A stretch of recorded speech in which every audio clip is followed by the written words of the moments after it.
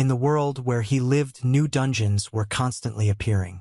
Some of them were called caves and were inhabited by various creatures. Others of them were called labyrinths, and their inhabitants were quite unpredictable. Once upon a time, a dungeon called the Trial Tower was created.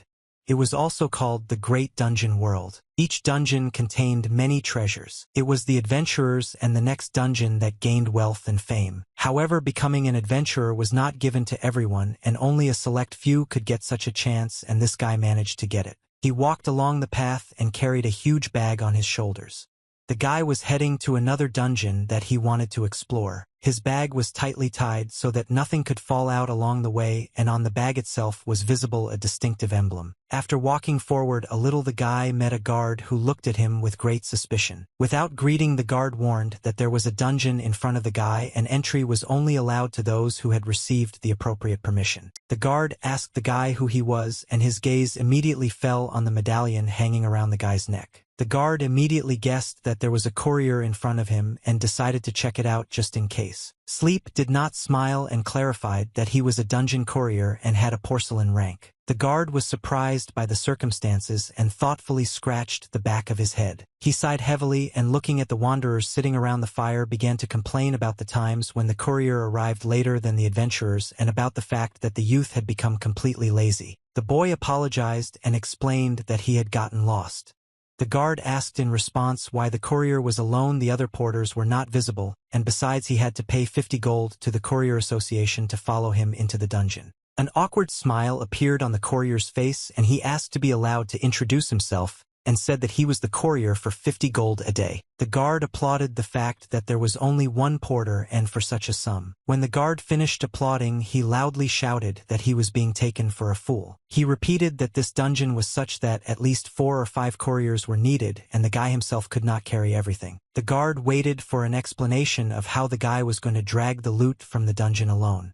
He crossed his arms in front of him and looked menacingly at the courier. He was sure that the courier would not be enough even for one of their loads, and the guy was definitely cheating him somewhere. He didn't give the courier a chance to justify himself, asked him not to bother anyone, and to return to the association for his friends, threatening that he would make the association answer for this. The courier looked thoughtfully at the cargo and was surprised that as many as 4 couriers were laying claim to it, but the guard repeated that the boy himself would not carry it. The boy thought about you that such a reaction from adventurers was a common thing, because it's not every day that you meet a courier who takes 5 times more than usual. He grabbed the strap of his shoulder bag, realizing that in situations like this there was no point in explaining. It was much easier for him to show what he was capable of, and he threw his bag on the ground. He immediately began to load all the cargo offered to the guards into his bag. He didn't miss a single thing, filling his backpack to the top with a wide smile. No one could utter a word and simply watched him in bewilderment. One of the wanderers stood up and hissed with obvious teeth, asking what the boy was doing. The courier, not paying any attention to his irritated look, shouldered the bag, indicating that everything was ready, and asked if the wanderer was being asked about his magic bag. The boy was immediately surrounded and began to pester him with questions about his bag.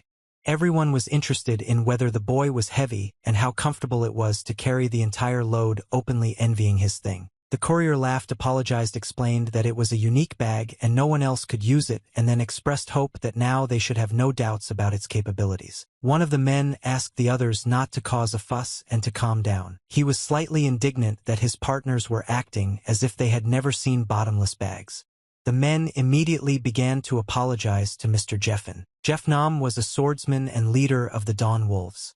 He handed the courier a paper and said that he was accepted. Flexing his fists, he indicated that he would accept the courier only on one condition. He served in hand and pointed out that the courier must justify his price. If he cannot work for 5, he will answer for it. The courier looked at him with disdain, thinking to himself that this guy was the leader of this whole team of adventurers who were nearby, and looked quite stern. Jeffnam commanded his squad to prepare their equipment and get ready to leave soon. The courier smiled, thinking that the leader's strictness was even for the best. The courier considered himself a professional and thought that nothing would bother him, also such strictness from a stranger. The squad of Dawn Wolves moved forward into the dungeon, and the boy courier trudged after them. The boy was sure that the squad members would really like his abilities and bottomless bag. Entering the dungeon, the boys had to light torches. The boy received much more money than other couriers, but the reason was not only his abilities. It was all about the adventurer's satisfaction rate, and he was confident that this expedition would also be top-notch for him. Adventurers clearing dungeons faced many dangers. The traps that could appear at any moment were well hidden, and this was worth taking into account when setting out on such a campaign. Also very dangerous were sudden attacks by the inhabitants of the dungeons. The Dawn Wolves squad also had to deal with some less than hospitable creatures. Jeffnam was very brave and led his squad into fights knowing that victory would be on their side. The men who were weak-willed obeyed him and gave it their all. Despite the belligerence of the underground peoples, you managed to repel their attacks. The dungeon's toothpick required preparation for many surprises, and Jeffnam tried to live up to it. He was angry because no matter how you look at it, it was a huge stress. He was indignant at the members of the detachment. I remind you that he asked them not to lose their vigilance and called them names in every possible way for not being prepared when they were attacked. The men began to argue among themselves, blaming each other for being scolded by the leader. The courier watched them silently but did not interfere. He had his own opinion and his own plan of action from which he did not deviate. After waiting for the right moment, he smiled broadly and addressed the squad. The boy dropped his bag on the floor and began to untie the knot on it. He noted that everyone must be hungry from the constant fighting and suggested that they take time to have a snack. They looked at the guy with distrust as he rummaged through his backpack. They were able to immediately understand what exactly he was taking out of the bag. Well, the smell around was amazing. The boy took a plate of cooked meat and vegetables out of his bag, and the men were very surprised where he got such rich food. The courier stood silently and smiling, holding meat dishes in his hands. As if by a snap of the fingers, a table set with various dishes appeared in the middle of the cave. This was one of the courier's special skills. The men immediately pounced on the food greedily, as if they hadn't eaten for several days. They stuffed their mouths and were surprised that not only was there a lot of food, but it was also hot, as if it had just been prepared, and even the salad was fresh. One of the men noted that after a week of crackers and dried meat, this table was simply magnificent, and tears appeared in his eyes. Another was surprised that the boy's bag kept food so fresh, and another joked that he assumed it didn't have a built-in cooking function. Curio laughed and noted that in fact it was something in between what was stated, and pointed out that it was too early to be surprised. He ran back to his bag and started rummaging around. His hand sank deep into the bag as if into an abyss. It seemed as if the bag was filled to the brim with water like a portable lake. He took a hose out of his bag and hot water immediately began to flow. This was another one of this guy's skills. Baths appeared nearby in which, as if by a snap of the fingers, all the members of the squad found themselves. The men felt better than ever, having eaten a delicious and hearty meal, and found themselves in a hot bath in the middle of the cave. Before them it was comparable to a resort.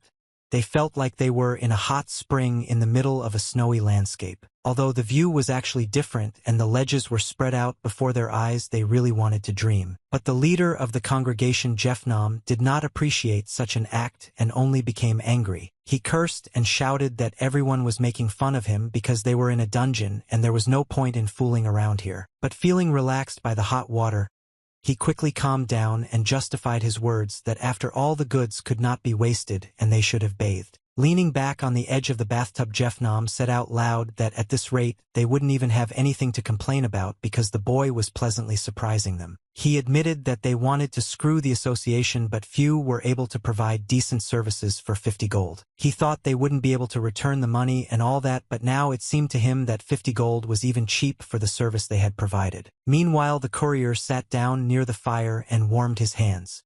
He joked in response to the leader's words that if they had to clear the dungeon, then only in comfort. He went on to say that outsiders thought that the difficulty of the dungeon depended on the strong monsters, but in fact the most common cause of failure was stress and unexpected factors throughout the process. He cited the example of poor nutrition, which could lead to indigestion, as well as lack of sleep, due to which one might not notice an attack and dodge, and noted that such stories are heard quite often. The boy then went on to say that the courier in the dungeon essentially depended on the adventurers, and in order to get the adventurers' money they had to successfully clear the dungeon. As a result, he smiled and noted that he was doing everything possible to help adventurers, although he did not consider his abilities to be that outstanding. One of the squad members lying in the bathtub caught his breath, which was knocked out by the hot water. He turned to the boy and said that calling such abilities insignificant was excessive modesty because such service is difficult to obtain even from the outside, and noted that this was something new for him. After such care, he felt a surge of energy and seemed able to cope with any enemy. The boy only smiled modestly in response to these words, glad that he was able to please them. The man got up from the bathroom, pointing out that no one should worry about clearing the dungeon. The boy Ailish managed to turn away so as not to see him naked. As promised, clearing the dungeon went very smoothly. Initially, it was an experienced team, so they quickly dealt with monsters. But the problem was with the boss. The beads were always unpredictable and difficult to handle, even if they didn't look so harmless from the outside. Jeffnam, as soon as his squad reached that very boss, drew his sword again, and his face expressed annoyance. I started my opponent, he swore. Let's note how difficult the boss was. He shouted to his men not to give this monster a second's breath and to attack him. It was a huge lizard. Its size was tens of times larger than that of an ordinary person. He had a lot of strength, and with just one touch he could knock down any of the squad. He was attacked with swords and a bow, trying all possible options. Having released another arrow, the man threw a net on the monster, beautifully special with skill like an archer. The monster did not expect this from her enemy and was at a loss for a second. The monster tried to get out of the web of the net. Well, once the urine with its tail and paws in different directions. The squad tried to hold on and defend with their shields, not allowing the monster to knock anyone off their feet. The leader of the squad, having gotten as close as possible to the monster, swung his blade, wanting to cut the monster down and gain victory. But despite the fact that Jeffney managed to cut off part of the monster's tail, it did not retreat and continued to fight. Having lost his tail, the lizard only became more angry and fire began to burst from his mouth. A wall of fire fell upon the squad, whose members immediately scattered to the sides. Leader Jeffnam was unhappy that the lizard had not yet fallen dead from his wounds, but continued to fight for his treasures. The courier did not get involved in the fight, but tried to stay away, hiding behind one of the huge stones. He immediately realized that the boss was the Zarkum lizard and had an 8th difficulty level. The courier thought that, judging by the skill of the adventurers, the probability of clearing this dungeon exceeded 80%. Well, even with such reliable chances, the remaining 20 could not be ignored. He understood that if the adventurers died, he as a courier would receive nothing and would be in a dangerous position, and therefore defeat was unacceptable. With these thoughts, he decided to help the squad and began to rummage through his bag looking for something. He tried to feel around in his backpack for what he needed among the huge number of different objects that he carried with him everywhere. Soon he finally managed to find what he needed, and he exclaimed joyfully. Holding the unusual mushroom in his hand, the courier thought that the adventurers had enough attack power. If they created an opportunity for an attack, it would help them in the cleanup. The courier looked at the mushroom and remembered how expensive this smoking mushroom was, and he even felt sorry to waste it. But he had no choice, as the priority was to clear out, and he began to swing the mushroom, gaining the necessary speed for the throw, and all he had to do was hit the target. He watched the lizard closely as it continued to dart from side to side in an attempt to get rid of the robbers. Jeffnam took most of the responsibility upon himself and was closer to the lizard than anyone else. The courier rushed forward towards the monster and the leader of his squad. The boys only had to catch the moment when the lizard attacked the adventurers to do their job. And choosing the right moment, he threw the smoking mushroom at the lizard. The mushroom came very close to the monster and exploded, enveloping the monster in a huge cloud of smoke. The lizard began to cough very hard, and the squad began to surround him using the courier's help. Jeffnam turned around and called out to the boy. The courier held something else in his hand, and the leader gave the command that it was high time to use it. Jeffnam smiled excitedly at the courier, already anticipating their victory. Hearing that the courier understood everything, Jeffnam began to climb up the lizard. Climbing up the paws onto the tail, and from there onto the back, Jeffnam approached the head of the monster, which could no longer resist. Jeffnam jumped high and swung his sword. None of the squad members felt pity for the creature that was crying from pain and insults. When the lizard felt someone running along his back, he froze, but he could no longer do anything. Jeffnam acted very quickly, demonstrating his professionalism and skills to the maximum. He plunged his blade into the lizard's face, and it fell dead to the ground. Jeffnam remained in the same place for some time. I want to make sure that the lizard was really finished. After which he stood up and, smiling at his squad, thanked them for their good work and asked them to take the loot. Clearing the dungeon went without any problems, but the joy from it was short-lived. The courier felt how tense the atmosphere had become, and the reason was that the reward was pitiful. The boss should have dropped at least 20 B-class magic stones, but only 5 fell out, and the rest were useless things considered junk. In addition, the dungeon was filled with ordinary goblins whose presence made it very difficult to move forward and could not lift the mood. In other words, if you compare the costs of the cleanup with the rewards received, there were many reasons to be upset. This dungeon expedition turned out to be a complete failure as it did not at all pay off the time, effort, and coin costs. On top of everything else, the reward received had to be divided among 4 people. It was for this reason that the atmosphere became very tense in a matter of seconds as everyone began to think about competition and personal gain. The joy of the cleanup disappeared, the situation became tense.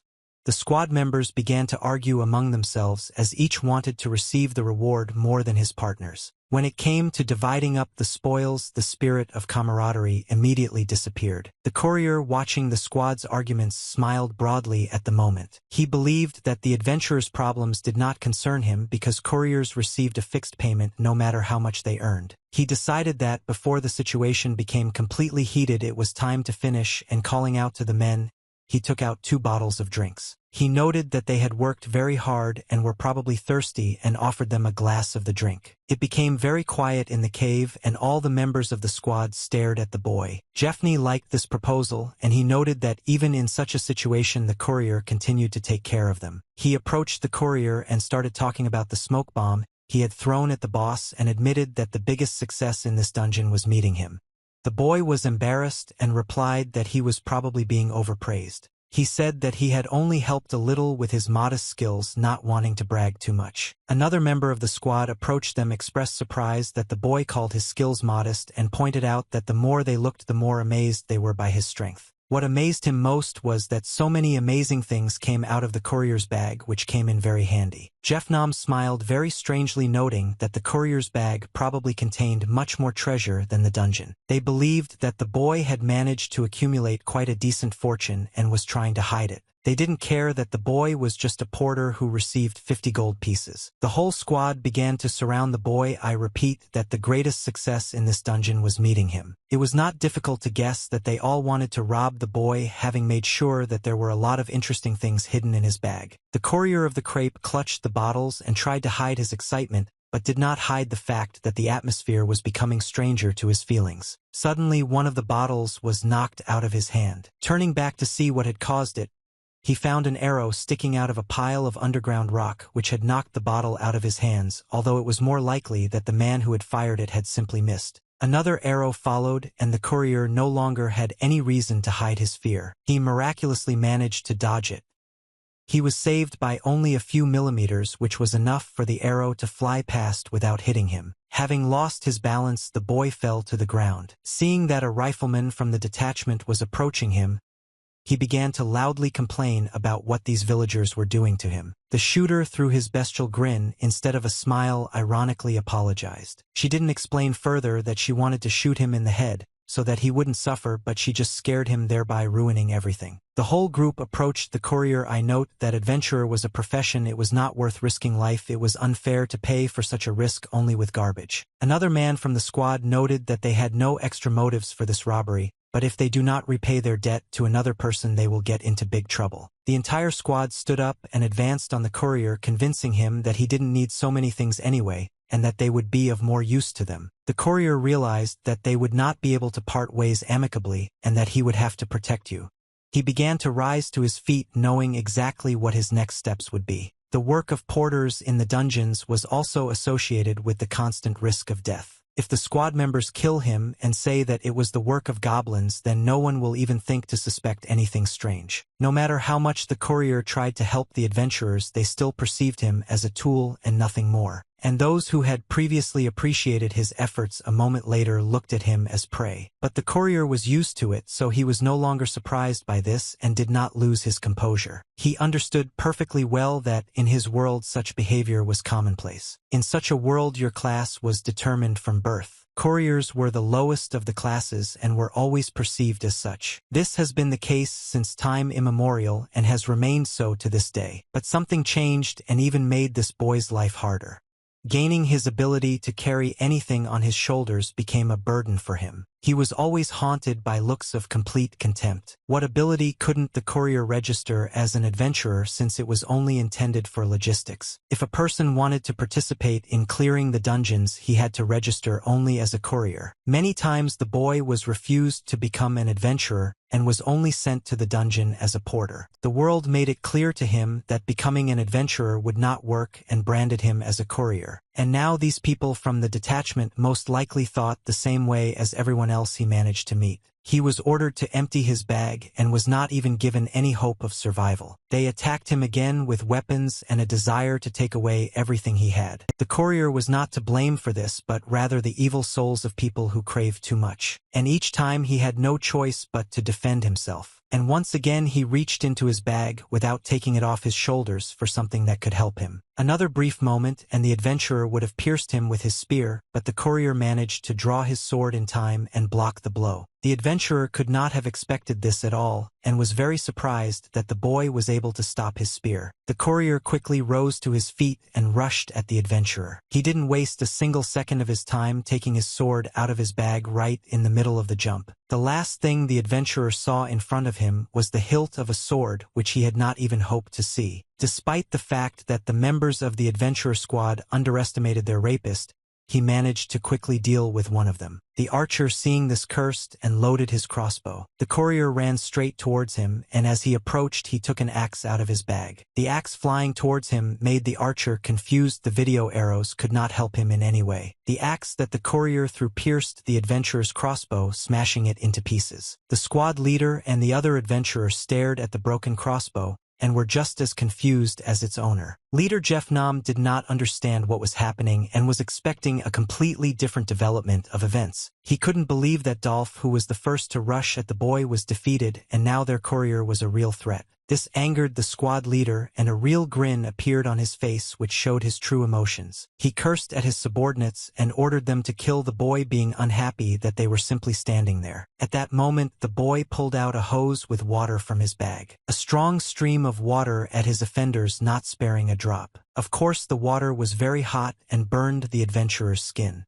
They began to jump and fuss, trying to dodge such an unexpected rain. Having splashed his opponents with water, the courier continued to run towards them, continuing to take out his bag, sword, and other weapons. For him, there was no other choice but to kill his offenders and leave this dungeon unharmed. The bearer's sword flashed in the air, and the adventurer's cries rang out. It was an unplanned but very quick victory. The boy felt no pity and had no doubt whatsoever about what he was doing when he struck down his enemies. He was very good with a gun, although no one would have guessed it by looking at him. His eyes were filled with hatred, and the thirst for justice clouded all his thoughts. Jeff Nam did not run to help his friends, but only watched in fear as they died. He couldn't believe his eyes because he considered his subjects to be very good warriors. He couldn't understand how a boy could deal with 3 adventurers who lived by fighting different monsters. It was impossible for him because the boy only had a porcelain rank and could not have such skills. Seeing how many different weapons were sticking out of the rapist's bag,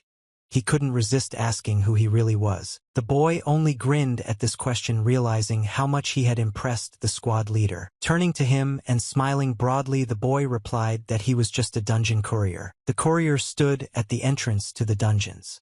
The members of the squad lay next to him, leaning against each other. The courier was waiting for someone, and when he heard some sound he froze, listened, and began to peer at the road. Soon a cart appeared on the road.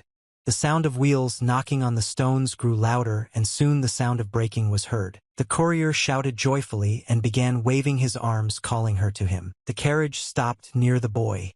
The doors opened and a girl jumped to the ground. She asked if the boy was the courier she needed for Nagi, and explained that the guild had sent her because of a report of a crime. When the squad members saw the dungeon inspector Petra from the porcelain rank, they huddled close to each other because before that they considered their actions to be unpunished. The dungeon inspector asked the courier why the adventurers around him were tied up and so battered. The girl started to swear and asked what could have happened in the dungeon, but the courier, smiling and rummaging through his bag, replied that he wanted the girl to hear something. From the bag, groans and shouts began to be heard, and soon it was possible to make out a dialogue. The inspector heard the voices of the adventurers, who ordered the courier to dump everything out of the bag, convincing him that he didn't need so many things anyway, and threats were also clearly audible. The dungeon inspector was amazed by such a device in the boy and also by what the adventurers allowed themselves to do to him. After listening to everything, the girl commented that a voice recorder in the form of a bag is a completely ineffective design, to which the courier corrected her, noting that it was more likely a bag with a voice recorder function.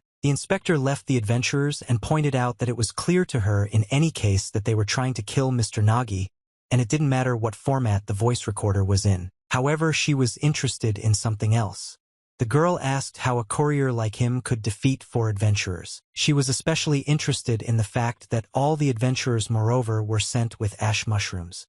The courier was pleased with this because he did not expect the inspector to know about such mushrooms. The inspector noted that she knew perfectly well that these mushrooms were found in this region, and that their consumption caused muscle cramps, dizziness, and a purple tint to the face. The courier smiled and, pointing out that everything was becoming clear, said that it turned out that the guys accidentally ate the mushroom stew. He went on to say that it was just at that moment when they were about to attack him and all the symptoms began to appear, and he was lucky because otherwise he as an ordinary courier would not have been able to tie up the adventurers. The courier approached one of the men and asked if his words were true. Mr. Nagi hoped that the inspector would believe his words. The girl looked at the courier and then carefully studied the adventurers' faces again. The leader of the squad immediately stated that these words were a lie. He confirmed that they had indeed eaten poisonous mushrooms, but they had not done so of their own free will, and had fallen into the courier's trap before the battle had even begun. After hearing this, the courier began to take his sword out of his bag, and approaching him he asked whether the leader was really a gold-ranked adventurer and not a porcelain one. A sword fight began between them. Even though the adventurers were definitely guilty, their leader tried to prove otherwise and shift the blame onto the courier and punish him. Thanks to this fight, it was clear that the courier was a coincidence because it was clear how well he handled a weapon. Suddenly, Nagi's courier crouched down right in front of the leader Jeffnam, and sparks began to fly from his bag, as if an explosion was about to occur. Jeffnam was angry and cursed to himself because he believed that if his squad spent most of their strength on the middle ones with the boss, then some courier still couldn't defeat them. He tried to understand how this was possible and where this boy got such fighting skills from. Everything seemed strange and unreal, but it was still true, and Jeffnam had some suggestions on this matter and wanted to find out everything as it was. The courier openly laughed at him, calling him very slow and wondering how Jeffney managed to survive against that goblin. Jeffnam felt humiliated because of losing to some porter and wanted to believe that he just got them mad and took advantage of the confusion. He shouted at him, chasing him away with his bag. But the courier did not retreat, and his strength was simply amazing, but more and more questions arose about its origin. Having made a very strong blow, Jeffnam became even more angry because the courier jumped back and moreover continued to joke about him. He joked even when it seemed that he was a hair's breadth away from the deadly blade of his now enemy. Their swords burned like the sun but cut only air. Leader Jeffnam used a sword that was blazing with fire and turned out to be just like a blazing hurricane. He ran forward towards his enemy but quickly discovered that the courier was no longer in front of him. The courier giggled behind him, having managed to deftly jump away and outwit such a seemingly strong warrior. This only made Jeffnam even more angry. He turned around, cursed, and was ready to rush at the boy again. But this again did not produce any results, as the courier was able to dodge the sword blade again by crouching low to the ground. Jeffnam kept replaying their battle in the dungeon and began to guess why his squad had failed in the fight with the porter. This thought horrified him.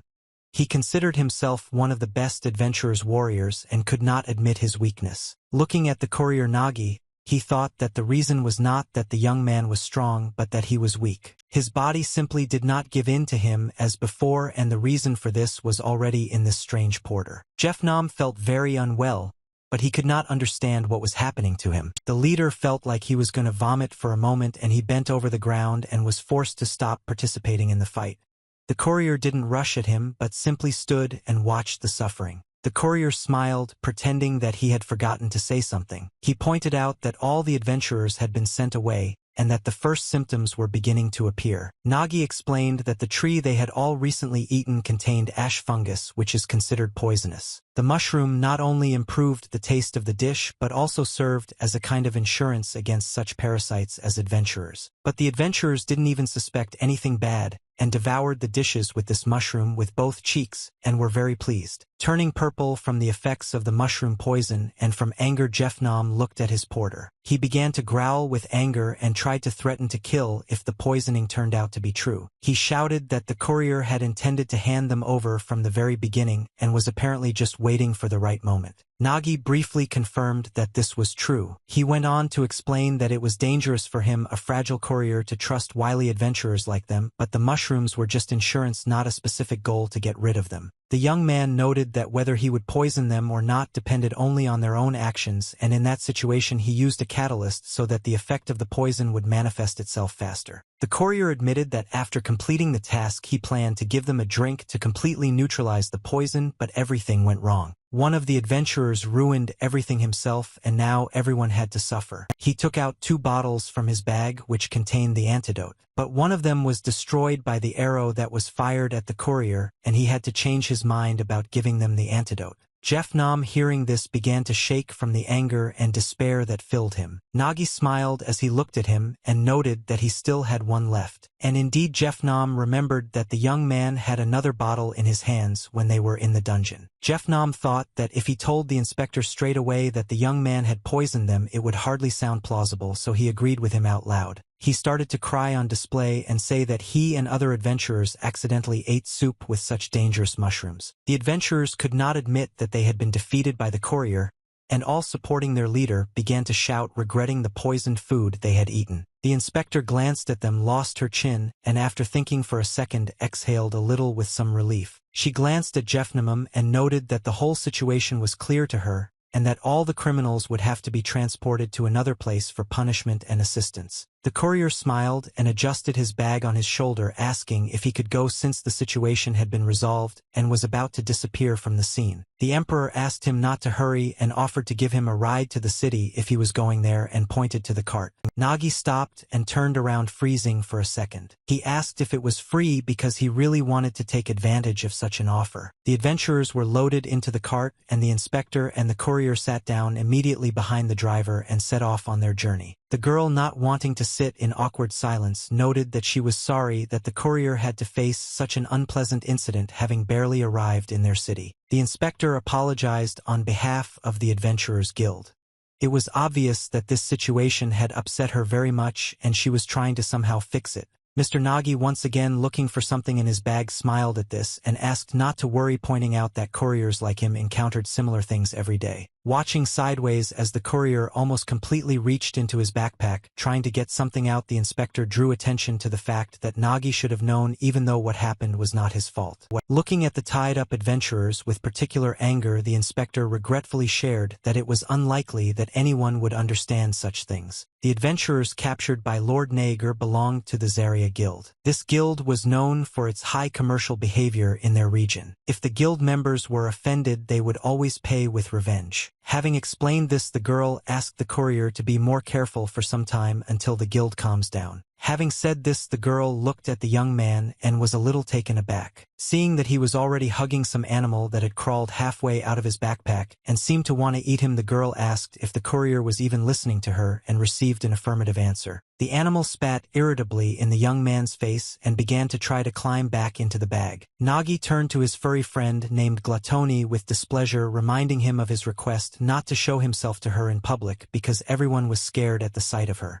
The animal was indignant, noting that he was hungry. The inspector stepped back, asking what that thing was, and immediately began to write down a note in her notebook about the strange creature in the bag. The courier laughed and asked not to worry, introduced Glatoni, and explained that at some point he began to live in his bag and now brought a lot of use helping to sort things in the bag. Before he appeared, his bag was a mess, but with the appearance of this creature it was much easier to find something. But in exchange for this, Glatoni ate a bunch of magic stones and brazenly begged for another portion, and at that moment The courier noted that after everything that happened in that dungeon, the creature probably had a lot to do and was very hungry. Nagi thought out loud, pointing out that the spoils from the dungeon were originally supposed to be divided between 4 people. Well, for the incident that happened, the entire reward went to him alone. This fact could not but please, because the courier still had earnings and his assistant did not go hungry. Nagi took out the magic stones and handed them to Glatoni, delighting him that this time he would get twice as much as usual. The little animal began to chew its treats with great pleasure and became incredibly cute in appearance. The inspector timidly looked out from behind the courier and looked at the animal, noting that she had never seen creatures that fed on magic stones before, and the courier replied that, to tell the truth, Glatoni was the first one he had ever met. Well, since he hadn't caused any harm, the courier considered it a mutually beneficial relationship. The inspector was very much surprised by this, but what was most striking was the courier's bag, which could even accommodate such a creature. Suddenly their path was interrupted. The horse stood above you and neighed loudly, refusing to go forward. The driver tried to calm the horses and make them move on, but it was very strange why the animals were so excited. The inspector asked about it. Well, actually, I didn't know. It was obvious that the horses were very scared of something. Well, at first glance, everything was calm. The courier froze. A strange sensation washed over him, and he concentrated on it completely. He began to look around. His face changed greatly. He was overwhelmed with many different feelings, and he tried to understand what they were warning about. He soon realized that this premonition indicated a breakthrough of another dungeon, but he did not understand why it happened in that particular place and turned to the inspector. He pointed to one side to attract the girl's attention and indicated that behind the mountain a dungeon breakthrough could be felt. And indeed, a very bright glow was proudly carried about. It could not be compared with the sun, which seemed much dimmer than this color. The inspector, hearing this, became even more agitated and asked again if she had really heard what she had heard. The girl noted that in this case things were bad and asked how the courier could have found out about this, asking directly if he had any magical devices for detecting such things. The courier, without taking his eyes off the horizon, said that he simply had a peculiar intuition and that magical devices were of no use. The dungeon inspector was even more surprised by this. The courier, ignoring his surprise, grabbed the armrest and noticed that they had very little time left. Gritting his teeth, he pointed out that they should hurry to avoid possible casualties. The inspector looked at him with some bewilderment. I doubted whether to trust the words of some young man with an incomprehensible intuition. She too, as an inspector, was unable to sense anything, and relying on someone's intuition was clearly absurd. Nagi, practically exploding from a storm of emotions, hissed that the words were true, and there really was a breakthrough in the dungeon. Glatoni, who also looked beyond the horizon, spoke about his own. He loved magic stones very much and said that he felt a huge number of them behind the mountain. For him, it was an incredibly delicious smell, and he spoke openly about it. The inspector doubted for some time whether it was worth trusting her unusual companions and whether it was really worth hurrying. Well, I decided to accept it as the truth, and the cart was driven towards the mountain. Dungeons that existed for too long sooner or later began to change. Over time, such dungeons entered a state of so-called breakthrough, and monsters from within burst out, dreams of chaos and death. It was for this reason that people were obliged to clear the dungeons in their world. Quite quickly the carriage reached the designated place, and the inspector saw with her own eyes that the young man had not lied. Looking at the huge clot of energy, which was a portal for the release of creatures, the inspector concluded that the dungeon had been maturing for a long time and was about to burst. Don't turn your head. The girl looked at the courier and asked again how he could feel this from a distance. The courier did not open his eyes from the maturing portal and was ready for battle. He was filled with anger, and he said that he would not be able to forget such a feeling as breaking through the dungeon. At the very least, he believed that such a feeling simply could not be forgotten and was transported far into the past to the moment when the dungeon burst. Real demons began to burst in from the earth.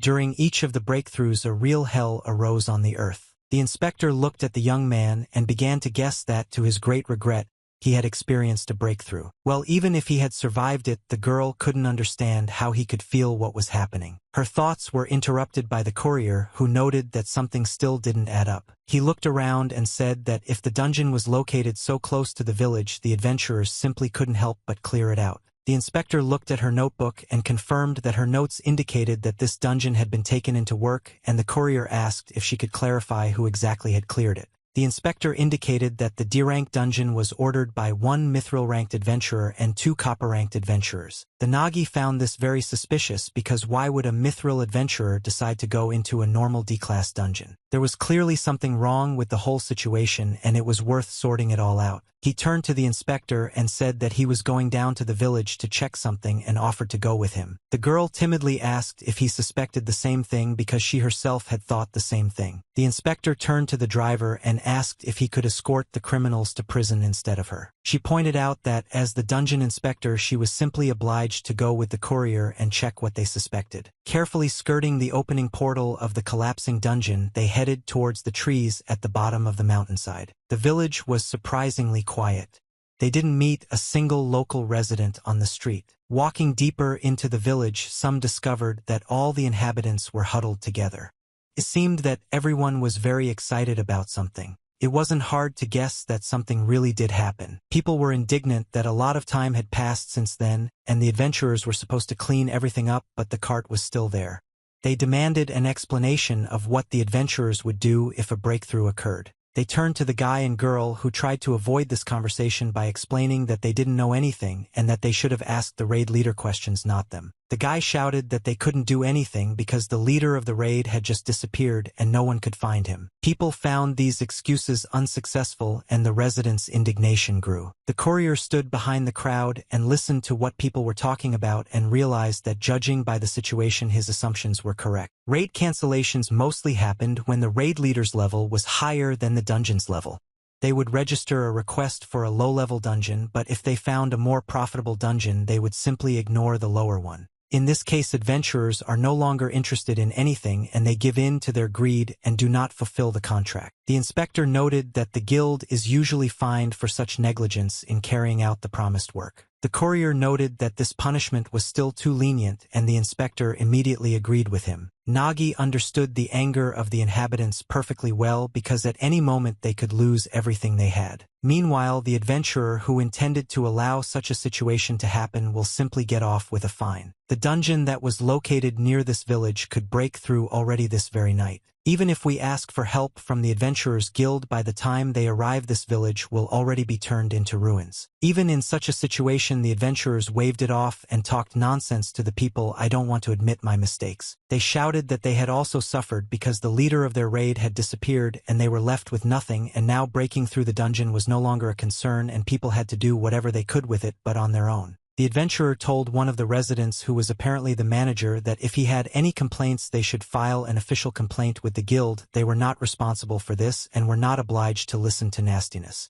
It was already possible to guess that the adventurers were not heroes or defenders. These were mostly people without high morals and cared only about their own benefit. But despite this, in this situation it was the strength of the adventurers that was needed, since only they were able to prevent the breakthrough of the dungeon. At times like these, Nagi really regretted that his class was only to be a courier. The inspector thought for a moment and noted that she was very sorry. Well, the residents would have to be evacuated. Saving their lives was a priority. The courier twirled his medallion in his hands and asked the inspector if she thought these people could really be saved. The girl was a little indignant. I don't understand what the courier means. Nagi asked to listen to him and noted that winter would soon begin. If all these people lost their homes, there was little chance that they would survive such a long winter. It was obvious that Nagi was very angry. He was overcome with helplessness. He fought with himself, wishing with all his being to change the situation with his own hands because there were no people nearby who could do it. The thought was spinning in his head that the one this village needed was definitely not a courier. Well, apart from him, apparently no one else was worried about this situation. Suddenly he started laughing loudly, which attracted some attention. He started talking about some kind of luck that had fallen on their heads. He spoke loudly on purpose, and coming closer to the adventurers noted that he had gone into the village for a short while, and then there was a breakthrough into the dungeons. He turned to the inspector and asked if it would be possible to collect the reward without any fees if the dungeon breach was repaired. The girl confirmed this but did not quite understand the purpose of the question. The courier began to laugh even louder, noting that it was simply a gift from fate. The adventurers turned their attention to him. They were perplexed that some boy was going to clear the dungeon on his own. Then they noticed the color of his badge and were shocked. Nashi had a badge on his neck indicating that he was a gold-ranked adventurer, in which case clearing the dungeon was entirely possible. Nagi ruffled his hair and asked the tourists if they wanted to join him, and he proposed to divide the reward in a ratio of 9 parts to 1. Nagi decided to change the situation and become an adventurer for a while. He approached the inspector and asked what the fine was for illegally appropriating the title of adventurer. The girl replied that fines started at 1,000 gold for such a violation, which confused Nagi a little, but there was nowhere to go. The portal led into the very abyss comparable to real hell for an ordinary person. The portal leading to the unknown dimension was a dungeon recommended only for adventurers of at least gold rank. Regular dungeons, no matter how difficult they were, ultimately boiled down to killing monsters. The monsters were destroyed, all the treasures were taken away, and the dungeon could no longer be dangerous for the cities and villages with their inhabitants. But in the abyss, the enemy was space itself, and even an experienced adventurer could not predict the conditions for completing the dungeon before entering it. This greatly increased the risk of disappearance or death, so people tried to avoid such a dungeon. Moreover, in the case of the Naga courier, the dungeon had to be completed within a certain time, which made the task even more difficult. As the group approached the portal, the inspector noted that judging by the magical limit, in an hour the dungeon would begin to collapse and there was no more time. Everyone understood that it would be very difficult to cope with any tests in 1 hour, especially in the abyss. Nagi emphasized that they would have to hope that they would only find an easy dungeon. Saying that they had not a second to lose, the courier took the first step. He went into the portal and everyone followed him. The portal gladly accepted them and led them into the dungeon.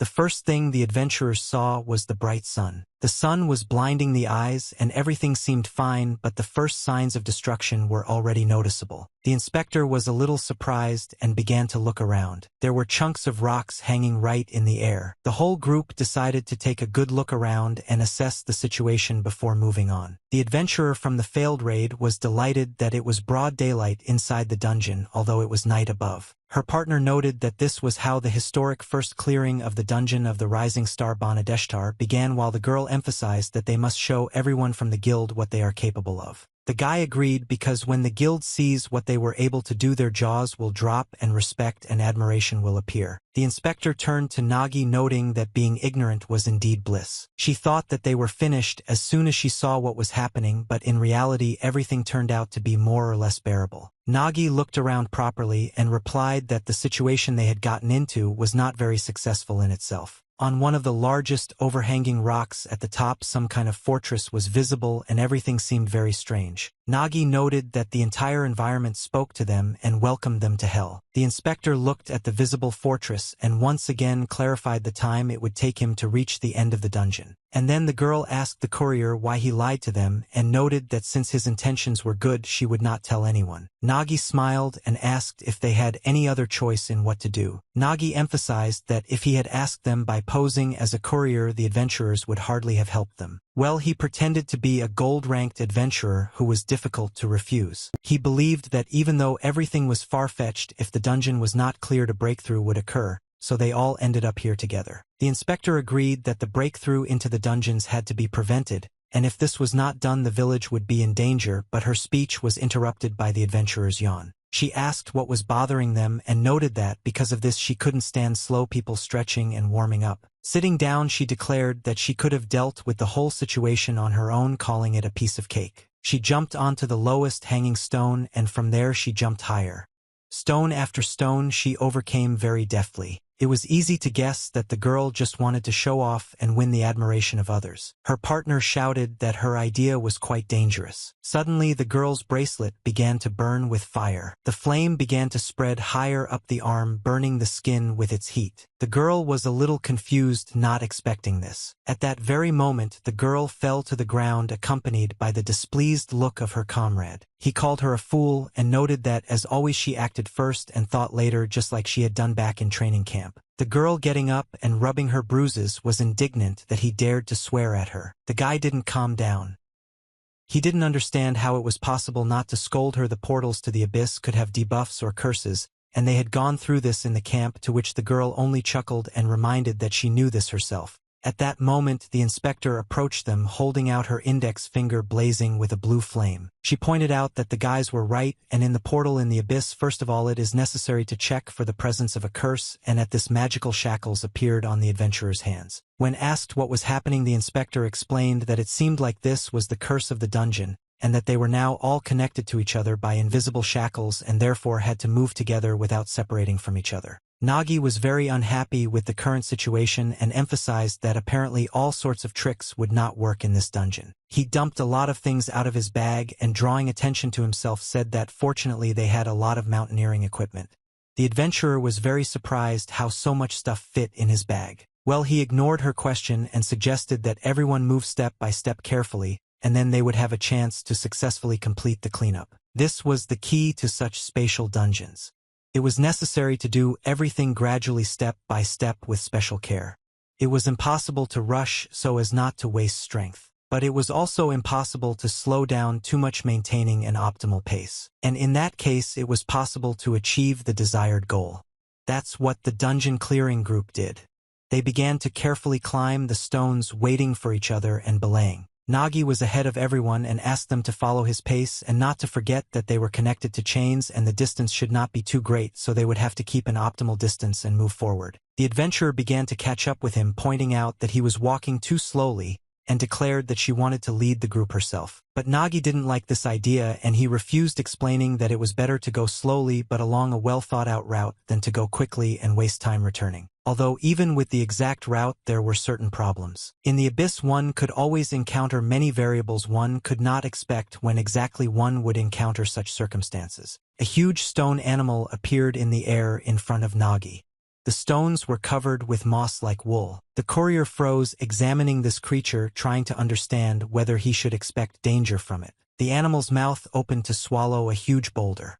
This indicated that the entire group had to be careful because it could eat any of the stones they were on. With incredible force, the animal's mouth slammed shut, as if a mountain that had stood for thousands of years had collapsed and ceased to exist. Nagi decided that this was the first dead end on their path. The monster, unknown to him, did not inspire confidence with its food preferences. The inspector looked into her notebook and said that this monster was called a stone pig that ate stones. It was a strong monster but not aggressive unless provoked. They lived in places with a lot of rocks. The fact that they were found even in this dungeon was surprising. According to the information in the reference book, the stone pigs also quickly excreted waste, and then a strange sound was heard and a smaller stone flew out from the other side of the monster. The stone pig ate and excreted waste, changing the structure of the dungeon. The structure of the dungeon that the adventurers entered was incredible because of this. The courier noted that the inspector looked very pleased, that she laughed and replied that she was reacting that way because she had seen something like this for the first time. But be that as it may, they had a problem. The platform they wanted to climb on had completely collapsed. Now there was only one way to get further. Nagi decided to throw a hook onto the stone pig and attach a rope to it. It was quite dangerous because if he missed who would provoke her to aggression, they would have to save themselves. They could not have imagined how aggressive the stone pig would become and what a danger it posed. The courier understood that they had neither the strength nor the time to deal with this monster, much less to fight. The adventurer laughed and noted that in that case hope fell on him. He pulled his gloves higher and didn't notice that his moment of glory had come. I say goodbye to the leader of Naga. I didn't trust him very much. The adventurer asked to watch him carefully and rushed forward to run towards the pig. His name was Ban-Deshtar. He was a necromancer and used his special skill, continuing to boast about how he would overcome the obstacle. He threw forward something whose structure was very difficult to understand. As soon as these clots of unknown origin landed on the pig, they turned into humanoid creatures. The creatures were segmented golems called Pebble and Cobblestone. The courier looked at the inspector and noted that summoning abilities were very rare. The inspector noted that if the summoned creature hooked the hook, it was possible to attach the rope without provoking the stone pig. Nagi immediately noticed something strange and became nervous. The golem and the creatures were shaking and spinning incomprehensibly in place. It was impossible to track how they were moving. They were literally twisted and broken.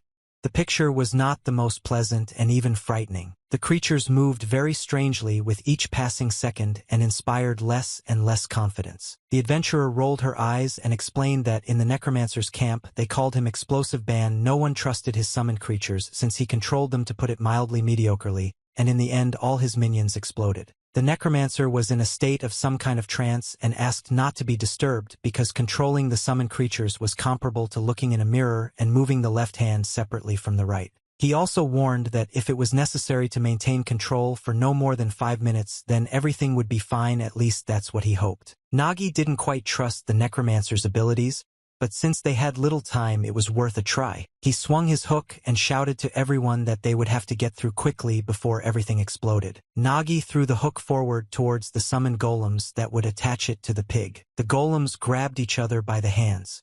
One of them remained on the stone pig, and with one hand holding onto it with the other supporting the second in the air, the tables caught the hook. The golem managed to catch the hook thrown by the courier and it sank into his clay flesh. Nagi smiled and apologized to the Necromancer and asked him to be patient since during the summoning part of his consciousness is connected with the creatures and he could also be in pain. Nagi was the first to crawl along the rope, thinking that although they found themselves in a very difficult dungeon they still had some luck. The others followed the courier. The golems held the rope tightly and everything looked as confident as it could be in their situation. The abilities of the accompanying courier and adventurer inspector proved useful in this dungeon. Nagi thought that the minions were especially useful and the chances of completing the dungeon with them would be quite easy. Even before reaching the stone pig with his group, the courier felt that something was wrong with the Necromancer, although only 3 minutes had passed. Behind them, the voice of the Necromancer was immediately heard asking them to move faster, and Nagi asked him to hold on a little longer, otherwise they would all fall down together. The Necromancer, trying to hold on to his golems, apologized to the group and warned that the golems were about to explode. He explained that the crack that had appeared on his head had gotten out of control, and that he had also started to feel sick to the point that he could no longer stand it. It was obvious to everyone that the golems were literally bursting at the seams and could fly apart into tiny pieces at any moment. This is what happened the next moment. The Necromancer could not stand it and let go of control. His summoned creatures exploded. The explosion was very powerful, and now the danger from the stone pig was real. The pig's eyes immediately started to dart around, sensing what had happened. The hook that held the rope fell off the stone pig and no longer held the group of adventurers, who lost such a good chance to very quietly and without problems overcome the difficulty on their way. As soon as the rope broke, Nagi and his temporary friends fell down. The fall was very high and nothing could be heard except the swearing of the adventurers. Someone shouted for everyone to try to grab onto anything, but it was only out of desperation. This fall meant that they would have to go through the entire path again, and they already had very little time to solve the problem with this dungeon. Nagi knew that if they fell back to the starting point, they would never reach the top. He believed that the first priority was to at least minimize losses and then deal with the rest. He used his special courier skill. Nagi turned his bag upside down and it began to fill with air. Thanks to this, it turned into a kind of air cushion which saved everyone from an unpleasant landing. The bag fell onto one of the stones hanging in the air, and the adventurers jumped up as if on a trampoline. The bag immediately returned to its original form. Nagi landed first on the stone, barely holding on to it. The rest of the group landed after him. Nagi, very worried that everything did not go according to plan, checked to see if everything was okay with everyone. The inspector thanked Nagi, almost calling him a courier and revealing their shared secret. Afterwards, the inspector quickly changed the subject to something more important, pointing out that they had lost a significant part of their resource in terms of time. It was hard to say that they would now be able to reach the summit in time. Nagi exhaled and smiled, emphasizing that they had no other choice. He seemed so focused and so confident in what he was saying that it was a great motivation for the others as well. He told everyone that he could no longer afford to adjust to everyone's endurance and would henceforth move at his own pace, which stunned his teammates. Nagi took out a special courier item from his bag, which was a sticky climbing kit, and asked everyone to gather their courage. He gave each adventurer one of these sets, noting that they would now go vertically to the very top, and asked them not to relax their vigilance if no one wanted to allow another failure. He warned that if even one of them fell, the whole group would fall after him. Nagi also warned that the closer they get to the top, the more traps and variables will arise on their way. Soon they came across a section with falling rocks, which made it very difficult for them to climb up. Further on I came across a section with an icy cover. It was cold and very slippery, which made it difficult to grab the surface even with the wonderful set in the bag. Later the group of adventurers came across a section with a narrow log along which banana peels kept appearing, making it difficult to pass. Soon the adventurer saw a flying boulder which was quite menacing and asked what it was. I don't know that they had entered an area with explosive stones. Overcoming level after level, the adventurers were thrown by forces. I fought with myself, not with great difficulty, but were already ready to give up. Nagi reassured the necromancer, who kept asking how much longer he had to climb, by saying that they were almost there. The adventurer was indignant that such a phrase was not heard for the first time, and she already wants to be a monster and not climb mountains, and she did not receive such a status for this. Nagi ignored her indignation and assured her that this time they just needed to be patient a little longer, and everyone would reach their intended destination. Indeed, the peak with the fortress was already very close, and there was an opportunity to take a better look at it. Having looked carefully at the fortress, Nagi noticed that the location's boss monster was most likely waiting for them, there seeing a huge dragon who was still sleeping soundly. The adventurers were very happy and seemed to have perked up when they heard this. Bandeshtar was really looking forward to his first official fight. The girl said that she would deal with the monster boss and show those guild assholes who only gave her a copper rank what was what, and she jumped up and down happily. Nagi, watching the adventurers cheer up and rejoice, thought that judging by their abilities and talents they were indeed above the copper rank, although they sometimes made mistakes. Nagi assumed that it was probably because necromancers were despised in the guild and the beastmen had only recently stopped being slaves to humans. At some point the adventurers began to doubt their strength and decided that in the worst case the group leader Nagi would be able to cope with the boss alone because he was a gold-ranked adventurer. Nagi was not very happy about this because she took the adventurers with her precisely so that they could deal with the monster on their own and clear out this dungeon. Our thoughts and the dialogue of the adventurers were interrupted by the inspector. We should wait a little with our judgments. The girl looked at the fortress and expressed her fears that something was wrong with it. She noted that the boss monster at the top was a lindworm, a snake-like dragon that could be either winged or wingless and did not have a purple color. And since the boss in front of them had exactly this color, this could only mean that the monster was already dead. The courier's eyes widened considerably in great surprise. After this remark of the inspector, the whole group saw that someone's sword was already sticking out of the monster. From this, the situation became more and more complicated and incomprehensible. But I could see the adventurer, the man who was lying on the other side, resting after a hard fight with the dragon. The man woke up after hearing a strange noise coming from somewhere nearby. Having risen, he went to the edge of the cliff to look around. Naturally, he was not very pleased with what he saw. Nagi kept his eyes on the peak and was able to see this adventurer who had gotten ahead of his group as soon as he reached the edge. There was no need to guess. This adventurer who killed the dragon was a real danger. I'll watch Nagi's group for a bit. The man decided to attack first because competitors appeared on his territory. He jumped down without any fears or concerns. He was confident that he could cope with the whole group. Nagi and his team froze as they saw the danger approaching them at lightning speed. Nagi stood in front of the entire group and took the brunt of the wind from the flight of that adventurer, whom no one had lived to meet at the end of the difficult journey. The man jumped onto the rock towards Nagi and his comrades, but seemed to ignore the courier himself rushing at the others. He just glanced sideways at Nagi with incredible anger in his eyes. Nagi didn't have time to react quickly enough to stop him, but he did notice something interesting on the man's clothes. The adventurer wore a mithril rank badge on his chest, which greatly surprised Nagi. The courier quickly realized that, in this case, everything that had happened earlier was not a cancellation of the raid. The man stopped, finding himself in the center of the cliff, surrounded by the adventurers, the inspector, and Nagi, and chuckled, noting that their presence was a problem for him. The mithril-ranked adventurer then remarked that he never expected anyone to be able to enter this dungeon. He didn't just look evil. It seemed like he had real evil concentrated in him, and after he spoke about the desired breakthrough in this place, doubts quickly disappeared that it was really evil. Nagi was overcome with anger. He knew very well that in their world there were people like this adventurer, or rather non-humans. The adventurer began to warm up his hands, expressing that he did not understand why everyone had decided to complicate everything. He spread his arms out to the sides, praising himself as great, and indicated that those 4 adventurers would be considered dead during the clearing of the dungeon. His eyes were shining. He smiled at the mere thought of what would happen after the dungeon was broken through and unfortunately what kind of people existed who specially arranged the dungeon breakthrough. In this world, people registered in the Adventurers Guild were given a rank according to their abilities. The initial and lowest rank was porcelain or white. These included dungeon couriers, dungeon miners, guild office workers, and other professions that did not have any combat skills. The next stage was the level of a novice adventurer. It was the copper rank. This rank was given to those who had at least minimal combat ability. They were stronger than normal people, but they could not be relied upon in the dungeon. The next rank was silver. These were experienced, skilled veterans. Those who could carry out their tasks in the dungeon without problems.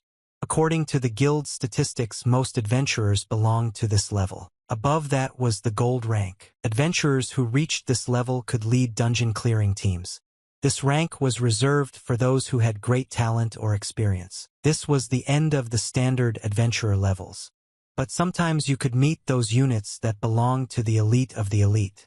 They belonged to the mithril rank. People called adventurers who reached this level gods who rose above the human race. Only those who transcended the limits of human understanding could reach this level. The adventurer that Nagi's dungeon clearing party met was one of the mithril rank. When Nagi found out about this, there was only swearing in his thoughts because he understood that things were bad. The aura of a mithril-ranked adventurer was so oppressive on him. Nagi felt hatred towards him at first sight, and it was understandable. As soon as Nagi laid eyes on him, it became clear that even the four of them would not be able to defeat this adventurer. He was part of evil. He became evil while also having such a high and rare rank, which spoke volumes about his incredible abilities and skills. Nagi turned to the inspector and asked if she knew this man. The girl replied that he was an acquaintance since there weren't many mithril-ranked adventurers in this city. She recalled that she had previously told about the unceremonious Dawn Guild, and the person in front of them was the commander of the Dawn Guild squad. He was a berserker named Dullahan, which translated meant headless horseman. Dullahan grinned, looked at the inspector, and noted that her face was also familiar to him. And now it became clear that she was the one who worked in the guild. Dullahan spread his arms out to the sides, surprised that such a chick had forgotten herself in such a forgotten dungeon, and had decided to play the role of an adventurer. He noted that she was an ordinary white woman, which made the girl very angry. The inspector took a step forward towards him, emphasizing that she also had some questions for him. She approached him in a completely formal manner and asked why he did not defend the dungeon he was in. She barely contained her emotions and noticed that the dungeon was about to undergo a rift, and preventing the rift was the first duty of any adventurer. To these words, Dullahan only showed his sly grin and laughed at the presentation of some kind of duties. He laughed very loudly, showing his snow-white and very sharp teeth, as if specially sharpened to the edge of a knife. He continued to mock our inspector and her presentation on the account of what and to whom he was obliged. Having calmed down, he said, looking straight into her eyes, that adventurers are driven only by their own interests. For example, he cited that sometimes breaking a dungeon could be more profitable than clearing it, which angered the girl even more. Nagi did not interfere, just listening to the conversation, but it greatly angered him. He understood that, in some ways, Dullahan was right, but innocent people gave their lives only for the desire to enrich someone higher up. Nagi never thought of adventurers as heroes or brave men, but he couldn't even imagine that such reckless scum existed. Nagi thought that if the adventurers really were going to cause a rift in the dungeon, then he would make every effort to stop it. But there was one problem with this, because of which the achievement of such a goal was in question. The adventurer was of jade rank, and fighting him head-on was sheer madness, so he had to use his cunning. Nagi intervened in the dialogue with a loud laugh. He turned to Dullahan and rummaged through his bag, noting that apparently some misunderstanding had occurred. Nagi smilingly explained that they had just accidentally stumbled upon this dungeon and decided to take a look at what was inside, and apparently accidentally disturbed him. Nagi presented a gift for Dullahan, supposedly as a token of apology. It was the famous shashlik of Master Don's tour. The adventurer took the shashlik in his hands and looked sideways at Nagi, not really trusting the food that was taken out of the bag. Nagi ignored the distrustful look and asked if the adventurer hadn't gotten hungry while he was in the dungeon, and smiled amiably, begging him to try it before the shashlik got cold. Nagi tried to cheat. I can't help but think that a direct confrontation with such a scumbag was not a way out. He needed to be weakened, so he offered him to try this kebab. Dullahan, without thinking twice, sank his sharp teeth into the meat. He tasted the wonderful flavor of this dish and replied that the shashlik remained hot as if it had just been cooked. It seemed that Dullahan even grew fat from such a glorious gift and responded that the dish was incredible. He jumped up to Nagi and hugged him tightly. The adventurer noted that the meat was cooked evenly, the shrimp were cooked perfectly, which made the taste simply gorgeous. Nagi chuckled quietly, mentally wishing the adventurer to eat as much as he could. Dullahan did not let go of Nagi. His hand tightly gripped the boy's shoulder and he continued to speak. The adventurer leaned towards Nagi so that their eyes met and emphasized that the ash mushroom added to the sauce gave the dish an exquisite taste, and it was simply delicious.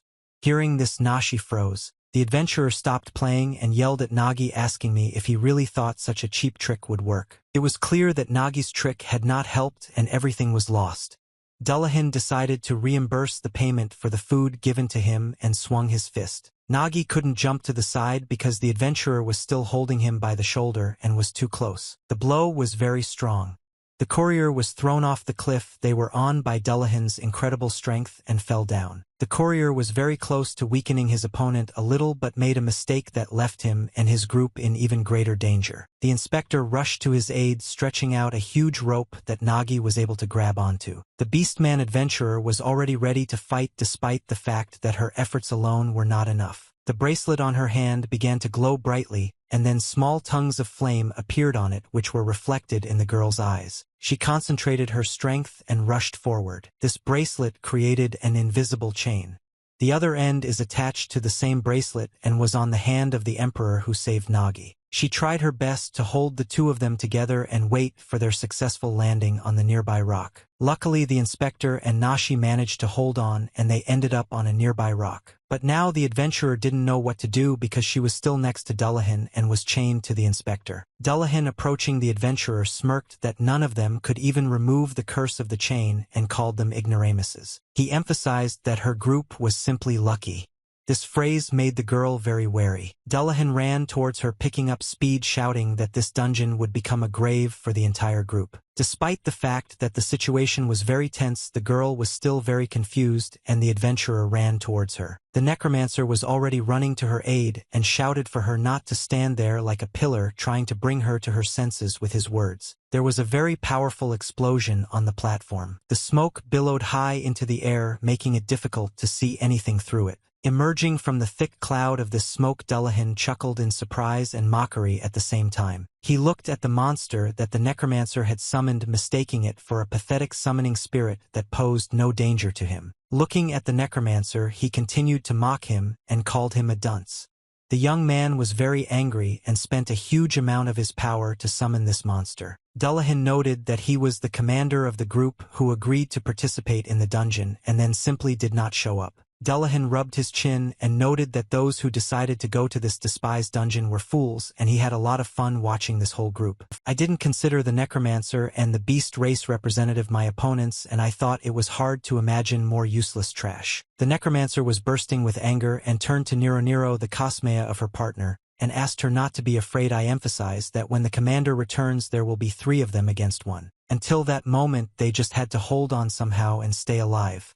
The girl shouted that she understood everything and they took a defensive position. To this the necromancer added that if I remain physical then his indestructible golem will be able to hold out for as long as necessary. And after the necromancer's command they ran forward to Dullahan. This only made him smile.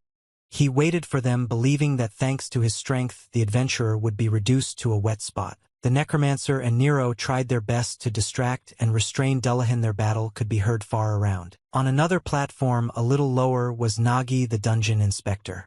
The courier was lying on his bag and the inspector was just waiting. Nagi received a blow that was too heavy for him to lose consciousness and did not come to his senses for a long time. After a while the courier finally opened his eyes.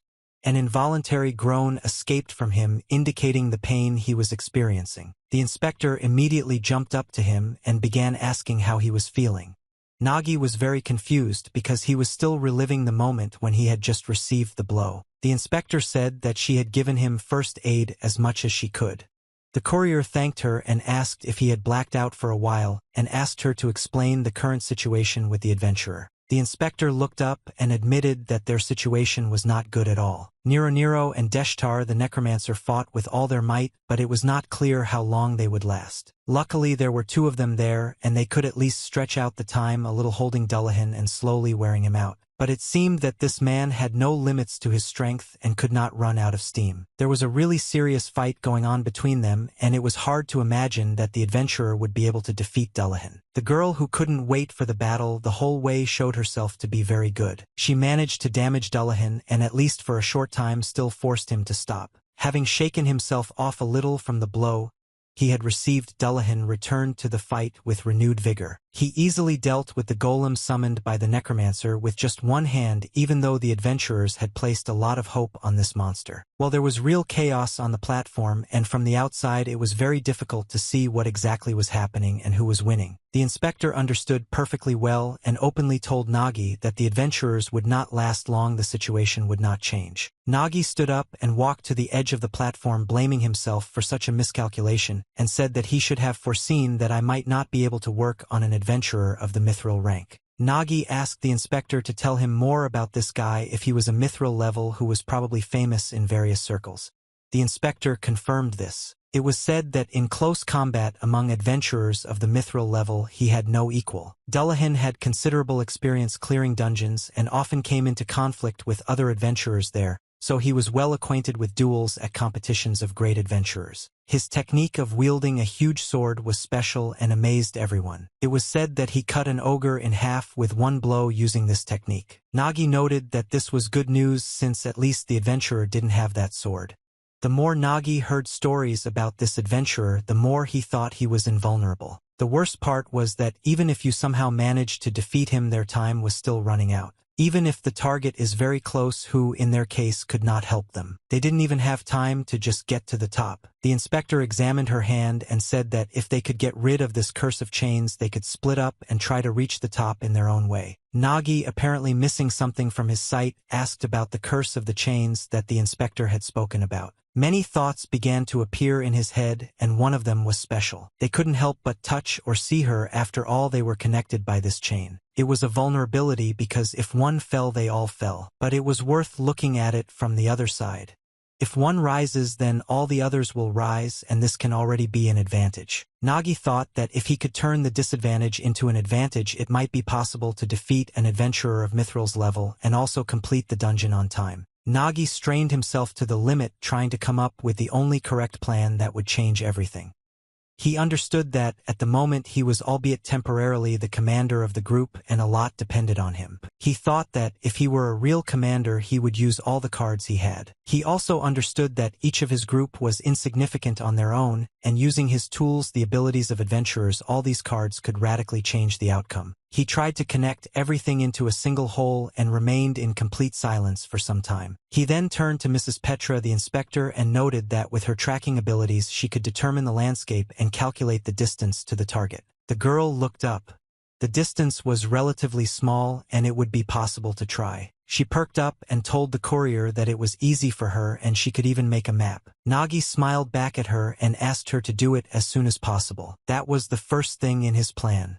The special skill of a tracker was more useful for them than ever. The girl immediately got down to her task, calculating the distance and drawing a map. Soon she managed to create a map and generate a three-dimensional version of it. Nagi was amazed, holding such a stunning result in his hands, and for a short time he was almost speechless with delight. Taking a closer look, he noted that the accuracy of the map was much higher than he expected to see. Without taking his eyes off the map, Nagi admired the inspector's skills and noted that she was an excellent and outstanding scout.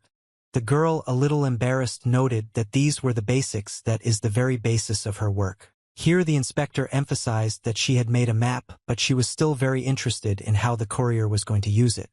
Nagi, smiling, explained that they would use it to analyze the monster. But the girl's uncomprehending look, Nagi explained that this battle was not a battle of man against man, but a battle of man against a monster. After the courier noted that during the clearing of the dungeon, adventurers often encountered monsters that were stronger than themselves. Nagi tries to maintain a dialogue. asked if the lady knows how adventurers manage to defeat such monsters. The girl thought about it and suggested that they could not use experience and strategy. Nagi smiled broadly at this and replied that this was not so. He explained that the secret by which the adventurers could defeat the stronger monster was in their cunning. They looked for weak points and finished the conversation suddenly from an ambush. The adventurers used all the dishonest methods, so they managed to win. Therefore, in order to distance such a monster that appeared before them, they also had to resort to cunning. Nagi jumped up now, definitely confident that luck would be on their side if they resorted to some tricks in battle. Nagi decided to use all possible options and started with a surprise attack. At that moment it worked. Dullahan froze, even a little confused, not expecting an attack from the side. He quickly came to his senses and focused on her. He very deftly intercepted the arrow flying at him in front of his face and smiled. He thought that this was another unsuccessful attempt by adventurers to defeat him. But Nagi knew that if the ambush succeeded, such a pathetic arrow could work there too. Suddenly the arrowhead exploded into something very long and sticky. It was one of the courier's special skills, which was a web bomb. Dullahan was slightly incapacitated by being caught in the web. He cursed, trying to free himself. He screamed that he was fed up with everything and was angry because he wanted to finish with everyone a long time ago. While Dullahan was still trying to get out of the network, Nagi also climbed onto the platform, and his plan was working for now. Dullahan naturally was not afraid at all and only laughed that the courier was coming at him head-on. Nagi did not pay any attention to his phrase, went forward ready to try the key from his plan. He reached into his bag again and began to take something out. This was another one of the courier's special skills. Exploding mushrooms, which rained down on the adventurer in good quantities. Dullahan couldn't move from his place, and for that brief moment, he could only watch as these seemingly harmless mushrooms flew towards him. The ash mushrooms exploded as soon as they felt something underneath them. It was a very powerful explosion due to which nothing could be seen around. Nagi covered the entire area with a smoke screen, which Dullahan did not expect. He considered it importunity and only freaked out. We had our own minuses there. Victor Dahlia is not only opponents but also allies. Nagi began to approach each of his partners and ask how they were feeling and whether everything was okay with them. After making sure that everyone was okay, Nagi asked Deshtar if he could summon more minions. The Necromancer began to examine himself and noted that his index and middle fingers were recovering. His ring finger was used last and his pinky and thumb were untouched. Therefore, 2 creatures were available for summoning. Nagi nodded and noted that this should be enough. Nagi shouted loudly, getting the attention of all his allies, and asked them to listen to him carefully and pointed out that there was a way for them all to get out of this dungeon. Meanwhile, the adventurer had almost completely extricated himself from the sticky web. He was really pissed off because Nagi had gotten on his nerves. He had never heard of a swordsman who fought like that, and why he didn't like the fact that he couldn't predict it. Making his way through the smoke, Dullahan suggested that the Nagi and their allies might have hidden behind another rock, which he considered a pointless attempt. Moving further along the platform, he suddenly discovered a golem in front of him. He walked straight towards him and made strange mooing sounds. Dullahan felt irritated and considered such an act of his opponent rather reckless. He thought Nagi had made a mistake by creating a smoke screen and giving himself away so clearly with the golem. He rushed into the thick smoke thinking he would catch the enemy off guard. He was already ready to deliver a crushing blow and was breaking forward. He gathered all his strength, believing that he would now send his enemies to the grave. Considering that he had reached his goal, he did what he considered necessary and hit the target. The golem exploded and shattered into pieces, adding more smoke and visual clutter. A smile that comes with victory lit up Dullahan's face. But very quickly the smile was replaced by confusion. From the thick smoke an ugly hand reached out towards him, and the next moment the enemy was completely in his field of vision. But it was not Nagi, even though he had his bag on his shoulders. It was another golem disguised as a naga. The adventurers had put a bag on it and thus misled Dullahan. As Dullahan struggled against the boulder, he wondered why the creature could speak. But he quickly realized that it was not the creature speaking, but the sound was coming from the bag. The voice was heard again. Someone from the bag was saying that he had managed to deceive Dullahan. He couldn't understand anything and realize where Nagi really was, and suddenly heard some noise from behind and turned around a little. A thick rope appeared behind along which a man was descending. The next moment Nagi, whom he had been looking for so recently, appeared in front of Dullahan. Dullahan looked up and finally realized that it was all a trick to distract him and secretly climbed to the top. The adventurer began to laugh again and asked in Nagi's face, noting that this was too rude an act towards him. He looked at the boy and shouted that now that he had found them all, they would not be able to climb up the rope. Despite the fact that he himself was now in a not very comfortable situation, he was still confident that victory would be on his side. Nagi didn't think so and asked him about it, making him doubt what he said. Deshtar appeared next to him, still in control of the golem and looking strange. Nagi, without letting go of the rope all this time, noted that I still had to hurry since they had been noticed. But Deshtar shouted at him and asked him to wait a little. This was the first time he controlled his creatures at such a distance. But he was still confident that he had everything under control and asked his allies not to worry. The hook with the rope reached the top you should have caught on thanks to the Necromancer's abilities. His finger was tied to the hook, which was supposed to turn into a golem once the rope could be secured. In the air, the finger began to transform, turning into a creature made of clay and stones. The Necromancer was sure he could handle it, especially when he managed to summon the creature.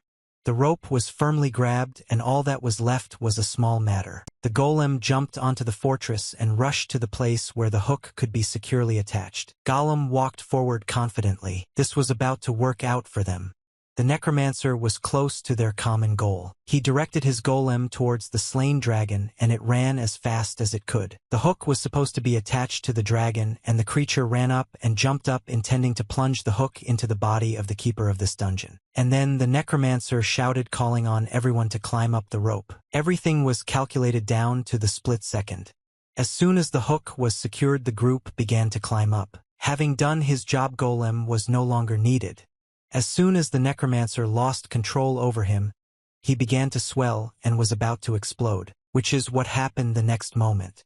Golem exploded into pieces with great force. Dullahan was still trying to resist the other golem and was unable to prevent the following events. He didn't want to believe that the boy had planned all this in order to pin him to this position and not let them interfere. For a group of adventurers, this was reckless because of the enormous risks. But Dullahan was already busy with other things. As soon as the explosion occurred, his goal became to escape from the clutches of the monster. Everyone, including him, had to leave the dungeon as quickly as possible, which gave him even more strength to crush the golem. Deshtar watched this fight and grinned because he knew that it would not be as fast as the adventurer would like. This golem was created from a thumb and was quite slow, but the thumb had the greatest power of all. Nagi, meanwhile, rose higher and higher, repeating to himself the words that this was not a battle between man and man. It was a battle between man and monster. After the explosion, the fortress began to collapse. Everything was cracking at the seams. The body of the defeated dragon boss was showered with pieces of the castle he was guarding. There were monsters that were impossible to defeat, and Nari always remembered this. And if his goal was not to destroy such a monster, then he took all measures to achieve any other. He always followed justice and goodness. He did not wish evil on people who were ordinary residents and had done nothing wrong. But at the same time, he wiped off the face of the earth those who did not deserve to walk on it. Dullahan was one of those people. He took a wrong turn and was no longer worthy of life. At those moments, he was still thinking about his salvation. While he was thinking about this, his enemies were achieving this goal. He saw the rope and how the adventurers deftly climbed it, and with every second were further and further from the impending hell. Nagi always followed one rule. He destroyed his enemies, but they did not always die by his hand. And this time this rule worked again. He just went to the main goal and made sure that no one interfered with him. They got out of the dungeon, but Dullahan was left there forever. At the beginning of his journey, Dullahan could not have imagined that he would be outwitted and defeated by a gold-ranked swordsman who was actually a courier. Soon the group managed to reach the top where the castle was located. The adventurers were already beginning to feel the taste of victory, but they did not relax and ran forward with all their might towards the fortress. They had very little time left. Nagi encouraged his partners and asked them to push a little more. The end of the dungeon was already visible. The adventurers were squeezing out their last strength and were unable to run. According to Nagi's calculations, there were 5 minutes left. This was just ahead, but they had to make it. Nagi smiled and shouted that the credit for their victory went to Nero, who was surprised by such a statement. Nagi explained that without them, he would not have been able to throw the rope to the top, which was more than 50 meters high, and they would have lost the chance to get out of the dungeon. It was hard to believe that this could be done only with pure force. Nagi was actually very impressed that Nero was able to do such a thing. The girl was very embarrassed, noting that it was nothing and she only had to try a little and everything happened almost by itself. Necromancer Deshtar wilted at this phrase. Perhaps he was a little offended that Nagi did not acknowledge his merits at that moment. He caught up with his partner and shouted that anyone could do something like that if any fool was strong enough, but Nero didn't like this devaluation of her abilities at all. The Necromancer noted that no matter what anyone said, the main hero of this dungeon was Deshtar. He emphasized that he was able to defeat even that boring berserker and moreover was able to hook the rope at the right point. He wanted to be admired and drew attention to his achievements in every possible way, expecting applause and gratitude. He thought that he could be safely called cooler than the mithril adventurer.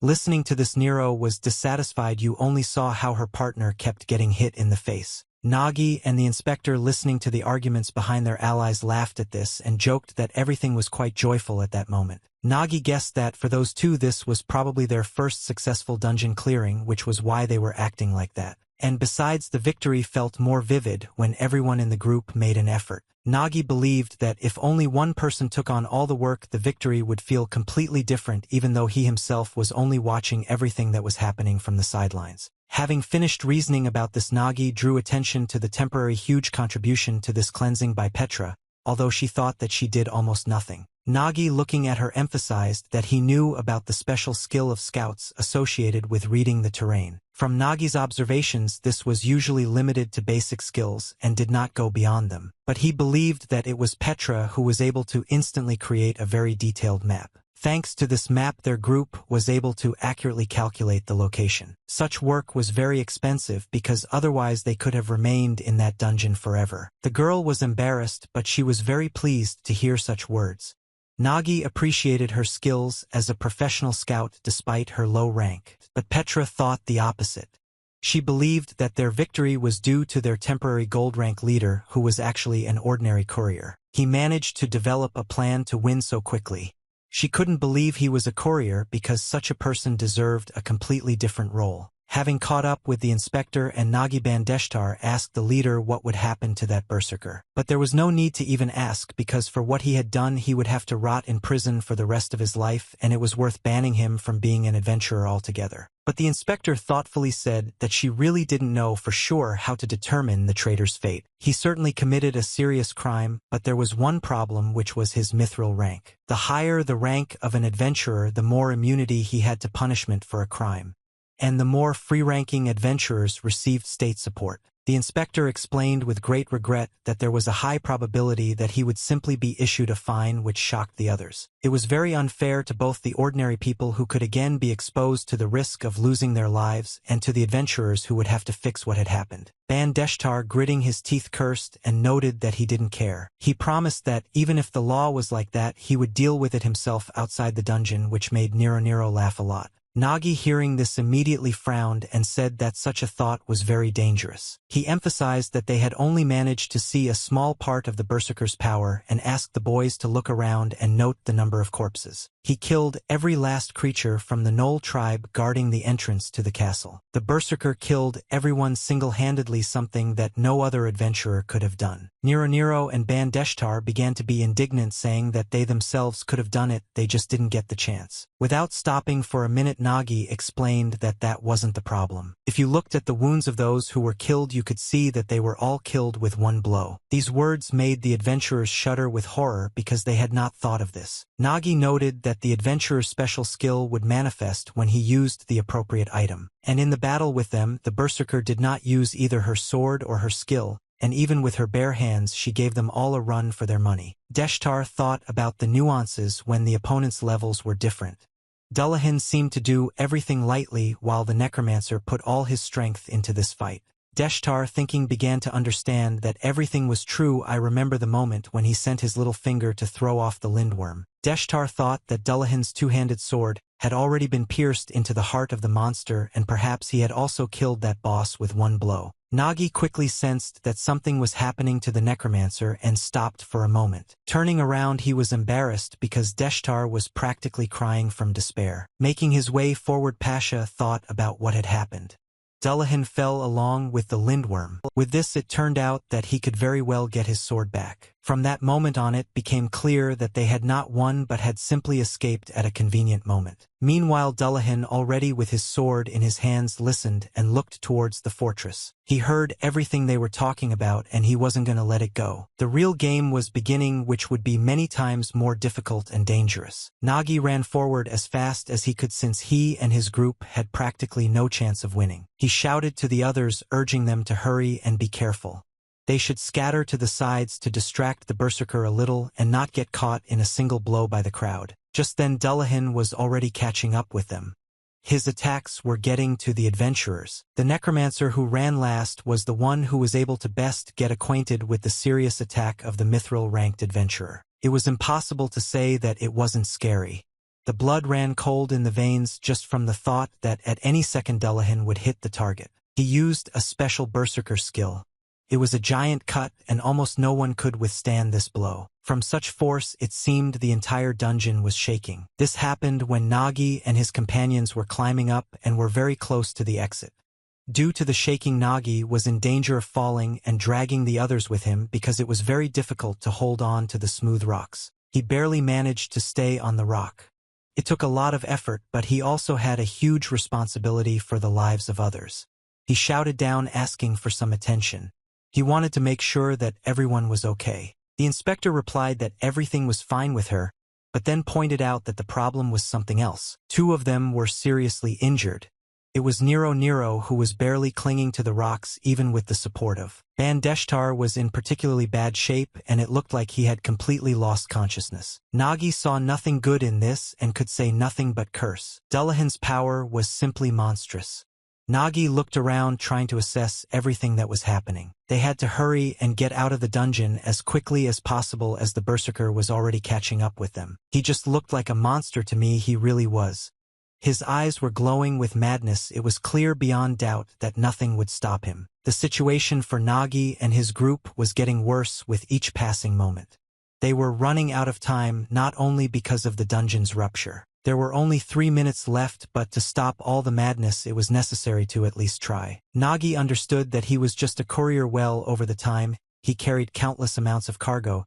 He had trained so heavy objects were commonplace for him. In terms of strength, he had a good advantage over his allies who may not even have been aware of it. He tried to convince himself that he was doing the same job at the moment as always. He was just carrying a certain weight around with him and he needed to deal with it again. It may have been a little harder than usual, but he tried to concentrate all his strength and began to try to lift the group members. The dungeon inspector and Nero no longer had to cling to the rocks.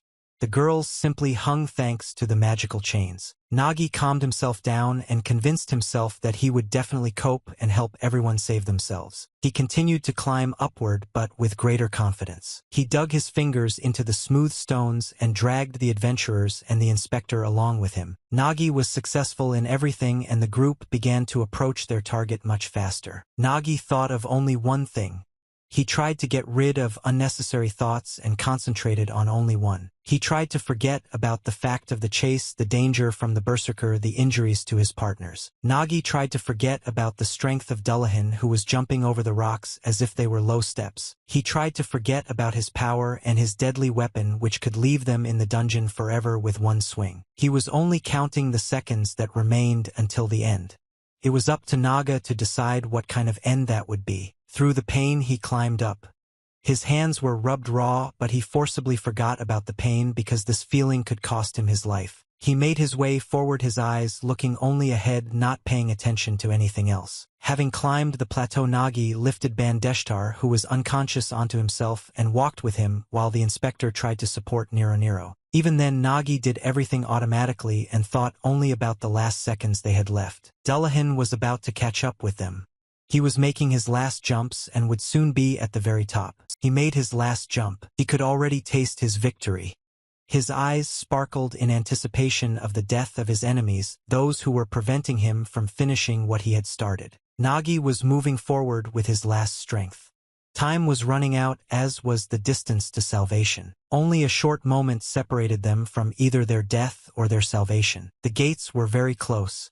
There were only a few meters left to overcome. The light from the gates was scattered around.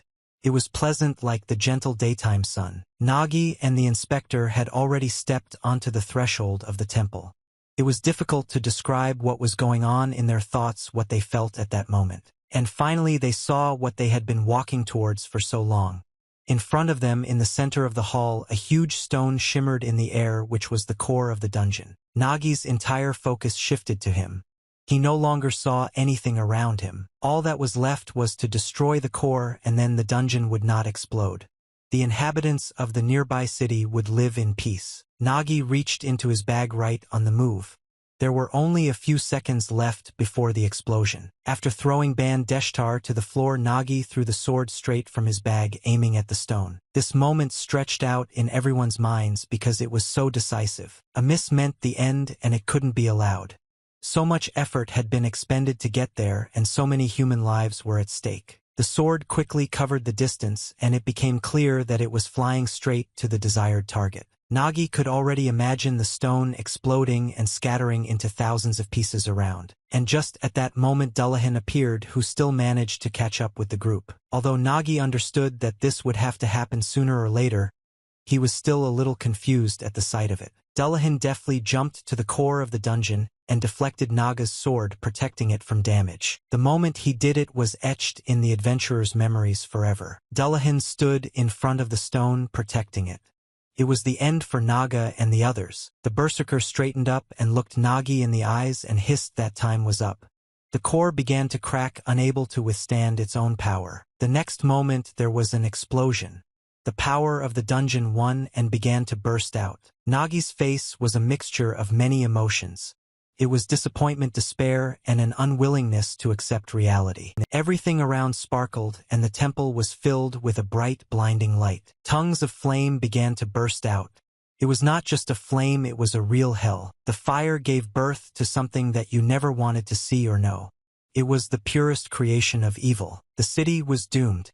Evil was at the gates and under the threshold of the residents' homes. The first to encounter the flames of hell was a man who was on one of the streets. Seeing in front of him that the dungeon had burst open, he fell to his knees and began to pray. Looking at the sky where one could see how the dungeon was growing, I wanted to run away. But the man remained where he was and simply prayed because there was no point in running. Monsters began to burst out of the flames who only wanted to establish their own order and profit. Werewolves, huge wolves, announced themselves with their howls and thirsted for the death of all living things. The monsters came out one after another. No one could stop them anymore. It was a whole invincible army of evil, the elimination of which would require a lot of resources. They were filled with malice, they were incredibly hungry, and their only goal was to bring death to the earth. Dragons burst out of the hellish flames, their cries heard for tens of kilometers around. The flame created dragons, and they in turn continued to breathe life into the fire, spreading it everywhere. Nero, exhausted from the previous battles, could not even stand up. She looked at the army consisting only of monsters and could imagine what awaited her friends ahead. The inspector sat next to her. The girls couldn't even roughly count the number of monsters that had respawned in the dungeon. Dullahan held Nagi tightly by the neck and, lifting him off the ground, laughed loudly. He asked him if it wasn't a wonderful sight to see the dungeon breaking apart, and noted that no matter how many times he saw something like this, he never got tired of it. Nagi noted with great difficulty that apparently this was not the first time Dullahan had caused a rift in the dungeon, and he confirmed this and noted that the boys would not understand the essence anyway. He explained that the broken dungeon would eventually regenerate, becoming even stronger, which meant that the rewards in it would become better. Nagi was outraged that Dullahan was arranging all this hell just for the sake of a reward, not at all worried about what harm it would bring to the villagers. Berserker didn't care at all about the fates of others who would suffer. He answered frankly that all he cared about was loot. He only thought about the reward he could get in the future. He compared the life of the villagers with the life of ants underfoot, which also did not bother anyone at all. Nagi, being squeezed in the clutches of his enemy, understood everything. He had long been accustomed to the fact that foreign tourists were not heroes and saviors. Often they were vile scum who thought only of their own benefit, and he hated them with all his heart. And when such adventurers also gained enormous power, this brought the world closer to a very bad outcome. But there was always hope for the best. There was always a chance to change everything. Although rare, there were still true adventurers who honorably fulfilled their duty and cared for the world. Their hearts were not defiled by greed. Their souls were filled with light which they shared with others. Began to circle above the exploding dungeon. She was slowly chewing a bun. She was one of those who cared about the world and ordinary people. And then she came to fulfill her duty and defeat evil once again. She was fully prepared. It was very difficult to meet people like her. Well, it was even more difficult to meet strong ones. Having found her first target, the girl boldly jumped down from the bird. Her face was fearless. Her weapons were ready for battle. She had to destroy the monsters before the rift got bigger. She rushed straight towards the dragon, which was spewing fire into the sky, realizing what a danger this girl posed. The monster tried to fight and could also feel fear, although no one could say for sure. The army was hit by flames, but a lot of character. This fire conquered evil but did not generate it. There was no escape from it. The army of monsters that the dungeon had spawned was rapidly diminishing. It was impossible to fight the fire, and the girl herself was like a shadow, completely elusive. Some of the monsters tried to pass through the flames, but only a few succeeded. Dullahan, seeing what was happening and noticing the girl, froze. From his face one could easily guess how angry he was and how much he did not expect this. The inspector's eyes lit up with hope when she realized that they had come to their aid. The girl quickly reached them, and Vesta landed carefully as if nothing had happened from the jump. She called out for everyone's attention and introduced herself as Agnes Farid, Deputy Chief of Sunset Wind. The girl glanced at everyone and asked with wild indignation what had happened here.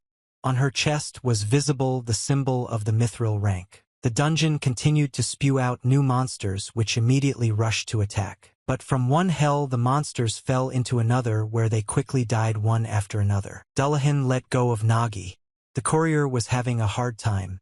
He bent over and tried to catch his breath and fill his lungs with air. An inspector approached him who was very worried about his condition and began asking if he was okay. Through his cough, Nagi assured her that he was fine and asked the girl to look in the direction where the dungeon rift was located. The rift began to noticeably narrow, and the flames that were bursting out of it began to return back. There were no more new monsters to be seen. The rift was closing, although the reason was unclear. Nagi jumped to his feet. He and the inspector couldn't believe their eyes. Dullahan, seeing this, loudly clicked his teeth in anger. He looked at Agnes and noted how surprised he was that even though the dungeon was low rank, only one hit was enough. He repeated Agnes' name and her Sunset Wind Guild. He emphasized that he thought the guild had long since fallen apart and asked the girl what she was doing in this place, since he thought it had ceased operations 3 years ago. Agnes showed everyone how unhappy she was to see Dullahan from the Dawn Guild. She pulled her sword out of its sheath and noted that, judging by the sight before her, she didn't need any further explanation. She loudly said that a mithril-ranked adventurer could not fail to clear this level of dungeon. This meant only one thing. The girl was completely convinced that Dullahan had done this on purpose. His eyes sparkled with madness. Smiling, he asked the girl why she decided that she had the right to talk to him in such a tone. Dullahan had long wanted to fight the deputy head of Sunset Wind. At the moment, he was not the most suitable to fight this girl. Nagi had worn him out with his tricks, causing him to spend more energy than he expected, so there was a risk that he wouldn't be able to cope. It was because of this boy that everything went wrong for Dullahan. But despite this, the main goal for him was still accomplished. It was in his hands. A certain stone was more important than anything else. There was no longer any need for him to fight, and he hung his huge sword behind his back, turned around, and began to walk away. The girl was outraged by this behavior and asked why he decided to run away. Dullahan just laughed and turned around, asking not to misunderstand him, but this dungeon rift could be too dangerous even for him, an adventurer with Mikhail's rank. At this point, Nero approached them and screamed loudly and caught him in a lie. She screamed that not only did he deliberately fail to clear the dungeon, but he also tried to kill them so that they would not prevent the rift. A new wave of discontent washed over Dullahan. He hoped that everyone would remain silent and the conflict would not continue. He smiled again and lied that he was sorry, and noted that in this dungeon there was a curse for the first adventurer to enter, which made it impossible to distinguish between allies. It turned out that according to the berserker it wasn't he who decided to attack someone, but Nero didn't believe a single word he said and called him a nasty slug. Dullahan pointed out that if no one believed him they could check it out for themselves, and then noted that it was a shame that the dungeon had already disappeared. He beamed with his smile, knowing that he would once again go unpunished. He openly noted that, in his opinion, the guild should accept such a report. Everyone understood that this was complete nonsense. The dungeon inspector was the one who was most angry about it. Although she had seen something like this many times before in the adventurer's court, the weight of the statement was determined not by the truth but by the rank of the mithril. No matter how much the porcelain testified, their words were worth nothing against the mithril. Even if you told the honest truth, it would have achieved little.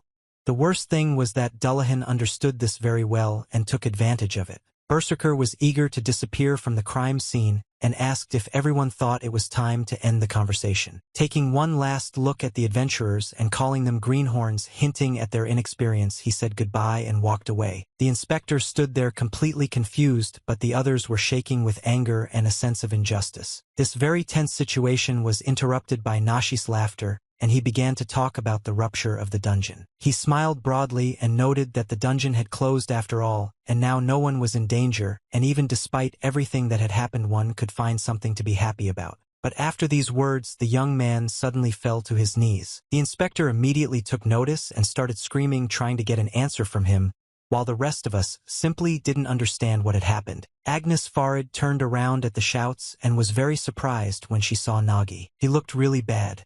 It was obvious that he was holding on with all his might and was about to collapse and disappear unconscious. He was covered in bruises and wounds. His hands were torn to the point of bleeding. The young man had lost too much strength and now he needed help. At this point, the sound of a large bird flapping its wings could be heard. It was the thunder eagle Agnenin who landed near Agnes. The girl asked everyone to put her sister on top of him. Note that if you use it, you can get to the city very quickly. They had no other choice.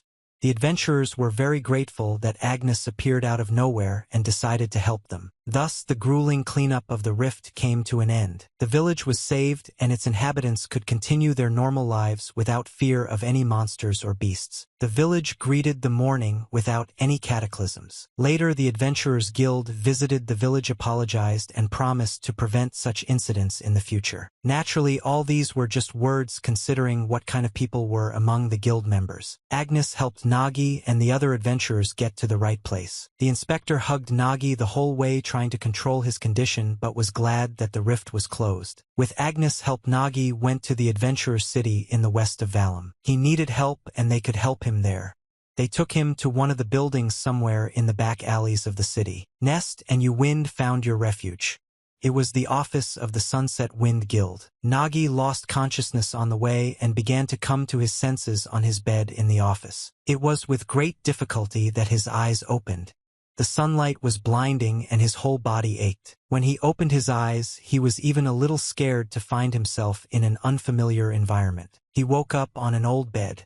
Next to him on the floor sat the inspector, leaning her elbows on the mattress, and next to him stood his bag. Nagi tried to get up, but his body hurt so much that he couldn't help but groan. He asked the inspector where he was, thinking that she had simply closed her eyes and was not sleeping. Not receiving an answer, he called the scout lady louder, and she finally woke up and opened her eyes. As soon as she saw that Nagi had woken up, she became very happy and beamed with a smile. Bandeshtar, who was already looking much better, and Nero were also in the room.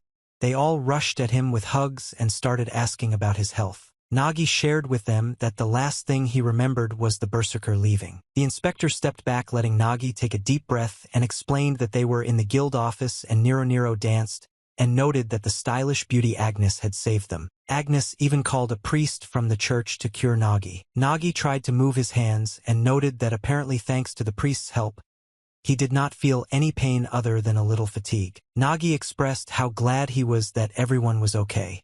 The Necromancer and Nero began to boast that everything that happened was nothing, and that they were not tired at all, which was their usual repertoire. The Necromancer was most proud of the past adventure. For him, this was the first dungeon clearing which resulted in a grand adventure, and he believed that everything went well. He began to remember how happy the villagers were when they learned that the dungeon's crack had been stopped. Then he realized what it meant to be an adventurer, and the words of gratitude from ordinary people changed a lot in him. Particularly touching was the gratitude of the little children who gave him flowers and hugged him with their little hands. For adventurers, it was just a dungeon with a reward and glory, but for people it was a threat to life, and it was very hard to realize it morally. Nero and Bandeshtar could barely restrain themselves from crying and from appearing to people as some kind of weaklings. They both bowed before the village manager and sincerely apologized for being rude to him earlier. Nero took his remarks and noted that she would definitely become a great adventurer, and Deshtar continued to talk about saving the village. Nagi laughed and remarked how great that was. To draw such conclusions and strive for good was very important in their world reality. Nagi was also extremely happy that the village was protected, but there was still a certain nuance. When it was all over, the courier decided it was time to reveal the whole truth about himself and clutched his badge. He was not a golden adventurer. It was hard for him to say it out loud, but it was necessary. In fact, he was below the rank of any of them. He was a simple courier. He glanced sideways at his real badge and gathered the courage to say so. He was a porcelain courier.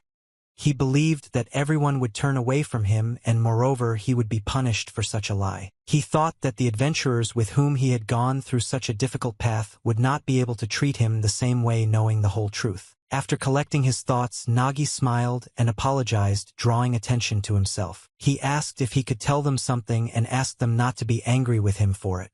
The adventurers were in anticipation, but they had no idea what they would hear. Nogi told them that he hid his identity and pretended to be an adventurer, pretending to be the squad leader. As expected, their reaction was cold.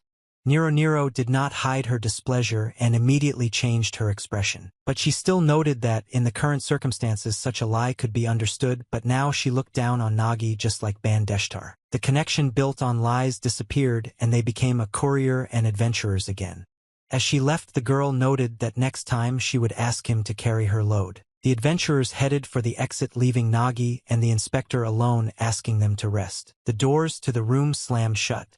Nagi couldn't take his eyes off them for long. The inspector looked at him in surprise and asked if it was necessary to tell the truth, to which he forced out a feigned laugh and merely noted that those two would become excellent adventurers. Ruffling his hair, he indicated that he was sure that they would meet again in this city while he was working as a courier. Looking at the inspector, who understood him but felt genuinely sorry for him, Nagi emphasized that one cannot build a relationship on lies. The girl turned to him, clenching her fist around the excess of various feelings, and came a little closer to the bed. She repeated his words, which claimed that he was not an adventurer, and noted that she had seen adventurers many times while she worked as an inspector. Most of them acted only for their own benefit and did not hesitate to commit crimes. An adventurer is not a hero or a savior, but someone who only seeks profit no matter what. After that, the girl said that she was sure that Nagi was not like that. She emphasized that he cleared the dungeon despite the fact that it did not bring him any benefit, and risked himself only to save the village and did not demand any reward. The inspector, placing her hand over his, said convincingly that this was precisely why he was not just an adventurer. She sat down on the edge of the bed and took his hand firmly in hers, called him a real hero, and smiled. Nagi seemed not to be entirely pleased by these words. Perhaps he found them hard to believe. He knew what he was doing and why, and he was overcome with guilt and remorse after these words. When everyone was absorbed in the conversation between Dullahan and Agnes, it so happened that he was left behind the whole group. He looked everywhere, monitoring the situation, and he managed to notice something. He spoke out loud, trying to get the others' attention, asking them to look into the closing rift. A chest with a reward for clearing the rift fell from the rift. Nagi was very happy and hurried towards him, almost dancing. He lay down towards the chest with great joy, but the others did not hear his words and continued to listen to the conversation of the mithril-ranked adventurers. So Nagi, having given it his all, collected all the reward and fell down exhausted. The entire reward was kept in his bag, which he immediately dragged onto his bed and hugged it contentedly. He collected all the loot twice in a row and finally had a chance to realize it. The inspector was a little shocked by his behavior, but she liked the fact that Nagi was in a good mood. But Nagi never told Petra about this and decided to check the reward later. That day it wasn't just her who was wrong in her judgments about him but Nero and Deshtar too. As soon as the adventurers were alone, they immediately began to discuss their former boss who turned out to be a courier. Ban Deshtar looked at her slyly and asked if she was thinking the same thing as he was. The girl winked at him, agreeing that it must have been true. Ban Deshtar noted that he would then say it out loud to make sure. He said that this was just a legend and that Nagi was pretending to be a porter hiding his true strength, but in reality he was a golden adventurer. Nero couldn't help but laugh. The adventurers really thought that Nagi had decided to hide behind the image of a porter, but in reality he was very strong. The two turned out to be much more stupid than Nagi thought, and when they returned they began to promise to keep the secret, although given how Nagi acted during the cleansing they could be understood. Meanwhile, on the other side, this small incident began to grow like a snowball turning into an avalanche. Dullahan returned home and first went to see his mentor. He approached without saying a word and waited for them to speak to him first. The mentor, gritting his teeth and still not turning to face Dullahan, noted that he had heard about the interference that had arisen in the dungeon rift. Dullahan apologized to the chief for this and explained that he was first attacked by some children, and then the sunset wind intervened. The head of the department opened up to him slightly and asked if Dullahan V. Veneslo had forgotten something. The guild leader's hood flew off, revealing a mask over his eyes. He rudely reminded Dullahan that Dawn had not sold the res who was interfering with their boys, and it did not matter whether it was a fake adventurer or the sunset wind. Agnes Farid walked across the wooden floor, her heels clicking. The girl was thoughtful. She was worried about the latest events as well as the information she had learned. She couldn't get what she had heard from Mrs. Petra out of her head. If this information was true, then a lot could change. Even on the way to the city sitting on the eagle, Agnes turned to Lady Petra. The girl, based on the fact that the city was still far away, asked to tell them what they were doing. Petra, not expecting the question at first, did not understand what details were being discussed. Agnes explained. She didn't care why the inspector was there or why the man was so badly hurt.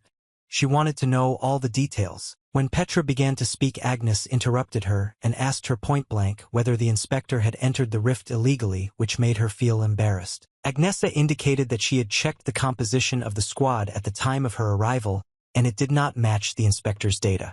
This was not important, and Agnesa emphasized the personality of the conversation and her lack of authority to hold anyone accountable. Even if you were involved in something, she didn't want to delve into it, she just wanted to find out everything for herself. She was investigating a chain of dungeon rifts that had recently started happening in the area, and during these investigations she found a clue that it might be related to the Dawn Guild, and that was why she was there at the time of the rift. Mrs. Petra was interested in the fault line. She noted that she had heard about it, but did not know that it could be related to Dawn. Agnes replied that it was only a hypothesis, but she needed more information to refute or confirm it, and then Petra agreed to tell everything. She only asked to keep Mr. Nagi's illegal actions a secret, and that was the only condition. Mrs. Petra added that Agnes might even praise him for such an act. Petra told how they ended up in the dungeon and what happened inside, hiding nothing. And now Agnes was thinking about the golden adventurer who was actually a courier who had almost managed to clear the dungeon. It was easy to understand that if it weren't for the dog from the Dawn Guild, he would have definitely been able to cope. Agnes thought it was incredible that the courier under whose leadership they cleared the rift that even adventurers avoided was unbelievable. Walking to his door, the girl thought that this was why Nashi deserved more respect for himself. The determination to rush to a place where one could die in order to prevent the rift was admirable. The girl entered the room and found Nagi still in bed. Upon seeing her, Nagi immediately thanked the girl for saving his squad. Agnes came closer and examined the young man, asking if he was really okay, and in response Nagi assured that thanks to her everything was fine. The girl threw her hand forward and, unable to contain her emotions, warned that she would say it directly. She gave her full name and emphasized that she was the deputy head of Sunset Wind. She pointed her finger at Nagi and declared her order for the young man to become her party member. It seemed like the best offer a regular courier could get. but Nagi smiled and gave a short no. The Sunset Wind Guild was located in the western city and was once considered one of the most famous and respected guilds. However, after the disappearance of the head, everything changed. The guild began to rapidly decline. In such an environment, a meeting was finally held in the guild after a long time. The girl spoke out against one of the proposals put forward. She believed that no matter how hard times were for their guild, they couldn't accept just anyone. Her name was Dorothy. She was a gold-ranked summoner and the guild treasurer. Find me, everyone's opinion should have been taken into account and everyone had the right to speak out. Naines, a gold-ranked knight and member of the Sunset Wind Guild, agreed and noted that Agnes' decision was too arbitrary. He added that they also said that the candidate was just a courier posing as an adventurer. And couriers and a swindler in one person was too much. Pharaoh, a copper-ranked priest and mercenary sent by the White Order, was outraged, believing that the others were too strict with him, and voted in favor since they already had very few participants. And Dorothy did not expect Pharaoh to agree and cried out in surprise. And at night she was able to joke that the courier apparently had a nice face, so the priest agreed to accept him. Pharaoh quickly lost her temper, not prepared for what her partner was allowing herself to do. She began to explain that she had only taken on his treatment, although she thought that with his hair down he really looked very good. Stoneman, a copper-ranked defender and members of the Sunset Wind Guild, tried to interrupt the girls and asked them not to argue, emphasizing that arguing was useless because Agnes had already made her decision. And Dorothy became increasingly angry and attacked him for such an answer, rudely asking which side he decided to take. Pharaoh looked at Anne and threatened that in the future she might not give treatment to anyone. Stoneman hesitated, not wanting to rejoice in such conflicts, and he also couldn't make a decision so quickly. At that moment, unexpectedly for everyone, the door slammed and Agnes entered the room, saying that there was no need to think anymore. The girl looked disappointed and explained that the courier refused her offer. The guild members literally froze in their seats because such an outcome of events was not expected in any way. All of them, regardless of their opinion, were shocked and immediately pounced on Agnes with questions about why this happened. The one who grimaced the most was Dorothy, who just a minute ago was shouting the loudest that the courier was not worthy of their guild. Meanwhile, the courier was already packing his things and getting ready to set off. Mrs. Petra stood next to him. Nagi wrapped his hand with a bandage that came straight from his bag, which no longer surprised the inspector. After bandaging the wounds on his arms, Nagi began to gather his hair into a bun. He never wore his hair loose, always picking it up and pinning it back. All his preparations were accompanied by complete silence, and finally he smiled broadly and noted that he had finished. The inspector was a little worried that he was about to leave and tried to convince him to stay a little longer. Nagi did not give in and tried to convince her that everything was fine with him, except that he was attacked by anxiety when he sat for a long time without doing anything. The inspector finally agreed, but she couldn't contain her curiosity and wondered why Nagi had decided to refuse to join the Sunset Wind Guild, since such membership again carried many advantages. Smiling, Nagi noted that he understood that the guild provided many advantages, but on the other hand, the difficult relationships with people brought more troubles. Nagi liked to remain as he was at that moment, and he absolutely did not want to get involved in any such complications. Mrs. Petra decided not to argue with him, supporting his decision purely out of respect for him and his choice. But still, she later added that after 2 clashes with the guild, Dawn could have been safer under the protection of the guild, and such a strong one at that. Nagi asked the girl not to worry. Let's note that he had already come out of the water slightly wet twice, and the third time he was sure that he would be spared.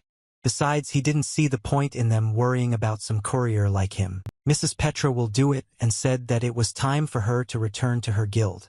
Nagi thanked her for everything and smiled broadly. The girl ran out of the hut, thanked the courier in return, and asked him to turn to her for help if needed. Nagi was embarrassed at first, but only because he still didn't believe that people treated him well and didn't look down on him. But then very quickly he laughed with joy. When he was left alone, he finally decided to check the reward.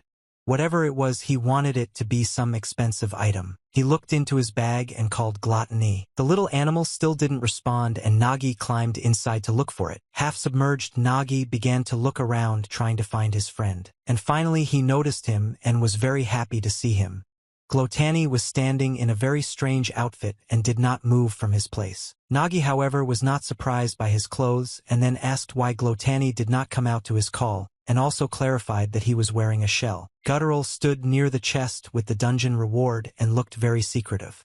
He indicated that all this meant absolutely nothing, but it was noticeable that he was hiding something. There was some strange sound coming from the chest, but Glatoni tried to pretend that he didn't hear anything, and when Nagi asked if he had checked the chest, he replied that he hadn't found anything there. Nagi, he was not surprised by such a statement and noted that it was too strange, but Glatoni behaved even more terribly, barely containing his excitement and trying in every way to take attention away from the chest. Nagi chuckled thoughtfully, trying to understand who his friend meant, who always tidied up his bag and looked into any place knowing where everything was. Nagi asked him to step aside, deciding that he would see what exactly was in the chest himself, but the little animal screamed that this was not worth doing. But Nanny no longer listened to him and began to open the latches of the chest. The courier was too curious about what was inside and what he paid for by spending so much effort. Well, when he lifted the lid of the chest, his face was distorted with shock and bewilderment. Inside were 3 small creatures, and the first thing Nagi asked was who these animals were. He assumed that these could be puppies, that is, monster cubs, but the question immediately arose as to why they ended up in this chest. Nagi turned to Glatoni and began to ask him what all this meant and where the reward from the dungeon had gone. Glatoni began to fuss and promised that he would definitely explain everything, although tears were welling up in his eyes. He said that, as usual, he dealt with the loot and subsequently opened the chest to tidy it up. Well, in the chest I found a lot of stones that looked like eggs, and right before his eyes these eggs began to crack and these little animals appeared from them. Very suddenly and unexpectedly for him, all the babies hatched from the eggs right before his eyes. Well, let's not be hard to guess that Glatoni immediately became attached to them because the cubs most likely mistook him for their mother. Nagi thought that if that was the case, then perhaps there were monster eggs in the chest, but they were not useless. Nagi knew that sometimes beast tamers took them away, but in his case the creatures had already hatched. Besides, these cubs looked like the trainers wouldn't want to take them in. It was a shame for Nagi because he spent a lot of things in this dungeon hoping to compensate for it with a reward. He couldn't imagine what to do with these little animals. Glatoni interrupted his thoughts, noting that apparently their parents were enslaved by the Lindworm and lived in the Sky Citadel as slaves, and in order to save their children the parents hid them in the stones. Nagi believed this version, and Glatoni began to ask him to leave them all, promising to look after them. After thinking for a bit, Nagi assumed that they could really leave them because it didn't seem so bad, and he hoped that nothing terrible would happen to the 3 little creatures. Glatoni was happy and almost danced with joy. Nagi asked him to raise them and warned that if they made a mess in the bag, he would immediately throw them out. Glatoni immediately ran to the chest and said that they could stay. But when Nagi looked into the chest again, he discovered a whole huge army of small monsters who were looking straight at him with their bright eyes. The courier became noticeably nervous and confused at this sight. He immediately started shouting, asking why he saw what he saw. He climbed out of the bag in complete shock, and loud barking was coming from inside. He was really amused by this whole situation, and he couldn't even imagine what he would do with all this next. He was very sorry that the reward for breaking the dungeon turned out to be useless, but he was still lucky because he still had the reward for the cave dungeon. He decided to start with her and went further into the city. First of all, Nagi went to the trophy exchange point. From the paw came the merchant who invited him to his place, noting that he was selling magic stones and monster trophies. Nagi quickly threw a bag of gold onto the table. He noted that he had not held so much gold in his hands for a very long time and decided that he would first buy all the essentials that had run out. He asked for smokescreen mushrooms and explosive mushrooms, which he could not afford before due to the cost. There he replenished his food supplies, which had become significantly depleted. There his plans included fixing his weapon and buying more arrows. After purchasing everything he needed, he asked the merchant to give some of the money to the adventurers named Ban and Nero. Despite this, he still had some left in his wallet. He bought himself some ice cream and happily walked down the street enjoying its taste. He decided to spend the rest of the money on a gastronomic tour, and this idea seemed very good to him. Nagi ran down the street, jumping from the happiness that overwhelmed him. But he didn't know that he was being watched from the balcony of one of the buildings. One young man quickly realized who exactly was running down the street before his eyes. He knew that this was the same guy who decided to speak out against the Dawn Guild, and this amused him a little. When he first heard it, he didn't believe it, but it turned out that it really was porcelain grade. The guy was angry that this bastard threw the petty thieves behind bars. Well, not only that, they said that he also managed to to pull off a trick against Dullahan. He turned to his shadow, which was clearly a separate entity named Zero, and asked if the guy looked strong. She replied that if this happened twice, it was not a coincidence and even porcelain should be avoided. This guy agreed with him and noted that therefore he was really looking forward to the meeting. He could not have imagined that he would be sent against porcelain, but apparently he did not fully understand the seriousness of it. But he still expected that the courier would be able to show him something interesting. This made his eyes sparkle with enthusiasm and a wide smile appeared on his face. He couldn't lose sight of Nagi, so as soon as he disappeared around the bend, Nade rose to jump off and hurry after him. If someone were watching him from the side, they would think that he simply disappeared, dissolving into thin air. Meanwhile, Nagi walked carefree and enjoyed delicious ice cream, unaware of any dangers. And Nade was getting closer to him with every second. Nagi, even when he was already very close, still did not notice him and was thinking about his own. But suddenly Nagi noticed that something incomprehensible was rushing towards him. And if he had taken another step, it would have been the end for him, but as it was only his ice cream stick suffered being cut in half. The ice cream remained in his mouth and the stick began to fall to the ground. Nade missed, and before he could stop in time, he fell forward a little when Nagi had already understood everything and was about to defend himself. He spat out his ice cream and started shouting at Naidu's back, trying to find out who he was and what he was doing. Nade hissed, surprised that the boy was able to sense his bloodlust and stop. It was very curious that a porcelain-ranked courier was able to react so quickly to an unexpected attack. Nade smiled broadly and twirled his dagger in his hand, noting that he was very interested in such an unusual courier. Nagi still didn't understand anything and didn't move from his place, listening to the stranger leave, hoping that it wouldn't all end so easily. Nagi supported his smile and shouted, asking what he was muttering under his breath. But Nade suddenly rushed at him again with a dagger. Nagi was able to jump aside again, not allowing the stranger to cut off even a thread sticking out of his clothes. Nade continued to attack him, asking him to show the courier that he had used the guilds against him, having only a porcelain rank. Nagi laughed loudly and prepared for another fight. Of course he was interested in who this guy was who attacked him, but first of all he needed to achieve a resolution to this situation. Why was it possible to see that Nade wore a badge on his chest which indicated that he was a gold-ranked mage? His movements were quite unusual. These movements were the style of a true killer. Nagi emphasized to himself that this guy was very openly demonstrating his hostility, and there was an assumption that the situation would not be resolved by a normal conversation. He understood that he couldn't just sit back and put his hand back and pulled out a sword from his bag. This gesture only added excitement to Nade, who was so eager for the courier to show off some of his skills. He shouted at him that he was going to see what the swordsman who had bullied Jeff was capable of. Well, when Nade noticed the mushrooms strung on the tip of the courier's sword, he might have even been a little confused. It was a set of special courier tools, namely modified explosive mushrooms. Their main ability was to create a powerful explosion that could either kill an opponent or simply disorient them. Nagi was also amused by the current situation and noted to himself that fighting the adventurers openly was madness. When the mushrooms exploded, he decided to try to escape. I understand that their forces were unequal. Nagi ran towards the busy street and started screaming that he was dying. He ran out of the alley and loudly asked for help, attracting the attention of passers-by. He began to call the guards, shouting that they wanted to rob and kill him and asked them to quickly come to his aid. The guards stood in place, not immediately understanding what was happening and where he should run. Nagi pointed to the alley he had come from and explained that there was an adventurer there who was actually a bandit trying to kill him. The guard, seeing the adventurer, recognized him and decided to check if he was mistaken. He asked if he was an adventurer from the Dawn Guild named Nade. The boy walking out onto the road ignored the guard and was indignant that Nagi decided to run away rather than accept a fight. When Nagi heard who attacked him, he immediately understood what Mrs. Petra had told him earlier, but it was still strange that Nade had carried out this attack in the center of the city. Nagi simply waited to see what would happen next. The guard politely apologized and demanded to know what was happening. Nade was not worried at all and even acted a little too confidently than was necessary in his situation. Nade smiled and explained that he was simply using an unusual form of parenting. It all happened very quickly. Nade rushed forward and, pushing off the wall, jumped towards the courier. A dagger was visible in his left hand.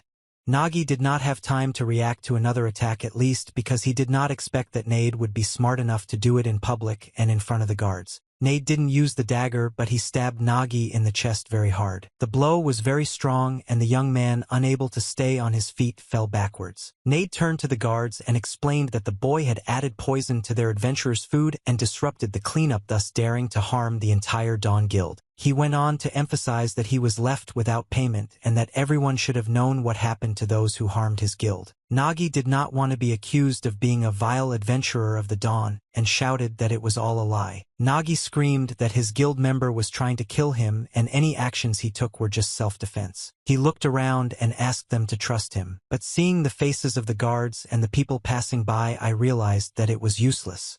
Everything was as Mrs. Petra said. The Dawn Guild had enormous influence. It was clear that in such a situation no one would take the side of porcelain because defending it was simply unprofitable and could even cause harm. People started buzzing around.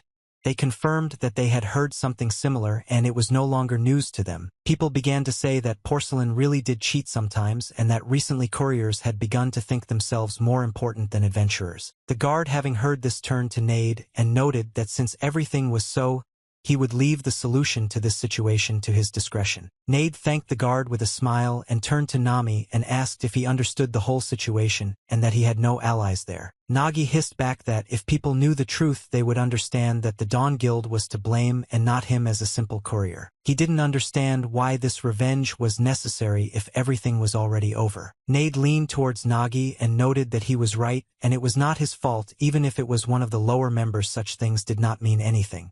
But there was one important nuance in that Nagi had caused damage to their guild. Nade repeated that the Dawn Guild had not sold anything to their offenders, and they must make it clear to everyone that they are not to be trifled with. Nade said loudly that whoever decided to go against the Dawn Guild always received a counterattack, and Nagi should become a kind of reminder so that everyone would see and remember this fact. Nade, looking at how Nagi was barely holding back his emotions, asked him not to worry and promised that he would leave him alive. He wore the insignia of the men he had killed, but he believed that the porcelain rank was not worth such an honor. Nade smiled and emphasized that from that day on, every time they looked at the scars on Naga's face, people would remember the Dawn Guild. He wanted to leave a mark on him and rushed at him. He used his special assassin skill and jumped on the courier with daggers. It was a 90 degrees cut and Nagi again had no time to jump away. The mark of an adventurer from the Dawn Guild would soon appear on his face and every adventurer from there would become his enemy. The couriers could not have allies since everyone thought about himself. But that time Nagi's luck turned and everything was different. Agnes Farid jumped out right in front of him and protected him from injury and a shameful mark for the rest of his life. She turned to Nade and asked him in a commanding tone to put away his sword. She explained that Nagi was now a member of her guild, Sunset Wind. The girl warned that from that moment on, any attack on Nagi would be considered an attack on their guild and would not go unpunished. After that situation on the street, Nade gave in and simply walked away. His shadow always followed him. Zero asked Nade if he was sure it was okay to just leave. He noted that the guild had expected more. Nade himself was unhappy with the outcome, but he had no choice since he had not planned to fight Agnes. He thought out loud that even if he had decided to fight her, nothing terrible would have happened, but unfortunately for him, she was already busy with someone else. Nade scrolled through his fingers and continued to think about what had happened. In the end, he just wasted his energy, even though it seemed to him that the courier would turn out to be someone truly significant. Despite the fact that the young man was quite skilled for a courier, a porter was still a porter. Nade considered him an unremarkable weakling, not worth wasting time and energy on. Nade believed that even though it all ended ingloriously after that, the courier was most likely scared to death and couldn't do anything more. Zero liked this conclusion very much, but he doubted that it could really be so. Nade smiled and suddenly felt that there was something wrong with his cheek. There was a cut on his cheek from which blood spurted out when he attacked his face. This surprised him very much because he could not notice when this wound appeared and did not know who exactly did it. Zero rose from the shadows and was slightly outraged that Nade hadn't even had time to understand how this had been done to him. He ordered him to slowly remember everything step by step. It looked like an evil shadow was hypnotizing the adventurer, forcing him to do whatever he wanted. He ordered Nade to remember everything with an incredibly evil smile on his face. Nade succumbed to the spell of his shadow and dove into his consciousness to search for that needed memory. Nade was transported back to the moment when he was still on the roof of the building and noticed the courier running along the road. The shadow plunged him into the very first moment when Nade met Nagi. He remembered how he missed because the courier managed to sense his approach and prevent the blow. He saw the boy's laughing face before his eyes. Everything down to the smallest detail was running through his head. Nade saw himself turning around and facing Nagi again. At that moment the courier took a sword out of his bag. The shadow asked to remember everything up until the very moment when Nade tried to finish off the courier. The final attack, full of confidence, was supposed to achieve its goal. By then the courier had given up all attempts and resigned himself to his fate, simply waiting for the blow. Nagi looked at Nade with reverence, whose special ability was about to hit him in the face. There were only a few seconds left, but there was one important but in that situation. Nagi didn't really give up, but waited patiently for his chance. His fingers were clenched into fists and waiting. Having determined the right moment, the fingers unclenched and the small knife descended down the wrist. Nagi skillfully intercepted it in such a way that he could defend himself. Zero emphasized that even in that situation the courier used the fact that Nade's gaze was directed upward, and that it was a long time ago an opportunity to pull the dagger out of his sleeve. In that situation Nagi didn't have many options on what to do, but he still had a chance to defend himself. In his world no one ever took the courier's side, so Nagi was obliged to protect himself. His eyes sparkled with anger and deep-hardened resentment.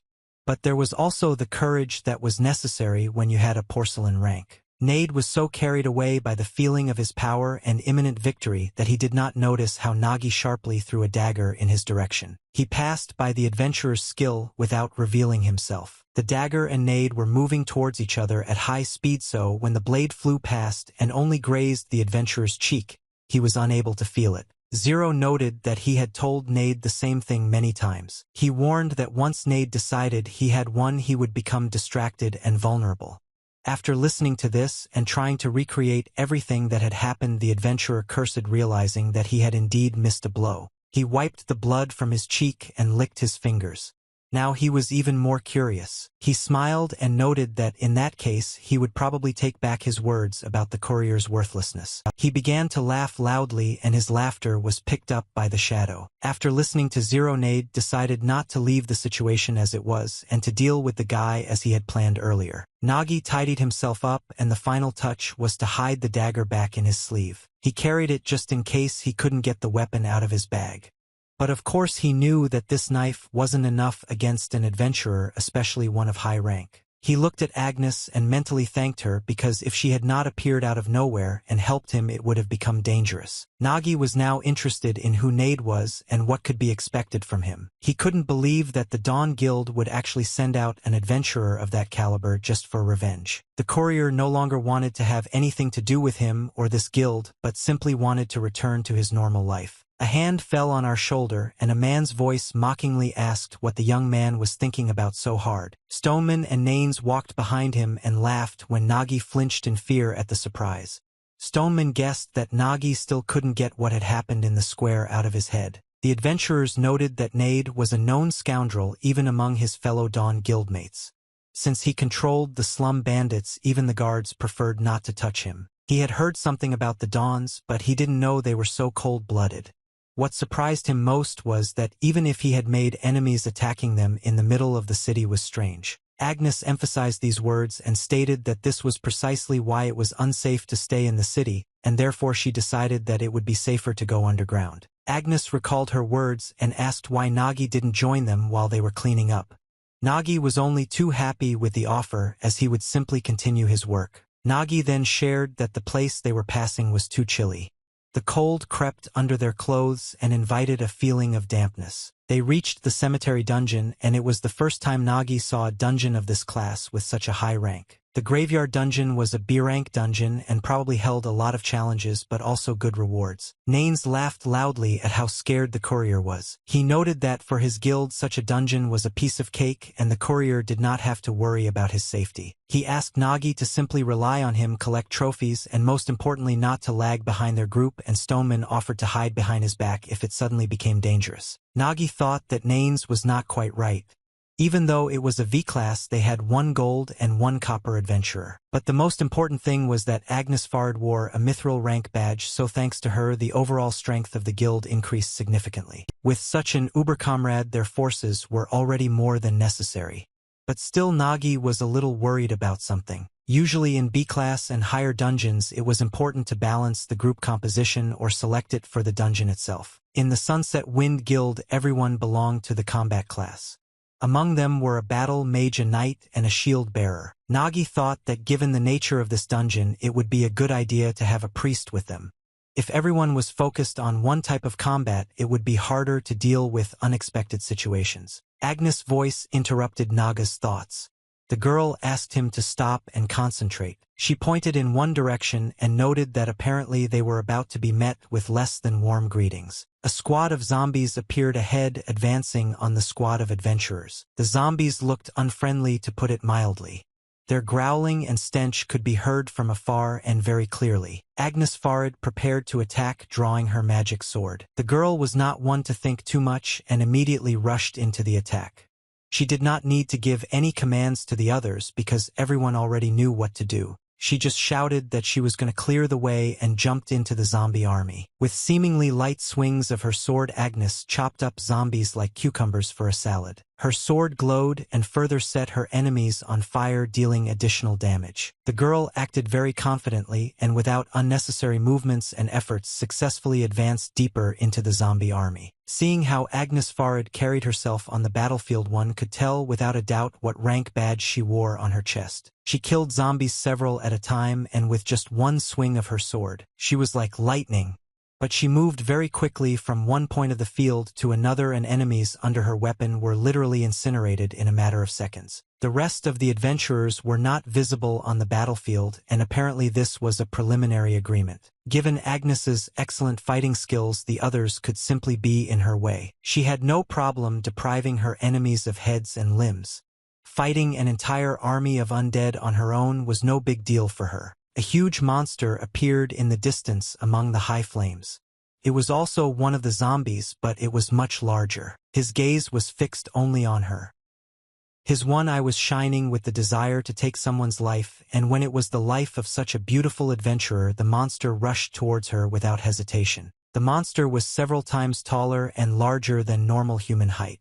It screamed loudly and waved its arms, but Agnes stood bravely before it and waited for the right moment to attack. Watching such a fierce battle, Nagi noted that, as expected for the B-rank medium mobs, were coming from the very beginning. Naines watched the battle with admiration and did not doubt his commander in the least. Despite the monster's enormous strength, Agnes had no doubts about her imminent victory. The girl circled around him, trying to find his weak spot and end this battle as quickly as possible. The monster was also confident in his own strength and went straight towards her. Agnes was not only strong due to her skills, but also had incredible agility and cunning in combat. The monster didn't have time to notice how the girl disappeared right in front of him and suddenly appeared behind him, attacking with a jump. She used her special skill as a battle mage.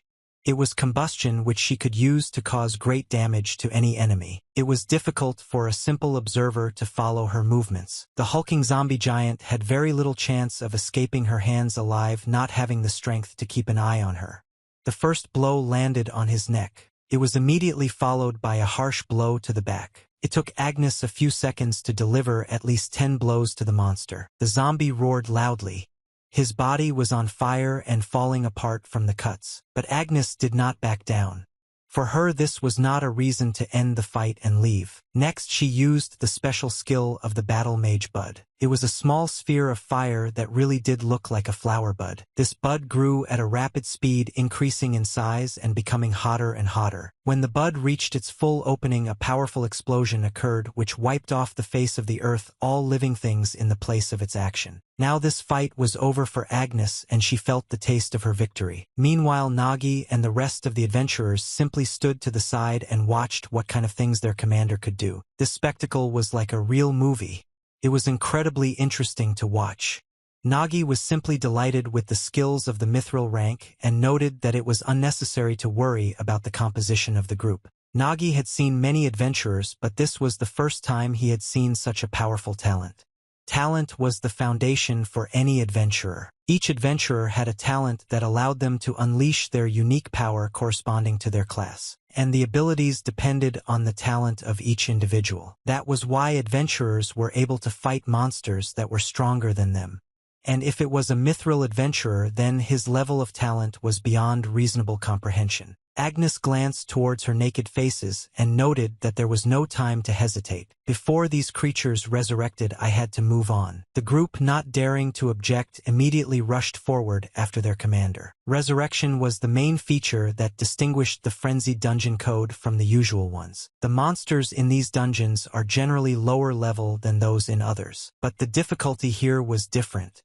The killed monsters rose from the dead again and again. The monsters that had already been destroyed remained dead for a very short time, and after some time they returned to life and were ready to fight as if nothing had happened. These monsters were capable of endlessly reviving and pursuing those who attacked them. If you moved too slowly, zombies could surround you from two sides, and then the probability of successfully completing the dungeon would decrease sharply. Therefore, in such cases, it is important to either take with you a priest who is able to perform an exorcism or to use holy water sold in the church. But the problem was that both were very expensive. The adventurers had not yet moved too far when the first zombies began to open their eyes. Agnes cursed and discovered that the dead had already begun to revive and were following them again. Naines stood up to lament what he had said before going into the dungeon, that it was worth taking Ferroro with him. When Nagi asked who it was, Naines explained that she had a priest in her guild who was always hanging around their base as if it was her own home. He called her a real devil in the guise of a priest because every time she demanded a lot of gold. And before going to this dungeon she again demanded a simply exorbitant amount to go with them. Naines despaired right before his eyes because their guild was so poor that they couldn't even afford Ferroro, and Stoneman added to this that she even treated very poorly. Agnes, hearing conversations behind her, turned around and noted that the complaints would come after the cleanup.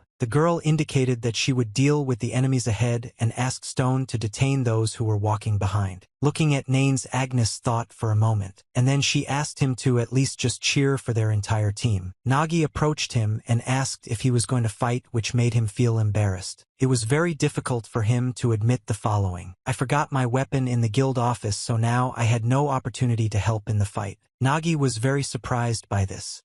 He did not understand how an adventurer could forget his weapon before clearing the dungeon, but Naines tried to justify himself by saying that everyone was in a hurry and the hustle and bustle did not benefit him. Agnes shouted that Naines always forgot something, and Stoneman added that the worst time was when he showed up for a cleanup without clothes. Naines was already very ashamed and he screamed, asking everyone to shut up. Nagi laughed slightly and noted that he just happened to have a spare weapon that he was happy to share. He rummaged through his bag and asked Naines what kind of sword he preferred.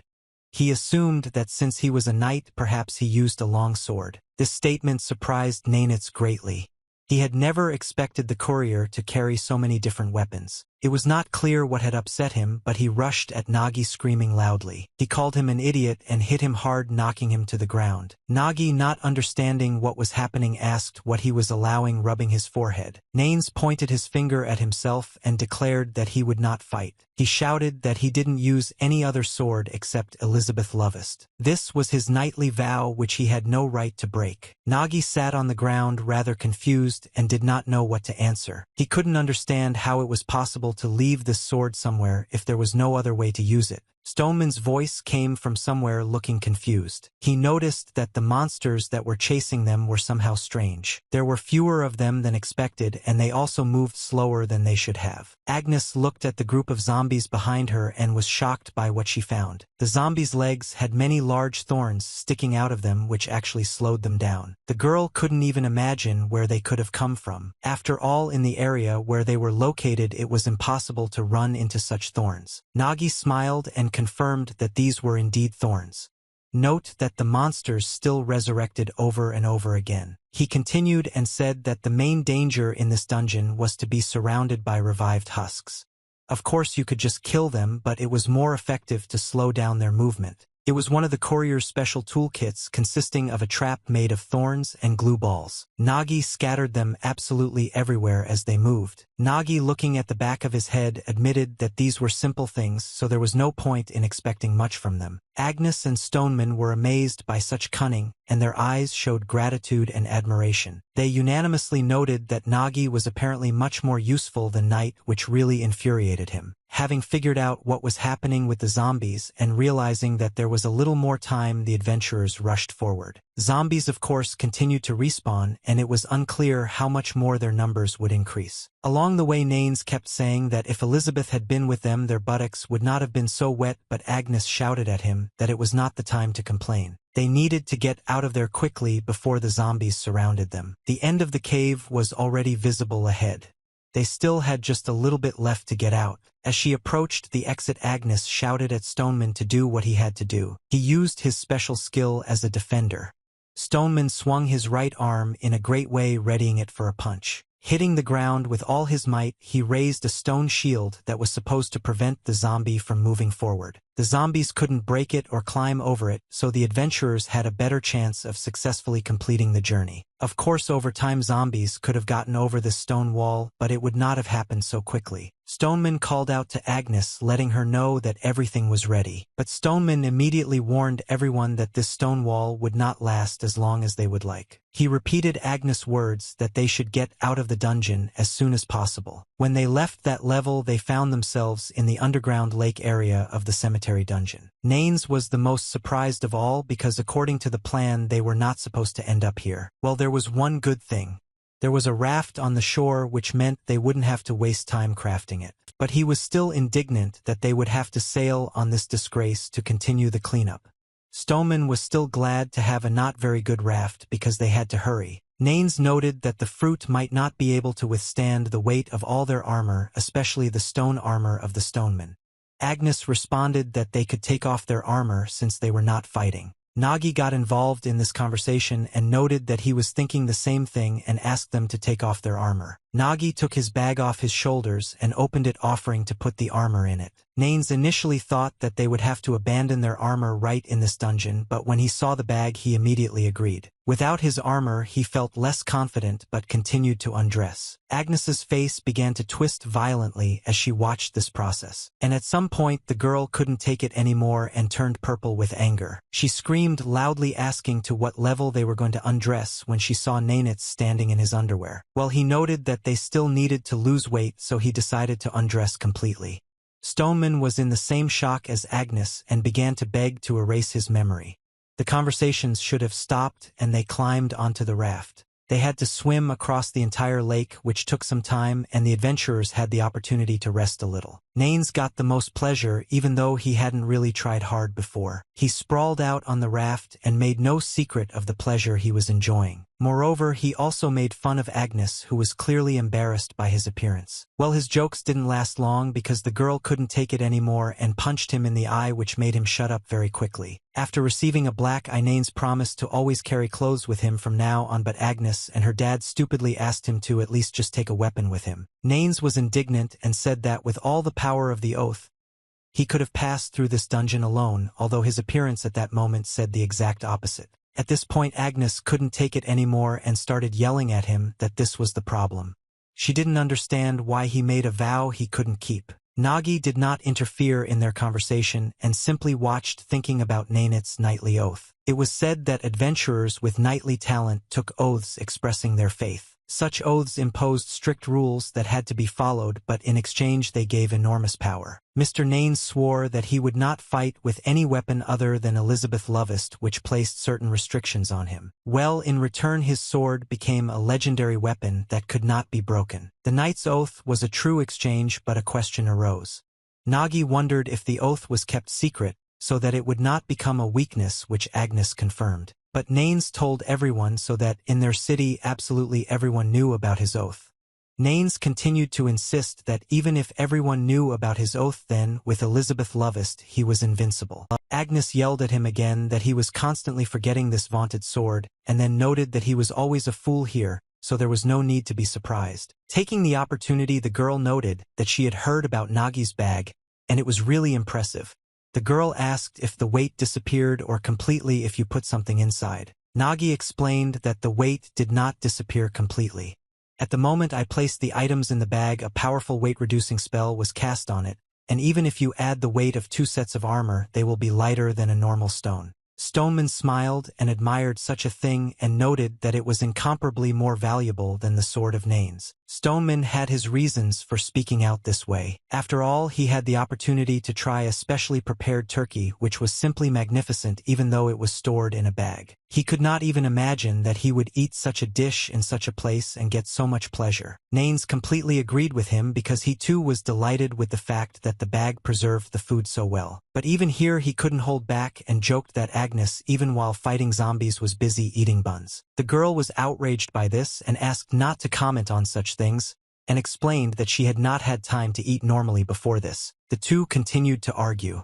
Agnes pointed out that Naines was idle while she hunted. He believed that he also suffered running in armor. Their argument was interrupted by Nagi, who asked them to pay a little attention forward and noted that it looked like everything was about to start. Agnes was distracted from the argument and glanced in the direction Nagi asked. Their raft was surrounded on all sides by boats which contained an impressive number of monsters. Even in the middle of the lake there was a huge chance of encountering enemies, and it was necessary to engage in battle right on the water. Some of the monsters had bows, making them much more dangerous for Cancer to deal with. The boats were loaded to the brim with members of the dungeon army of adventurers. There was no way to even escape. Nagi noted that their fruit really turned out to be a real trap for adventurers.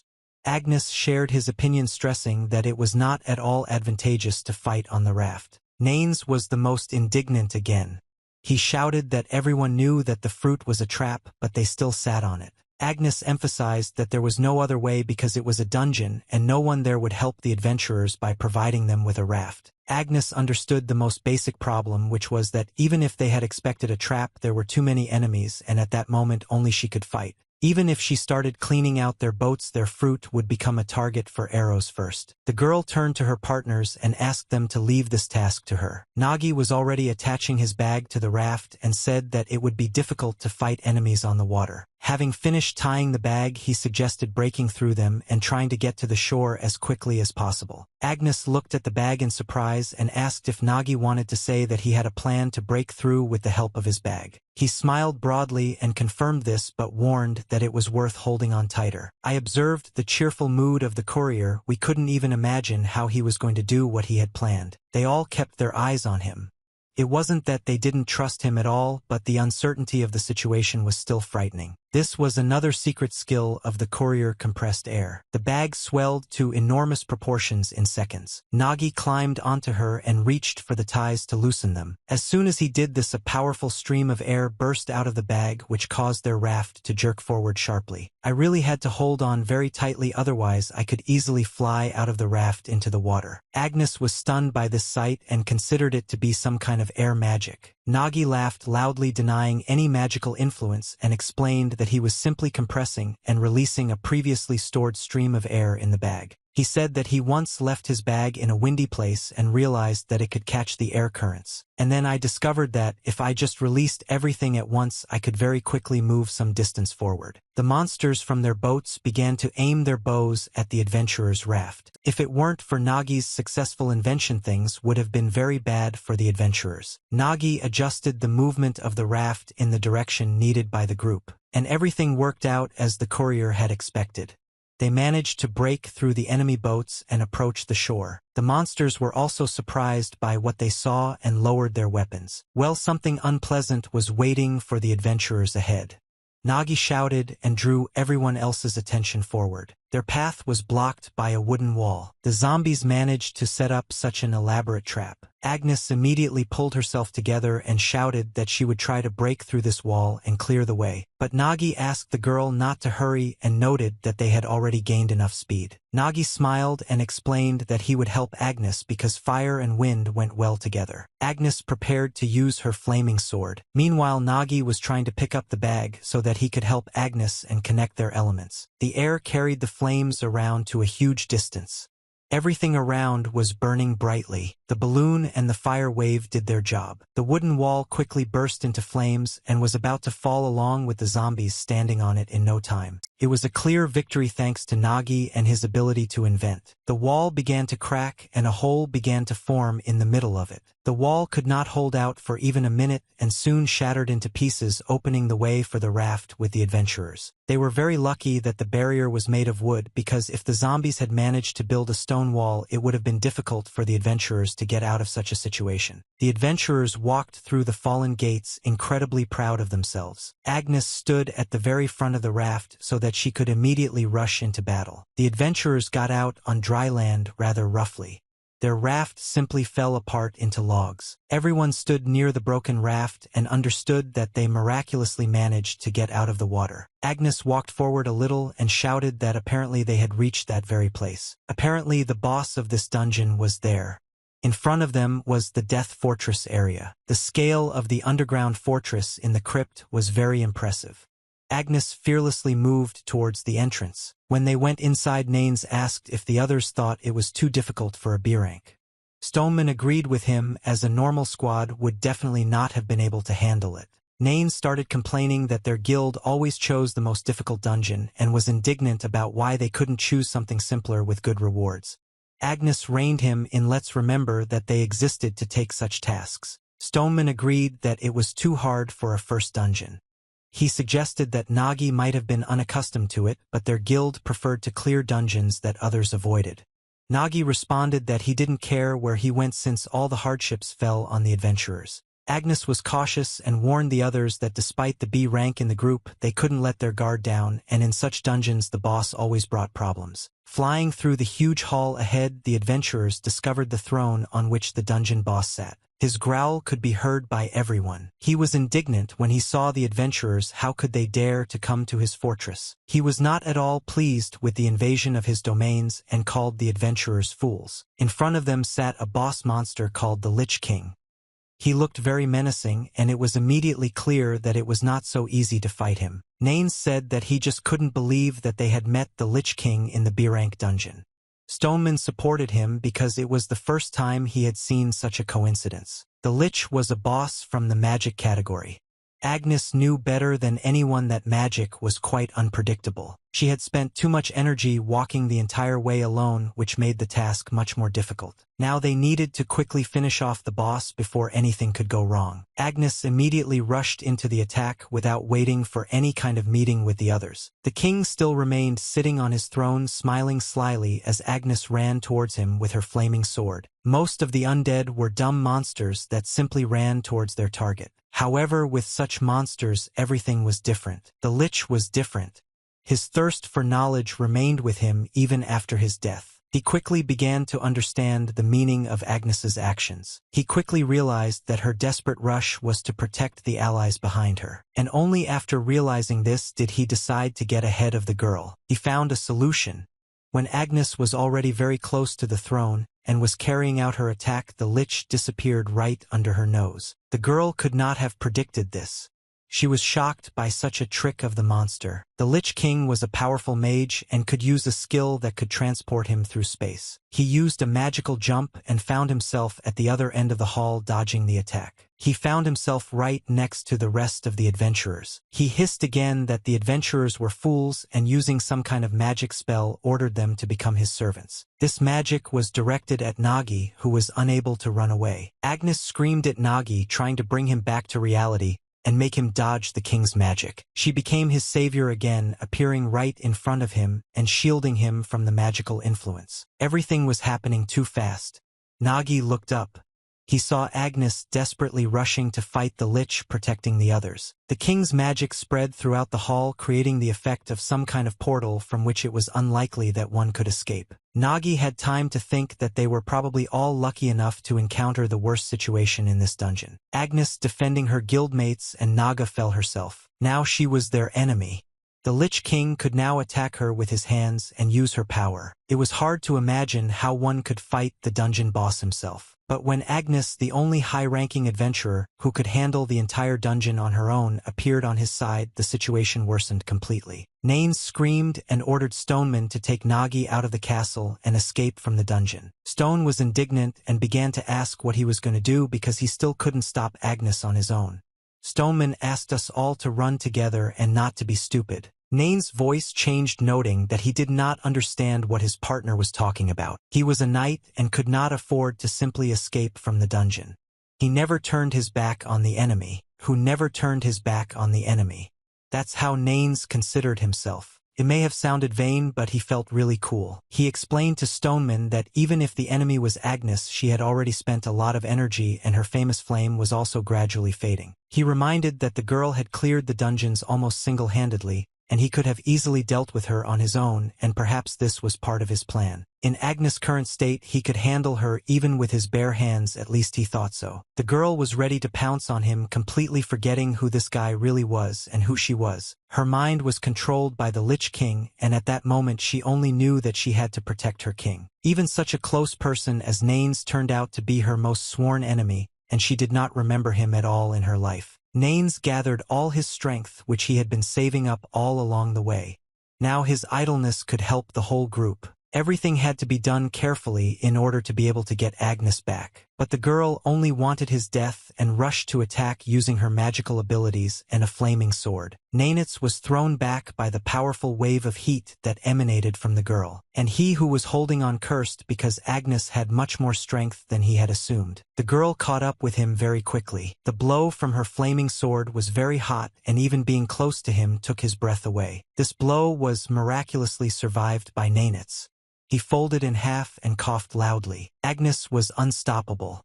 The girl regrouped and rushed towards him with the next attack. Naines froze for a moment, seeing that he would have to feel her flaming blade on himself again. He shouted to himself that a knight does not turn his back on the enemy.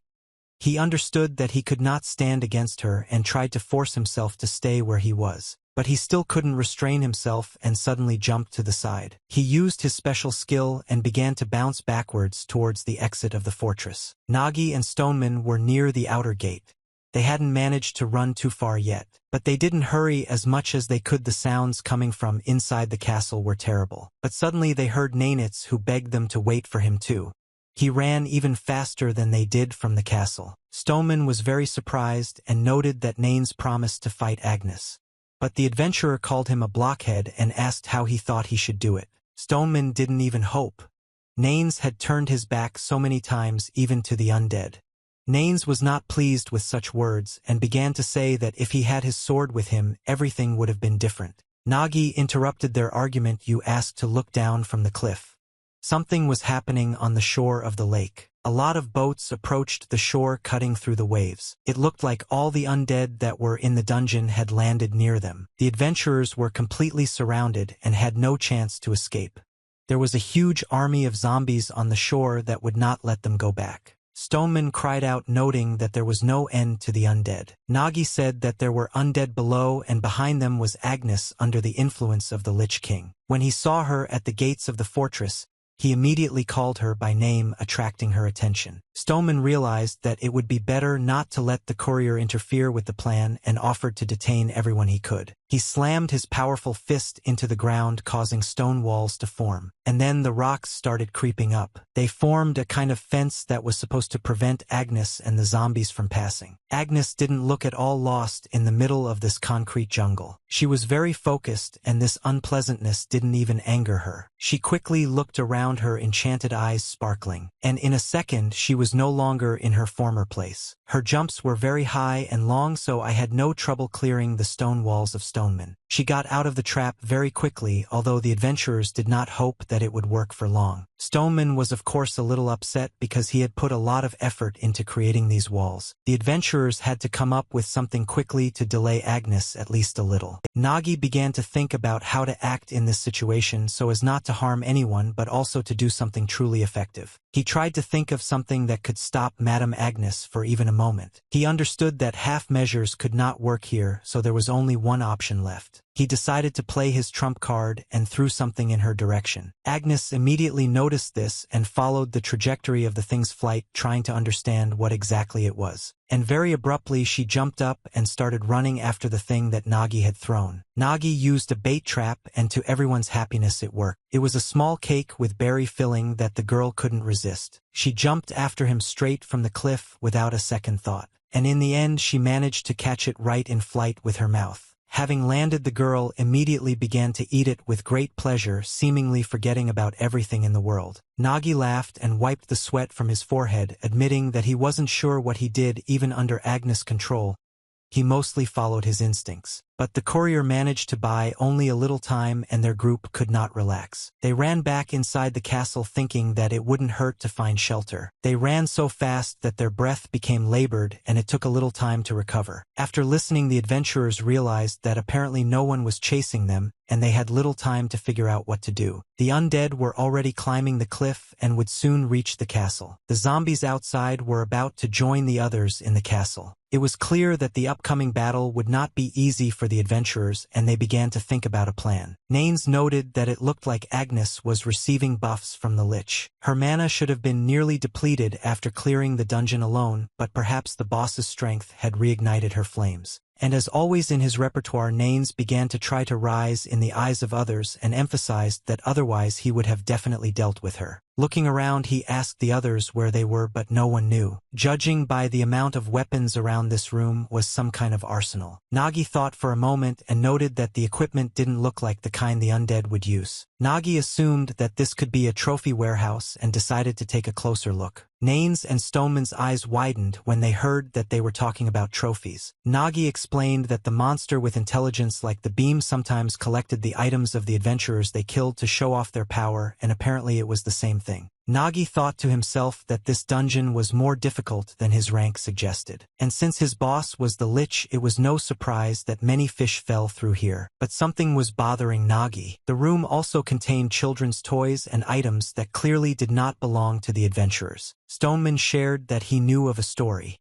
He recalled that their guild specialized in clearing dungeons that others avoided. This dungeon was cursed due to frequent unsuccessful raids after its appearance. But after this, cases of people going missing in the Godfather villages became more frequent. Stoneman emphasized that they did not notice anything suspicious during the cleanup and hesitated slightly. Nagi answered for him that it was like being kidnapped by the dungeon itself. The monsters were coming out of the dungeon, and after they got out, they went hunting for people. It sounded very strange, but it could well be true. Naines didn't like this suggestion at all, and he clenched his teeth in anger in order to somehow control himself. He objected that there was no rift in the dungeon and the monsters could not possibly exist only inside it. Nagi emphasized that this was just a theory and such phenomena occurred very rarely. As a rule, monsters did not go beyond the dungeon. Without replenishing its energy, they did not weaken much from the outside. Monsters could only leave the dungeon if it was broken or if it was a so-called outer dungeon. So the only way to test the theory was to kill the Lich. Naines began to hiss that he would grind that creature into dust this night, cannot turn a blind eye to injustice. Nagi and Stoneman looked at him suspiciously, but when he asked what was wrong, they did not admit it. Naines took out a handkerchief and confidently said that this time everything would be different. He began to blindfold himself with this handkerchief, but did not immediately tell what he was going to do. Having made up his mind, he declared that he would break his knightly oath and take up the sword. Nagi reminded that if a knight broke an oath, he would face severe punishment, and asked again whether Naines was ready for this and suggested that perhaps the oath could be somehow circumvented. Naines didn't know this because in essence the knight's oath was essentially a contract with oneself, but if one manages to deceive oneself, everything will be all right, but only theoretically. He never did this, but he hoped to win. Stoneman dropped everything else and asked how they were to get to the Lich, to which Naines pointed out that this was their task and he would be deceiving himself. Nagi doubted that all this could work and that the guys would be able to implement everything without harming themselves. The courier asked if it was certain that if Naines was delivered to the Lich, he would be able to defeat him, but he noted that this question made no sense. He pointed out that if his hypothesis was correct, it was no longer a question of whether they could. He emphasized that they had to do it and smiled broadly. Nagi agreed and offered to become his eyes in that case and lead him to the boss. Stoneman cried out, understanding how the guy was going to do this because new forces had already joined the army. To get rid of the guy's shoulders, you'll first have to fight Agnes. And after defeating her, you need to break through a huge army of zombies. Nagi took out a crossbow from his bag, preparing to break through. He understood what they needed to break through the enemy. He examined his crossbow, making sure it was in good working order, and noted that they needed their own army to break through. The Lich King sat on his throne. Agnes stood next to him, and an army of zombies gathered in the hall. The monsters growled and roared, expecting a possible battle to come soon. They were ready to defend their dungeon and their king. Several small zombies ran into the hall and, almost out of breath from running for so long, muttered something to the king. They reported that they had found the adventurers, and the king appreciated this information. He narrowed his eyes and ordered his army to capture all the aliens and allowed them to cut off one or two of their limbs if they wanted. The zombies rushed to the exit in search of the adventurers at the same second. Nagi heard the stomping and growling and warned the others that the army was approaching. He asked Stoneman and Nanes to stand behind him. The adventurers did not argue and did what they were told. Nagi stretched ropes across the hall and attached explosive mushrooms to them. As soon as the first zombie's foot caught the rope, a very powerful explosion occurred due to a chain reaction with the rest of the mushrooms. Everything around was covered in smoke and fine dust from the destroyed walls. The adventurers remained where they were, waiting for something to go wrong. Nanes noted the delicious smell that appeared, but Nagi asked him not to inhale it.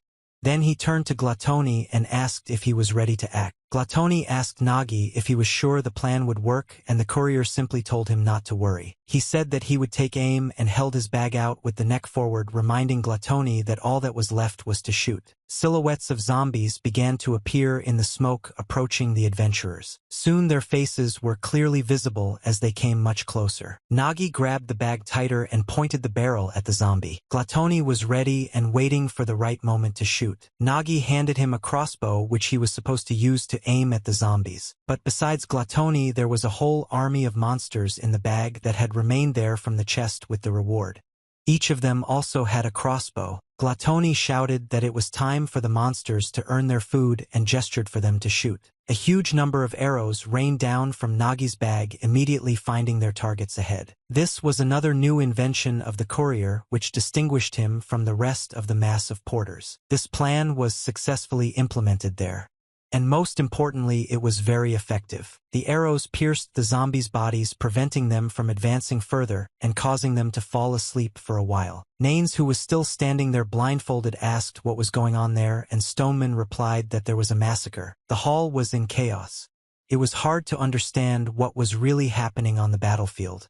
Arrows whistled, zombies growled and groaned as they fell with a crash. Nagi held his stance, directing the stream of arrows where it was most needed. And finding that they had defeated most of the armies, he commanded the remaining adventurers to run forward and break into the boss's hall. The city of Valum lived its own life.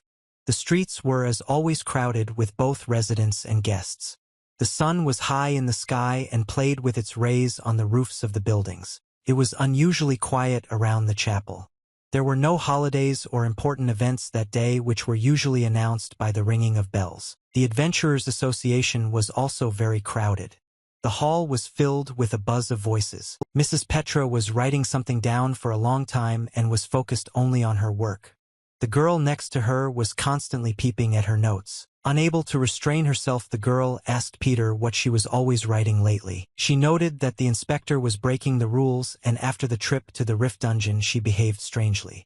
This question took Petra by surprise, but fortunately the girl suggested out loud that she could have been writing a scientific paper there. Petra laughed tensely and emphasized that everything was fine with her, nothing special had happened, just one thought was bothering her, and she was trying to think it through properly. The girl asked what particular thought was troubling Petra. The inspector explained that she was interested in whether an adventurer necessarily had combat talent. The girl looked at her in surprise and noted that the answer was obvious, because without combat talent, of course, it was impossible to become an adventurer. If it were otherwise, why would people desperately strive to obtain combat talent? The girl then emphasized that this did not even require an explanation and asked Petra to look towards the memorial. There was a young man shouting and swearing. The magical memorial indicated that this young man's talent was to be a tailor, and apparently the guy didn't like it very much and asked to double-check the results. He claimed that he should become an adventurer, but the memorial said that he could not do that. The girl told Petra that they saw people like this guy several times a day, which confirmed that the chance of getting the talent of an adventurer was very small. The path of every citizen was determined from the very beginning. Each person went through a calling ceremony supported by the association and awakened their talent. This process involved analyzing the ether in the human body using a magical device that recorded the talent as text. As a result, the rules regarding adventurers became even stricter. Some argued that it was better to recognize your innate talent as early as possible in order to develop it faster. The girl thought so too, but she was interested in the question of why so many people wanted to become adventurers. On the one hand, it brought a lot of money and fame, but with it there were huge risks. The girl thought that from this point of view they were lucky because they were receiving a salary at the level of mid-level adventurers but did not risk their lives. She was convinced that following what was destined was cool. However, after recent events and meeting with Mr. Nagi, Petra had a question. She was interested in whether it was possible to build the path of an adventurer only on the basis of the talent given. And what was more important, I was haunted by the question of whether it was right to determine a person's future solely on the basis of his awakened talent. Meanwhile, Mr. Nagi and his guild members continued to fight the zombies in the dungeon. There was real chaos there. There were a lot of zombies, and it was very difficult to fight them. Without Nagi's talents and skills, the guild would have a hard time. Especially with the courier's oversized bag, they wouldn't be able to pull off some of their tricks. Nagi ran ahead through the army of zombies, holding his bag in his hands and asking everyone to stick together. He had a lot of bolts that he used to shoot back at the monsters sitting in his bag. Well, these bolts were too cheap and fragile and therefore ineffective in combat. This shooting helped to delay the army and gain some time, but it didn't last long. Besides, the zombies quickly resurrected and immediately rushed to attack. The adventurers had to continue running and just trust Nagi. Naines was still blindfolded. He called out and asked if everything had gone according to plan since he couldn't see anything and didn't understand what was happening. Stoneman tried to convince him that everything was okay. Stoneman glanced at Nagi and said that he heard the courier leading a raid in the Rift Dungeon, and it seemed that it was not an exaggeration. Nagi ran up to the gate and shouted that they were already very close to the boss's room. He emphasized that the main part of their cleanup had begun. When they looked into the throne room, you saw a huge army of zombies, which was much larger than the previous one.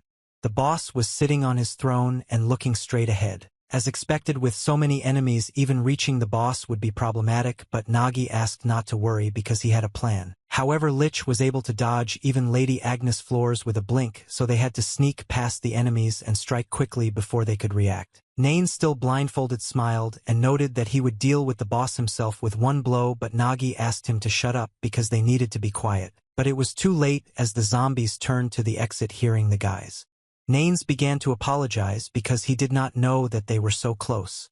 But nothing could be done, and it was worth starting to implement the plan immediately. To get to the Lich, they had to break through the army of undead blocking the way. Nagi warned that it was not necessary to fight with everyone in a row. The courier took a crossbow from his bag and loaded it with an explosive mushroom. There was no time to delay, and he fired immediately. Nagi aimed at the chandelier with lit candles that hung from the ceiling. This was part of the courier's plan, which he was confident in.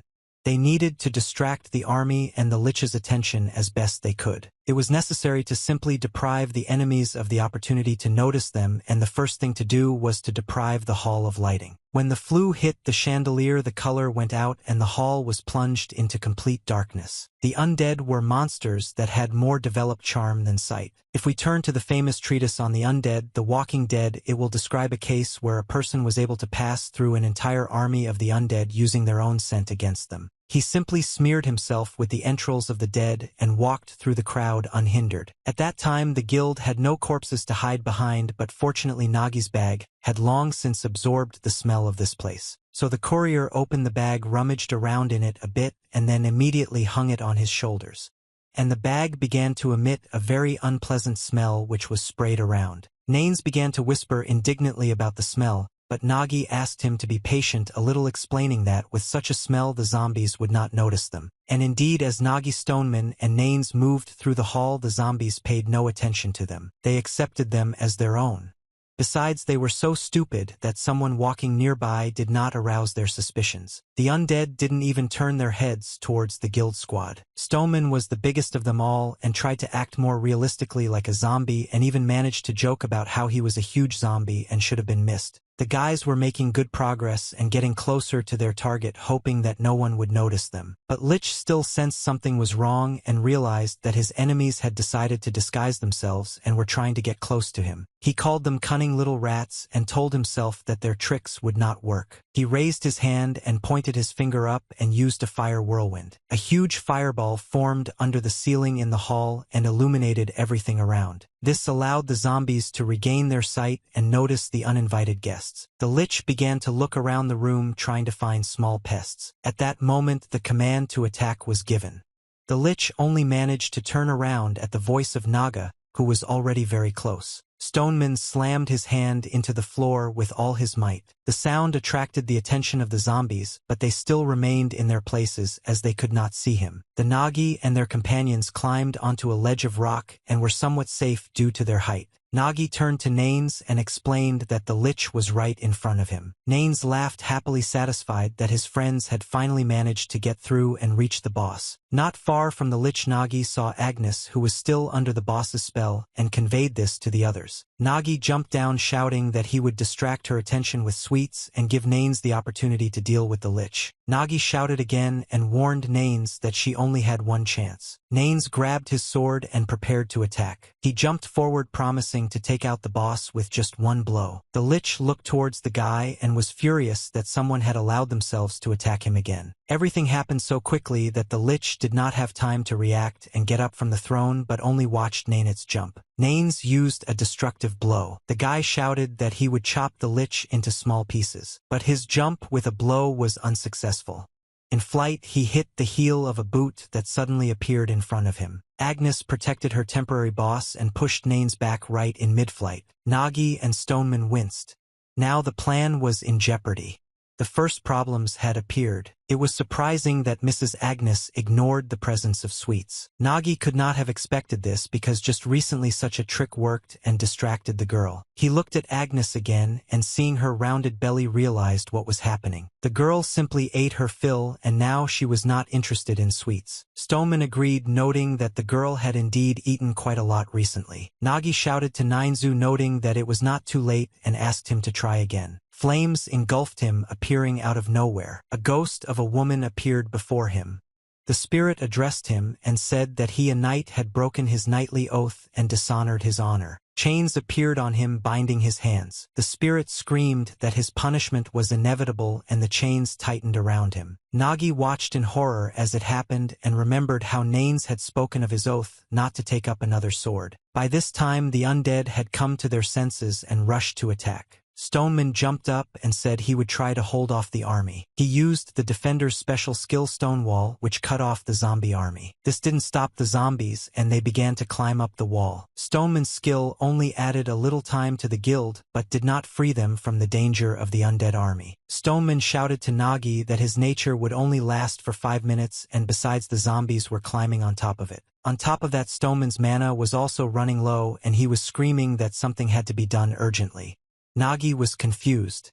He was sure that his plan would work, and he didn't have another one yet. The Inspector Petra's colleague continued speaking. She noted that, as Petra herself had said, there were always people without fighting talent who wanted to become adventurers. It could be assumed that, with rigorous training, they could develop skills comparable to adventurers, but the decisive difference between normal people and adventurers was mana. Only those who had combat talent were able to accumulate and refine mana in their body. Low-level monsters in dungeons could still be defeated if you trained well. But in the event of a collision with a strong monster or an inevitable boss, then without mana the battle was doomed. This is what Nagi faced, who could do many things but was just a courier who was deprived of mana. Only this prevented him from becoming a real adventurer.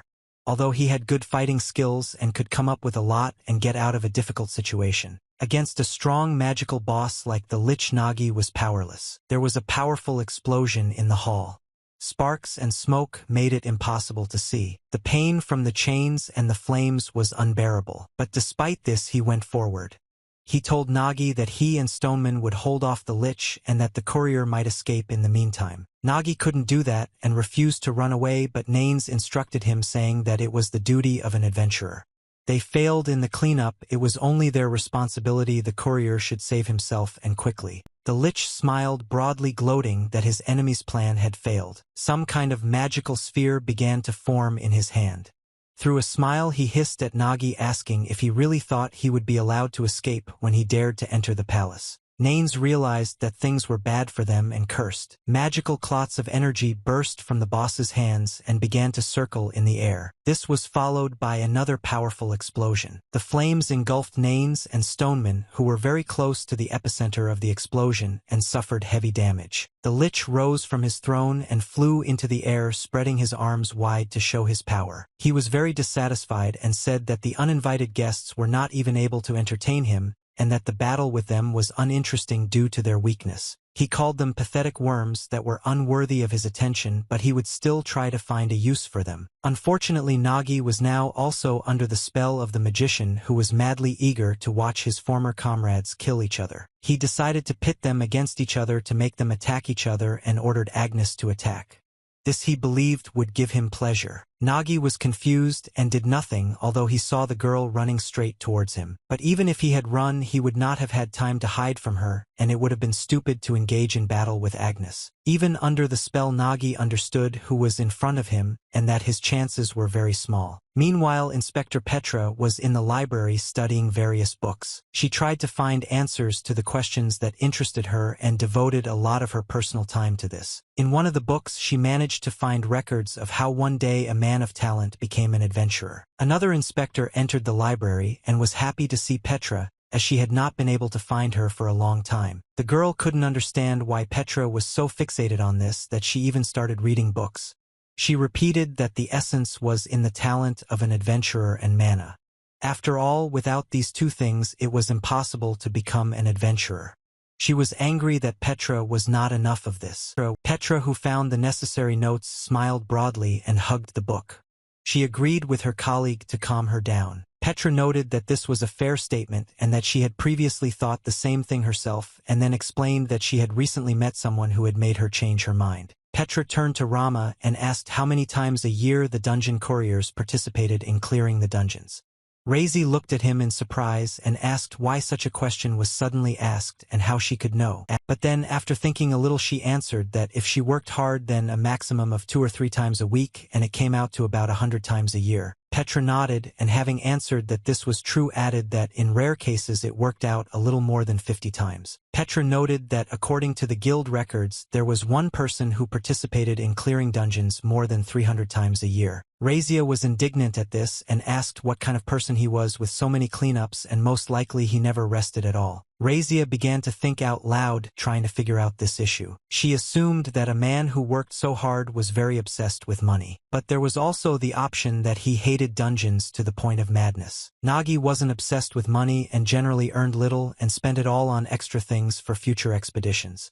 But he hated dungeons. While the inspectors were arguing with each other, he was trying to hold his own against the mithril-ranked adventurer who was possessed by the dungeon boss's spell. Naga's sword could not withstand Agnes's strength and began to crumble. Soon the courier's sword broke in half. Nagi also thought that a blow from a blade like the one Agnes Farad had would be very difficult to survive. The difference was not in the level of weapons. The difference lay precisely between him and Madame Agnes. An ordinary courier had practically no chance against a myth-real level adventurer. No matter how trained he was and what kind of armor he wore, it was practically impossible for him to defeat such a warrior. However, the courier still had some advantage. He could only hope for him. When adventurers cleared the dungeons, the couriers did not fight. None of the couriers usually got involved in unnecessary fights with monsters. In most cases, the couriers simply watched everything from the sidelines. For this reason, Nagi knew Lady Agnes' fighting style and could imagine what to expect from her. He also had the chance to observe Agnes, which could have helped him a lot in such a situation. Agnes Farad always began her attack with ignition. Her sword began to burn brightly, which helped to disperse opponents and inflict additional damage, and then simply finish off those already wounded. And only after the ignition did the girl move on to fetishization. Of course, even knowing this, the attack took place in a split second. Simply reacting in time was not enough. Who's next to attack? There were only 0.2 seconds left. If you reacted when you saw the movement, it would be too late. It was necessary to predict the next step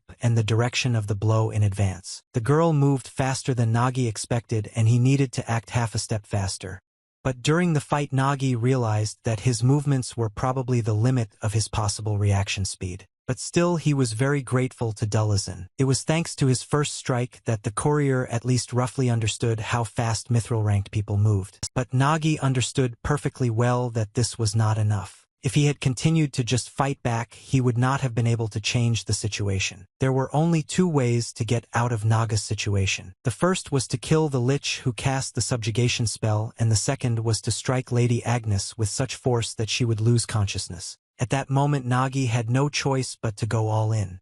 He hoped that he would be able to attack the girl at least once. At first he decided to use an axe, but ordinary swords melted after one blow. He tried using a heavy axe, but it was also useless. Nagi noted that whatever it was destroyed like soft cottage cheese in front of the mana flame. After the axe, I decided to try using a spear with its advantage in range. Well, this also turned out to be useless, and the spear melted like the rest of the weapon. It was not easy for Nagi because right during the fight he had to dodge powerful blows and come up with further actions on the fly. He noticed that in front of the breath that emitted magic distance was meaningless. He decided that there was nothing left for him to do but just keep going until he succeeded. He shouted and called Glatoni and then asked him to hand him all the weapons that were in the bag. Glatoni disappeared inside the bag and soon began throwing out the weapons he had. Fortunately for Nashi, he had a lot of weapons in his bag. This gave him the opportunity to stay for a very long time, considering that each sword quickly melted or crumbled. Nagi grabbed one of the first swords thrown out and set about executing his plan. Choosing the right moment, he began to attack Agnes, but she killed attack after attack. Each subsequent sword was damaged. Nagi jumped to the side, dodging the girl's blows, but had the opportunity to immediately continue the fight. He grabbed the next sword from those scattered around thanks to Glatoni. Nagi immediately began the attack, trying to catch the moment when his opponent was not ready. The girl used fire attacks, which caused a lot of inconvenience. Nagi tried to dodge and at the same time catch Agnes where she didn't expect it. It was a very long fight, but Nagi did not give up. Agnes didn't seem to get tired at all, but it was still impossible to inflict any damage on her. She destroyed every sword, but in the end her own gave way. Nagi noted to himself that not only his weapon was being destroyed, but also Lady Agnes' weapon had overheated and was seriously damaged. Nagi had to wait a little longer. He rushed into the attack with renewed vigor. Glatoni continued to throw out swords, which were immediately picked up by the courier. Nagi confirmed to himself that he still had very little time left before he would see any results. He tried not to stop and continued the fight, gathering all his strength. Agnes continued to fight off his attacks and dealt her own. Nagi held on as best he could, continuing to encourage himself in every way. He often met the girl's gaze. She burned right through the courier and was very belligerent. Everything around was burning from Agnes's attacks, and it was hot not only because of the complexity of the situation. Thanks to the courier's training, he managed to hold out for quite a long time. For Agnes, this fight seemed easy as pie, but her opponent turned out to be too dodgy. The girl used a skill called Fire Flower. The blossom and flames engulfed everything around her and Nagi. The courier was at his limit and was already having difficulty dodging attacks. He began to wonder what would break first. It would either be Lady Agnes's sword or his body. Nagi could no longer continue the fight and hoped that the situation would change soon. The next moment, Agnes' Fard struck and Nagi was thrown high into the air. The girl's blow was very powerful. The courier howled in pain and despair. The lich bared his teeth in a wide smile, pleased that his uninvited guests could not resist his strength. To his great surprise, this entertainment turned out to be very funny and exciting. Before this situation, all the adventurers who came turned out to be nothing but despicable worms. He was delighted with Nagi's capabilities and invited him to join his ranks and share his power. He claimed that, in that case, the dungeon would swallow up not only this place but the entire kingdom. The lich screamed that thanks to the courier his kingdom would become stronger and rise again from the ruins. Sparks, ashes, and flames were everywhere, making the situation look like a living hell. Nagi was on his knees, completely exhausted and disappointed with the results. But when I heard the lich's words, I thought that this monster was going to leave the dungeon and start an invasion. It was too dangerous and he couldn't let him out. He kept saying that all the monsters had to die inside the fucking dungeon. He turned to Glatoni and asked how many weapons were left, and he excitedly replied that there was only one left. Nagi had only one try left.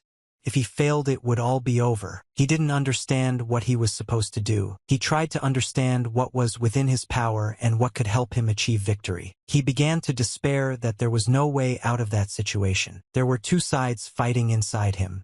On the one hand, he wanted to give up because it seemed like there was no chance.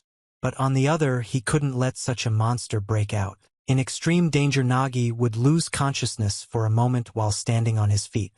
And in that short dream, he remembered why he had so desperately abandoned his job as a courier and why he had so much yearned for the destruction of the dungeons. On the day the dungeon broke through and when he lost everything, Nagi made an oath to himself. He promised to destroy the dungeons, but this was not something that a simple porter could do. They laughed at him.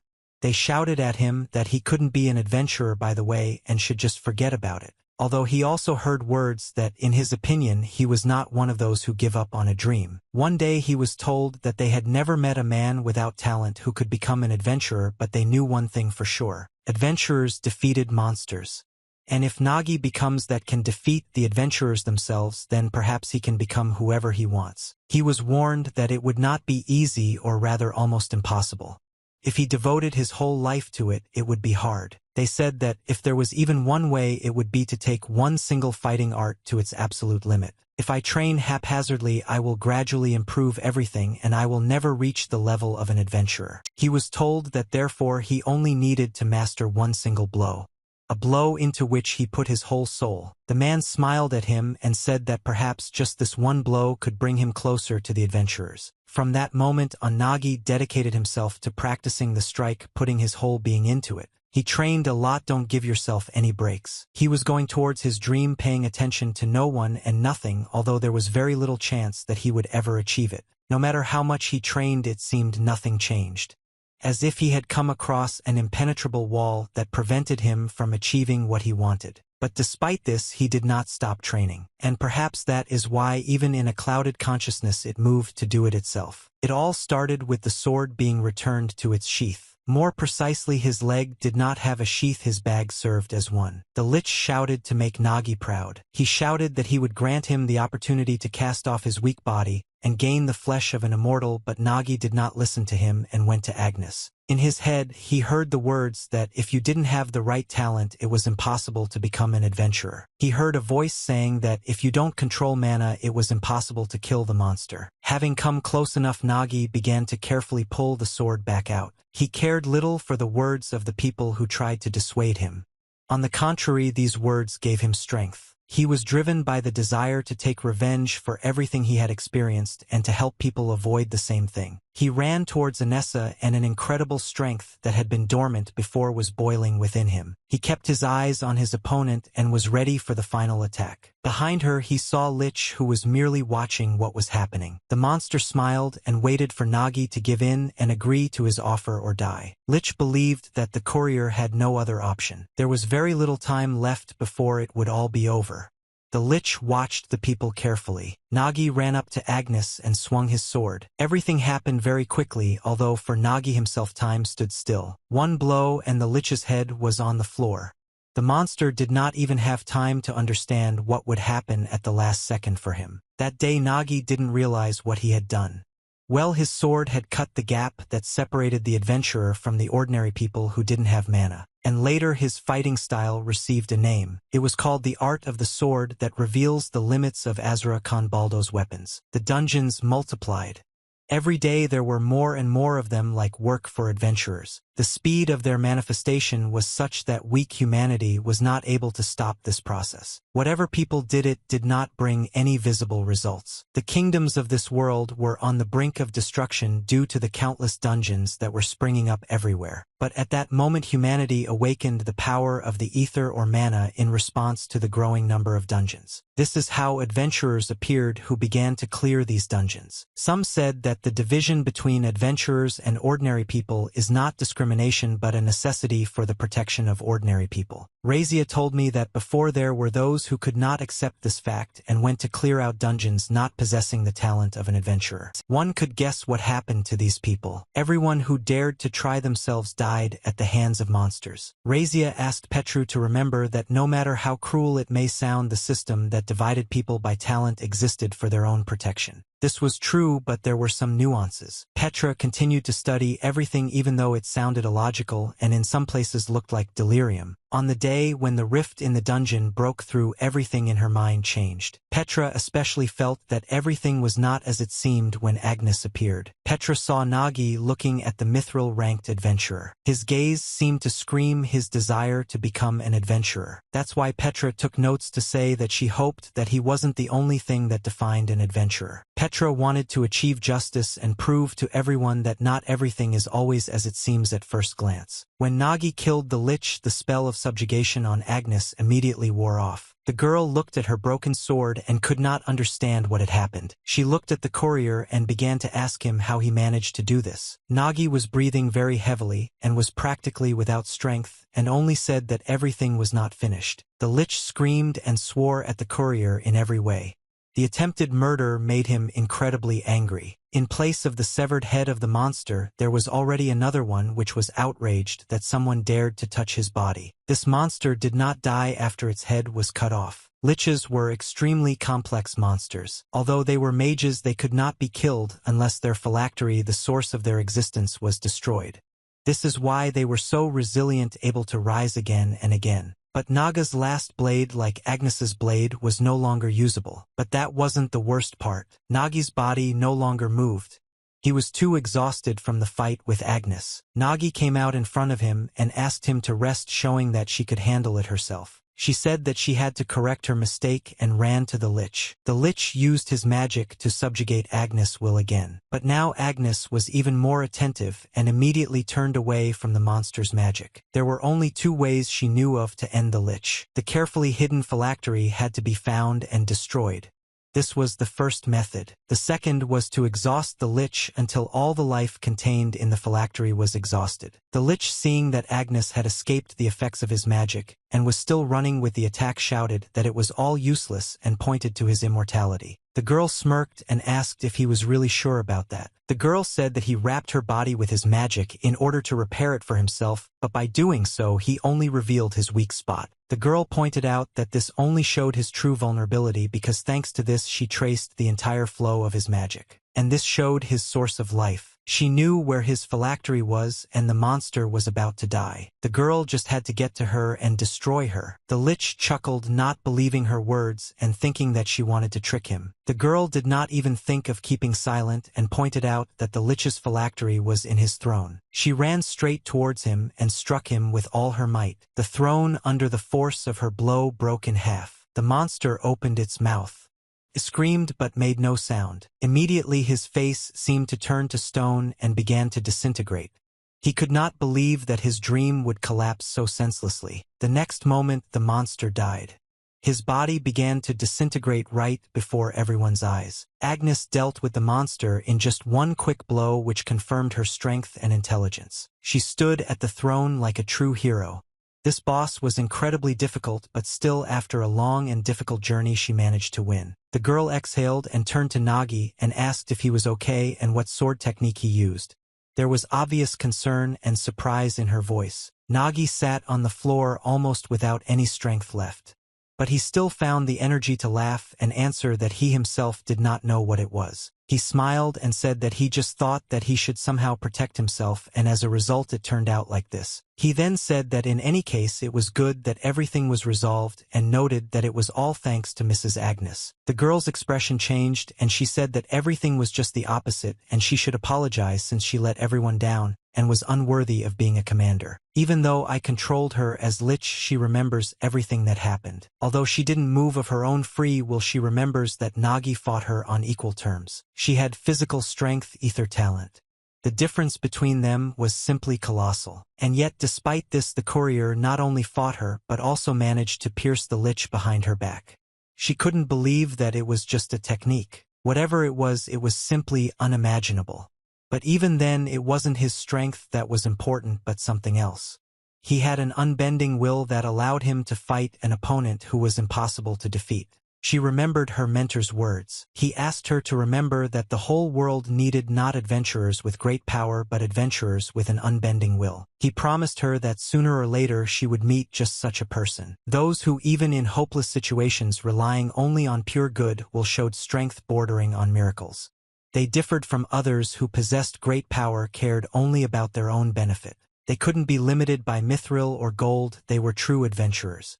And that's why, as the deputy head of Sunset Wind, the girl decided that she had to get it. The girl came a little closer to the courier and noted that she had to ask him one more question. She said that the Sunset Wind Guild was not just a guild that pursued wealth and fame. She emphasized that they existed to destroy dungeons and prevent dungeon breakthroughs. She explained that, because of this, they were constantly fighting for the most difficult options that only brought unnecessary suffering and that others avoided. The girl indicated that this is precisely why they did not need those who possessed great power. But they needed those who had a great will. Agnes slightly bowed her head and said that they needed those who were willing to sacrifice themselves to prevent the dungeon from breaking through, even if there was no benefit in it. That is just like Nagi. The girl extended her hand to Nagi. Exhaling and gathering her strength, she asked again if he wanted to join their guild. The girl emphasized that the Sunset Wind Guild needed him. Nagi was very confused. The courier replayed Agnes' words about the guild that protected the world from the dungeon breakthrough. I always dreamed that such a guild existed, but it didn't exist back then. If such a guild existed, then such a disaster would not have happened. When he returned, the old man noted this with particular sadness. He sat among the rubble of the city, among the hot fire and ashes. When Nashi came, it was too late. The city was already destroyed and there was nothing to save. That day took the lives of many people. Nagi knew that the horrors of that day would never leave his memory. Maybe that's exactly what he wanted to change. Perhaps this is exactly what he wanted to do, and extended his hand to Agnes in response. With her help, he stood up and replied that if she was serious, he was ready to try to stop the dungeon breakthroughs with her. Agnes smiled and welcomed him as a new member of the Sunset Wind Guild. Stoneman slept through the whole thing, blowing bubbles from his nose. When it was all over, he came to his senses and slowly opened his eyes. As soon as his eyes opened, he jumped up with a scream, thinking that he needed to continue the fight. But looking around, I saw Agnes and Nagi standing and talking. I didn't understand what was wrong with them and what was wrong with the Lich. He tried to assess the situation and at least understand a little what had happened. After thinking for a bit, he decided that Agnes had freed herself from the subjugation spell and defeated the Lich, and he scolded himself for not realizing it right away. Agnes suggested that they discuss this later, and looking at Nanitz asked why he hadn't done anything here and was still sleeping. She screamed louder to wake him up, and Nanes opened his eyes with difficulty. Only after coming to his senses did Nanes immediately scream, frightened by Agnes. I think that she still poses a danger. He jumped up and grabbed the girl tightly, not even trying to understand the situation. He leaned his forehead against her abruptly, and looking into her eyes began to shout that they were casting a subjugation spell on her. The girl only called him names in response and broke free from his grip. Nanes straightened up and, smiling from ear to ear, declared himself not a savior and asked if everyone had seen it. Let's go, he managed, even without Elizabeth Lovest. Agnes had a cut on her forehead and would probably soon have a bruise, which certainly didn't make her happy. She rubbed her forehead and froze for a moment, called him names again, and asked him to hide since he would feel very bad from her anger. Nanes did not understand what was wrong and began to ask in a trembling voice what was happening to her. So the Sunset Wind Guild together with Nagi cleared the grave dungeon. The gates of the dungeon closed as soon as the team left it. Nanes exhaled and noted how much this dungeon had made them sweat, leaving out the fact that he had slept for a very long time and had actually missed everything. Agnes turned to him and noted that although the dungeon had been cleared, their mission was not over and they had to hurry. The trophies found in the burial dungeon were kept by Naga. Usually the Adventurers Association would handle the return of the items to the owners, but since it was a remote dungeon, the possibility of that happening was extremely low.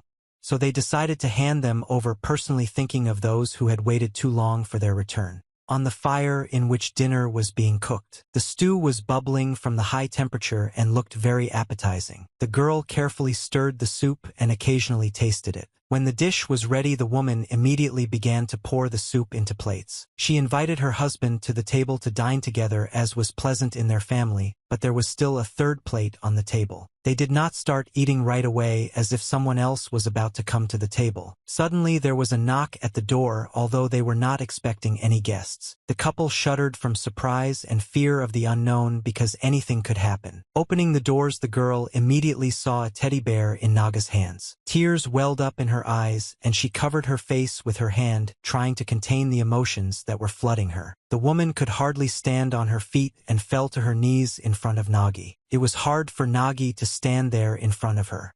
In some ways, moments like these were much harder than clearing dungeons. But it was necessary. After some time, the adventurers discovered that they had similarly handed over all the things that belonged to the villagers. There were items belonging to adventurers on them, and they had Eldian seals on them, so they could be passed on to the association. Agnes explained that some might consider this excessive, but in the guild they considered such actions part of clearing the dungeon and the duty of an adventurer. Nagi smiled and replied that he didn't think like the others and was glad to meet the families of those who were kidnapped by the dungeon. These people prepared another plate for lunch every day because they knew when that person would return. It was hard for the Nagi to say if they had done the right thing by giving those things to those people, because even if it was true, they might have just taken away their last hope. Agnes answered without a smile that taking away this hope was the best solution. Now, of course, it was painful for those people, but endless waiting would have been even worse, and that family probably understood this too. Nagi didn't even have time to think about it. He definitely agreed with Agnes. Naines joined the conversation and wondered why the Lich kidnapped not only adventurers but also ordinary people. Agnes didn't know the exact answer to the question, but she replied that someone said that the dungeon stopped stronger when they killed people. Since it was a burial dungeon, you must have been right. Well, as Naines said, there were too many inexplicable things. What struck Agnes most was that the Lich cried at the moment of death. And then he turned to the creator and apologized to him, but only she saw it.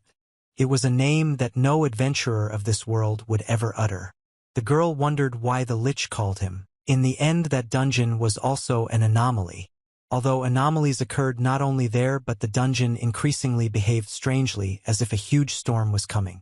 But at that moment something else was important. Agnes believed that no matter what anomaly happened, they as adventurers had to destroy the dungeons before they brought trouble. Nagi sat at the table in the dining room with Nero and Bandashtar. Nero pounced on the food, as if she had never seen it before as soon as it was brought in. Bandashtar was no different from his friend and greedily devoured everything that was on the table. Nagi laughed at them and laughingly asked them to eat more carefully so as not to choke. He decided to clarify whether he had understood their story correctly and started a conversation about it. It turned out that the whole time he was in the burial dungeon, these two were simply throwing a tantrum, and they didn't demand that they be accepted either. I know that the leader had already been offered membership. Bandashtar shouted that he would become a brilliant adventurer. If they didn't accept him, they would have to feel sorry for him. Nero wanted to get into the guild as much as her comrade. And Dorothy, who was listening to this, thought how annoying they were. Somewhere it had been going on for several hours. The girl couldn't stand it and said that as far as she knew, their leader was not real, they were simply deceived.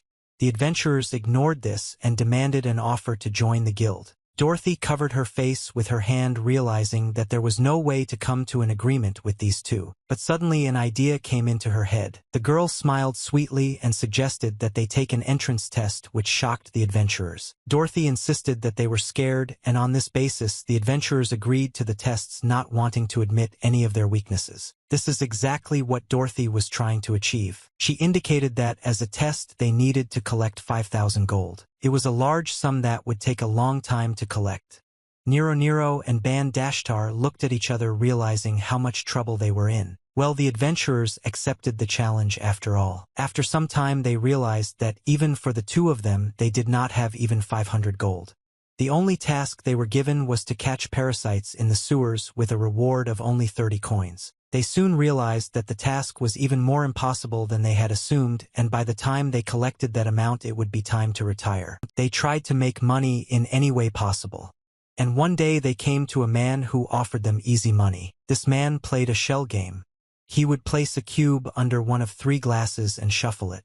The adventurers had to guess where the cube was after the shuffle. He claimed that thanks to the game it was possible to double the amount. If they did not play they would lose the chance because this did not happen every day. The adventurers were delighted that this was the very method that would help them get rich very quickly. They didn't know that if you could make money somewhere quickly you were highly likely to be cheating.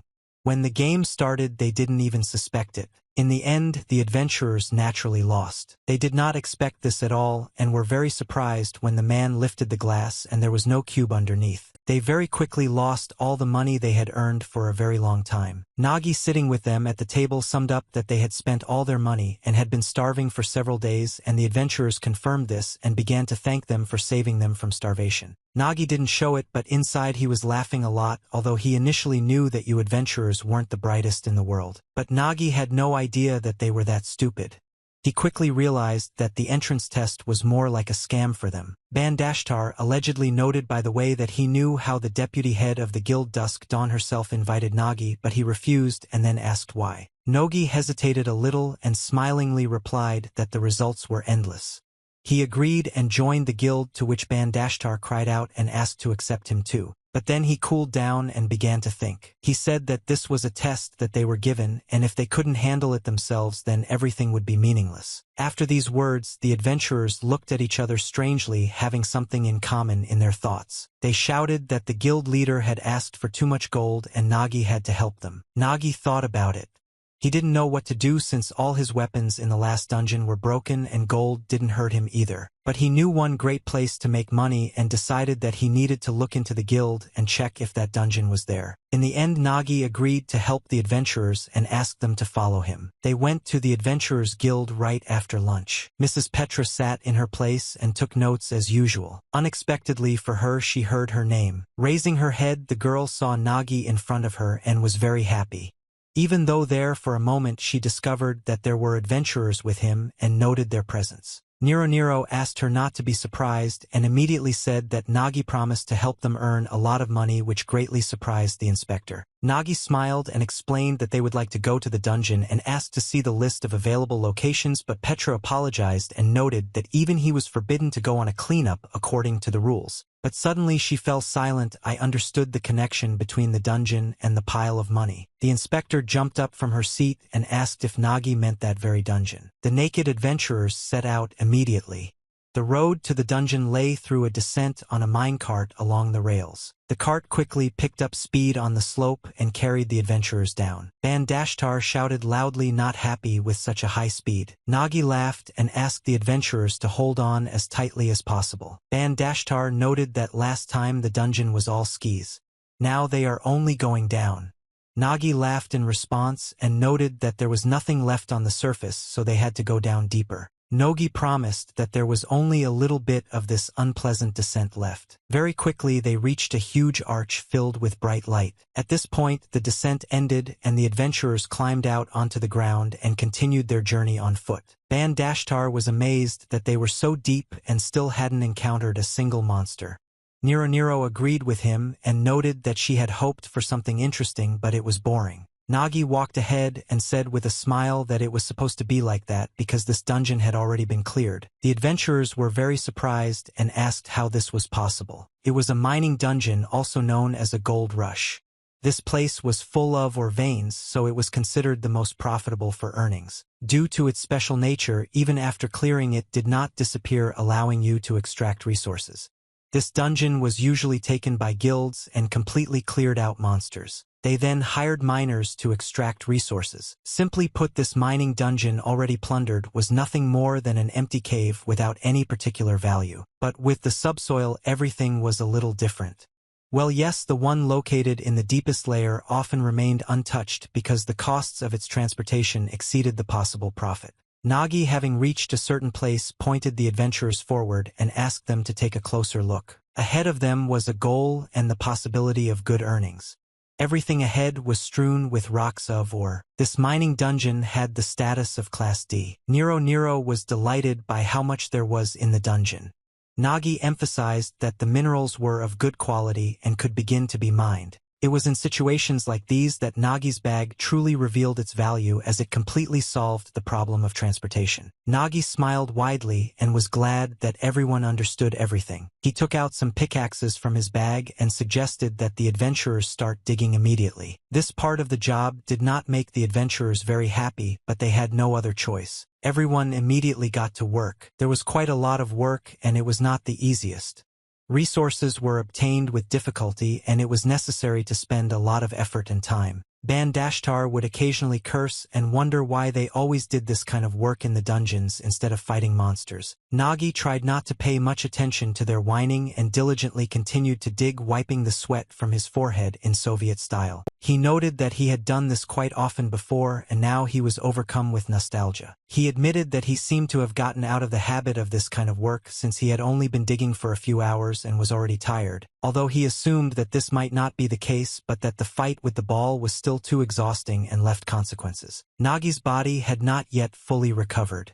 This frightened the courier a little because he did not understand what kind of blow he had dealt then, that he was still warming up the consequences. He gave it his all but still didn't understand how he managed to do it. He produced a blow that had incredible power and was comparable to the talent of an adventurer.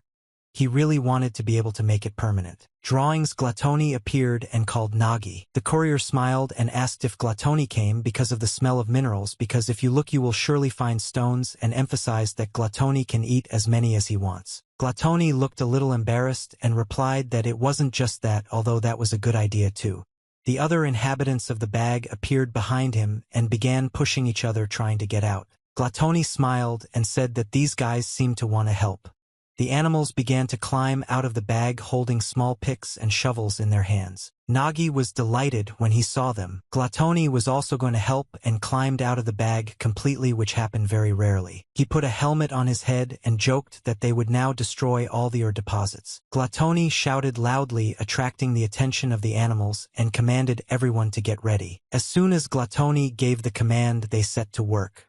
Glatoni warned that no one should leave even the smallest piece. With such help the work became fun. Thanks to the large number of animals, all the work was done very quickly and neat pieces of or were immediately loaded into the bag. Nagi, after observing for a while, noted that these animals were quite skilled, and probably because the gnolls lived in packs and they had a clear system. The gnolls asked for as much as 10% of the loot, but Nagi decided that if they worked so harmoniously then why not, but it was unclear where the animals were going to spend it all, and even Glatoni could not give an answer. But be that as it may, it went much easier, so Nagi didn't mind paying. Nagi stopped and turned to the adventurers and asked them not to overexert themselves, noting that the hike would be as easy as pie. But after saying this, a shudder ran through him. Nagi had said too much. There were forbidden words in the dungeons. As soon as someone said that the dungeon was calm or easy, everything became the opposite. The difficulty of the dungeon instantly increased. And Nagi didn't take one thing into account. Ban and Nero were idiots. Ban-Dashtar was indignant that they could dig everything piece by piece, and in that case they would have to sit in the mine for several weeks. The most terrible moment with fools was when they started thinking. Ban-Dashtar suggested to destroy everything in one go. They pick at small parts. He noted that he was an ordinary adventurer. This was certainly not a girlfriend, but he was a brilliant adventurer and he could cope. He threw his explosive finger into the ore deposits. There was an immediate explosion and everything flew everywhere. Ban-Dashtar only thought about how to quickly break up the deposits, but he couldn't think of anything else, which was his problem. At the moment when he began to believe in his genius, everything went wrong. Immediately after the explosion occurred, the walls of the dungeon began to crumble. Very soon the walls began to split apart. Ban-Dashtar could not foresee this and froze in place, trying to figure out how to get out of it and stop what was happening. The walls parted and a huge stone monster appeared from them. Stones and parts of the dungeon fell to the sides. Clouds of dust began to rise in the air. The stone monster had something like a face on which 3 eyes were visible. When the monster woke up and came out of the walls, he opened his eyes. Although against the general background the semblance of a face was lost, and it was unclear whether it was a face at all. When the monster opened its mouth, a flame of heat burst out of it. With every step he took, the dungeon shook. He was huge, strong, and very dangerous because he could simply crush anyone in his path with his foot. Nagi shouted and advised everyone to run as fast as possible. Nero, I run away and asked what is happening. I emphasized that it was said that the dungeon was cleared. Nagi replied that it looked like the explosion caused by Mr. Ban had opened up a hidden area in this dungeon. Nagi said that it was called a secret room. This is what they called a dungeon within a dungeon. These rooms are hard to find because they are hidden, but if found there were often valuable rewards inside. For adventurers this was always a great success, but not in the case of Naga. The scarecrow of the secret room was a golem made of yellow stone class C on the cleansing scale. Nagi's squad was not at the level to deal with him. Running to the exit, the adventurers discovered that it was blocked. Most likely after the explosion that Bandashtar caused, the rocks crumbled and blocked the passage. Bandashtar was in despair because he had done a lot of things. Nagi tried to cheer him up and corrected him that this proved how strong the adventurer was and teased him that if he had strength he didn't need intelligence. Bandashtar began to rejoice at the compliments and praise, but Nero doubted out loud that it was indeed praise. Glatoni got out of the bag and turned to the adventurers, asking them to leave the current problem to him and Nagi. He nodded towards the gloms and said that this furry army would clear a path for them. Bandashtar saw that a lot of little animals were coming out of the bag and was very surprised. Nagi petted Glatoni and praised him for his great help. After finishing distributing praise, Nagi emphasized that they still had one problem. It was necessary to distract the golem until they had an escape route. Bandashtar volunteered to solve the problem himself since it was his fault, but Nagi was against it as it was too dangerous. He explained that the concentration of ether in this mine is too high. If the explosion causes a chain reaction, the consequences will be unpredictable. And if a chain explosion started, the entire dungeon could collapse and then they would no longer be able to escape. Bandashtar, after listening to the courier's explanation, asked again whether this meant that he could not use the finger summoning. He was very upset because without this skill he would become nobody. He was just an ordinary person and without physical endurance. Nero listened to the guys and offered her help, but the rest could not do anything. She was only too happy to get into a fight like this, just as she had originally wanted to meet the monsters. She began to warm up and say how long she had been waiting for this moment. The girl got ready very quickly and ran. She was very confident in her abilities and ran towards the monster with great enthusiasm. Nagi asked her to be careful, noting that the golems had an advantage against the fighters. But Nero hardly heard him anymore. She quickly reached the enemy and attacked him. Well, it turned out not to be entirely effective. The monsters were too hard and the girl only hurt her leg when she hit him. But the golem didn't pay attention to this and chose Bandashtar as its target, who was not at all happy with this arrangement.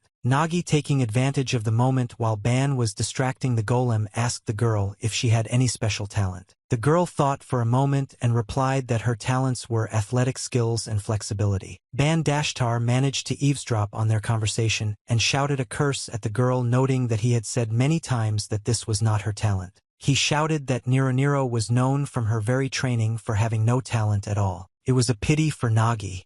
After all, if they had the right talent, they could have found a way to use it and defeat the golem. For an adventurer to be able to fully realize his potential, he needed either talent or skill. For example, the flame of Lady Agnes or the finger explosion of Mr. Ban. Bandashtar tried to justify himself and said that, in fact, Nero's physical abilities corresponded to his talent level. The girls were pleased to hear this, but she warned that there was no benefit from this data anyway. Nagi thought that there was only one hope left. He needed to use the same sword technique that he had used last time, but the only weapon he had was the one he had found in the tomb dungeon. When Nagi found it, it turned out to be an artifact. Nanes noted that although it was not that valuable, it looked quite useful.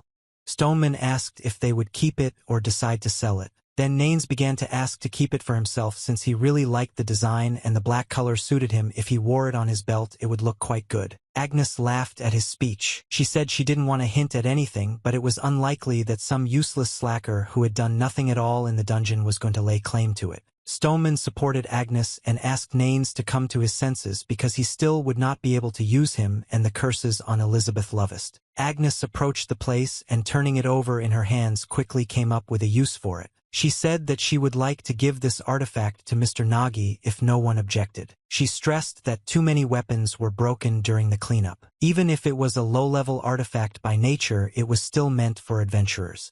It was called the Dead Man's Sword Geats. It was incomparable with those blade shops that Nagi used before. If the power of this artifact and that technique were combined, perhaps the golem could be cut down. The main problem was time.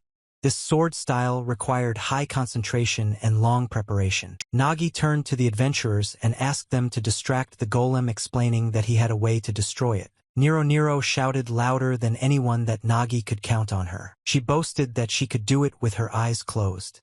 Nagi emphasized that the girls should not have closed their eyes because the golem could easily crush her. Nero immediately rushed towards the monster to carry out her assignment. The girl already knew that she would not be able to break through the golem's defense. It was literally made of stone, so it was essentially impenetrable to conventional blows. Nero had to choose slightly different methods. The girl, using her special skills, began to climb up the golem. She tried to attract the monster's attention to herself, knowing that she was an excellent runner. Her idea worked, and the golem followed her. As soon as he noticed her, the girl jumped to the ground and ran forward, leading the monster away from Naga. She watched the golem closely and tried to come up with some kind of plan. The courier immediately began to train and started with the sword position. First, he needed to return the blade to its sheath, that is, to the bag. Nagi concentrated completely on this. Nero performed her task perfectly.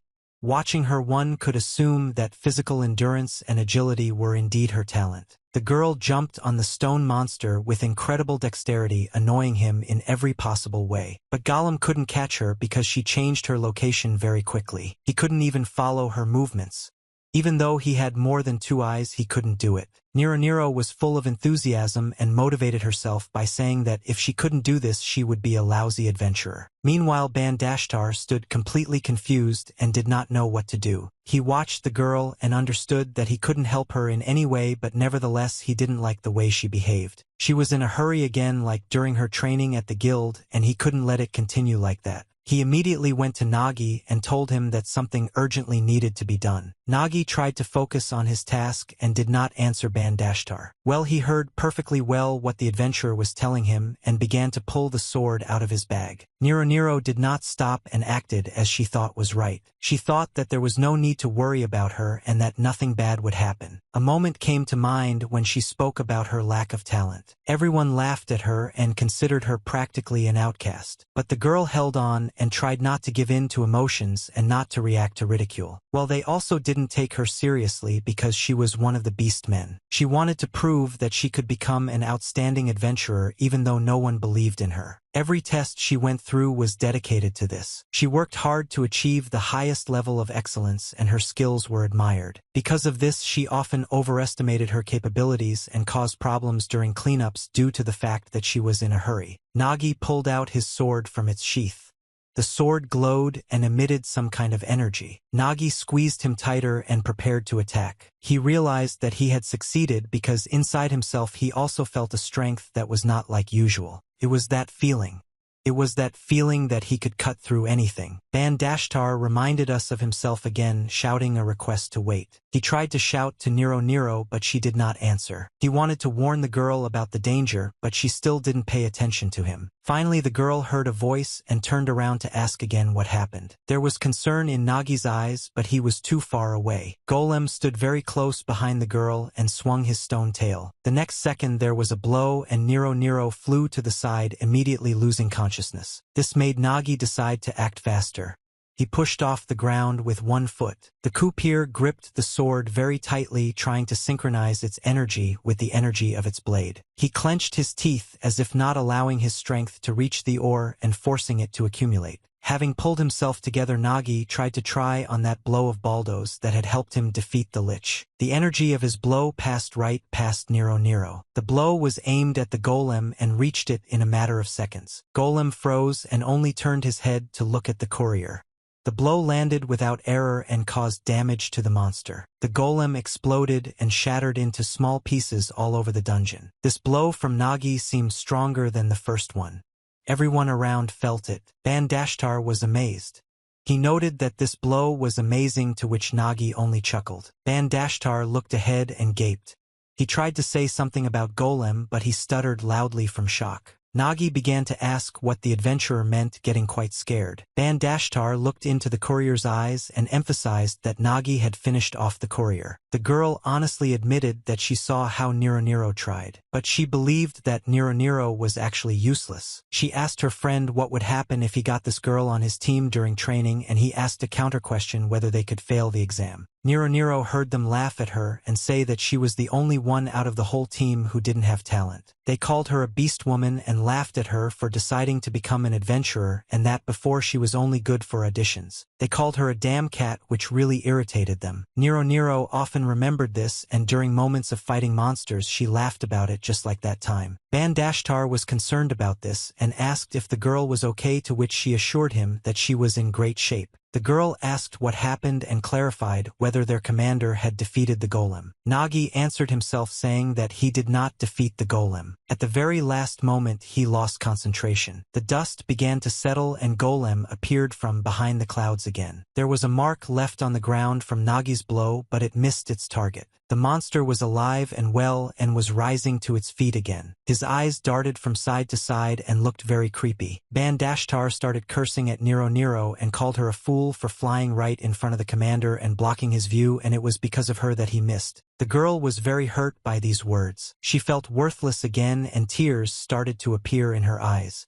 Bandashtar was worried and asked what was happening to her, because this was not at all like a girl. Nagi intervened in their conversation and said that Nero had nothing to do with it and that he himself made a mistake. He explained that his technique was still very crude. He thought that if he had completely mastered this style of fencing, he would definitely be able to strike without hitting Nero. His new sword was best not used unless in prime. Due to the powerful recoil, Nagi couldn't feel half of his body. Golem, however, remained completely intact. He began to move very confidently towards the adventurers. Something in his behavior changed. Taking a couple of steps, the golem ran, opening its mouth, releasing the flame inside.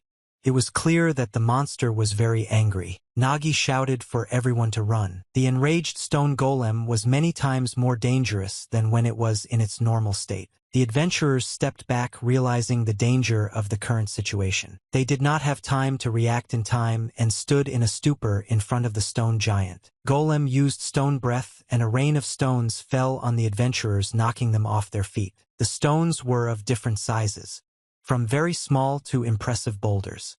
When they fell, they created many problems. When the stone rain stopped, the adventurers were nowhere to be seen.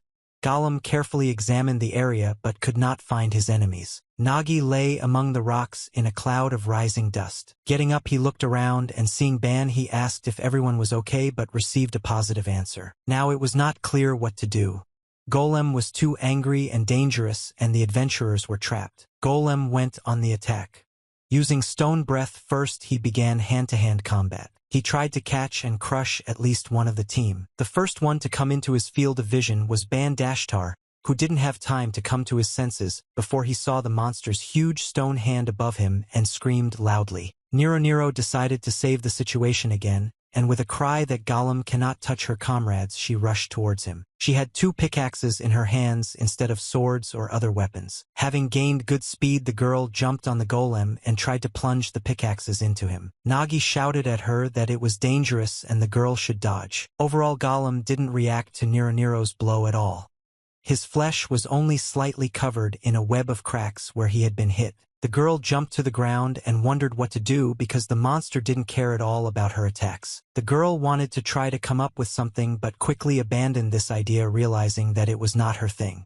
Looking at her pickaxe, she noted that it was no weapon and only got in the way. She decided that since she was a fighter, she had to do everything like a fighter, and her enemy was Golem with cracks. Nero suggested that if she aimed at those cracks left by the commander, she could cause significant damage to the monster. She immediately rushed forward and tried to reach the place where the blow had been struck. She believed that if she didn't manage to defeat the golem the first time, she should definitely succeed the second time. The girl had no intention of stopping, even if 2 blows didn't help. The third time, in her opinion, should have been decisive, and she did not stop. She promised herself that she would not stop hitting until the walking stone died. Her fists were completely battered and bleeding, but the girl tried not to pay attention to it. She knew that sooner or later she would succeed, and she just had to wait. Golem cracked even more from Nero's blows, which meant his approaching death. The monster was slow, so before he struck, the girl managed to inflict a fair amount of damage on him. But the golem's blow was unimaginably strong, and the girl flew quite far away from it.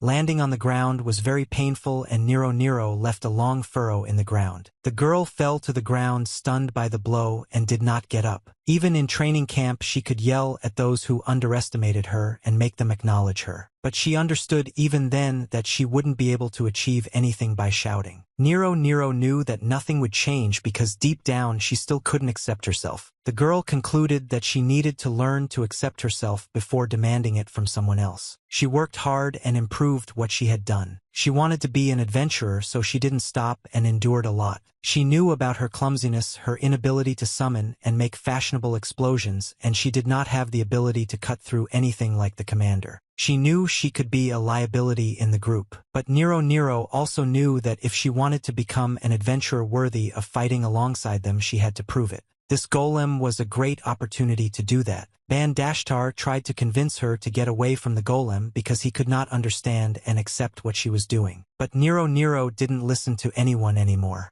She had a goal and she wanted to achieve it. She stood boldly before the monster with great determination to defeat him. She just wanted to prove to everyone that she was worthy of being called an adventurer and wipe everyone's noses. Well, the girl also wanted to prove to herself that she was capable of a lot and erase the traces of all the ridicule from herself. The boys froze in place and were confused. Bandashtar asked Naga what exactly they saw. Nagi thought to himself that the pose he saw was definitely familiar to him. He had seen it so many times dragging a bag behind adventurers. This phenomenon only happened to adventurers and was called the Statue of Awakening. Nero felt this herself. She was overflowing with energy. The girl closed her eyes to concentrate on her feelings. She literally rose into the air inspired by power and was transported to some other dimension. She took a few steps forward and looked around, trying to understand where she had ended up since she had just fought with a golem. But soon the girl began to understand what was happening to her, and it brought a smile to her face. Ahead she saw a woman sitting on a throne. She turned to Nero and called her the one who walked the path of a fighter. The woman said that since Nero was and who sought power, she would pass on hers to her. In front of the adventurer was a statue of a fighter, the warrior Galatus. The woman told the adventurer that with her power she could destroy monsters and dungeons. Nero, according to the statue, must save the world. And for this she is given a special power. It was said that when gifted adventurers reached a special milestone, they were overtaken by some kind of illumination and a statue appeared. Whoever met this statue always took a step forward. Nero just caught this epiphany and her life was about to change. The girl had been waiting for this event for a long time. Finally, her talent awakened. The talent was called Shockwave and was a special skill for a fighter. A kind of clot formed in the girl's hands which gave her blows incredible power. Using this skill, the girl struck the golem. From this blow, the monster was instantly covered with large cracks and began to fall apart. The monster exploded as much as it was possible for a stone monster. Gradually, Golem collapsed and no longer attempted to attack. The girl then used a cat strike which finished off the monster, leaving a cat paw print on its chest. Golem roared and began to fall to the ground. Nagi and Bandashtar watched this with their mouths open and were so amazed that they could not move from their place. Golem was defeated. This victory could safely be attributed to Nero alone. The girl did not deny her renewed strength. She felt how energy filled her and changed her. Adventurers with combat talent were constantly developing in accordance with their profession. Even having only one talent gave warriors an increase in strength and archers agility and other physical characteristics. But the most significant growth was due to the awakening statue. It was this that saw the biggest changes. Every time a certain trigger was triggered, a statue would appear in front of the adventurers and grant them new powers. For example, Stoneman was a defender class. Thanks to his special skill as a stone master, he was able to use defensive skills based on stone control. However, if he had a special skill of the master of greenery, he would use defensive skills based on the manipulation of trees. Thus, two adventurers of the same class often had different special skills which made them quite unique. The gnolls continued to work on clearing the passage of rocks. The animals continued to work with pickaxes and carry stones away from the passage the entire time the adventurers were fighting the golem. Nero approached them and asked them all to move away. The girl could now make her own way through, which is what she was going to do. Her hand concentrated enormous power with which she could do incredible things. She used her special skill of shockwave and cat strike and ran forward towards the rubble. The gnolls were shocked and spread their little paws out to the sides in surprise. Having cleared the passage, the girl boasted to the animals about her special skill. The smile disappeared from the girl's face very abruptly. Nero fell to her knees on the floor and explained that she felt dizzy. Nagi smiled and asked her to be careful, explaining that these were most likely symptoms of mana depletion. He noted that he didn't know for sure, but he had heard that special skills consumed a lot of ether. He went on to explain that the ether or mother was the energy through which adventurers could use their talents. Considering that the girl was using her skill for the first time, the mana could quickly run out. Having dealt with her dizziness, Nero decided that it was worth showing off her skill to Bandashtar. When the girl looked towards her friend, she became touched. There was some small living light flying around him. The light quickly moved into the hands of Bandashtar, who looked at it with suspicion and could not understand where it came from. The adventurer remembered vaguely, but it seemed as if the golem had suddenly thrown it out. Nagi assumed that it was an echo of souls. He specified that he rarely met adventurers with the Necromancer class, so he could not say for sure. And as far as he knew, Necromancers were able to collect the souls of monsters whose waves coincided with their own. Bandashtar noted that something similar was said at the school. Bandashtar began to press the light, checking it according to all characteristics. He did not show any particular care and began to assert that it was now only his. Suddenly a revelation appeared in Bandashtar's mind. His special skill was Vantablack, aka Segment Golem. He began to think about what would happen if he added the soul of the yellow golem to his special fingers. Another sudden idea lit up his eyes. He remembered how to use it. He concentrated and activated the soul echo, and his hand glowed. An echo of the yellow golem's soul was placed on the thumb. I immediately decided to try and apply the skill, and separating my thumb summoned a golem. Immediately after, he used a special necromancer skill. These skills were raising undead. Right in front of him, a huge golem began to rise from the ground. The creature was huge, much larger than the previous ones, and looked like the yellow golem that I had met in this dungeon. Bandashtar looked at the fruit of his labor with great surprise. Very quickly his head started spinning too. He explained it by saying that he was tired of raising his head. Gathering his strength, Bandashtar ordered his golem to kneel. The creature obeyed and did what its owner asked of it. Bandashtar was delighted with this change in his skills. Nero didn't want anyone to take the spotlight away from her, and was outraged that she tried harder than everyone else, but the cream was served only to her comrade. Bandashtar explained that he was a genius, but Nagi decided to interrupt their competition and asked to recall the golem before it fell apart. Nagi thought about how adventurers instantly became stronger, which really amazed him. Although in general it was not surprising to him that ordinary people could not keep up with them. Nagi was extremely happy with the growth of these two adventurers because before they were pitiful to look at. Besides, this world needed as many strong adventurers as possible to destroy dungeons. After some thought, Nagi decided to start calming everyone down. He drew the adventurers' attention to the good. They were able to defeat the guard. Now all that was left was to check the secret room for treasure. Nagi took a candle from his bag and lit it. Then they stepped onto the threshold of the secret room. Nagi asked everyone to be on guard. He explained that even if they defeated the guard, no one knew what awaited them inside the secret room. Nagi also added that if a good reward falls out there, they will be able to reach the required amount of gold, and as a result adventurers will join the guild, maybe even stay for a tip. Bandashtar began to whine out loud about how he wanted a lot of money and also wanted to get into the guild.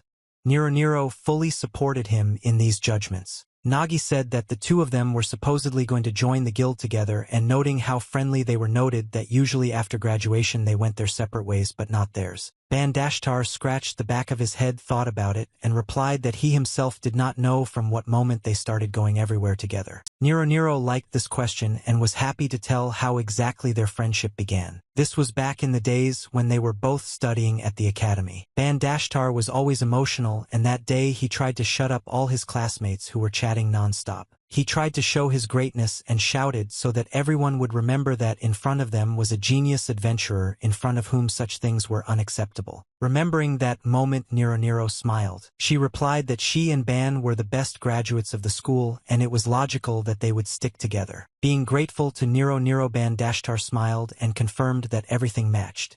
They were glad that now they also had special skills and together they were simply invincible. Ban asked a question in return, noting that he was extremely curious to know something. He asked Nagi about his bag, which always captured the attention of anyone who saw it. Nero confirmed that she had also wanted to ask for a long time because it was interesting that so many different things fit in it. Ban then asked if Nagi was a swordsman. Nagi laughed and replied that there were almost no cases like his, and it was not surprising that the adventurers did not know about it. He said that usually during the ceremony and reincarnation most people were given a class that suited them, but occasionally the awakening would not manifest itself in the form of a talent but in the form of a special item or personal equipment. His bag was one of those, and usually such things were useless and it was considered that the person was unlucky. Nero was already delighted and asked to touch the bag. Nagi was not against it but warned that for her it would be the most ordinary. Nero immediately ran up and began to feel the bag and discovered that it was empty. Nagi smiled and put his hand in the bag briefly, extending the intrigue, starting to talk about what would happen if he did it. He noted that, in such a case, real magic happened. A moment later Nagi took out 2 large lollipops from his bag. Nero was fascinated by the magic of the courier's bag. Nogi explained that the bag kept things in the same condition as they were placed so everything inside remained fresh. Nero said that with such an ability it would be possible to earn a lot of money. Ban added that it was possible not to go into the dungeon at all and use the bag for many types of earnings. Nagi laughed and said that at first he really used the bag to save up some starting capital. Sometimes he brought food from the best establishments and sold it right in front of the dungeon. In addition, he also helped with mass deliveries of equipment and provisions. But Nagi went on to say that his goal was not wealth. He explained that if thanks to his help even one adventurer could destroy one more dungeon, that would be enough for him. Nogi paused at this point and drew everyone's attention to the fact that while they were chatting it seemed they had reached a secret room. Ahead the adventurers saw some strange pedestals. They were in the form of some kind of old wizards who were looking towards the entrance. Nero didn't quite understand what they meant. Nagi told the adventurers that these men were rare to meet. They were called exchange statues. If you gave them something it was worth it to your taste, you would not exchange it for a reward. Nero noted that they had nothing to give to these statues. Nagi asked not to worry about it and dropped his bag from his shoulders. He said that such statues did not require expensive or valuable things and began to rummage through his bag. He asked the adventurers to look carefully and highlighting one of the statues emphasized that this specimen looked like a peasant and that he had personally fortunately already encountered one. He placed a potato in the statue's hands and noted that it was worth giving such pedestals the farmer's harvest. The statue's eyes immediately lit up, and the next moment a wide smile appeared on his face. A few seconds later the statue spat out a huge gem. It was an emerald of very large size which was very rare. The adventurers really liked this trick. Nagi noted that this gem alone would more than cover all the expenses of the raid and allow adventurers to join the guild. Nero hugged the emerald and offered to give something to the next statue. Nagi approached the statue that looked like a magician. He suggested that we all think together about whether we could offer a statue that she would like. He suggested that it might be a magic stone and threw one of them into her hands. The eyes of this statue also lit up but with a different light. But instead of a smile, irritation followed. The statue became angry. It was clear that she did not like the gift. As it turned out, there was only one chance and the statue punished the adventurers by dousing them with something sticky. Nagi said that he did not expect that in case of a mistake a liquid of weakening would splash on him, for which there was a feeling that he had done everything powerlessly. It turned out that the last statue had to be approached especially carefully. I looked at the last statue and assumed that it looked like a zombie. Nero was worried because this was their last chance and they couldn't screw it up. Nero suggested that since the statue was a zombie they could try putting some meat or blood on it. Ban said he could give up his finger if needed. The adventurers began to make noise going over various options from the field with each other. Nagi asked them to calm down and continued rummaging through the bag trying to pick something up. There were many options.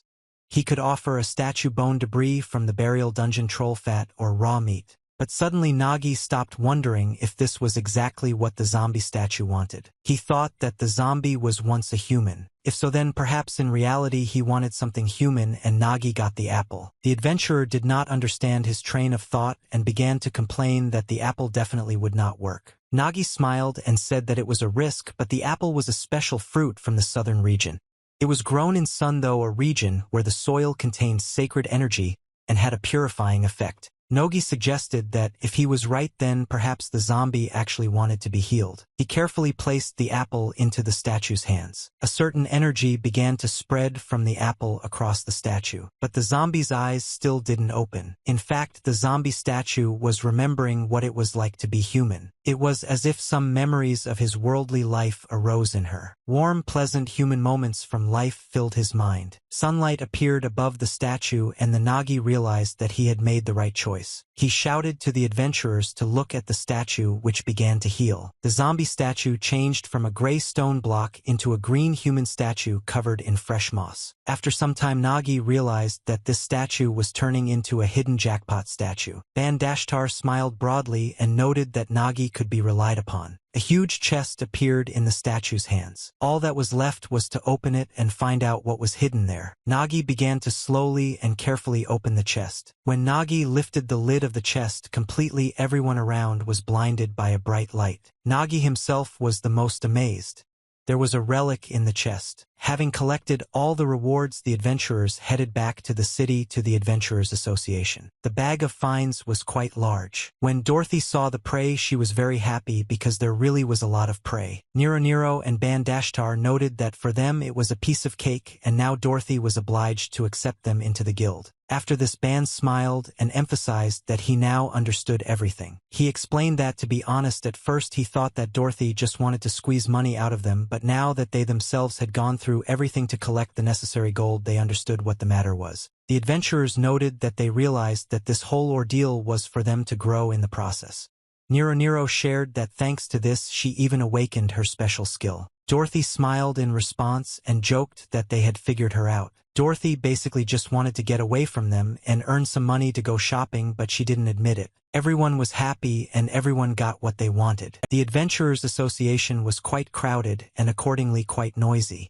Many adventurers had business to attend to there. Nero walked very softly like a cat towards the table where the inspectors sat and received adventurers with their problems or other requests. Nero was very pleased and was looking forward to the reaction upon her return from clearing the dungeon. Nero approached the table where Petra was sitting, who was focused on her notes and did not immediately see who approached her. Petra, sensing someone's presence, looked up and opened her mouth in surprise. Petra was very happy to see Nero, Bandeshtar, and Nagi in front of her, who were able to return from the cleanup safe and sound. Petra immediately noticed the badges that held the cloaks to the chests of Nero and Bandeshtar. Petra leaned over the table and began to examine the badges more closely, and expressed her joy that Nero and Bandeshtar were finally able to join the guild and congratulated them on this. The adventurers smiled at Petra and felt even more confident. Nero and Bandeshtar simultaneously started talking about how their guild couldn't miss out on talent like theirs, and emphasizing that the Sunset Wind Guild still had taste. They laughed loudly. Nero glanced at Bandeshtar, turned to Petra, and asked her to listen to her carefully. Nero began to tell with great emotion how they had made their way to the deepest part of the mining dungeon, had been mining all day, then Ban had caused an explosion, and then a golem had appeared, and it was at that moment that she had used her talent.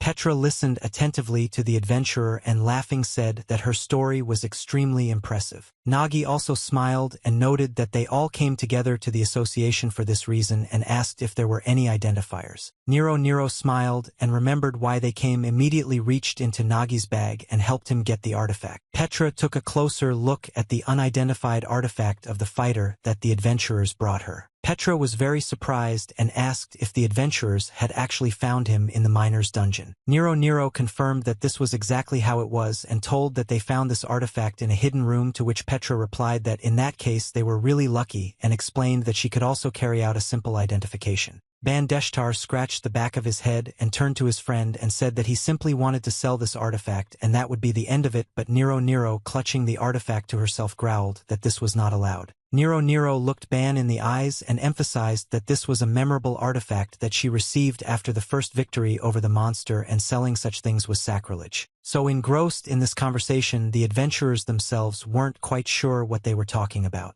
They suddenly jumped aside, surprised that they weren't talking specifically about the artifact. Ban, without stopping to wash his face, looked around and asked what the artifact was and what should be done with it. Nero joined in the questioning and asked if the artifact was better than, for example, an emerald. Nagi, who was asked all the previous questions, forced a smile onto his face, thinking that these fools really didn't know anything about their work. Nagi, having gained strength, explained that the artifact was special equipment used specifically by adventurers, and it was an order of magnitude, even tens of orders of magnitude, more expensive than ordinary equipment.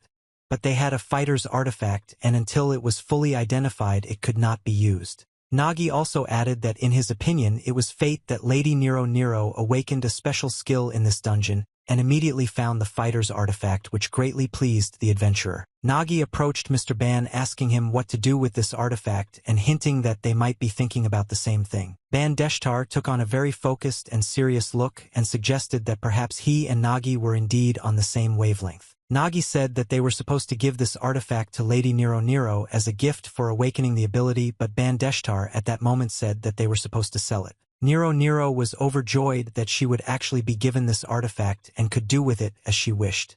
The adventurer began jumping for joy at being given such a gift. Ban still tried to insist that this artifact was worth selling, and that with the proceeds he could hang himself in the best equipment from the store and still have some left over, but Nero fundamentally did not want to give up her gift. As usual, the adventurers got into a heated argument, and it was impossible to calm them down until Miss Petra intervened. The inspector loudly declared that comparing the artifact to ordinary equipment was simply a grave insult. According to her, the artifact was the pride of the adventurer and his reliable companion in the dungeons, and each artifact was a magical item with unique abilities. The main thing was that they perfectly combined with ether. Petra also emphasized that there was talk that even one artifact ideally suited to an adventurer's ether could dramatically enhance his combat abilities. Petra, who was known as a dungeon fan and artifact collector, took on the role of teacher perfectly and began to explain to the wayward adventurers where they were going wrong. Petra also explained that incidentally many adventurers explored the dungeon specifically for the artifacts, and this was common knowledge.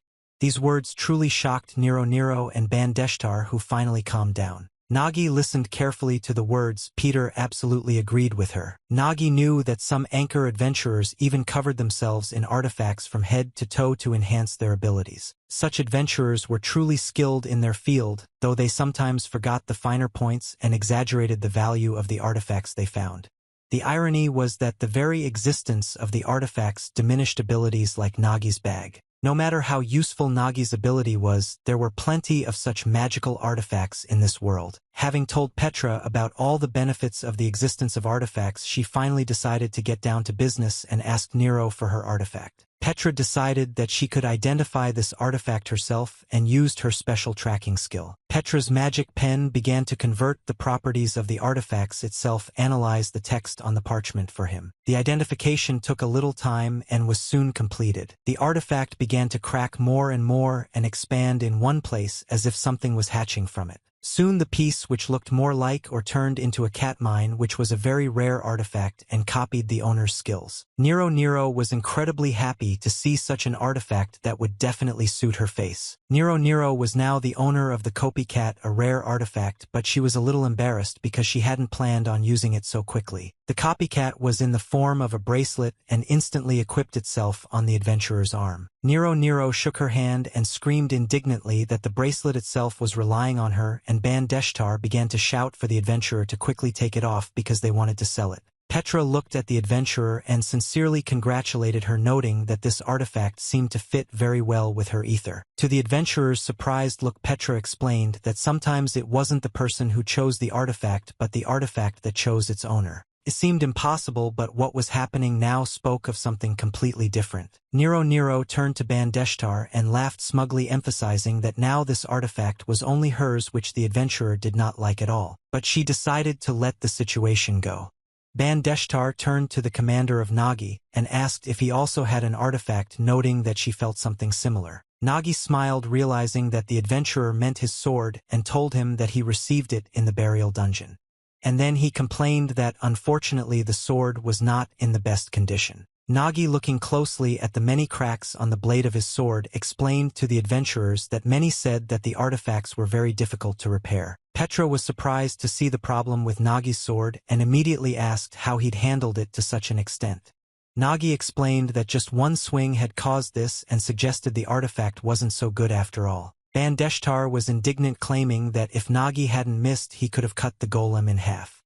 Petra immediately assumed the sword was an artifact of the 44th Guilds and was made of black barreloche steel, but it was still surprising that Nagi could destroy the sword in such a state with a single blow. Petra looked closely at the legs and thought that the more she learned about the man, the more amazed she became. Petra clenched her fist and thought about how Nagi, despite all his trials, continued to move forward no matter what. Having analyzed all of Nagi's talents, Inspector Petra thought about herself. It was at that very moment that Nagi loudly uttered his apologies and, indicating that his guild had a meeting scheduled, explained that they would return to the office. Petra didn't have time to respond.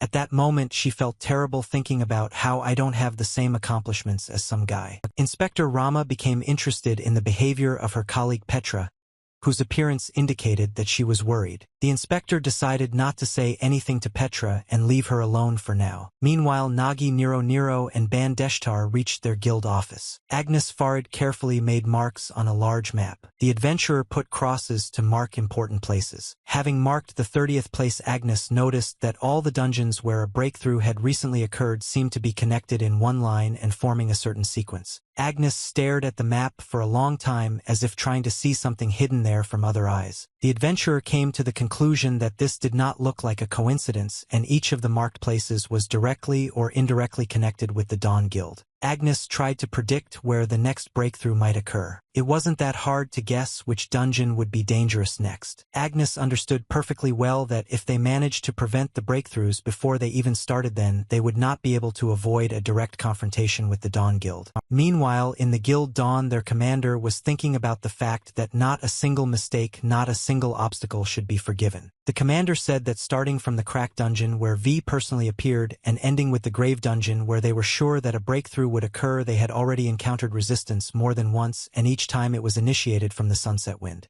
The commanders of Dawn believed that this was precisely why the breakthrough had to happen at any cost this time, even if it meant eliminating everyone who stood in the way. One of the adventurers approached the commander and asked him why he was so worried. The guild commander, crossing his arms over his chest, explained that this time you went to the dungeon and this snake had the grip of an anaconda. The commander emphasized that even he tried to avoid dealing with her. He also emphasized that, by the way, he had been personally persuaded. Then he spoke of Agnes and the spoils. Agnes knew that the Dawn Guild were skilled players and that they themselves caused breakthroughs and then heroically suppressed them so as not to arouse suspicion in the association. The only thing Agnes didn't understand was what the meaning of such actions of the Dawn Guild was and what benefit they received from doing all this. At the moment when Agnes was thinking about the Dawn Guild, there was a knock on the door of the hall where she was. Nagi entered the hall along with Nero and Bandeshtar. Nagi stepped forward, addressed Agnes, and noted that he had been informed that she had some business with them. Agnes confirmed this and said that their guild Sunset Wind was going to clear a rank dungeon. A breakthrough was supposed to happen soon. Nero and Bandeshtar were overjoyed at this news, noting that they were glad to finally receive a worthy task. But we quickly dampened their joy by noting that they were too weak and it was impossible. Nero and Bandeshtar were frozen in place upon hearing this. Agnes's words truly struck them. Nero and Bandeshtar tried to protest, reminding them that they now had special skills, but Abnisu still continued to insist on their own and say that they would not be able to survive in this dungeon. Nero even suggested that Agnes didn't want to let her into this dungeon because it had learned to control its ether. Nero, look at the window. I felt fate, that the aura that emanated from the deputy head, the difference in the level of ether was simply colossal. Nero literally felt how weak she was compared to Agnes. Nero was very upset that they were actually trying to tell her and Ban that they were useless. Nagi intervened in the conversation and noted that since Agnes had called them, it was not without reason. Agnes confirmed this this and said that she and Nanit's group were going to clear out an A-rank dungeon. Agnes also said that, strange as it may seem, it was a coincidence that the perfect match for Nagi and Nero appeared in the dungeon Nero with Bandeshtar. Agnes showed on the map that this dungeon was located in the northwestern canyon. Near this dungeon there was already a mark of Agnes. This dungeon was huge and went deep underground. The dungeon in question was also called an anthill. Agnes, having named Nagi, Nero, and Bandeshtar, explained that the three of them would clear this dungeon. Agnes emphasized that this was to be their first official quest as part of the Sunset Wind Guild, which delighted the adventurers immensely. Agnes also wanted to determine who would command this cleanup.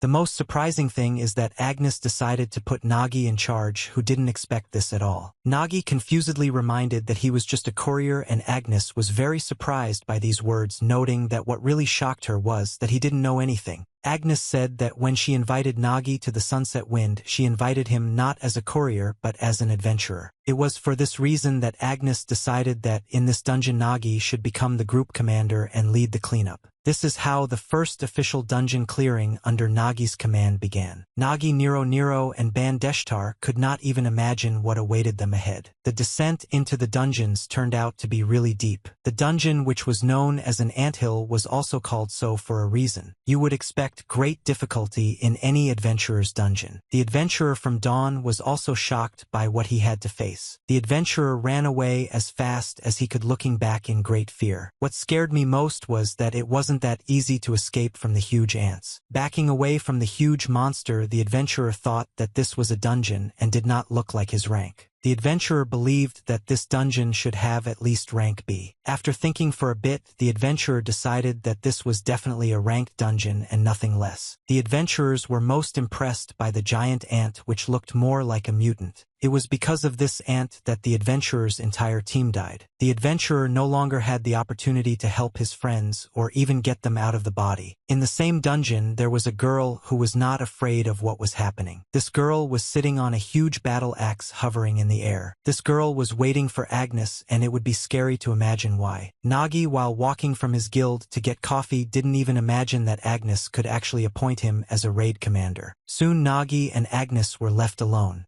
They decided to have a bite to eat and discuss the details of the upcoming expedition. Nagi asked Agnes if the commander of an official raid shouldn't be at least a gold-ranked adventurer, to which she replied that this wasn't necessary, and that since the order was placed on behalf of the guild, there shouldn't be any particular problems. After trying the cake, Agnes also clarified that she had already signed everything, but Nagi continued to doubt and even suggested out loud that if this dungeon was C-class, then if the three of them went there was a high probability that they would simply screw up.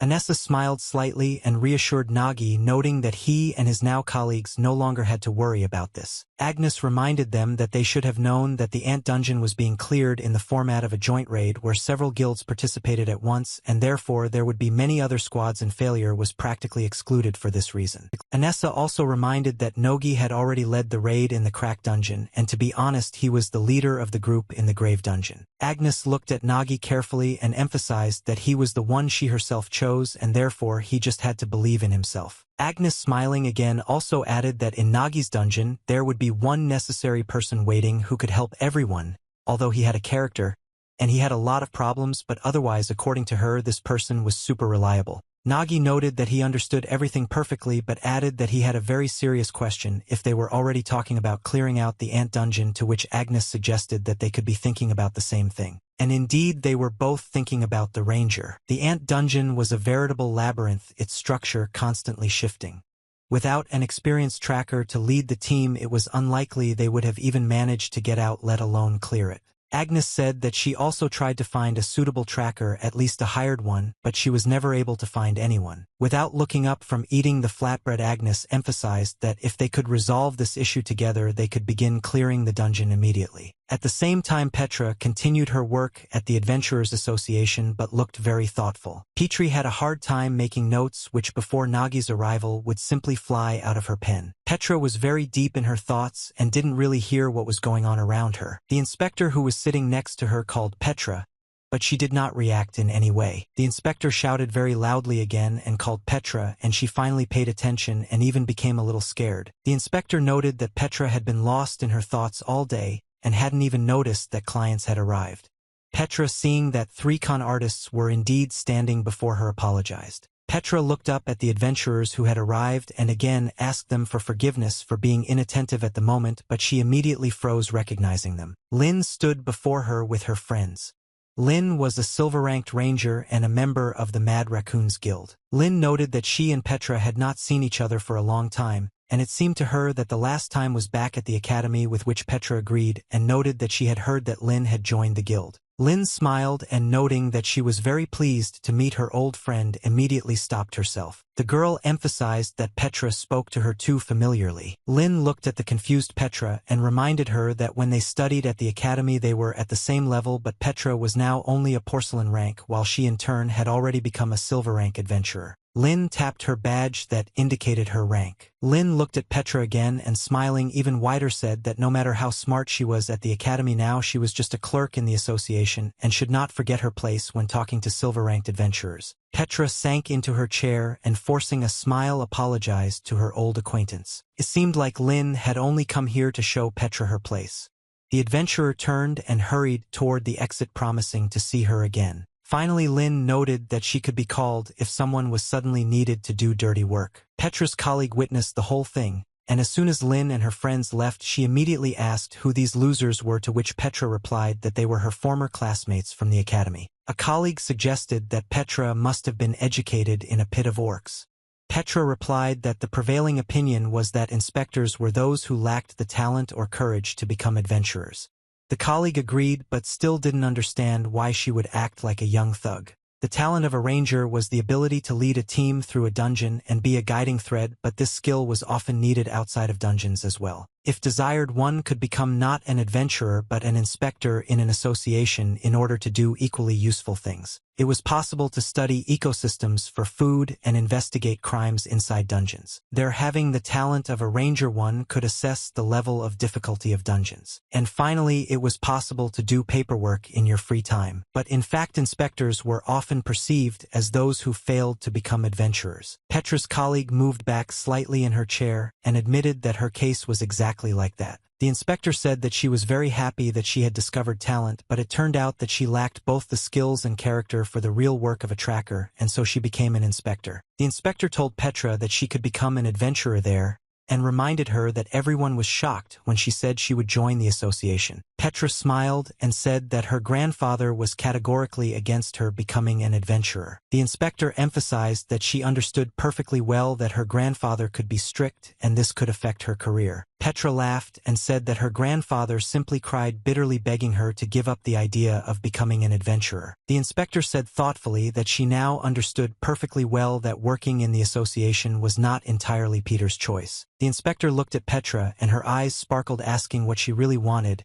and told her that she had actually recently read her article, which to be honest looked more like a personal diary than a scientific text. Petra did not see any remark in these words and was not very happy that someone read her article. The inspector repeated some words from Petra's article about how Nagi's eyes when he looked at Agnes showed a desire to become an adventurer, to which Petra even shouted, begging the inspector to stop. The inspector looked at Petra again and noted that she had thought the same thing, and emphasized that Petra herself had changed after clearing the crack dungeon with that courier Nagi. The inspector remembered very well what impressions Petra had after she returned from the dungeon, and with what delight she told that she had the chance to see the stone pig. The inspector also noticed that when Petra listened to Nagi and his friend's stories about how they returned from the mining dungeon, her eyes shone, and it seemed that she too would like to become an adventurer like them. The inspector's words left Petra deeply confused.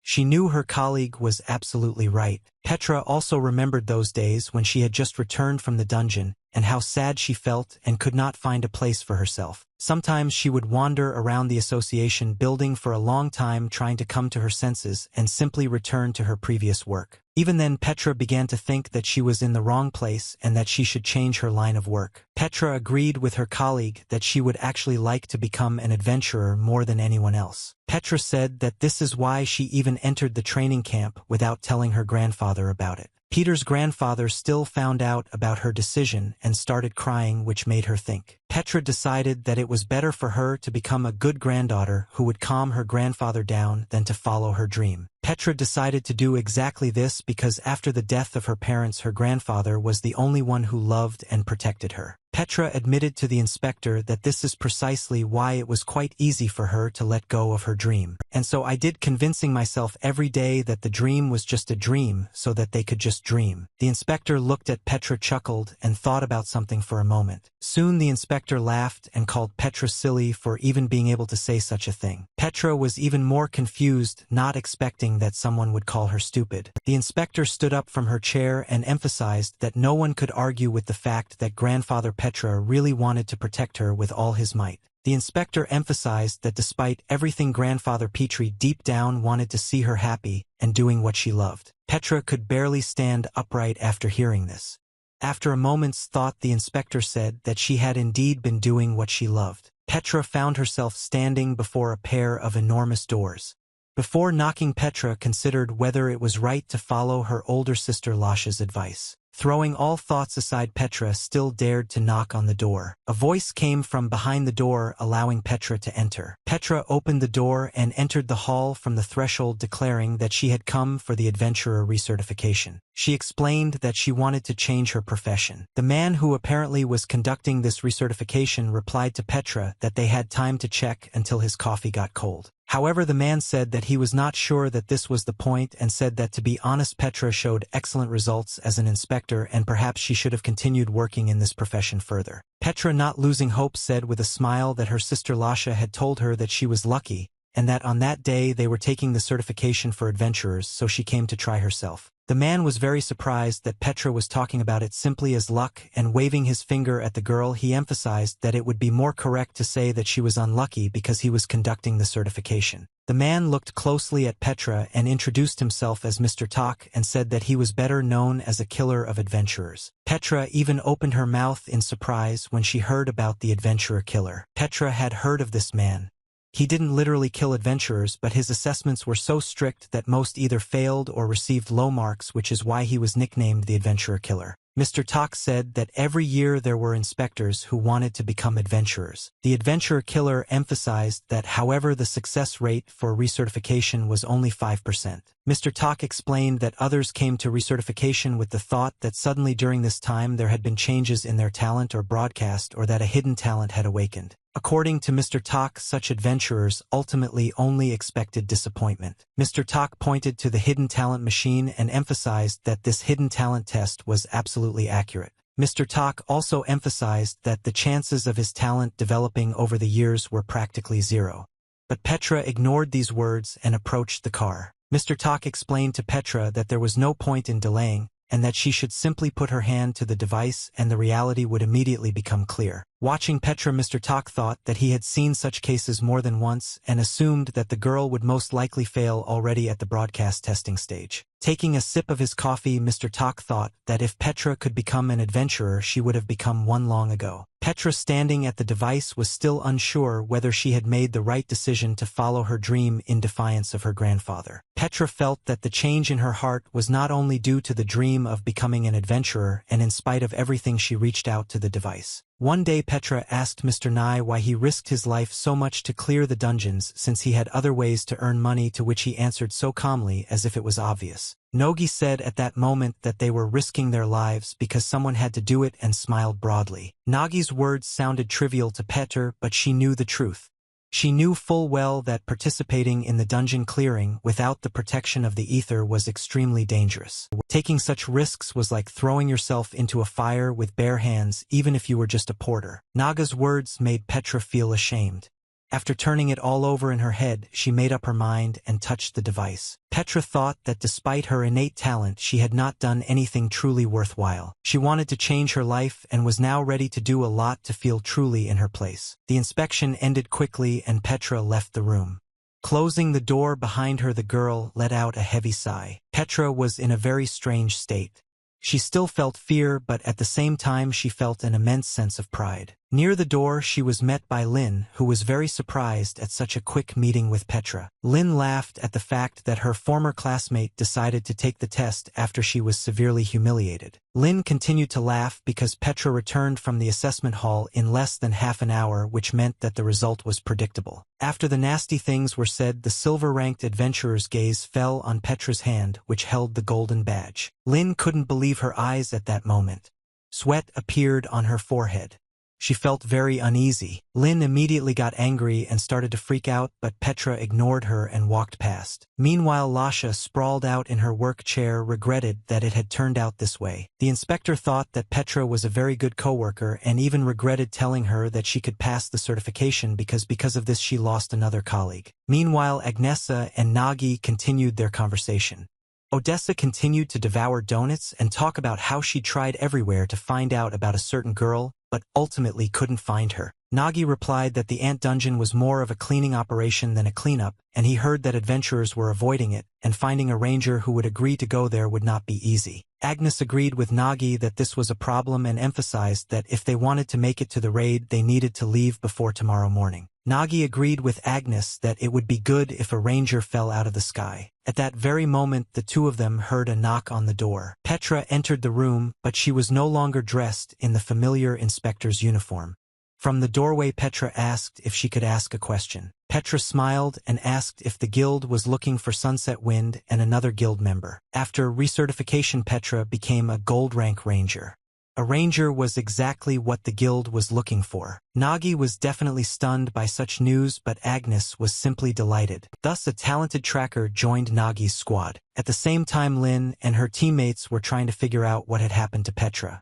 Lin couldn't accept that her classmate had outdone her again. Lin tried to ask Mr. Tak how it happened that porcelain rose so sharply to the gold rank. The woman standing near the examiner agreed with the adventurer, as it was indeed strange that one could immediately be awarded the gold rank of adventurer without going through all the procedures. Mr. Tak stated that he himself could not believe it, even though he had heard that on his part this was simply blatant unprofessionalism on the part of the Adventurers Association. No one could understand how Petra could have been porcelain all this time, because it was an absurd potential and ether in her case. Mr. Tak was very confused and also angry that this adventuress had been in the wrong place for so long. Mr. Examiner stated that Petra truly deserved the gold rank and also emphasized that he was confident that one day she would reach the mithril rank and perhaps even surpass it.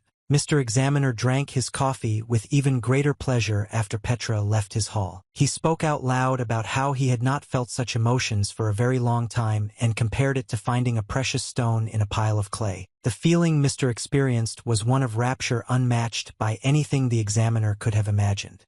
Mr. understood that this morning's coffee was perhaps so special. The examiner's calm was interrupted by his assistant, who burst into the hall screaming. The girl was talking about that very Petra who was recognized as a golden adventurer yesterday. The girl emphasized that the information was most likely kept secret and that it concerned Petra's grandfather.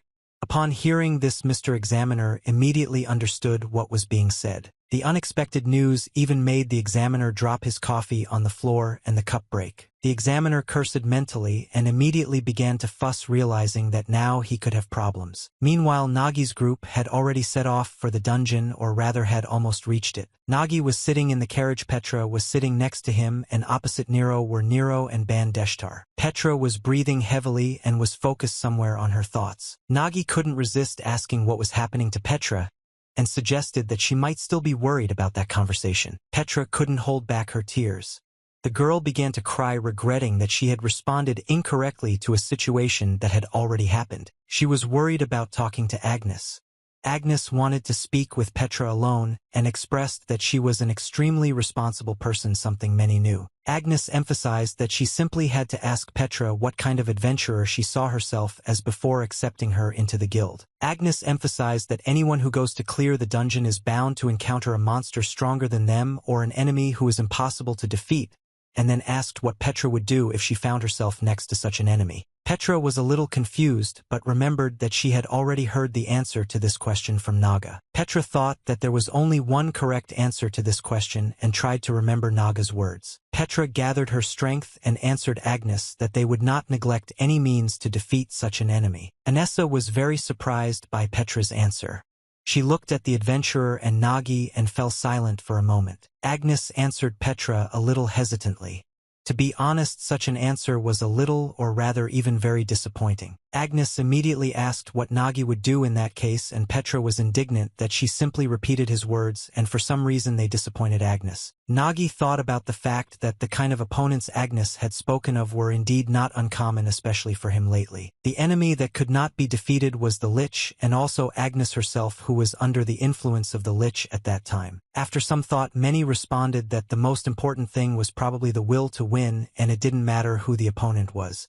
Hearing this, Petra was indignant. This was completely different from what Nagi had told her. As a result, Petra's test for joining the guild was clearing this very ant dungeon, and she simply had no choice but to prove herself in this raid on the ant dungeon. Nero decided to intervene in the conversation, and stating that Peter's problem was not the most important, asked the adventurer to answer one question honestly. Nero and Bandeshtar were very interested in how Petra managed to become a gold-ranked adventurer before them, and they assumed that she was also hidden by Imba like their commander Nagi. Petra laughed and explained that the Pathfinders initially had a choice of following the path of an adventurer or an inspector, and she personally simply returned to the profession of an adventurer. Petra's answers greatly interested the adventurers, as they had never heard about this before. Nero and Bandeshtar still had their own answer to the question they asked Petra. The adventurers told Petra that she was after all a hidden Imba, just like Commander Nagi was, and it couldn't be otherwise. Nagi said that if the Golden Ranger was with them, it would have been somehow calmer to go into this dungeon, and admitted that even from the raids in the crack dungeon it was clear that Petra had good talent. Vetra smiled, and noting that she had little real experience, noted that she really hoped to be useful. Petra took out the book and emphasized that she was very well prepared for the upcoming raid and knew everything about the features of the dungeon and the types of ants. Nagi praised Petra for her efforts and even applauded a little, which encouraged the adventurer a little. Nagi said that he had already been in this dungeon as a porter. He said that he was a courier in this dungeon.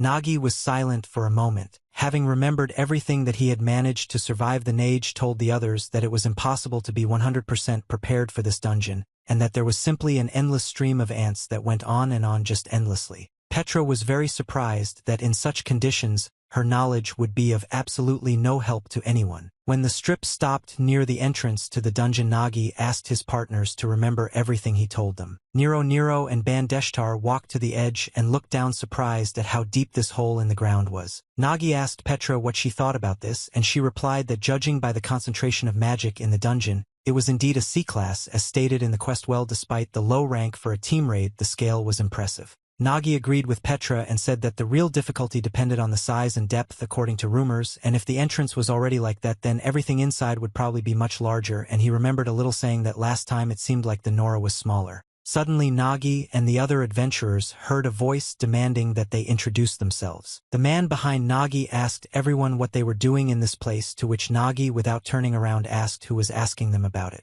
He indicated that they were from the Nunzer Guild and were in charge of the main raid of this ant dungeon. The man's name was Harold. He was a gold-ranked warrior and the leader of the ant dungeon raid. The herald demanded that Nagi and his companions tell him who their commander was, and when he saw Petra, he thought that since she was the Golden Ranger, she was probably also the commander. Petra was initially confused and did not immediately understand what was required of her. But still quickly coming to her senses, Petra said that the commander of the guild was Mr. Nagi and pointed at him. The herald was very surprised to see Nagi, who was introduced as the raid commander. The herald was particularly surprised by Naga's porcelain badge. The herald looked at Nagi and his other partners and couldn't help but laugh loudly. The gold-ranked warrior couldn't believe that another commander's guild could have a porcelain-ranked adventurer. The herald noted that apparently this guild had a good sense of humor, to which Nagi replied that his reaction was quite expected. Petra intervened in this situation and emphasized that Gerald was behaving very impolitely. Petra emphasized that Gerald judged everything only by the badge, which was very ugly, and after her words, he was convinced that the porcelain commander was not a joke at all. Having decided not to drag out this conversation any longer, Harold stated that he actually wanted to make an offer to the guild. Harold invited Petra to join their group, noting that their ranger was only bronze, they could use someone stronger, and emphasizing that Ilyach's Kalpitra was very nice and he liked it. Petra was offended by these words and immediately refused this offer, emphasizing that for their team, their commander Mr. Nagi was more than worthy of such a role. The herald sighed and noted that he had met some very strange guys along the way, and with malice in his voice, he asked if it was worth showing them how to treat porters. The herald turned back and someone called him a bag. Behind him, the courier's panting could be heard as Gerald continued to tease and insult him in every possible way. The courier of the Nunzer Guild dragged behind him a huge sword that left deep furrows in the ground. The herald continued to complain that the current porters always had one thing or another wrong and all they could do was complain. The courier, without stopping and continuing to pull the huge sword, began to ask Harold for forgiveness. Petra, looking at the unfortunate courier, said that the herald had gone crazy and his courier was clearly overloaded, to which he replied that an ordinary porter was forced to carry at the limit, so that he did not even want to open his mouth and did not have the strength to whine. The herald smiled and, looking at Petra, emphasized that this was exactly how porters should be treated, and if there was a porter commander in the team, then the steel ones were the same. Petra sighed and said that she assumed that they would not be understood, but she did not think that it would be so strong, to which Nagi asked her not to worry. I looked at the entire guild and thought that these people really were trash. The porters these raiders had dragged along were all overloaded, and such a large load should have been shared between 7 people. It was obvious in Nagi's opinion that the guild had decided to save money and take fewer people than the rules allowed. Nogi caught himself thinking that he'd already forgotten that Valia had such a routine when you as porters weren't even considered human. For most adventurers, a porter was just a bag for things, and the legs knew very well what it was like. One of the adventurers from the Nunzer Guild smiled broadly and asked Petra what difference there was to their porters. The adventurer's name was Ms. Johanna. She emphasized that the Nunzer Guild would easily carry out this raid themselves as they were very strong. Johanna was a mercenary for the White Order. She was a bronze priest.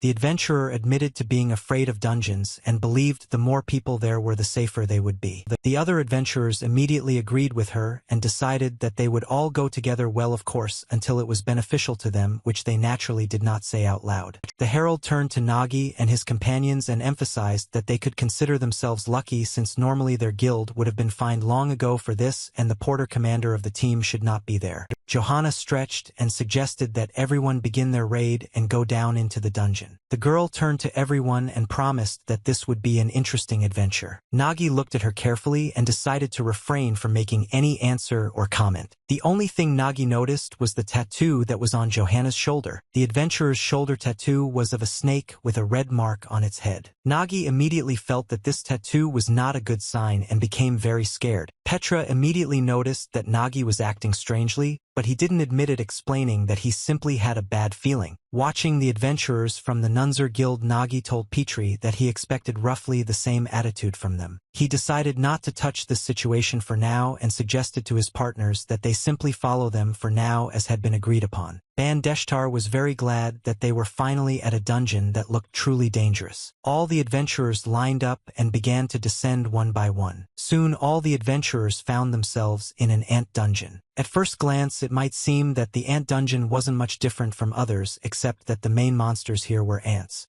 But only someone who didn't know how tough it was could think that. This dungeon even had a second name among adventurers.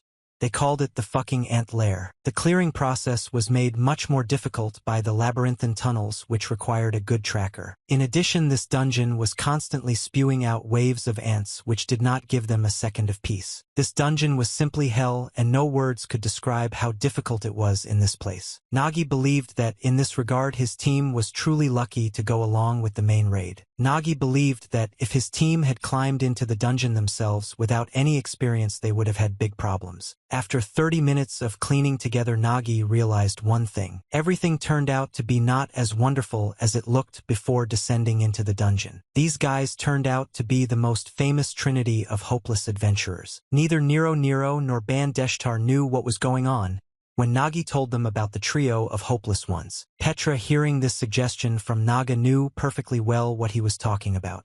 These were well-known types of adventurers. Petra explained that there were 3 types of fools who ruined any raid. The first of these types were brainless tyrants who rushed forward no matter what without thinking through a strategy. These were raiders who knew nothing but to break through, and they didn't care whether there were traps, monsters, or anything else ahead. The riders did not use any strategy but only their brute force, which caused the entire group to suffer. It was usually because of this type of adventurer that everything went very badly. Well, such adventurers could not be convinced that they were the reason for the failed raid. The second type were stubborn rams. You couldn't say anything to them or give them any advice. Petra soon became convinced that they had come across this type when she asked that they seemed to be going the wrong way and were running into a dead end. But instead of admitting her mistake, Petra received a very rude refusal and a request to shut her mouth. The adventurer emphasized that his guild was the main one and I should have interfered since they knew everything perfectly well. Such adventurers always insisted on their own way and were proud to the point of impossibility, turning any paradise into a complete nervous breakdown, never admitting their mistakes. The biggest destroyer of any raid were the pickup artists. Such adventurers always hung around beautiful girls and poked them in everything. Instead of raiding, such adventurers were always wondering if they could find love right in the dungeon. Nagi, having surveyed all the adventurers in the guild, immediately realized they had no chance with such people. Nagi couldn't understand how he and his companions had ended up in a raid with such people. The periodically appearing ant dungeon was passed not so much in the format of a clearing but rather in the format of regular cleaning. The guilds appointed by the association formed combined raid groups, each clearing their own sector. For raid groups have already cleared this ant dungeon. Because the reward did not correspond to the efforts expended, people tried to avoid him, and usually everyone tried to somehow clear their area and leave as quickly as possible. Nagi ran after the others and continued to think about the adventurers his team had met. Nagi assumed that it was precisely because the reward was unprofitable that these adventurers had so dismounted from the cleanup. Because the adventurers rushed forward mindlessly, they created even more problems around themselves. The Nunzer Guild's porters were becoming increasingly tired. Nagi noticed how more and more often the porters began to fall behind and simply fell to the ground without strength. Nagi understood that the cleanup depended on more than just the adventurers, and that if a porter was injured it would seriously damage the squad's combat power, but few adventurers understood this. Nagi tried to help the other porters and offered to carry their loads, but they constantly refused, explaining that this was their usual job, and there was no need to worry about them. Nagi couldn't do anything about the porter's refusal. He had to simply accept it. Nagi was very keen to put the other porter's luggage into his bag, so that they could relax a little. Well, something worried Nagi even more than the remaining porters. He really disliked adventurers who, in his opinion, had a very unpleasant appearance.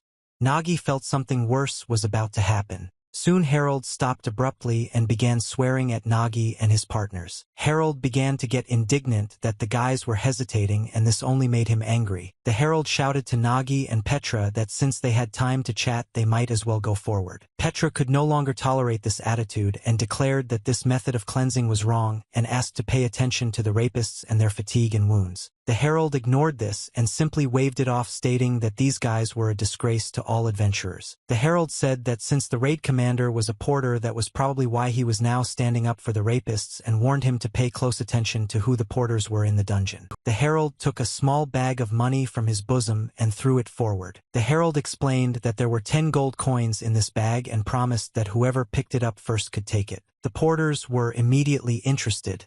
10 gold pieces seemed like good money to them. Petra asked them to wait, but didn't even have time to finish her thought. The porters rushed to get their bag, forgetting about fatigue and wounds. In their case, this money should have been enough for the day's pay, and at that moment the porters began to fight for themselves and even fought to take the bag. Very quickly, one of the porters managed to take the bag first. The porter smiled broadly and looked at the bag of money with particular delight. It was at that moment that the ants attacked him. He was so absorbed in his money that he didn't even notice the danger ahead. The porter jumped sharply to the side, trying to dodge the bite of one of the huge mutant insects. At that very moment, the Herald arrived. He grabbed the huge sword the porter was dragging behind him. The Herald grabbed the sword and, using his warrior talent, ran up and swung it. The adventurer watched the monsters carefully and did not lose sight of them. The adventurer also used Whirlwind of Whirlwinds and instantly cut down many ants that had already managed to crawl very close. In an instant, the entire army of ants that had crawled out of the depths of the dungeon was overthrown. Nagi and Petra were very surprised that Harold was able to kill all the ants with just one blow. Nagi even noted that unlike his character, the adventurer's skills were quite impressive. Nagi didn't say it out loud, but he understood perfectly well that the guy knew there were ants in ambush ahead and deliberately threw the coins to use the porter as bait. As a result, the adventurer easily dealt with the ants laying in ambush, but the porter was wounded. Porters were usually unable to wear proper armor due to the weight of their loads and were more vulnerable. Even if there was a priest in the raid, he would never heal the porter because he wouldn't want to waste his ether. And indeed, Johanna only looked at the porter and smiled broadly instead of trying to make this assistant's fate even a little easier. Nagi did not want to leave this matter just like that and emphasized that if something had gone wrong, the porter could have died, and asked if Gerald always carried out cleanups like this. Instead of a surprising answer, the herald only laughed. That Nagi apparently defended this porter because he was his colleague. I emphasized that Nagi as a porter should have understood that adventurers and people like him only had contractual relationships. Harold believed that the only thing standing between them was the money that had to be paid on time and nothing more. To Nagi's surprise, the wounded porter admitted that he was on the contrary grateful, and that Master Harold was the only one who had hired him as a porter. The herald smiled and looked at Nagi, asking if he understood how things were, and suggested that Nagi seemed to have become arrogant because the adventurers called him the raid commander. The porter's reality was different. Nagi was very angry to hear such words, but she understood that it was not time to take any revenge. One of the adventurers spoke up, noting that apparently their colleagues were very unhappy with the promotion methods. The adventurer emphasized that they had reached a fork between the first, second, and third sectors and suggested that Nagi's team clear the first. The other adventurers emphasized that this was a good idea and that they were the main raid after all, and it would be a shame if they were slower to conceive.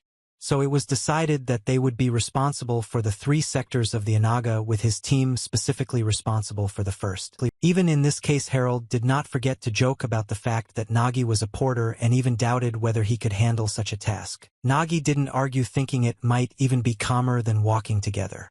However, he was worried that at this rate parting wouldn't end well and there might be some catch. Soon the guilds split up.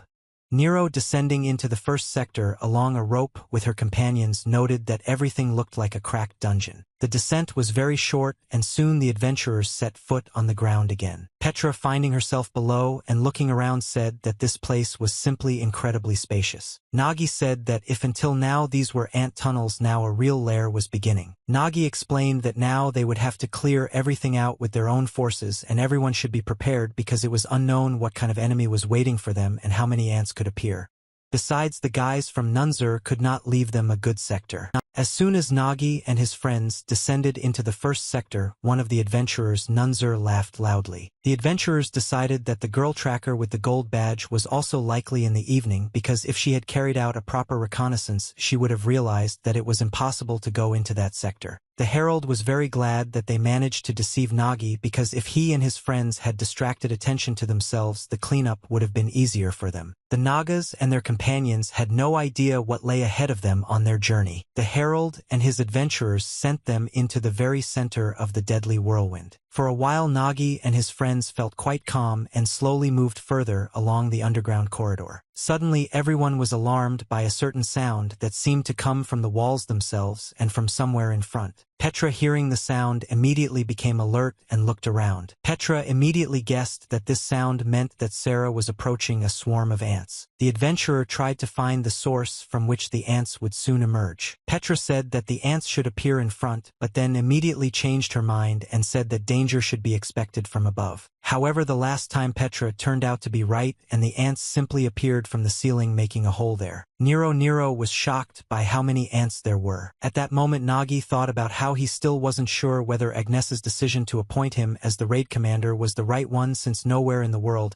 had a porter become a commander, and the guild's tetips would probably laugh at it, calling it nonsense. Well, Nagi now had nowhere to go, and he reached for his sword that was sticking out of his bag. Nagi understood that he had been given a task and he was obliged to complete it. No matter what, Nagi had to complete Agnes's assignment. His legs rose into a fighting stance and he shouted to all the other adventurers to be ready to fight. Nagi declared that he would go ahead. Nero and Bandeshtar instructed to prepare for a joint attack. Nagi knew very well that the most dangerous thing about the lower ants were their lightning-fast legs and mandibles. At that moment, Nagi thought that it might seem that way to him precisely because he saw the speed of Lady Agnes. He thought for a bit, smiled at his feet, and emphasized to himself that the ants were so slow that he was feeling sleepy. So far, things weren't as scary as Nagi had expected.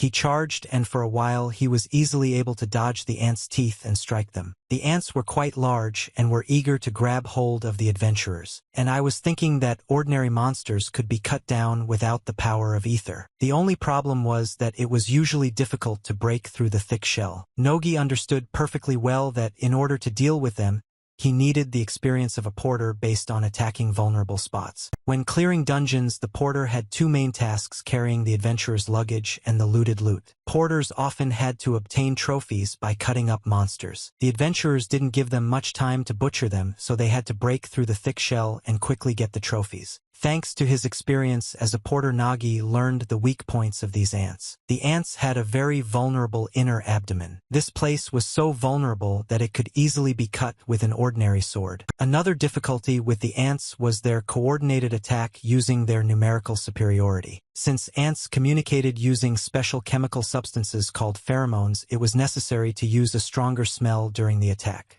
Nagi decided to use stink mushrooms, which were foul-smelling mushrooms that grew in the tomb dungeon. Continuing to attack the ants, Nagi noticed that their movement slowed down significantly. The legs were getting better at dealing with the new ants. From the outside, Nagi seemed very skilled. He deftly dodged the ant bites and quickly dealt with each one. "I'll watch the commanders for a bit," Nero shouted that apparently only their commander had had enough fun. The adventurers took off their cloaks so that they would not get in the way during the battle. Nero and Bandeshtar enthusiastically rushed forward with a joint attack as agreed upon by Nagi. Nero used her fighter's talent and her recently received artifact as a gift. The adventurer's blow was very strong and hit the ant right on the head. The ant jumped back from the blow it received, which gave the adventurer only one more opportunity to swing. At that very moment, the artifact was activated again and copied the shockwave skill Ice Strike. Nero was absolutely delighted with the kind of strikes she was able to carry out. The adventurer was completely delighted and looked at her artifact as if it were something incredibly valuable. Bandeshtar gave Nero the opportunity to have fun. As soon as she dealt with one of the ants, he declared that it was now his turn and separated his fingers using the talent of a necromancer. Bandeshtar shouted that the brilliant adventurer was coming onto the stage, meaning himself and his golems. Bandeshtar used 3 of her fingers at once and turned them into golems that rushed after him. Nero was amazed at how quickly her partner's strength grew and decided to stay a little behind. Having dealt with several large ants, Nagi was happy to himself, noting that one powerful blow from the adventurer's ether was after all a simpler and faster way to clear out than analyzing each enemy. Nogi asked his partners to be careful because it was unknown how many ants were still ahead, and they couldn't waste ether thoughtlessly. At that very moment, Nagi felt the ground shake under his feet. Nogi looked around, didn't understand why the ground was shaking, and noted that the sound that appeared was much louder than anything he had heard before. Nagi called Mrs. Petra and asked her to determine the location of the ants that were approaching them. Petra tried to concentrate but felt extremely confused. She told herself that a pathfinder should be a guide and lead the way. That's exactly how she'd been taught. But when she saw the enormous monster ahead, Petra began to get very worried. Petra looked at the ant's huge toothy mouth from which yellow saliva was dripping, and she couldn't move. Tears began to well up in Petra's eyes. She knew she had to act, but things turned out differently when she saw such a monster in person. Petra couldn't control herself and simply ran away from the ant right in front of Naga. Nogi was shocked by how Mrs. Petra carried herself, and at first he was even confused. The sound grew louder, the ground shook even more violently. Many looked around and became confused. Nagi's surroundings were in complete disarray.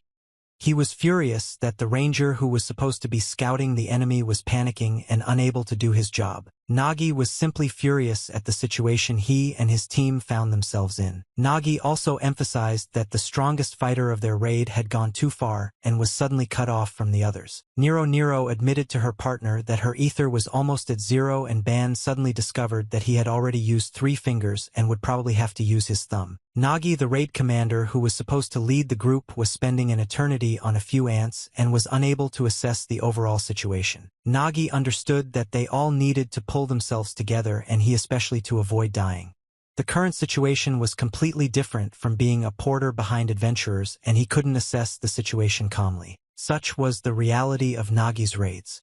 There was a type in the dungeons that was more dangerous than the 3 hopeless monsters that ruined any clear, and he was a type 0. It was just a weak raid group that is the real hopeless. One of the raid group was Nagi and his partners. Nagi didn't want to accept it, but it was really true. Nagi understood that no matter how much he believed in the abilities of his adventurers and himself, they turned out to be completely weak. At the most unexpected moment, he heard a voice.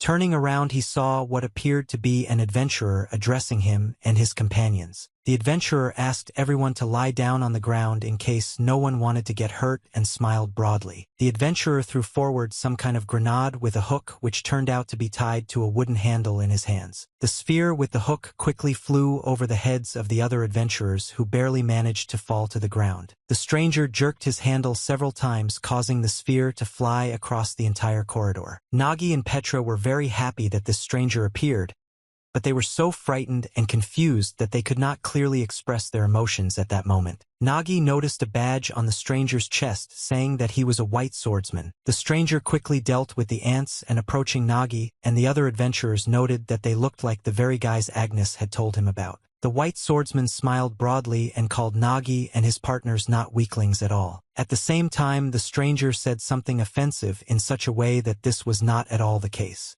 And then he added that he was very glad to see newcomers whom he had not seen for a long time. A very loud scream could be heard from the guild office outside.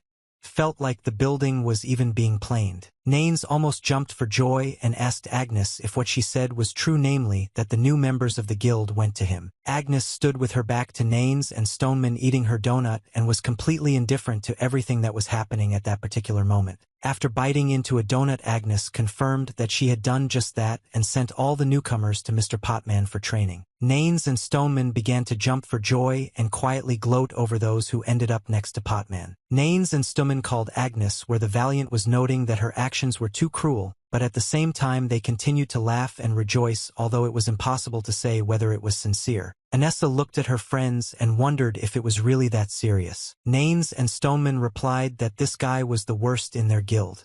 Their faces no longer expressed such joy, but rather indignation. Naines and Stoneman called Potman a white swordsman a pervert, although it was not entirely clear why. When Nagi saw Potapman for the first time, he couldn't understand for a long time what kind of guy he was, since he had never heard of him before. Nagi, looking at the stranger, thought that the rank of white swordsman did not even exist. Petra approached the Naga and asked if she had seen everything correctly. The adventurer was also a little shocked. This stranger, who seemed to appear out of nowhere, destroyed so many ants with just one blow, and it seems he didn't even use his talent. Nagi confirmed what Petra had seen. The stranger had indeed finished off the ants with one blow, piercing the ant's shell with that crude fishing rod which even a sharp sword couldn't penetrate. Potman looked at the frozen adventurers and asked why they were so surprised, and explained that he was simply asked to help them and told them about Agnes. Nagi was shocked that Mrs. Agnes asked this man for help because he himself knew nothing about it. Suddenly Nagi remembered that Mrs. Agnes had actually spoken about some important person who could help them, and now everything fell into place. Agnes warned that this person would be very unusual and that it would be possible to recognize him because of this, but she also warned that this person had a problematic character. Nagi looked at the stranger and wondered if he was the same person with the problematic character that Mrs. Agnes had spoken about. At which point the Potman laughed loudly that Agnes had really said that about him. Bandeshtar came closer to the stranger, looked into his face, and noted that it seemed he had seen him somewhere before, to which Nero agreed. Potman became slightly embarrassed and emphasized that he had a very ordinary face, which the adventurers did not particularly agree with. Potman went to meet the adventurers and told them that Agnes had promised to send him some good newcomers, and he really hoped for this. Potman also openly said that he considered the newcomers to be good-for-nothing weaklings and was very disappointed. Potman made a very pitiful face and looked at the adventurers, who had been standing there all this time looking very confused. Nero and Bandeshtar were the most outraged. They immediately started shouting and cursing at the stranger, saying they too had managed to kill a bunch of ants before he showed up. The Potman only laughed at this and emphasized that the adventurers simply had firepower. The Potman also emphasized that their airtime quickly ran out and they found themselves trapped, and they also thoughtlessly rushed forward, breaking the formation of the raid just like that trio of hopeless ones. Potman emphasized that it was immediately obvious from the adventurers' appearance that they were newcomers and all of them were somewhat useless. The stranger didn't mince his words at all. Potman looked at Nagi and noted that none of his team even realized they'd walked into an ant grinder. The mention of an ant grinder immediately caught Nagi's attention. Nagi thought and finally agreed with him, remembering that the ant meat grinder was an anomalous phenomenon when countless ants lost their direction and walked endlessly in circles, and the reason for this phenomenon was pheromones and odorous traces. The ants moved following the scent trails left by the lead ant. It happened that the main ant could take a wrong turn or several scent trails would intersect. In this case, the ants simply lost their way. The ants began to wander endlessly along the same route until they died of exhaustion. The real problem was that if an ant meat grinder formed inside an ant dungeon, it would create an area with an excessive concentration of monsters. Nagi finally realized that the adventurers they were sent here knew perfectly well that there was an ant meat grinder ahead and did it anyway. When Petra asked Nagi why the adventurers had been sent here, he replied that even if a massacre had occurred, many ants would have fought it off. But if attention had been diverted to one side, the other would have been much easier. Nero and Bandeshtar immediately became furious upon hearing this and began cursing at the Nunzer Guild without choosing their words, and in the end said that they were evil. Potman laughed when the adventurers called the other guild simply evil. A wide tooth-showing grin appeared on Potman's face. He asked why that guild was considered evil. Potman, having walked a few steps forward, explained that in the dungeon the truly evil one was the one who was weak and nothing else. According to the Potman, the children of the guild also took advantage of Nagi's command only because of their weakness. Potman indicated that the dungeon was such a place terribly unfair but inexorably subject to the law of force. Potman wondered what might happen if Naga's team had objected and fought that raid group. Without giving anyone time to think, Potman said there was nothing to consider and Naga's team would have been completely wiped out. Nero was indignant, pointing out that they couldn't possibly lose to such idiots. The adventurer was certain they were definitely stronger than Nunzer. Potman agreed that the methods of clearing out the Nunzer Guild were certainly crude. But on the other hand, this meant that they were strong enough to reach such a level even with such a mindset.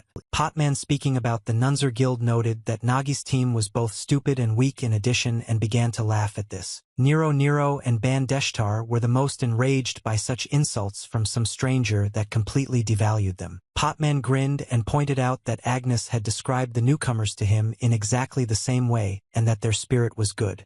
But if they were taken along, they could die because of their own weakness. Potman finally explained that he was in this place to remake, train, and educate newcomers. The most interesting thing is that Agnes allowed Potman to do everything at his own discretion, which he was incredibly happy about, which could not be said about the adventurers, and Nero was the very first to say that she was not going to train with some stranger. Potman stated that he could provide the adventurers with a compelling argument to agree to his terms. Potman revealed a shocking fact, saying that it was he who trained Agnes, which was hard to believe. Nagi and Petra gaped in amazement.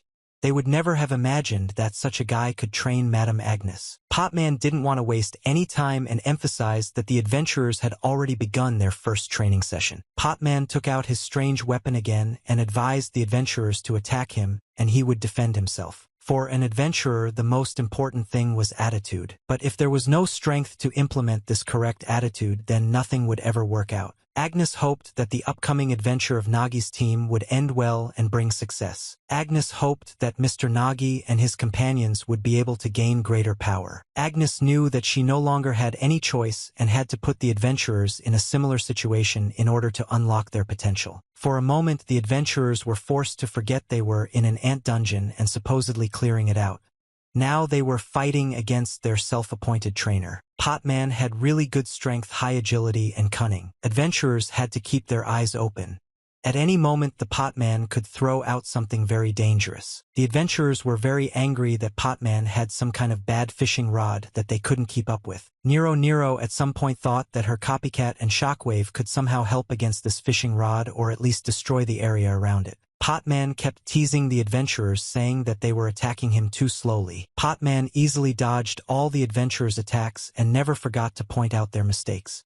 He believed the adventurers were using the ether too bluntly, and that was the big problem. Potman explained that it was precisely because of the too senseless use of ether that the adventurers' movements were too easy to read. Potman looked like some kind of crazy guy. The smile never left his face and he laughed all the time. Not a single adventurer was able to land a blow on him while he easily outpaced everyone and attacked. Nero believed in her strength against this impudent man for a long time, right up until he took out his whip. Looking at the adventurer, Potman noted that he knew that she had recently discovered her special skill, and it was immediately obvious that she was spending ether thoughtlessly out of joy. Bandeshtar tried to reason with his friend, so that she would not fall for all of Potman's expressions. Bandeshtar, realizing that Nero was not coping, also entered the battle thinking that he would have to take out his trump golem. Bandeshtar detached his thumb and threw it forward.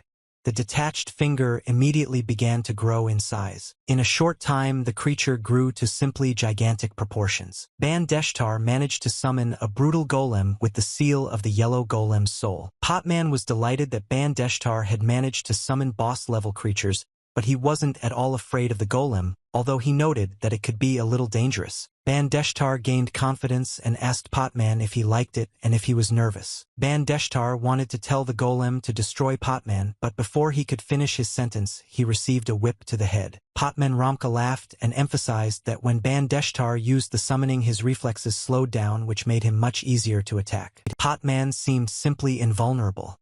He continued to laugh and joke about all the adventurers and their mistakes. Potman attacked again, advising the adventurers to try to dodge such a blow, and used the style and sword of the great fisherman. This blow was called a net catch, and was directed at Petra, who felt completely confused and did not know what to do. Petra, instead of acting quickly, simply stood there and watched what was happening with her mouth open. The girl thought for too long and immediately fell into the fishing nets released by Potman. The harder Petra tried to break free from her seat, the more trapped and entangled she became. Potman approached Petra and laughed again, noting that she was only gold-ranked in appearance, and wondered if the ranger who should have been ahead couldn't even react to something like that. Then what good was he anyway? Nagi, watching what was happening, finally believed that the words about Potman teaching Mrs. Agnes were not empty chatter, and now it was impossible to underestimate the fishing rod, which was much more dangerous than an ordinary weapon. Nagi calculated that the radius and angle of attack of the fishing rod were too great, and the Potman himself was extremely unpredictable and at the same time never missed.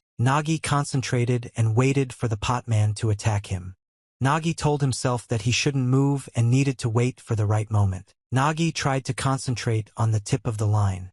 Nagi didn't move at all and stood frozen in place. Nogi understood that he himself was the target and emphasized that if the target was known, it was easy to defend himself. As soon as the hook reached Alya's sword's reach, Nagi tried to block and parry it. But as soon as Nagi's sword touched the hook, something completely unexpected happened. At one point it even seemed to my legs that this hook was about to explode. In fact, the leg did not appear and it really looked like a bomb, and at the moment of contact with the ball an explosion occurred. Potman, without removing the smile from his face, turned to Nagi and noted that it was all offensive, but praised the reaction of Mrs. Anessa and said that he had a good one. Potman emphasized that if Nagi were an adventurer with talent, he could have easily repelled such an attack. But alas, he had a wall of physical capabilities, and without the support of the ether, he was just a well-trained ordinary person. The most offensive thing Nagi heard from Potman was that he matched the brand of the porter that hung around his neck. Potman did not lag behind Nagi, and told him to get up quickly, emphasizing that Agnes said that he had a special power. Potionman noted that he knew Nagi had cut down the lich, and now he should have used the same sword style on him.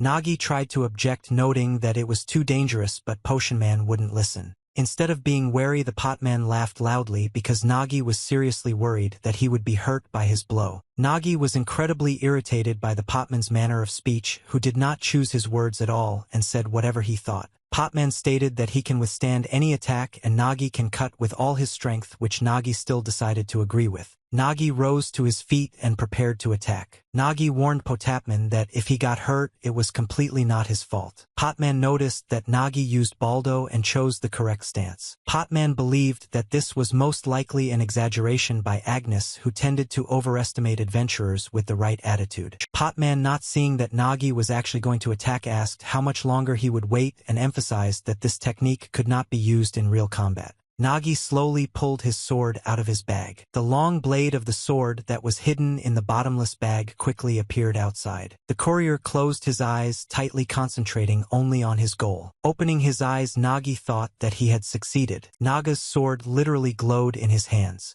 The young man was completely focused. Before attacking the legs, he warned once again that Potman could get seriously injured and should not blame anyone for this. Potman took this as childish babble and only laughed again, noting that the courier shouldn't have been so fussed. Well, then something happened that the Potman never expected to see from an ordinary courier, even an untrained one. Potman was so surprised to see this that he was simply confused. Potman realized that he had been completely wrong about the courier and had been wrong to discount Agnes's words. Nagi managed to attack Potman and convince him that he was capable of much. Everyone had their own plan, not everyone acts as they see fit. A teacher who was respected by everyone could remain so for a long time. Well, everything could change in an instant. A teacher ceased to be the kind of person that everyone respected until he got punched in the face. Potman was in a clouded state of consciousness for some time after receiving a blow from Naga. With great difficulty, Potman managed to open his eyes. The first thing Potman said after he woke up was screaming, begging them not to beat him anymore. Potman jumped up and sat down on the ground to find that adventurers were standing next to him, namely Nero and Bandeshtar. Nero, a little arrogant, asked Potman if he could really teach them anything, emphasizing that their commander had knocked him out with just one blow. Potman immediately jumped to his feet and told the adventurers to shut up calling them puppies. He explained his defeat by saying he'd simply relaxed a bit. Potman immediately began to curse the Nagi, who in his opinion simply wanted to kill him. The Potman approaching the courier emphasized that the blow he dealt could have really sent him to the next world and began to regret that he got off easy. Nagi, but I remember that he warned that he would hit very hard, to which Potman emphasized that even if he said to hit seriously, it did not mean that it was worth launching an aura directly into the face. Nagi didn't immediately understand what was being discussed, which surprised Potman. He didn't immediately believe that Nagi really didn't realize that he was using aura, the same energy that enveloped the sword, or rather it was an imitation of it. Potman looked at his legs and assumed that if this guy had mastered the aura and that sword style to perfection, such a blow would definitely have been fatal. Potman believed that the power that Nagi could possess was the power of a bygone era. Potman reflected for a moment on how even with his imperfect style, the porter had achieved such a level on his own.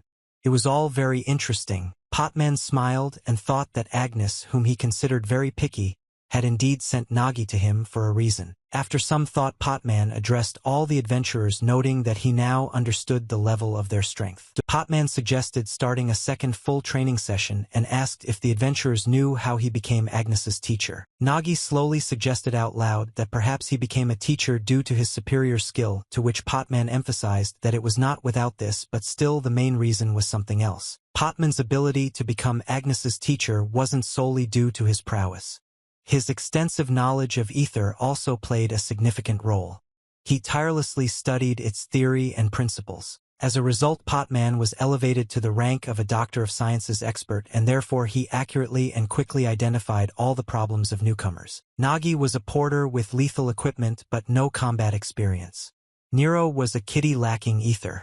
Bandeshtar was a good summoner but had poor control, and Petra was a ranger with no combat experience. After some thought, Potman offered each adventurer an individual solution to their problem and decided to start with Kitty Nero. The Potman, looking at the adventurer, emphasized that she had absolutely no idea what ether was and said that it was a type of talent that gave the body a huge advantage upon awakening. Potman also explained to the adventurer that the war ether gave strength and the manga intelligence. A fighter like her, of course, had significant physical abilities, although this was only a basic effect. Potman warned Nero that if she couldn't freely control the ether flowing through her, she would remain just a copper-ranked weakling. Potman emphasized that Nero's special skill Shockwave was simply released without any control over the ether, and therefore after 2 uses its resources were already at 0 and it needed chi. Suddenly Potman smiled broadly, noting that, by a lucky coincidence, they were in the middle of an ant meat grinder. According to the teacher, in a place teeming with all kinds of ants and spaces, they were on the ideal training ground for Nero. Potman suggested calling it an escape from the endless ant room and warned that he would lock the adventurer in a tight space, and there was only one way to escape from there. Nero should have made his way through the small hole ahead, but it would be literally covered with ants, meaning that, in order to get out, he would have to destroy the ants one by one. But also, if Nero continued to spend ether just as thoughtlessly, she wouldn't be able to break through. Nero was prepared for such training and behaved quite bravely. After Nero, Potman decided to train the unfortunate summoner Bandeshtar,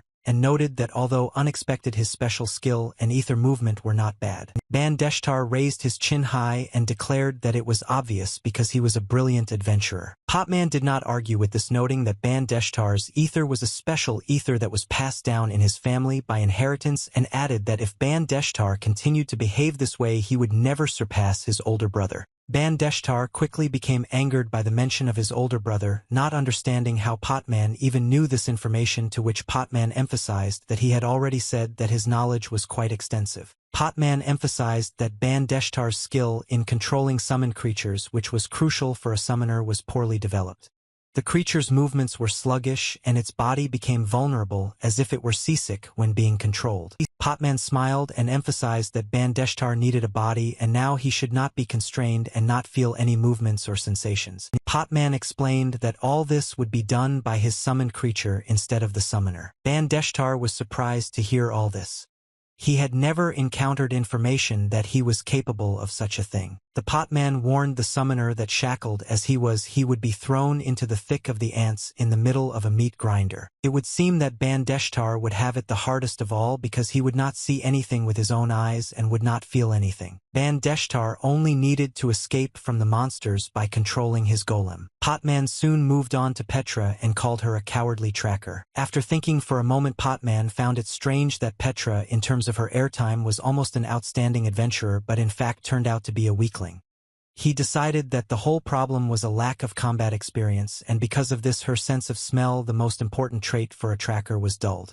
Potman emphasized that the whole problem was Petra and asked if she knew why her squad ended up in the ant meat grinder. Potman looked Petrie straight in the eyes and accused her of causing all the problems and of being the reason her friends were in danger because she hadn't been able to detect her in time. Potman started shouting that even a copper rank tracker would have noticed this and her work was no good, and he warned that if she planned to continue like this she should return to the inspectors. Having calmed his tone a little, Potman explained to Petra that she needed the heart and told her that in the depths of the ant and meat grinder there was a dark cave. The ant cave was a place where nothing could be seen or heard. Potman wanted to send Petra there because there one could only rely on the sixth sense. Potman explained to Petra that she had to get to the center of the cave and find what he had hidden there. Potman also warned that there were ants wandering around in this cave and that Peter should be careful. Well, no matter how hard Petra tried to be quiet and behave carefully, it was impossible. Potman warned the adventurer that the ants were very sensitive and Petra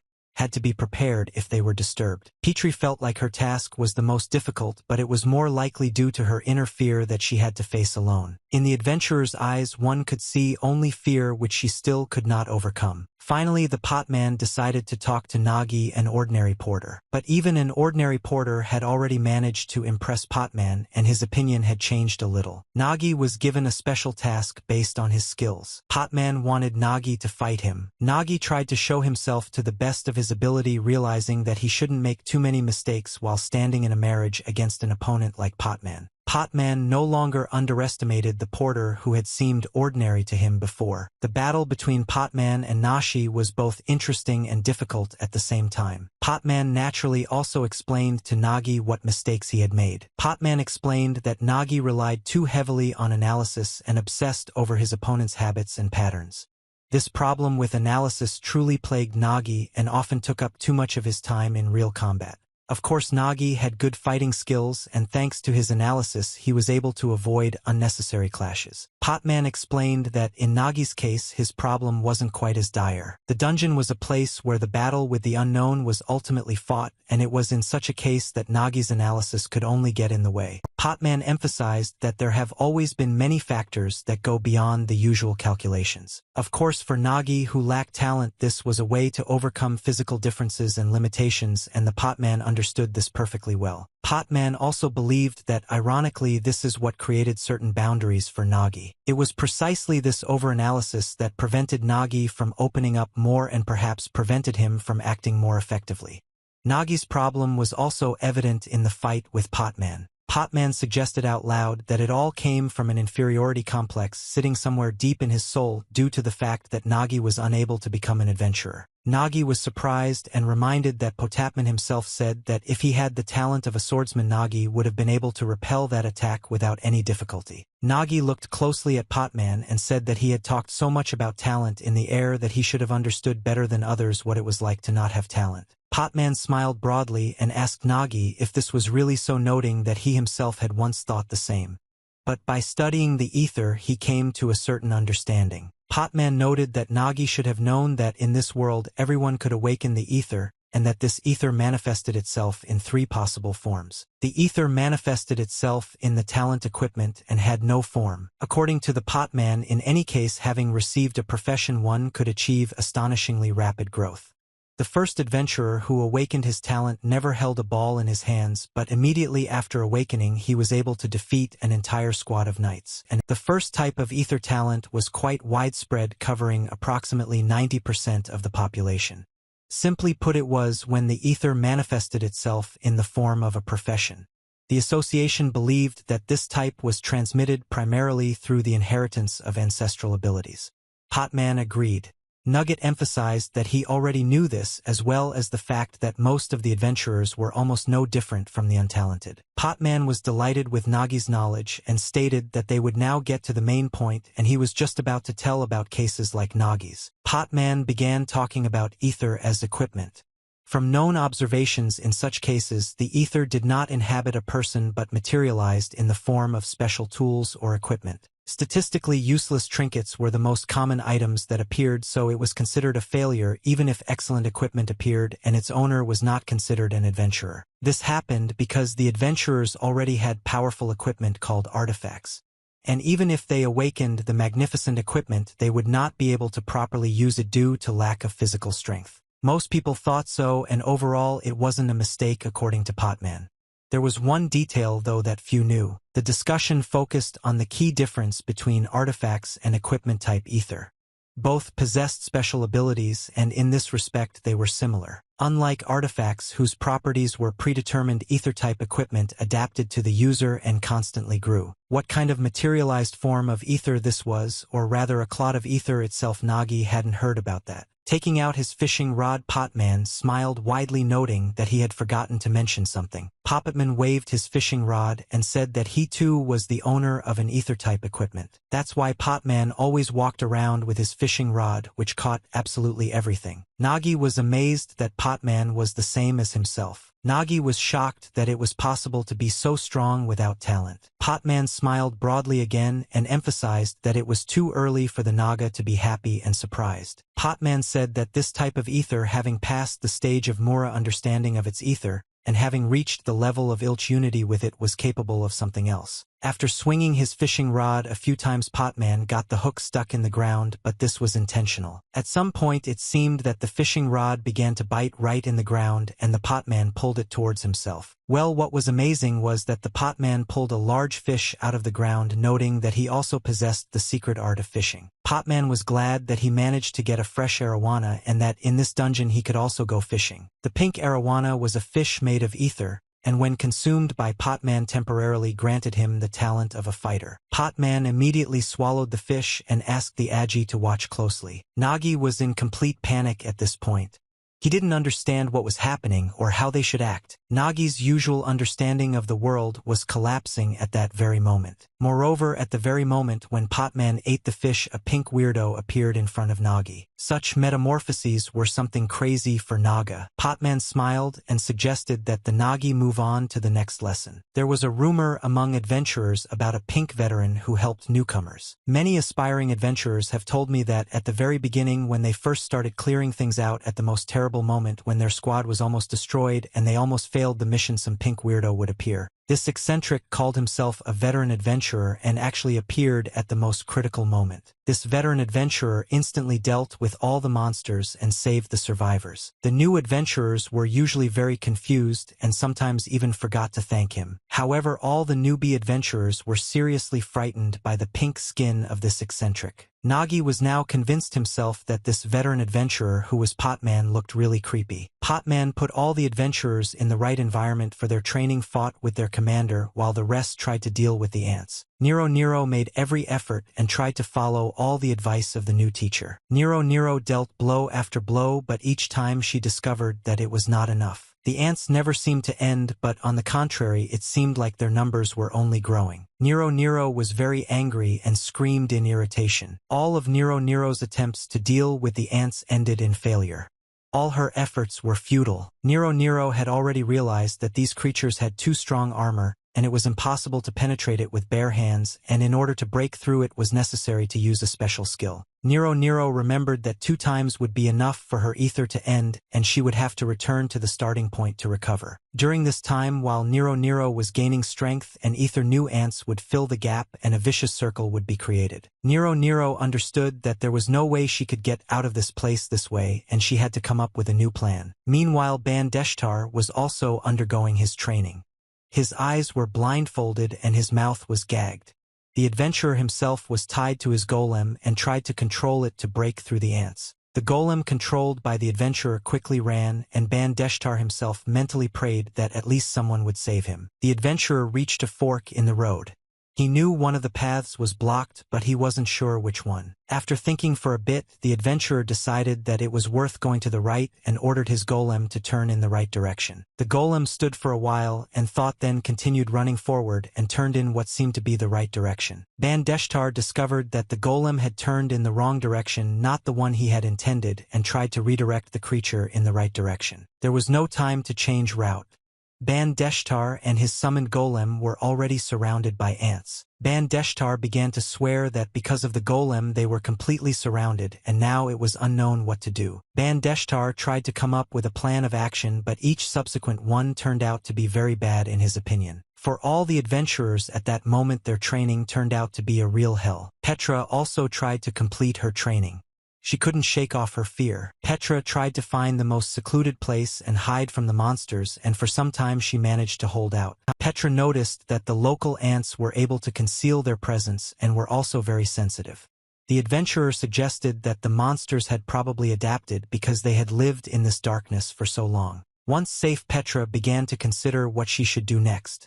The situation in this dungeon was too unusual, and she didn't recall any information about similar situations she might have encountered at the academy. Petra remembered the purge method but immediately rejected it. The adventurer began to consider what Mr. Nagi might have done in such a situation. Petra tried to imagine how Nagi would break through so many ants. The adventurer knew for sure that Mr. Nagi would not give up. Petra thought that Mr. Nagi would probably take out a tool from his bag to solve this situation. Petra wondered what tool she had that could help her and found a climbing wire. Dowsing wire was an unremarkable piece of equipment, but for a tracker it was a highly versatile item. Petra was using it for the first time since the full-time training camp. Petra thought about it. Of course, they said that only novice trackers used this equipment and admitted that for her current level it was optimal. Until now, Petra had relied only on such senses as sight and hearing, but she knew that they said that a true tracker was able to feel even when he saw nothing and heard nothing. This was what they called a tracker's sixth sense. Opening your eyes in such a place meant only receiving unnecessary information. Petra tried to concentrate and gather all her feelings and the ether together. The adventurer concentrated her feeling on the tip of the vine, and from this tip she spread the ether. Petra tried to draw a map of this place, and she began to get some success. Petra began to feel one ant after another, and although the area that Petra could cover was small, it still helped her move forward. Petra moved forward step by step.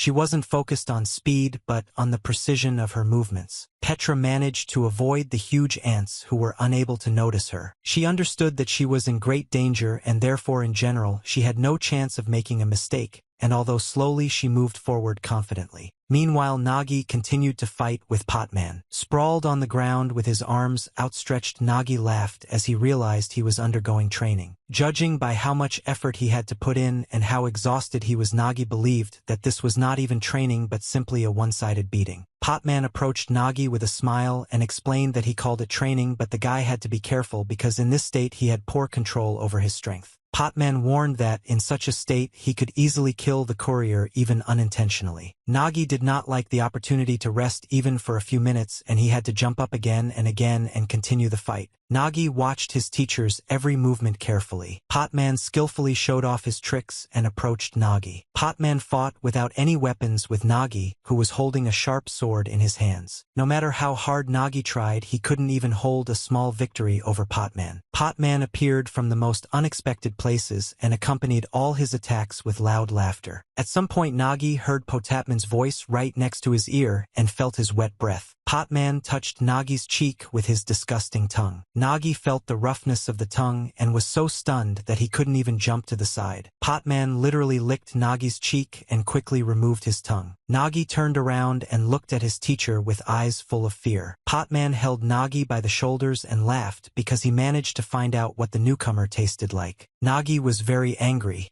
He was disgusted by Potato Man's behavior and shouted, threatening to kill him. Nagi jerked to the side and pulled his sword out of his shoulder bag again. Potman jumped aside and began to tease Nagi again, saying that he was moving very slowly. Nagi turned to Glatoni and asked him for help, realizing that he couldn't cope with Potman alone, and Glatoni gave Nagi a mushroom. Potman didn't notice that Nashi threw a mushroom at him. Surprisingly, the mushroom thrown by Nashi hit Potman straight in the mouth. Taken by surprise, Potman unintentionally swallowed the mushroom, but was not particularly upset about it. Potato Man seemed to grow even larger and shouted that it was delicious, which surprised Nagi and made him wonder what kind of stomach Potato Man had. Potman noticed that Nagi was becoming increasingly curious about why there was such a difference between them, even though they both had ether-type equipment. Nagi tried to ignore his teacher's cocky behavior and asked him to teach him to be the same. Potman did not respond as quickly as the courier would have liked. Potman, noting that they didn't really know, explained that the reason it was so difficult for those with ether-type equipment to become adventurers was that the path to that level of mastery was too thorny and each equipment had its own unique approach. There was no single answer. Potman even answered with some regret that this was precisely why there was no specific method that he could teach Nagi. Potman emphasized that the only thing he could do for Nagi was to break his way of thinking. Potman emphasized that he saw that although Nagi pretended that this was not the case, he set a limit for himself, deciding that since he did not have talent, he could not become an adventurer. Potman said that he himself was like that, and therefore all he could do for him today was only to expand the boundaries of his understanding of things. Potman began to behave even more unpredictably and strangely.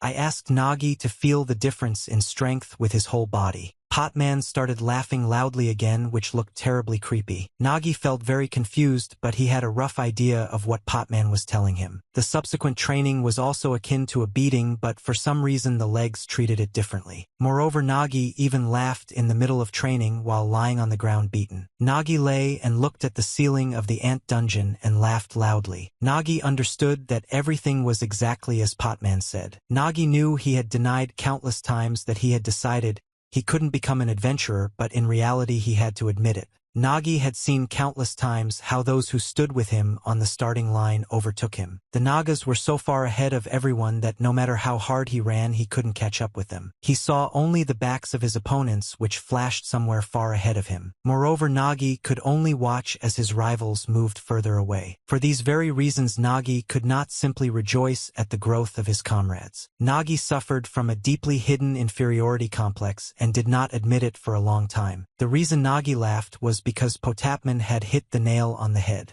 So meeting him was both a stroke of luck and an opportunity for Nagi. Although of course Potman really did have a character and it was hard to stand him. Potman did not let Nagi rest for too long and ordered him to get up immediately and shut his mouth every time he tried to protest. So under the guidance of Potman, Nagi began his hellish training. Nagi went from sparring to real combat and immediately back again. The rookie cleanup squad, full of problems, began to move forward and overcome their shortcomings. The problem was that all these newcomers had almost no time left. When they weren't rushing to clear another area, Potman thought about how Nagi was a really funny guy and Agnes had found a good nugget, and even suggested that the courier could achieve the same as he did. Potman believed that Nagi would be able to achieve unity with the thing, and that this would be his salvation. Soon the group reached another part of the epidemic where there had not yet been a cleanup. The Potman stopped and was very surprised. Potman couldn't understand when the dungeon had managed to change so much, and he was left with an unpleasant feeling of déjà vu which was filled with disgusting energy. Nagi also felt it and turned to Mr. Potman and asked what that terrifying aura was. Nagi emphasized that this pressure was as if they were in a high-ranking dungeon, to which Potman replied that he himself certainly did not know anything about it.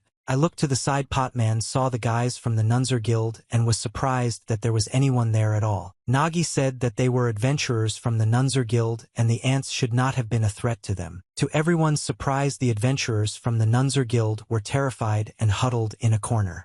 Even the bravest of them, Commander Gerald, sat motionless, covering his head with his hands and staring at the floor. When Nogi asked the adventurers what had happened, one of them replied that they had been very scared and mentioned a monster that was definitely supposed to come. The herald threw himself at Potman's feet and, grabbing him, begged him to help them and save them. The herald shouted that the monster that was about to arrive would certainly kill him. Johanna, who was also with the Nunzer Guild, on the contrary, didn't look so frightened. The priest smiled strangely. Potman noticed the girl standing in the distance and immediately realized that danger emanated from her. Potman immediately grabbed his fishing rod. I think he should have defended himself. The herald didn't even try to let go of Potman, and again tugged at his clothes, reminding him that he had asked to save him. Potman jerked sharply from what he saw and immediately realized that he was too late. Suddenly blood spurted from Potman's hand in which he held the fishing rod. Potman tried to dodge the blow, but his reaction was poor. The huge battle axe turned out to be much faster than Potman. Potman closed his eyes tightly, experiencing severe pain. Nagi froze in place from horror and surprise. On the ground lay Potman's hand, which continued to firmly hold the handle of the fishing rod, but now separately from the rest of his body. Potman held tightly to the stump of his arm. Johanna was very surprised.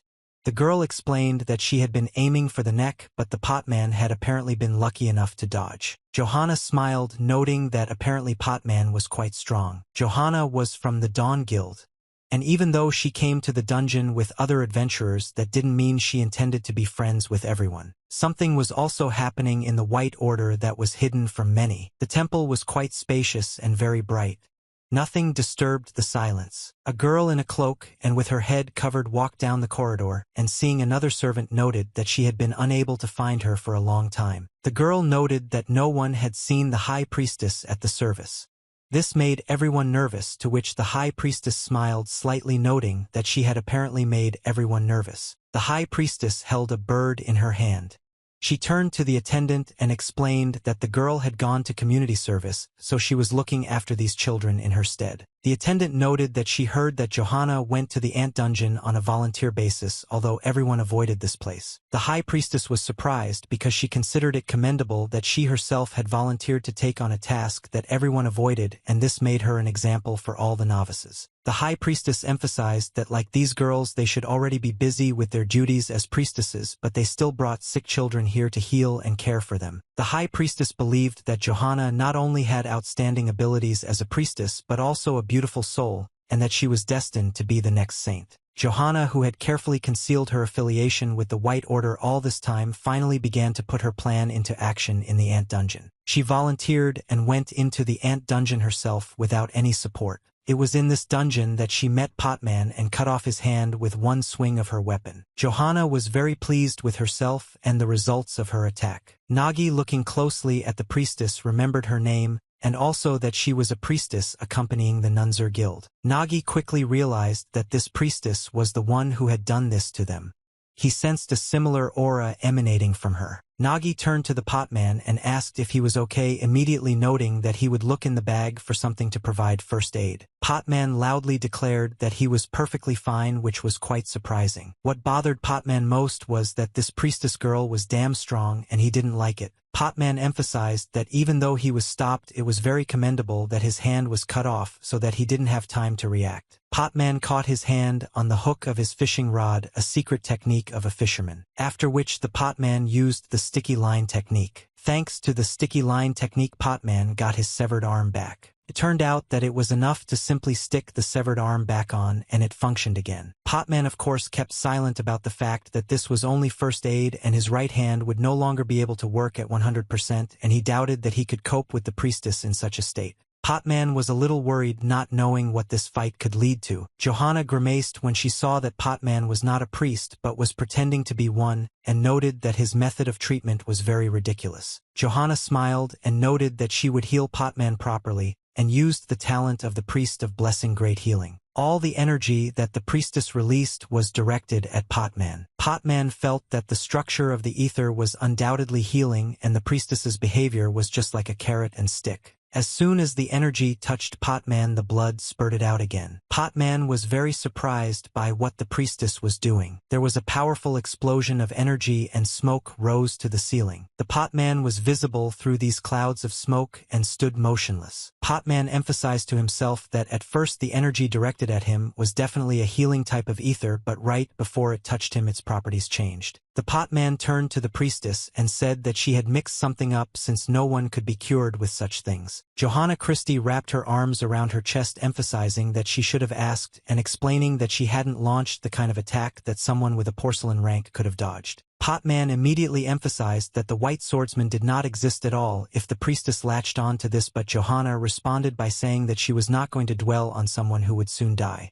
Potman knew that it was generally accepted that priests were a class far removed from battles. Potman also realized that such mossy stereotypes would not work with the priestess who was opposite him. This girl was accustomed to carnage because that was exactly the smell that emanated from her. Potman decided that in order to understand what was happening in this dungeon, all that was left was to fight the priestess, and he grabbed his fishing rod tightly. Potman pulled the fishing rod and the hook slightly furrowed the ground, drawing a line. Potman addressed Nagi, calling him fox-eyed, and warned him that no matter what happened next, he should not cross that line under any circumstances. Nagi wanted to be indignant that Potapman had a wounded arm, but he emphasized that it was not he who should be worried about. Potman advised Nagi, since everything had worked out well, to simply watch closely from behind as those who had reached the heights fought, and explained that this was supposed to be the third lesson. Potman emphasized that he had not encountered such a stubborn fish as the priestess for a long time. Potman decided that he would have a lot of fun and rushed into the attack. Potman again cast his fishing rod into the ground and the fish started to bite. The secret fishing technique was used again and the potman brought out a large blue fish. It was a blue marlin, a fish composed of ether, and this could temporarily utilize the spearman's talent. While eating the fish, the potman was slightly upset that he had caught a blue marlin because it was a shame for him to use this talent when one hand was not in order. Johanna laughed at the fact that she was underestimated and didn't have a snack right under her nose. But as soon as the potman ate the fish, the priestess was surprised because his ether suddenly seemed to explode. And indeed, the next moment happened as if there was a frosty explosion. Potman again changed greatly and turned completely white as if he had spent the whole night in severe frost. Potman changed class and took the form of a spearman. Johanna laughed and said that Potapman was a handsome man and should have taken off his ridiculous mask from the very beginning, without which she might have spared him once. Potman didn't immediately understand what the priestess was talking about.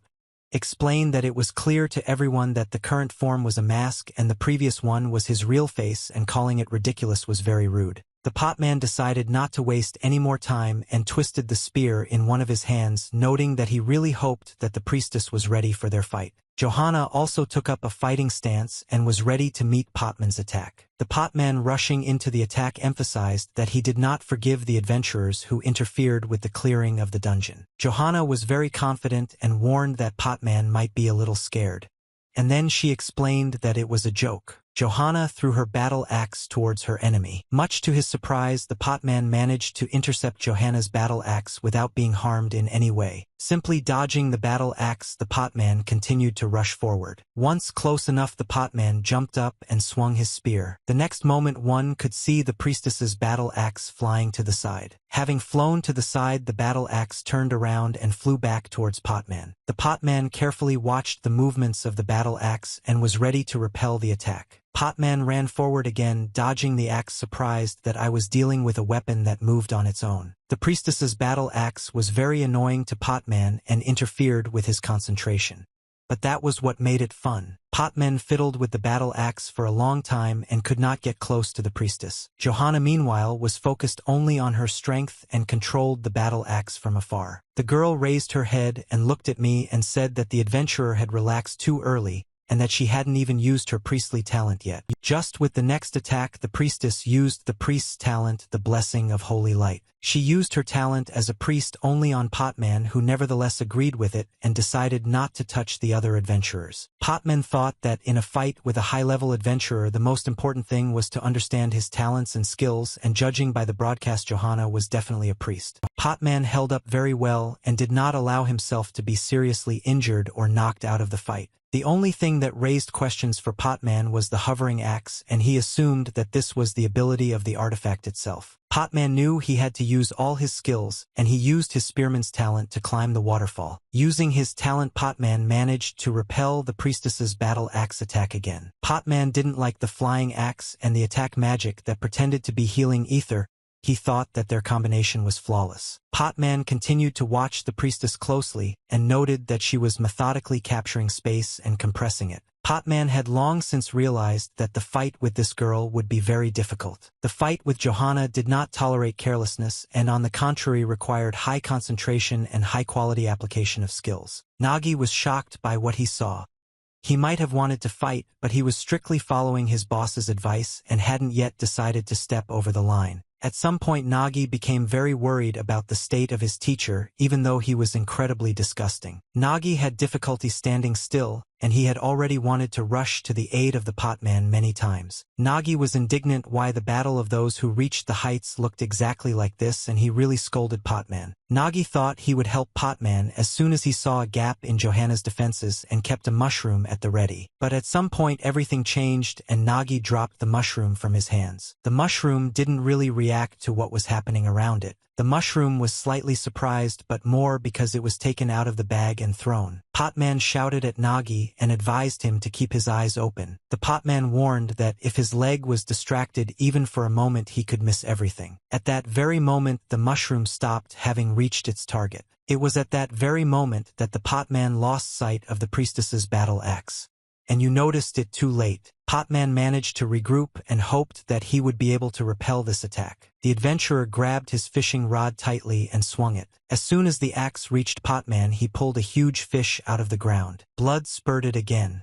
Potman remained standing, trying to fend off further attacks. There was real chaos on the battlefield, and it was difficult to figure out what was actually going on. Potman looked confident enough and acted clearly. Johanna, while watching what was happening, at some point smiled broadly, as if she was happy about something. Potman's knee was pressed into the ground. Nagi had a hard time keeping up with the movements of his teacher, who found himself in the most unexpected places. Nagi quickly turned his head, trying to keep track of everything that was happening, but he understood that this was already on a completely different level. Nagi understood perfectly well that he couldn't help in any way, and if he awkwardly pushed forward, he would only get in the way. For a long time Nagi hesitated to cross the line that the potman had drawn for him, convincing himself that he shouldn't do it. Nagi had a hard time watching what was happening on the battlefield and what situation his teacher was in. Nagi understood that the priestess and the potman could sort things out themselves, but he was worried that something might go wrong. Potman felt the priestess pressing on him insistently, as if telling him not to come closer. Potman thought that the priestess was acting in this way and was shouting about her weakness, and in that case the method of cleansing was obvious. Potman once again applied his talent to the spearman and used the turtle shield. The head of a huge turtle suddenly appeared over the battlefield. Potman made a breakthrough at one point. Johanna didn't even imagine that Potman could somehow get to her and remained in one place the whole time. Seeing what skills her opponent was using, the priestess noted that it was a commendable decision to think that since she was a priest she was weak in close combat,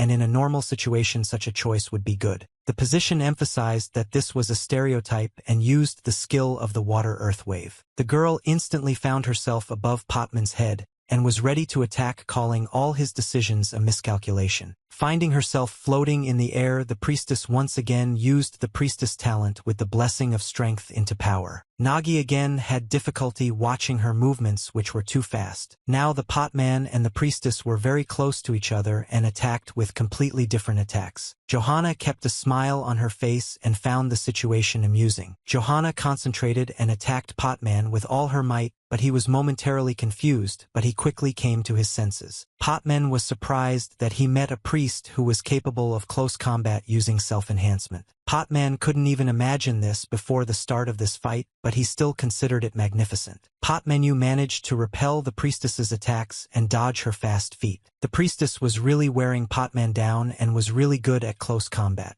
Potman even thought that if he increased his physical abilities, the foundation that is his combat skills would remain amateurish. At some point, the Potman discovered that his body was not moving at all and that he could not be heard. The Potman simply froze in one place without the ability to do anything. The priestess laughed loudly and noted that I had been caught as an enemy. The priestess wanted to take advantage of this opportunity by killing Potman.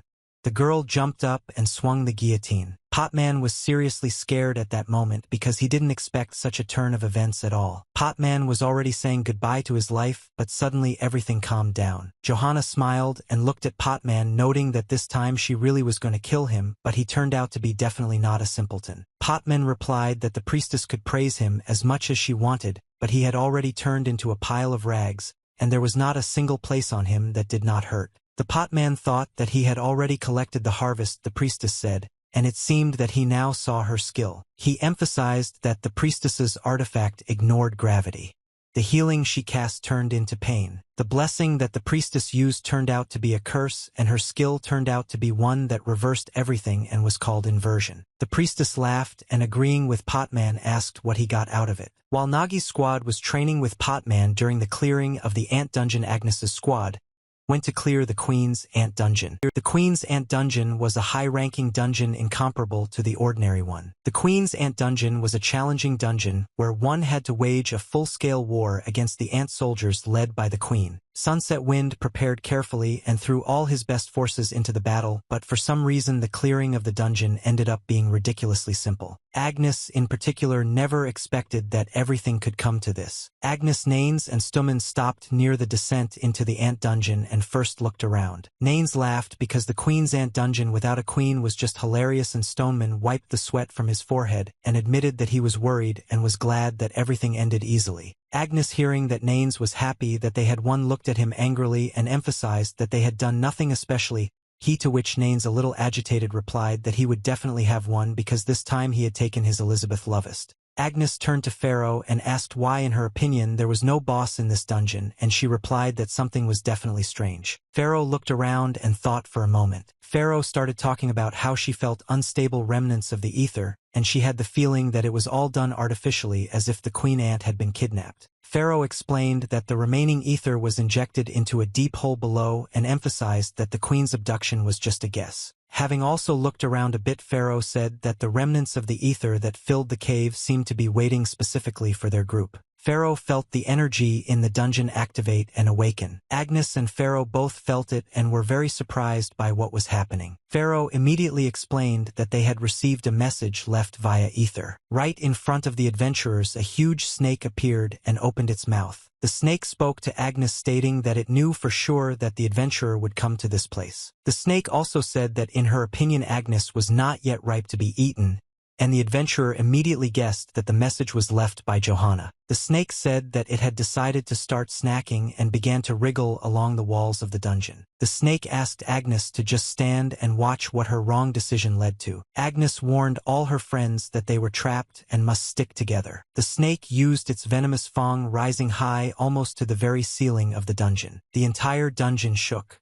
Stones from the ceiling began to fall to the ground. Huge chunks of rock were falling off and adventurers had to move to avoid being hit by one of these pieces. After the piece of rock collapsed, Agnes asked her comrades if everything was okay with them, and Stoneman was the first to respond, saying that everything was okay and immediately noting that they would need time to get out. Agnes agreed that things were bad and the dungeon in which Johanna was going to make a breakthrough was not the one they were in but the one where Lord Nagi was. It was no coincidence that Johanna found herself in an ant dungeon, and it was in this dungeon that she was planning to make a breakthrough. Meanwhile, the fight between Potman and Johannats continued, with Potman darting across the battlefield. The priestess's battle axe flew everywhere behind Potman. Potman reflected that the priestess was definitely a difficult opponent, although the axe itself was about as strong as a decent adventurer, and it was impossible to engage in close combat due to the weakening curse. Nagi continued to watch Potman but did not dare to intervene in this fight for fear of getting in the way. Nagi saw that Potman, due to his recent wounds, was although little by little inferior in strength to the priestess. And probably if this continued, even Mr. Potman could die. Just as his legs were about to lunge forward, he immediately remembered the line. Nugget thought about what could have changed if he'd had the strength to step over that line. Soon Harold came to his senses a little and rose to his feet. His teeth were chattering either from anger or fear. Nagi asked if the gentleman had come to his senses and began asking what had happened and whether Johanna had brought him to this state. It only seemed to Nagi that the gentleman had come to his senses because here he simply muttered something unrelated about big ants and how everyone would die. The ants tried to listen to the master's words and asked which ants he was talking about. Johanna watches as all the adventurers get scared and starts laughing, wondering where she went and what confidence she had. Potman shouted that running away was absolutely not an option and emphasized that he would fight to the end. Potman decided to use one of the methods he was confident in, remembering that in close combat he had little chance. Potman ran and attacked the priestess again. Potman used the spearman's talent, specifically the blue strike skill. Johanna didn't expect such an attack and was even a little confused when she saw what was flying at her. The spear thrown by Potman should have pierced Johanna in an instant. Well, to the great misfortune of all the adventurers, Potman missed again,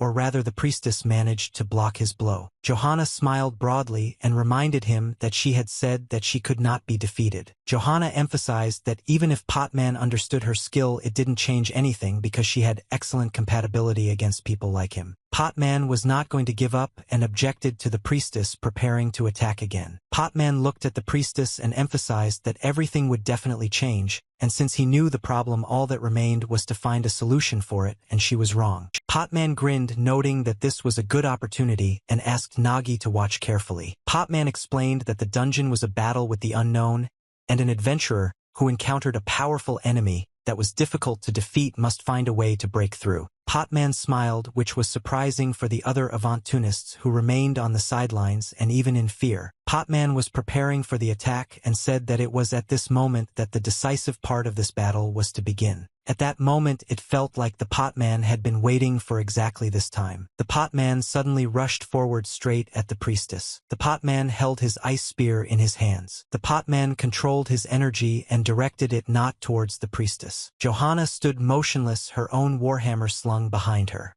The priestess doubted her opponent would be able to harm her in any way. Johanna, on the contrary, laughed, noting that Potman had made a disappointing decision, and that the plan to crush her with speed before the curse worked was banal, since it was enough for her to turn the blessing from the very beginning. Johanna did as she was warned and used the blessing of the power of might, which turned into the curse of the power of exhaustion. Potman noticed that the priestess's inversion skill worked like a curse, twisting the very structure of physical enhancement. Potman understood that he would only have one chance in that very world when her strengthening would become weakening. The Blue Marlin had one special ability. Ethereal fish video only Potman. Potman's secret fishing technique was an unpredictable skill, and he never knew what he would catch beforehand. With the help of the Blue Marlin's harpoon, Potman could catch exactly the fish he wanted. At that very moment, the Potman used his harpoon fishing skill and caught a fish called a purple tem.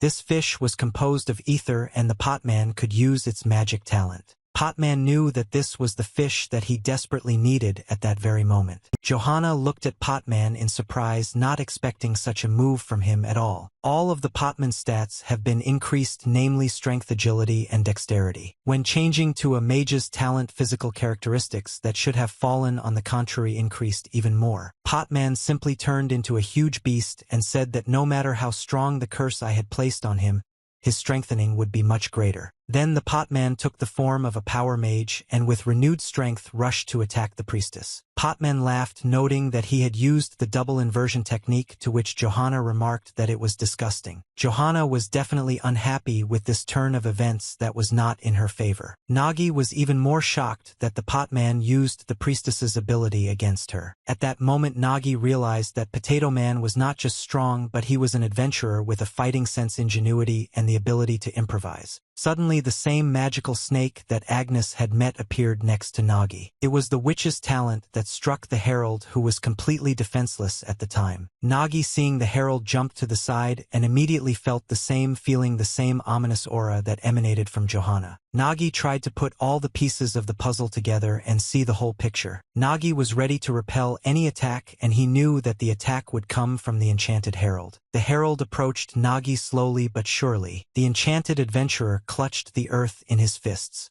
The witch controlled all his movements. Clouds of dust rose around Nagi. It was difficult for him to see anything in front of him, but he continued to hold his ground and maintain his defense. Nagi began to swing his sword to prevent the enemy from suddenly getting close. Even though the herald might have been stronger, Nagi only thought about living and tried to block the blow with his small sword compared to his opponents. The Naga sword that withstood the herald's blow seemed like the blade was about to break. Nagi hoped with all his might that his weapon would hold up. In the end, Naga ran out of strength. Herald's pressure was far greater. Nagi fell to the ground. Herald managed to slightly injure him. The herald, seeing the result of his attack, giggled loudly, rejoicing at his success. The herald walked forward, dragging his huge sword behind him. The herald had gained much more strength, and he thought only of Johanna's praise. The herald was completely subservient to this witch and was ready to do anything for her praise and also for her salvation. The herald accelerated and threw his sword forward, trying to protect his mistress. The sword had to reach its target just at the moment when Potman could reach the priestess's mistress. Potman didn't expect that the priestess would be able to think so far ahead and use her charms to subjugate the adventurers who would threaten his life. Potman never expected a huge sword to fly at him from such a great distance. Potman was already tensed and felt that the sword had wounded his hand. Well, to his great surprise, the sword bounced to the side without causing any more harm to Potman. Potman used his power mage talent and returned to the attack. Potman was already very close to the priestess, and there was very little time left for the fight to end. The staff in Potman's hands was just waiting to be used. Potman was very close to Johanna, who continued to remain motionless. Potman looked into the priestess's eyes and shouted to her. Potman used the skill of magical destruction, and a powerful explosion occurred. Many tried to crawl forward with their last strength. The courier was seriously wounded and blood was pouring from his mouth. Despite having no strength left, Nagi continued to move forward. He cursed the smoke, making it hard to see, and hoped that Potapman was still alive. Nagi admitted that he had made a big mistake and that he should have helped Mr. Potman at all costs, ignoring his request not to cross the line. I'll make one more dash with my legs, thinking that it was not too late to change everything. Nagi grabbed his sword from his bag and thought that his sword style could definitely come in handy. Nagi only thought about how to help Mr. Potman and for a moment forgot that danger was still right next to him. At that very moment, Nagi received another blow to his leg and screamed loudly in pain. The herald smiled broadly and advised the courier not to interfere, surprised that he could not distinguish when it was necessary to intervene and when not. The herald, calling Nagi a bag, emphasized that if he would sit quietly, then maybe Mrs. Johanna would sit for him, because he was just a worthless person who wasn't even worth killing. Nagi didn't give up and asked the herald what had happened in his absence. Nagi wanted to know what Lady Johanna had been planning, but the herald assured him there was no point in pursuing that. The herald's pupils suddenly lit up, and he said that after he sent Nagi's team to the first sector, their assault squad was destroyed by this. Taking advantage of the opportunity to clear the dungeon while Nagi and his team were distracted, Herald and his adventurers headed to the third colony. It was at that moment that Gerald was faced with the fact that Lady Johanna showed her true face. The herald sincerely did not understand why the lady priestess was pointing her battle axe at him. The herald did not understand at all why the priestess had deceived him and was now trying to kill him. Johanna asked in surprise what Gerald was talking about and emphasized that she had never deceived him. Johanna stated that she came to this dungeon as a priestess to take care of the sick. The priestess's eyes flashed with flame, and she said that the sick person was definitely not the herald. The herald saw his team members impaled on a giant ant claw. Mrs. Johanna called this monster a child and said that from the very beginning she came to this place to take care of it. The priestess turned to the ant and asked if he was enjoying the meal. Surprisingly, the ant didn't bother her at all. The priestess promised that her child would soon reach perfection. The herald, conveying everything he saw with his own eyes, smiled broadly to Nagi and said that he would soon find out what they were all up against. The guild commander's gaze was simply insane. It wasn't just the spell, perhaps he had truly gone mad from sheer fear. Nagi was wary of the herald's words because he had not at all assumed that a monster was hiding somewhere very close. Nagi tried to look around, examining the area through the smoke, peering into the darkness with apprehension about whether there was anyone there other than Yokana. Nagi, you could not see anyone, and decided that everything was fine. Nagi turned his thoughts to Potman, for whom he was deeply worried.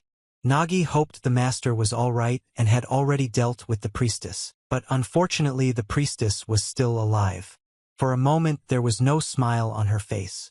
The girl stared straight ahead. Suddenly an evil smile appeared on the priestess's face again. Her gaze remained in the same place. Potman seemed to be floating in the air, and a large pool of blood formed under his feet. Johanna laughed loudly because she was about to die, and she was watching Potman, who was pierced by ant claws. Johanna looked at her opponent and hoped out loud that he hadn't intended to make any pompous speeches about a fair one-on-one fight in such a place. Potman replied that he hadn't expected anything like that, and that everything that had happened to him was truly an unexpected turn of events. Potman asked to explain what kind of creature he saw before him, to which Johanna smiled, and said that she regretted that her role was only to stall for time until this creature finished its preparations, and until the ant mother was completed. Potman couldn't believe his eyes. He stared at the enormous monster before him, not understanding what it all meant. Potman also understood that things were worse than ever, and not only had another problematic guy appeared, but he was also mortally wounded at that moment. Potman decided to tackle his problems one by one, and decided to start with the ant sting that was holding him back. Gathering all his strength, Potman tried to free himself and remove the ant sting from himself, even though it brought a lot of pain. In an instant, Potman simply jumped off the ant's huge sting and found himself on the ground nearby. The first thing Potman did was reach for his magic staff, which luckily turned out to be nearby. Potman was seriously injured, but he tried not to pay attention to his wounds because he needed to defeat the priestess and stop what was happening. Johanna looked at Potman and wondered out loud if the ant's power would work on someone like him, emphasizing that she was extremely interested in seeing it. The creature darted forward, its claws and teeth reaching toward Potman. Potman saw in front of him a multitude of ant legs and sharp stings. Potman had to use his staff very actively to repel the attacks of this terrible creature and not fall into an unpleasant trap again. Potman tried to reflect the attacks and thought that even taking into account that the inversion increased his strength, blocking the monster's attacks was still very difficult.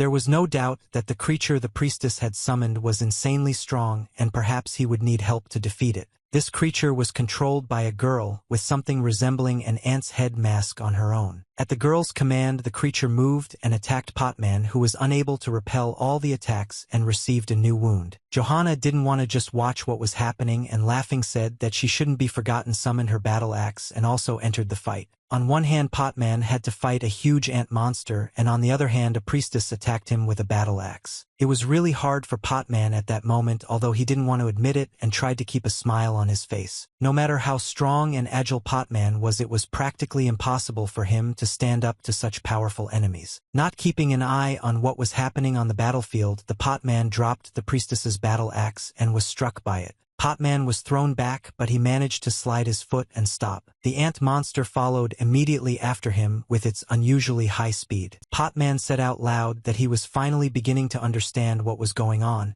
and that in front of him was the queen of ants who should not have been in this dungeon. Potman immediately assumed that she had been artificially kidnapped from the queen's ant dungeon, since powerful adventurers would have simply killed her there. The queen ant's dungeon had at least a wound, and in Potman's opinion, if this creature was in this place, then all the adventurers in the dungeon would be killed. But Potman also realized that the real problem wasn't the queen ant at all. Potman knew that only this creature would be here, he would definitely cope, but it was also about Johanna. Potman understood that Johanna was not just a priestess, although I most likely did not reveal all my secrets yet. After a couple of clashes, Potman realized that Johanna was not simple and would never have thought that she had a dual class. Johanna is very surprised that her peculiarity was noticed. The priestess emphasized that Potman was absolutely right about her, but did not explain that she did not want to use her second power, and did not know that an adventurer like him would end up in such a dungeon. Approaching Potman, Johanna said that he should honor her words for the compliment and be grateful. As she drew closer, the priestess used class inversion, her body becoming enveloped in dark matter. The priestess instantly transformed into a witch and acquired the appropriate appearance.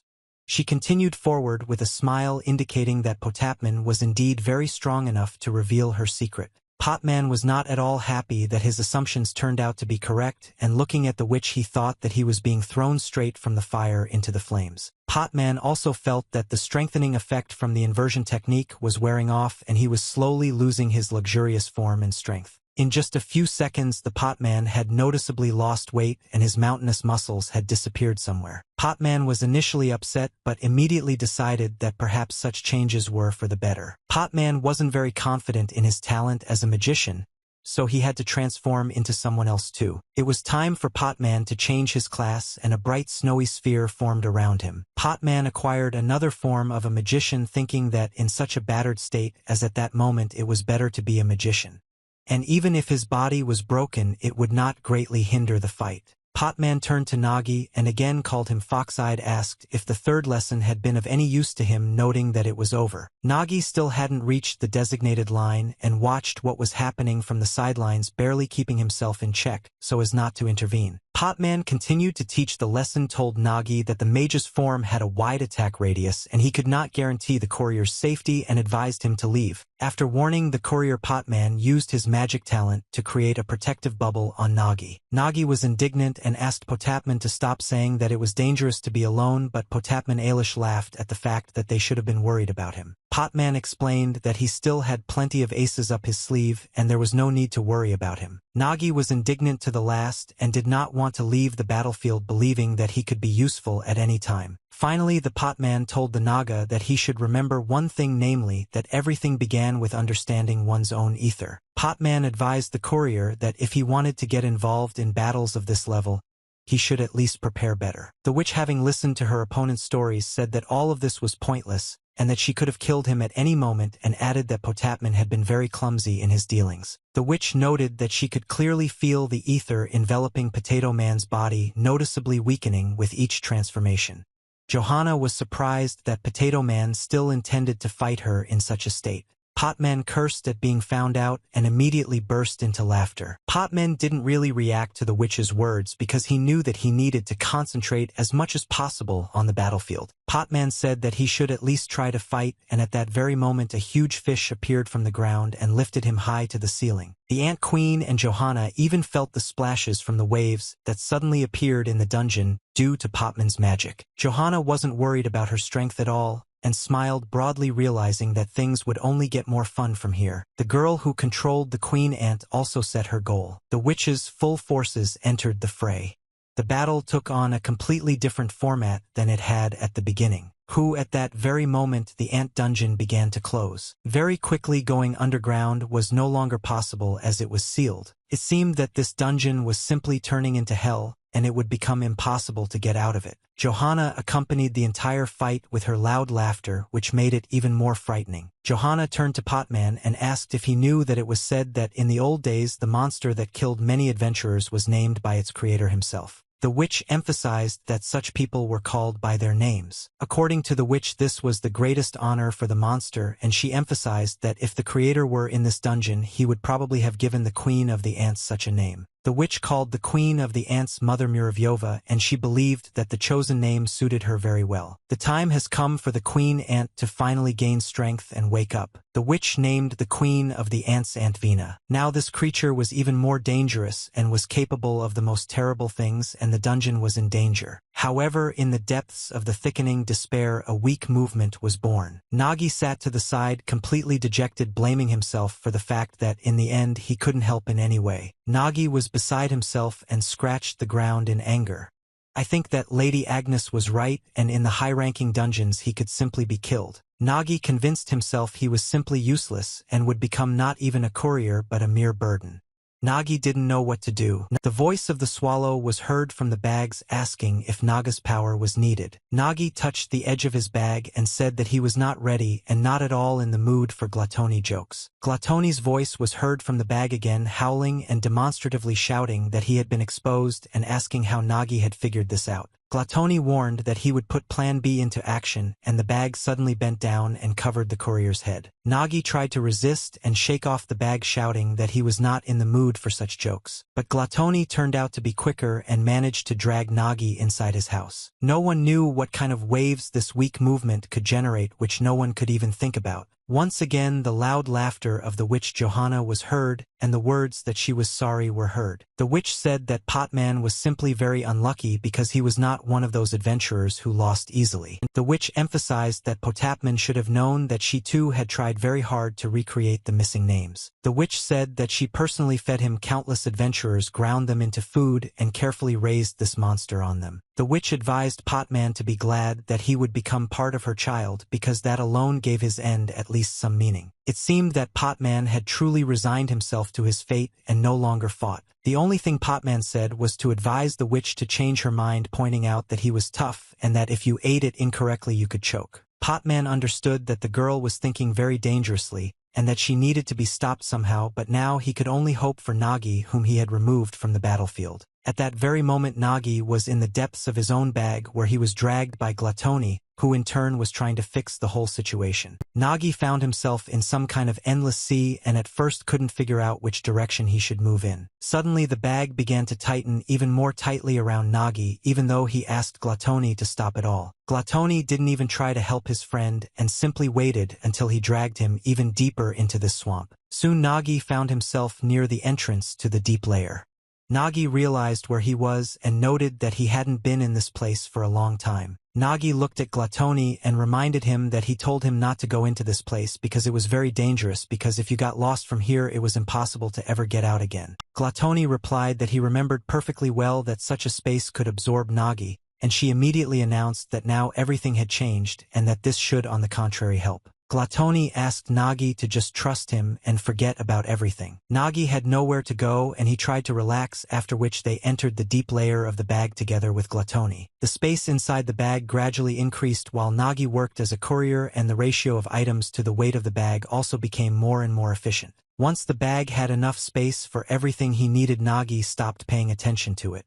But he was definitely aware that the space continued to grow. Although Nagi stopped watching, he didn't think that the space had grown so much. Looking around, Nagi was amazed and asked Glatoni what all this was. Nagi couldn't believe that he was actually in the space inside the space of his own bag, to which Glatoni replied that Nagi couldn't even imagine how much he wanted to show him this. Glatoni said that he had effectively allocated this space specifically for Nagi. Glatoni, as a constant user of the bag, constantly observed the changes, and then that the space was expanding randomly in one area. Glatoni decided to take this on and divided it into sectors and categories. Glatoni set aside a living sector for the gnolls to allow them to live in comfort and not interfere with the rest of the things that were in the bag. Nagi understood the order of the tools perfectly well, but he couldn't believe that in his bag there was a place that looked like a village, and he asked when Glatoni managed to build it. Glatoni said that he collected materials for his things and all sorts of junk and built it together with the gnolls, who worked very well. Nagi said that now it was no surprise to him that the bag was becoming heavier, and now it became clear to him what was the cause of the pain in his shoulder. Nagi found himself in sector number 7 in the mycelium. Glatoni smiled and emphasized that he didn't just tidy up, but that when he arranged the space for its intended purpose and placed them a significant positive effect appeared. Glatoni noted that Nagi was spending expensive mushrooms too recklessly, so he could end up broke. Therefore Glatoni entrusted the sector to the one with the most sensitive sense of smell. Using his sense of smell, he cultivated the finest mushrooms and herbs. Glatoni emphasized that this was still an experimental stage, but they might soon be able to achieve self-sufficiency, and showed off some mushrooms they hadn't grown. Nagi was very impressed and incredibly happy because there really were many more mushrooms than he bought, and there were even expensive mushrooms in the boxes. Glatoni was very pleased with himself and the fact that Nagi really appreciated his efforts. Nagi emphasized that Glatoni was simply amazing for having come up with the idea of growing mushrooms inside a bag. Glatoni noted that it was too early to be surprised and promised that Nagi's next place would be liked even more. Glatoni created a forge sector and explained that Nagi was too reckless with weapons while the Stone Marsh tribe was especially skilled in or mining and blacksmithing. Glatoni said that the Knoll blacksmith melted down the old weapon and reforged it. Nagi took a closer look and was very surprised that the quality of the weapon had indeed become an order of magnitude higher than it had been before. The Knoll blacksmith began to shout loudly, and Glatoni explained that he had said that it was not worth comparing his weapon with the weapons of people,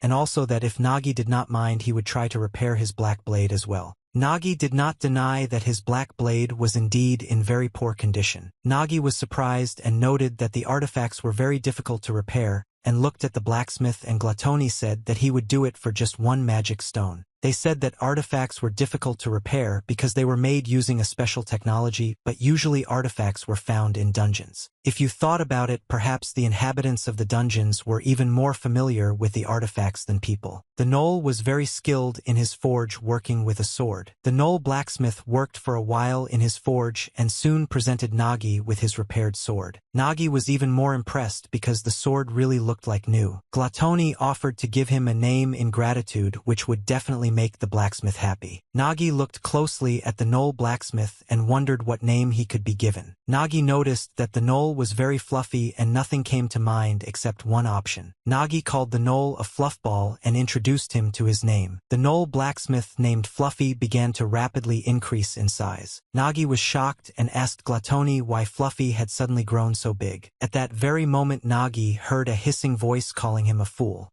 The head laughed at Nagi, bestowing the Knoll's name on him for such a trivial matter. The courier, turning at the sound, saw the monster's head in a jar. Nagi was taken aback by the sight of the lich's head, which was obviously alive. The lich was indignant and tried to force Nagi to immediately reverse his decision. Nagi approached the table with the jar and asked Glatoni what this creature was doing in his bag and in such a state. Glatoni replied that he himself didn't know this and explained that after the lich died in the burial dungeon, it began wandering around the bag and had to be captured. He had forgotten who he was, although he possessed a wealth of useful knowledge and answered any questions and helped with the construction. Nagi was surprised because the lich was something sinister, but he did not become indignant because there was only one head of him and it was sealed in a jar, and in theory there should not have been any problems. Nagi decided to ask the lich why it was impossible to give the Knoll a name, and he would answer that when the owner gave the monster a name it was not just like that, and he became a named one, and the higher the merits and the more understandable the name received, the greater the power he hoped for. The lich was indignant that he did not understand why it worked from a simple person like Naga. Glatoni emphasized that becoming a named person was truly a great honor, and that it was necessary to give names only to those who achieved real results in order to motivate others. Glatoni also emphasized that it was worth being careful because becoming a named one meant becoming more independent, and Nagi immediately shared that he had already wanted to give names to everyone else, but now of course he would not rush. Looking at the Knoll, Nagi smiled at him and assured him that he definitely deserved his fluffy name. So Nagi looked around the world that Glatoni had arranged inside the bag. Nagi realized how little he knew about his own equipment and what he carried on his back at all times. Glatoni led Nagi to the antiquities sector, and he immediately found a wooden sword that he had long ago put in his bag and forgotten about.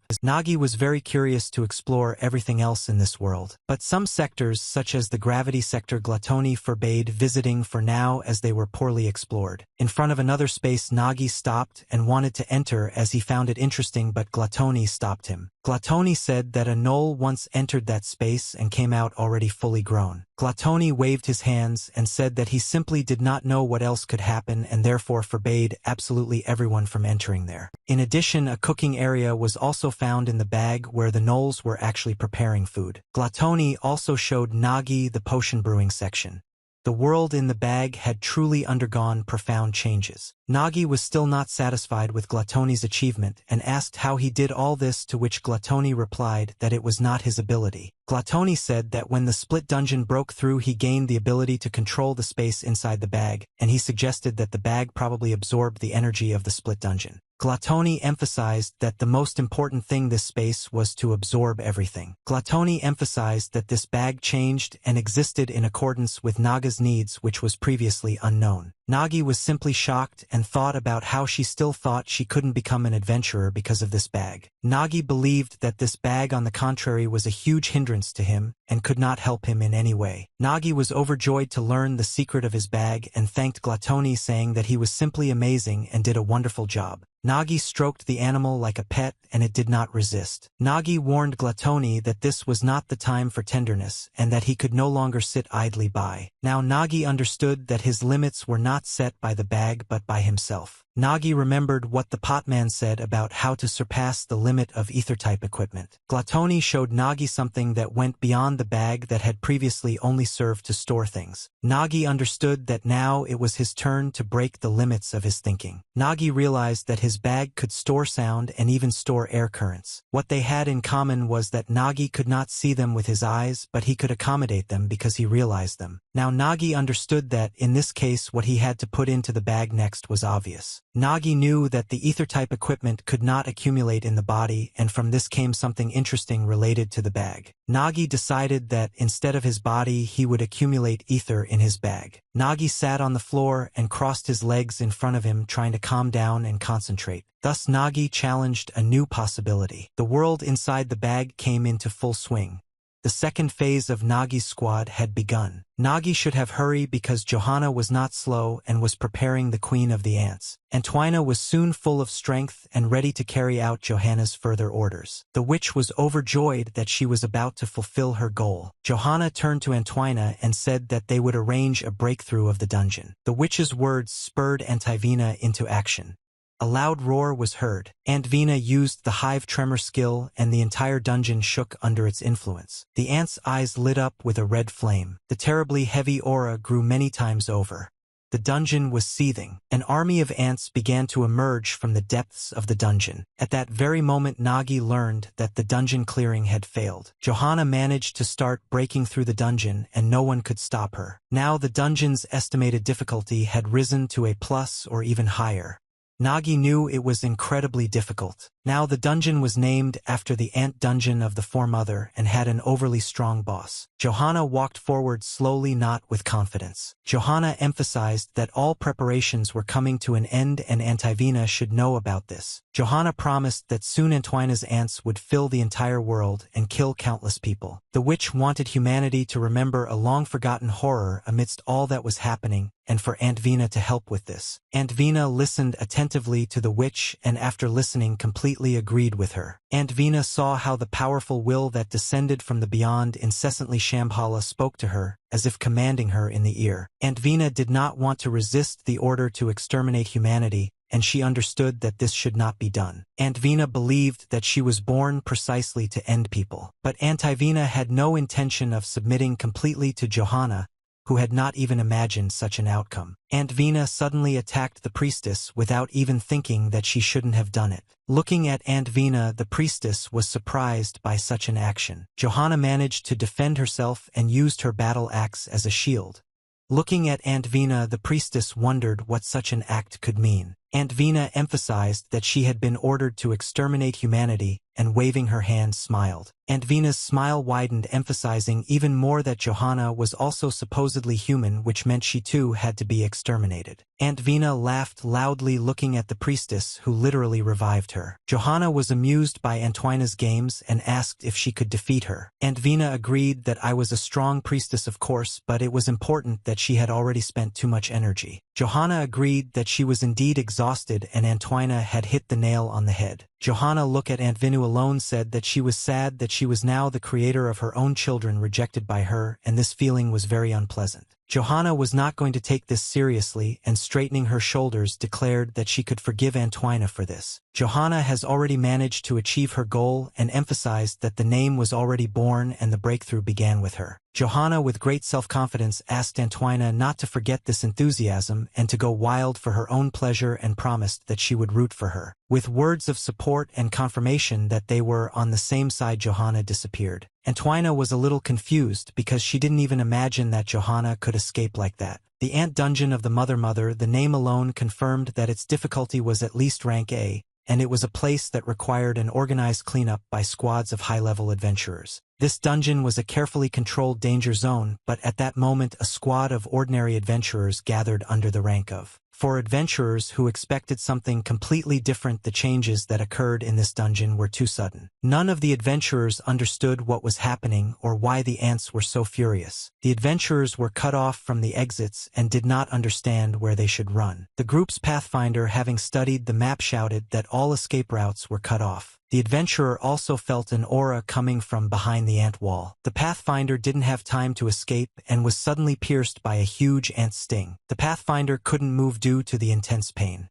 There was a hole in his chest and he was impaled like a shish kebab. Aunt Vina approached the tracker as close as possible and looked at him without any pity. Aunt Vina looked at the ranger who was writhing in pain and screaming loudly. The pathfinder, seeing Aunt Vina, called her a creature and shouted that he would not give up so easily and would not surrender his squad. The adventurer really wasn't going to give up and decided that from such a distance he could get the most out of his composite bow as revenge for his squad. Aunt Vina was not at all afraid of what might happen. The queen became interested in the ether that she suddenly felt in her body and decided to use it. Thanks to the ether, the ant queen was able to use some skills and was very surprised herself. The most surprised was the adventurer himself, who could not believe that the monster could really use ether because he knew that this could not be. At that very moment you realized that he would not be able to do anything and had to say goodbye to his life. The queen ant's attack killed the adventurer, leaving him no chance of survival. Aunt Vina spared no effort and directed a stream of burning energy at the adventurer. From the outside it seemed that such attacks meant nothing at all to the Queen of Monsters. Having no chance to respond or escape, the adventurers had to face Aunt Vina. There was no way for the adventurers to resist her furious power. The Naga squad found themselves in the same situation as these adventurers. Nagi's squad had been fleeing for several days now and everyone was exhausted to the limit. Nero noticed in another fight that her ether was no longer even coming out.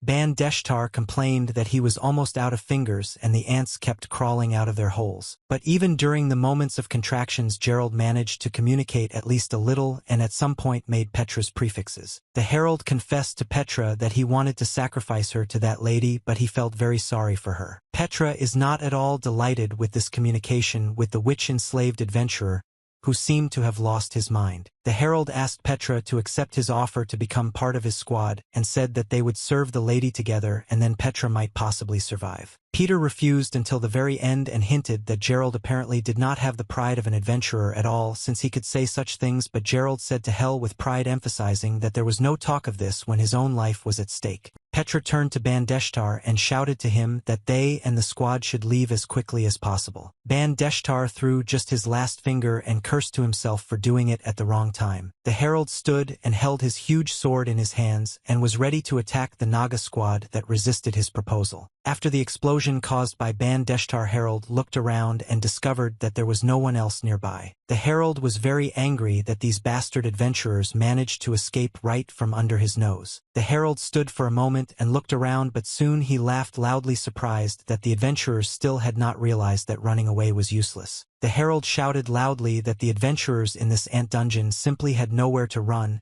and they would not be able to hide from him. The Naga squad ran as fast as they could, trying to hide as far as possible from the herald and the ants. Petra, having brought the others to a quieter place, said that perhaps no one would notice them here for some time, so they could at least rest a little and regain their strength. Petra decided to take a look, and suddenly her gaze fell on something interesting. Petra saw the bag of Mr. Nagi, whom they had not seen for a long time, and was very happy, thinking that they had finally met. Petra turned her gaze to the porter and discovered that it was not Mr. Nagi at all, but some other porter with his bag. Petra was very upset when she received confirmation that she and Nagi were indeed lost. The courier who met Peter and the others on the contrary was very happy that he finally met the adventurers and even shed tears. The courier said that he was running away and found the bag and hid in this place hoping that there would be food inside, but the bag turned out to be completely empty. The courier also said that no matter how long he waited, Mr. Nagi, in whom Petra spoke, never returned, and suggested that he might have been eaten by ants. Petra was horrified by the courier's assumption and immediately began to deny it.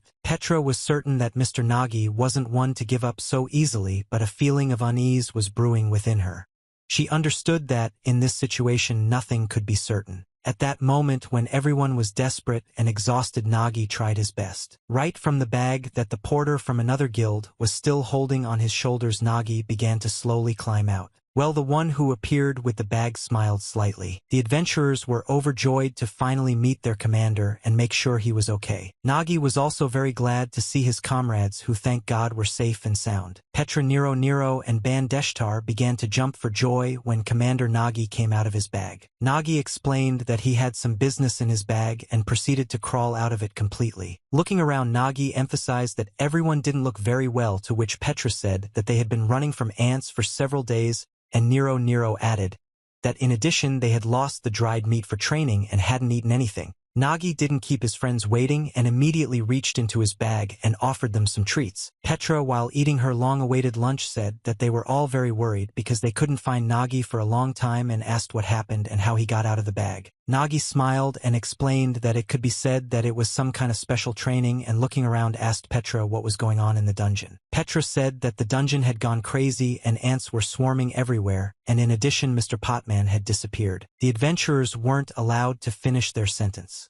The ants appeared again. The adventurers had to abandon everything again and start fighting. The ants were quite large, and there were quite a lot of them. Petra shouted and warned the others that the ants were back again. Nero was outraged that they didn't even give her food, and she didn't have the strength to fight, and Bandeshtar warned that even his fingers hadn't recovered. Nagi immediately tried to stop his comrades. Nagi declared that he would deal with the new ants himself, while the rest were supposed to continue eating and gaining strength. Bandeshtar warned Nagi that these were unusual ants, but the courier asked him not to worry about him. Nagi explained to his friends that he just wanted to test something in a real fight and reached into his bag. Nagi wondered if it seemed to him that these creatures looked much more ferocious than usual. The ants' shells appeared to be slightly thicker than those of ordinary ants. Now Nagi had a whole arsenal of completely intact weapons, and he could experiment with them. Nagi ran up and swung his now whole sword, which the fluffy one was able to fix. Nagi thought ahead about how he should attack despite the fact that it was some new kind of ant. The courier still decided to aim for the lower back, and the blow was quite successful. Nagi managed to cut the ant's abdomen in two. Bandeshtar and Nero obediently continued to eat and simultaneously discussed the changes in the style of their commander's ball. Petra also agreed with them, though she remained silent.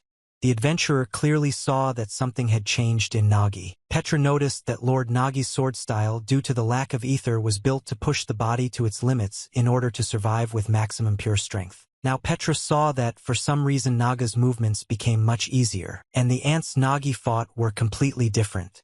These creatures were much more sensitive and also had a special connection with whoever controlled them. The red, almost glowing eyes of the monsters were visible from the deepest darkness. It felt like someone was definitely controlling these monsters. Nogi examined the strange ants and noticed their lower backs. The courier noticed that the ants had strengthened their shell on their lower backs where their vulnerable spot used to be. Nagi was very surprised by this fact because he had never encountered anything like this before. Suddenly Nagi heard Petra's voice screaming and warning him about the danger and the difference between the ants and the previous ones. By that time Nagi himself had noticed that there was something wrong with these monsters and was on guard. Nagi watched the monsters' movements closely. The courier could literally see his reflection in their bloodshot eyes. To the surprise of all the adventurers, Nagi was able to cut the ant in half. Nagi made a very strong and sharp blow, and it seemed like he himself did not expect this. The courier stared at his sword, which was covered in ant blood, and realized how much power he now wielded. Petra was very impressed by Naga's story that everything was terrible, and the priestess Johanna turned out to be a traitor. The adventurers sat around the fire, and Legs said that he hadn't seen anything else but emphasized that he was sure that a master like Mr. Potman had to get out somehow. Nagi also emphasized that the problem was that if the ants started to act up like that, it meant that nothing had been resolved. Nagi turned to the little porter and asked him to tell him in more detail what had happened to his squad. The porter began to tell that the cleanup was going smoothly, and since Nunzur's detachment was well known in the area, there was no doubt about their strength. The rapist soon began to come to the place where, in the middle of his detachment's journey, strange things began to happen. The adventurers began to say that an ambush was expected ahead, and decided that since they didn't know, they wouldn't have one. The herald decided that the best solution would be to send this very porter forward and ordered him to get moving. The porter wanted to be indignant, but the herald, calling him a puppy, reminded him that he had received his 10 gold and would now remain silent and follow orders. The porter understood that the squad wanted to use him as bait again, since they often did that. The porter hoped that this time he would avoid injuries, and gathering his strength went forward. Well, surprisingly, the ants did not attack the porter but appeared from a hole they had gnawed in the ceiling and attacked the adventurers. The adventurers were very surprised that the ants appeared from above. They were waiting for them far ahead of the tunnel. At that moment, chaos erupted in the dungeon. Ants attacked the adventurers who hadn't managed to escape. The herald was very angry because his squad had encountered only the most common monsters and had already suffered losses. The herald shouted to his men not to get into trouble and tried to resolve the issue with the ants that had appeared on his own. After the ants were defeated, the herald remained indignant for a long time. The squad leader didn't understand what kind of creatures they were or why they had set up a double ambush. It was as if they were reading the adventurers' minds, and it couldn't be that some ants were using such a complex tactic. One of the adventurers turned to the priestess and, noting that he was a little worried, asked the girl to heal him a little. Johanna smiled a little and noted that she was obliged to help him, but asked if he was sure of this since her treatment was a little painful. The priestess directed her spell at him, and the adventurer began to scream loudly as soon as the magic touched him. The herald was shocked by what was happening. He understood that the priestess intended to hurt his people. The herald looked at the priestess with apprehension and understood that now he would have to fight with her too. It was clear the adventurer was quite happy with what she was doing. The priestess began to flirt with the squad leader and in every possible way attract his attention, distracting him from the real horror that was happening. Geralt couldn't take his eyes off the witch, who was smiling at him with all her might but no longer hiding who she really was. Geralt saw that next to the priestess there was a huge queen ant, and he guessed what was going on. The herald did not dare approach the priestess as she had fenced herself off thanks to her magical abilities. The herald tried to find out what the priestess was doing and why she was doing this to him and his people. It all happened in an instant.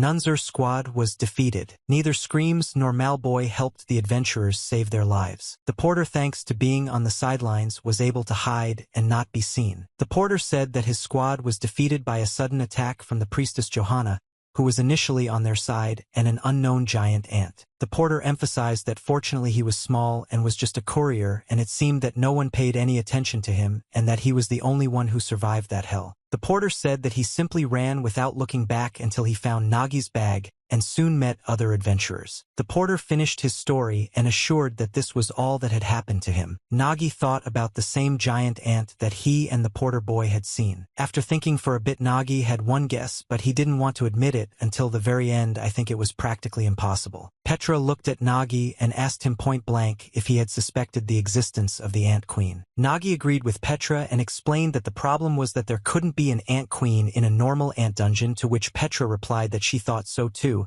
and that she checked several times before entering and that the dungeon was rank C. Nagi emphasized that all the circumstances indicated that there was an Ant Queen in this dungeon, while Nero asked Petra why they were so worried about the Ant Queen. Petra explained that, as the name suggested, this was the queen who ruled the ants and the boss of the Queen's Ant Dungeon, which was an order of magnitude higher than the usual ant dungeon. And they said that when the Queen's Dungeon was activated, the usual ant dungeon began to swarm with ants. The Queen's Ant Dungeon was very complex, and the fact that there were ants, there was only a similarity, but the decisive difference from an ordinary ant dungeon was the collective intelligence and learning. The intelligent queen ant communicated with the common ants through pheromones and constantly trained them, turning them into a single army. Petra emphasized that, judging by the available evidence, there was a giant ant, presumably the queen, and the ants learned to use traps and then suddenly attacked the Nunzur squad. Petra also noted that in response to Mr. Nagi's attack, the ants showed that they had strengthened their weak spot, the lower back, and then Nero and Bandeshtar understood what they were talking about and that ordinary ants were not capable of such a thing. Nagi immediately emphasized that this was only a hypothesis and there was no precise evidence for it. Nagi thought about what he saw only from afar and could not be sure, although that monster defeated even Mr. Potman. If it was the real queen ant, then things were bad. Moreover, Nagi was haunted by an unpleasant feeling of déjà vu, and for some reason he felt an aura of a breakthrough from the depths of the dungeon. Having decided to end the conversation, Nagi stated that in order to verify all the guesses they would have to go to the problematic third sector in any case. Peter was indignant, reminding them that there were too many ants in the third sector,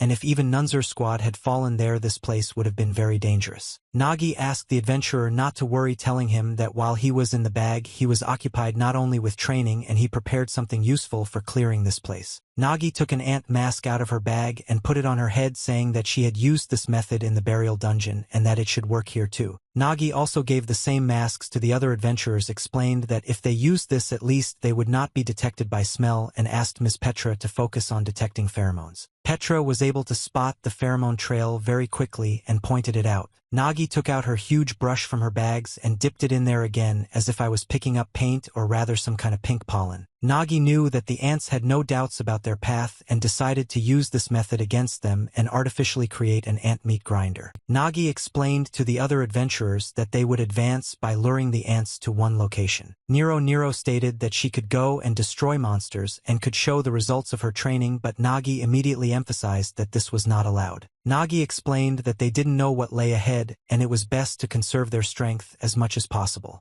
And very soon all the adventurers saw a dazzling trail ahead in the tunnel. The closer the adventurers got, the brighter the light became, literally blinding their eyes. When the adventurers ran out into the huge hall, they saw the herald, and next to him a multitude of ants. The herald spoke to the ants.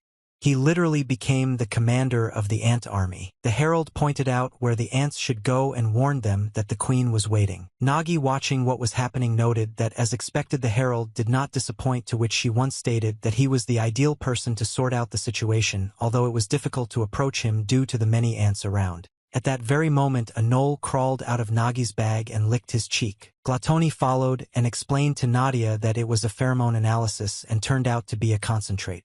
A detailed analysis revealed that the pheromones had been modified to enhance certain functions. Nagi, having thanked Glatoni and the fluffy one, turned to Bandeshtar and asked if he was ready. Bandeshtar, he had to create golems with which it would be possible to distract the army of ants. It soon turned out that the ants actually responded to the strong pheromone and moved away. The herald was very surprised that the ants scattered right under his nose and he could no longer control them. Nagi realized that it was time to act and asked the adventurers to leave the matter to him and stepped forward to go down. Nagi used his soft landing courier technique and parachuted down onto his bags. In a few moments Nagi found himself down below right next to the herald. The herald immediately noticed Nagi, but he wasn't particularly happy about his appearance, even suggesting that he had buried himself in some hole out of fear and only now decided to crawl out of there. The herald immediately began to threaten that he would sacrifice Naga's squad to the Ant Queen, and she should be very happy about this. The herald looked simply repulsive.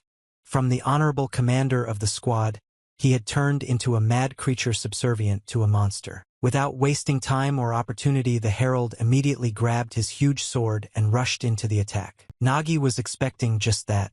The courier ran ahead, already convinced they couldn't reach an agreement. Nagi wasn't worried, believing that the herald was a very suitable opponent, and this was a chance to see if his training would pay off in a real fight. During the time spent in the bag, Nagi's ambitions to accumulate ether encountered great difficulties. Nagi immediately noticed that some spaces were very heavy, while in others time stood still. Each space had its own characteristics, but it was dangerous to check each one. Nagi still needed to find the right one among all the spaces, even though it was very difficult.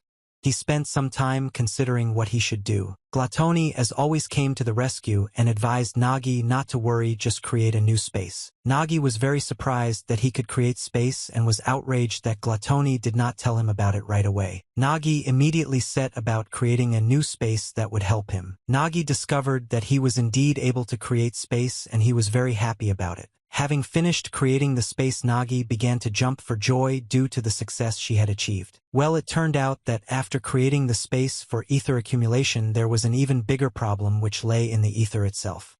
Nagi couldn't control the ether, couldn't sense it, and since he couldn't sense it, he couldn't accumulate it either. Nagi tried to guess what was needed when he came up against a huge wall and couldn't find the answer. Nogi understood that this was his lesson and he had to learn it. Suddenly Nagi saw a lot of bubbles around him. The courier remembered that these bubbles were the team that appeared when he was covered by Mr. Potman's magic. Nagi noticed that the bubbles were moving to take some form. Nagi was in complete shock when he realized that it was the ether. Nagi couldn't believe his eyes that he was actually starting to succeed. Suddenly a fish of this color appeared from the bubbles and somehow resembled Potman. The fish really did have a head like Potato Man's and suggested starting an additional lesson. The big fish class pot fish asked Nagi to follow her. Glatoni was always nearby and happily caught the bubbles that appeared nearby. Then the fish swam along the small waves and carried us along with it. The reason why Nagi couldn't defeat the adventurers until now was because of the difference in physical ability due to talent. The decisive difference was that the sword was filled with ether and Nagi's sword did not even have time to collide with their swords before it cracked. Nagi didn't even have to put much effort into his attack, and even the merch that was an artifact was cracking. Time after time Nagi found his sword breaking too easily. Nagi had not yet found the final answer, but he wanted only one thing in the bag. Nagi desired Kel a sword capable of cutting down monsters. This sword was supposed to be equal to the adventurer's balls. Nagi was very pleased when he managed to block the herald's blow and his sword withstood it.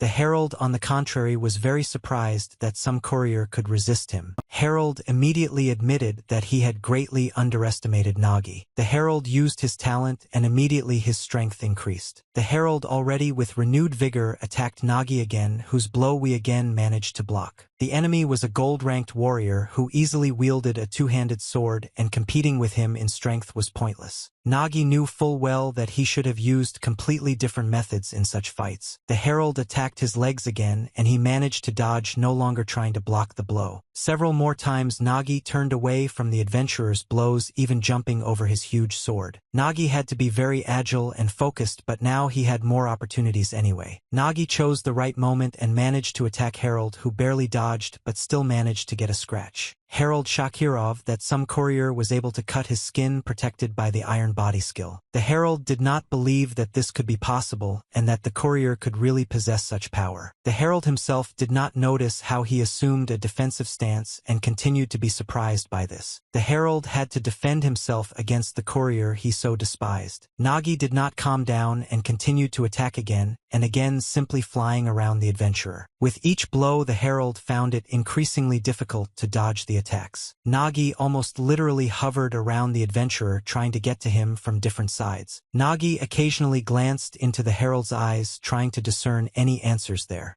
The herald looked at Nagi and felt a mixture of fear and anger. Nagi did not give the herald a second to rest and continued to attack from all sides. Nagi chose his moment and attacked with a series of blows, driving the herald into a dead end. Nagi did not give any opportunity to doubt his powers. Nagi only moved forward, repeating his attacks. The herald tried his best to block the courier's blows and couldn't believe he was fighting a porcelain rancor. The herald could not allow himself to be so disgraced and did not understand what had changed. At the most inopportune moment, Nagi's sword cracked completely again. The cracked blade broke in half.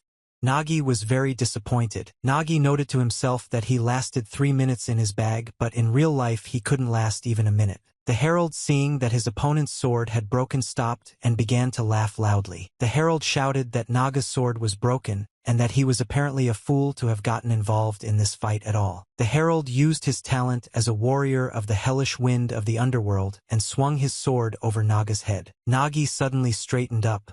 His gaze remained resolutely confident. He knew he should have believed in the coal. Nagi's sword was whole again, and he could continue the battle. An explosive mushroom appeared at the end of the sword blade. Nagi launched an attack, and a very powerful explosion occurred. The herald looked at his sword and discovered that it now had a huge crack. Clouds of smoke rose high into the dungeon's ceiling, obscuring a good view. The herald did not immediately see Nagi among the smoke, who was not going to retreat. Nagi called Kel again, and I hid among the smoke. Immediately after Nagi's words, another powerful explosion followed. Nagi saw a bright flash of light in front of him and realized that it was his doing. The blow delivered by the leg was so strong that the herald could not stay on her feet and fell. The herald felt a strong pain and screamed loudly. Petru watched the fight from a cliff and was amazed at how much Mr. Nagi had changed. Petra didn't understand what happened to the Nagi she knew. Petra immediately noticed that the sword leg was enveloped in some kind of energy and guessed that it was ether. Petra couldn't believe that Naga now actually had an ethereal blade. Nagi was thinking about how he had previously lost to the Herald because he was weak but he had no resentment or anger. This was always the case in the dungeons. Nagi didn't feel anger, but he wanted Gerald to admit that he was wrong. Nagi looked at the squad leader Nunzer who was trapped and asked him who he now considered weak. The Herald was very angry and literally moaned with displeasure. The Herald, realizing that he was now in danger, warned the Naga that he would not get away with what he had done, and that he could not even hope for it. The Herald warned that Nagi would still not be able to defeat Lady Johanna and the Ant Queen. Nagi looked at Gerald and asked if he had sided with Johanna and the Ant Queen and attacked Mr. Potman of his own free will, ignoring his duty as an adventurer. The Herald, hearing about some debt, laughed. The Herald said that a nonentity like a courier could not know anything and said that he himself was not one of the last adventurers. The Herald stated that your adventurers were also on a completely different level and they should have thanked him. The Herald stated that thanks to him the adventurer learned early on that a breakthrough was beginning and now they had to unleash it and escape because the place they were in was about to turn into hell soon. Petro realized with horror that the hypothesis about the Queen Ant was correct and said that when she came to the central part she understood this even without seeing her. Petra noted that in the depths most of the ants gathered around the key individual. Petra also explained that the ants were around that terrible creature that was in the very center as if preparing to perform. Petra sighed and noted that she wanted to examine that area more closely. The adventurer used her talent as a tracker eagle vision. The flame of Petra's energy immediately began to spread throughout the dungeon. Energy seeped into the most hidden places to find out everything as best as possible. Nagi noticed that Petra's search skills had improved, which was immediately noticeable. Nagi was surprised that apparently Mr. Potman's training even helped Mrs. Petra. Nagi was not going to lag behind the Herald and asked him what had happened to Mr. Potman. The Herald called Potman the rabbit and replied that he himself did not know for sure and only carried out minor tasks that the priestess and the queen gave him. The Herald said that the last time he saw Potman was when he freed himself from his bonds and tried to counterattack. Gerald, I would like to emphasize that Potman was truly cool. Even after everything that was done to him, he resisted until the very end. The Herald did not expect such strength from the stranger who could resist the power of the priestess for so long. The Herald also noted that of course the Potman did not hold out for long, and that at that moment when he clashed with Mrs. Johanna for the last time a breakthrough occurred. Herald said that the smoke from the explosion filled the entire hall and everything in it disappeared. At that moment it was impossible to see anything in the hall. The Herald said that when the smoke disappeared only the priestess remained in that place. The Herald smiled, noting that Potman in that state would not have been able to cope with the priestess and the queen, and decided that he was probably torn to pieces. The Herald, after thinking for a bit, also emphasized that it was possible for Potman to avoid the moss since there was no trace left of him. Nagi listened to the adventurer and decided that they would probably have to break out of here themselves without Mr. Potman. The sweatfish was just a pet,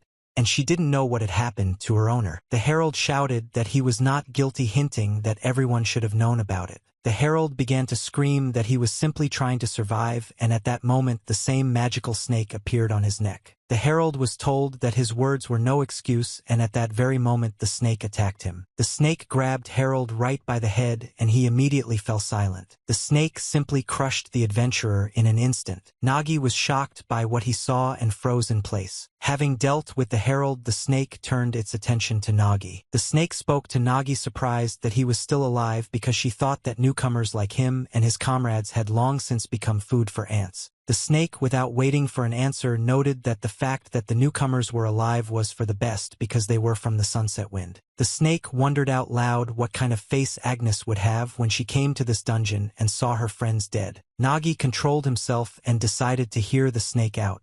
The snake, however, suggested he stop what she had started. The snake said that it had begun to break into the dungeon and it was already too late to change anything. Nagi only answered her that these conversations were sickening to listen to. Nagi suddenly reached into his bag and pulled out a weapon. Nagi used Kel and delivered a sudden blow to the snake. Nagi promised that when he deals with the Ant Queen, the next one will be the snake that is Johanna. The snake laughed at the ambitions of an ordinary courier and promised that it would wait for him. The snake immediately disappeared somewhere in the Herald's body. reality. Petra finally decided to speak up and immediately commented that the death from which Gerald died was simply terrible. Petra told Nagi that she felt there was a long tunnel behind this snake. Petra told with horror that this tunnel was very deep and long and an entire army could pass through it. Petra understood that the breakthrough in each dungeon happened completely differently, and this made her even more scared. Petra also knew that ant dungeon breakthroughs were rare, but if they happened it would be hell. It was said that the breakthrough in the ant dungeon took the form of an underground invasion. The ant tunnels reached right into the human territory. Petra noted that it was not for nothing that she was horrified when she discovered this tunnel. The tunnel stretched for about 5 kilometers straight to the village of Najak. A young courier who was clearly frightened by this information about the village intervened in this conversation. The courier said that this village was his home. The courier also said that this village was very visible, and they did not even have a garrison of adventurers. The porter's village was very far from the association. This meant that if this village were attacked, everyone there would die, which further worried Petra. Petra thought that, according to the records, the most frightening thing about the breakthrough of the ant dungeon was that the invasion began from underground. It was impossible to prepare for it until the very beginning of the invasion. And so the ant dungeons were the ones the association regularly monitored, forming joint cleanup teams. If the queen ant was involved in this invasion, this village was in even greater danger.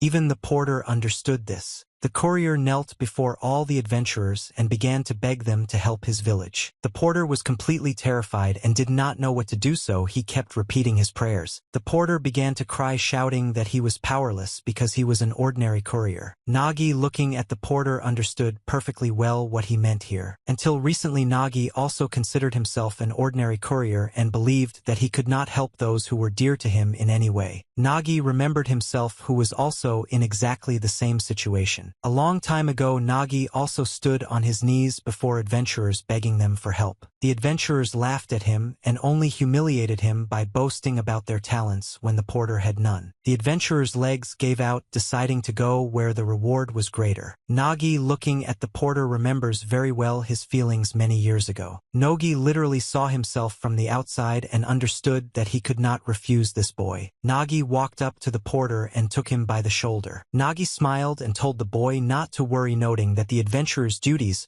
were to protect the dungeon and stop breakthroughs. Nagi tried to convince the boy that the adventurers would save his village.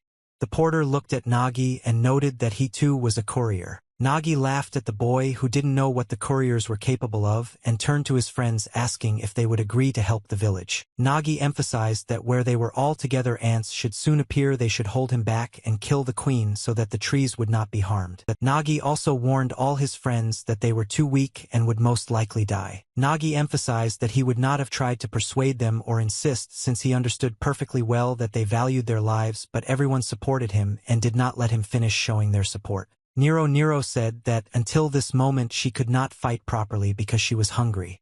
But now she was full of strength, and Bandeshtar noted that it was time to show the results of her training. Petra said loudly that their situation was the same as in the split dungeon. Petra reminded that last time they didn't have any abilities, but now everything was different. Petra was confident that together they would be able to stop the army of ants. Petra looked at his comrades and reminded them that they were all adventurers and would cope with the breakthrough. Nagi was very happy to hear such words and feel the support of his friends. Nagi took out his sword and thrust it into the ground in front of him. Like Potman, Nagi drew a line on the ground. Nagi asked all the adventurers to look at the line he drew. Nagi noted that no ant could cross this line. The courier was more than confident in his words. Soon the ants appeared in the tunnel and the battle began. The queen ant walked behind all the others. Johanna accompanied Antoina in the form of a snake and asked her in her ear what would await her. Johanna ordered the ant queen to destroy everyone and spare no one. Aunt Vina laughed, and noting how annoying Johanna was, emphasized that she was going to do this even without her noisy speeches. Johanna addressed all her subordinates. Aunt Vina secreted pheromones with which she controlled the army and ordered the ants to move forward. A whole army of ants ran forward at great speed. Petra heard and felt that this ant was ordered to exterminate all of humanity. Petra warned all the other adventurers that the ants were already very close. Nagi asked Petra if she knew the difference in methods for clearing a regular dungeon and a dungeon during a breakout. Petra said that at the training camp you taught her that the decisive difference between them was that the dungeon toothpick was an attack that required the adventurer to move forward. The breakthrough was a defense in which it was necessary to hold back the monsters. Nagi noted that Petra was absolutely right, but he would add something else to this. Nagi, moving forward a little, began to talk about adventurers and dungeon clearers who encountered the unknown. Adventurers had to take all the risks and dangers upon themselves. This meant that the Nagas and others had to meet so many ant armies. Nagi emphasized that this was an attack in which it was necessary to break through a prepared enemy and traps. Nagi explained to his comrades that this time it was the ants' turn to break through them and not the other way around. Nagi just stood there and watched as the army of monsters rushed towards him and waited. Nagi prepared and set traps throughout the tunnel. Nagi used explosive mushrooms. As soon as the ants got too close, the mushrooms exploded. Everything in the tunnel was ablaze.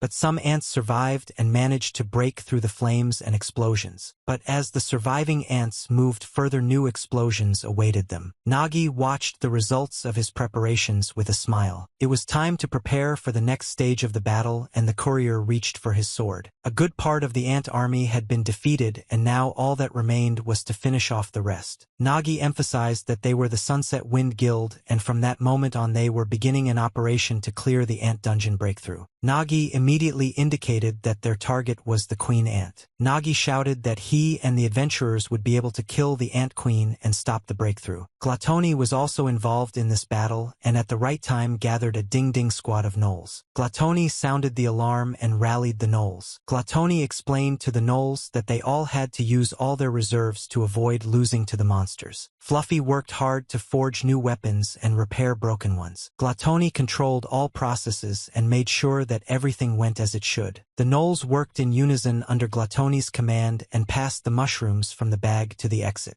Right next to the exit from the bag, there was another gnoll who was handing the mushrooms directly to Nagi. Nero boldly rushed into the attack. The adventurer wanted to show herself from the best side and try out all the options for demonstrating her strength. The adventurer was not afraid of the huge ant monsters that were attacking her from all sides. The adventurer had to run as fast as she could to avoid getting hurt, but that didn't frighten her. The adventurer shouted that if it were up to her, she would kill all the ants behind her with a shock wave. Nero at some point began to feel that the ants were catching up with her and could grab her at any moment. Nero heard the sound of their paws closer to her. The adventurer looked back and discovered that the ants had become faster. At that moment, Nero began to worry that the monsters were about to catch up with her. Nero for a moment felt a small fear that she might not cope. Looking around, the adventurer saw that the gnoll was waving his paw at her. The gnoll didn't stop waving his paw at the adventurer until he was sure that she had definitely noticed him. Nero looked at the gnoll and asked him if everything was ready. The gnoll nodded his head to the adventurer, confirming that she need not worry. Another gnoll was a little higher up and thrust a pickaxe into the rock. The gnoll hit the rock several times with his pickaxe until he felt it crack. When the ants reached a certain point, the gnolls collapsed the ceiling on them. Stones began to fall on the ants and thus reduced the number of their army. The gnolls were versatile.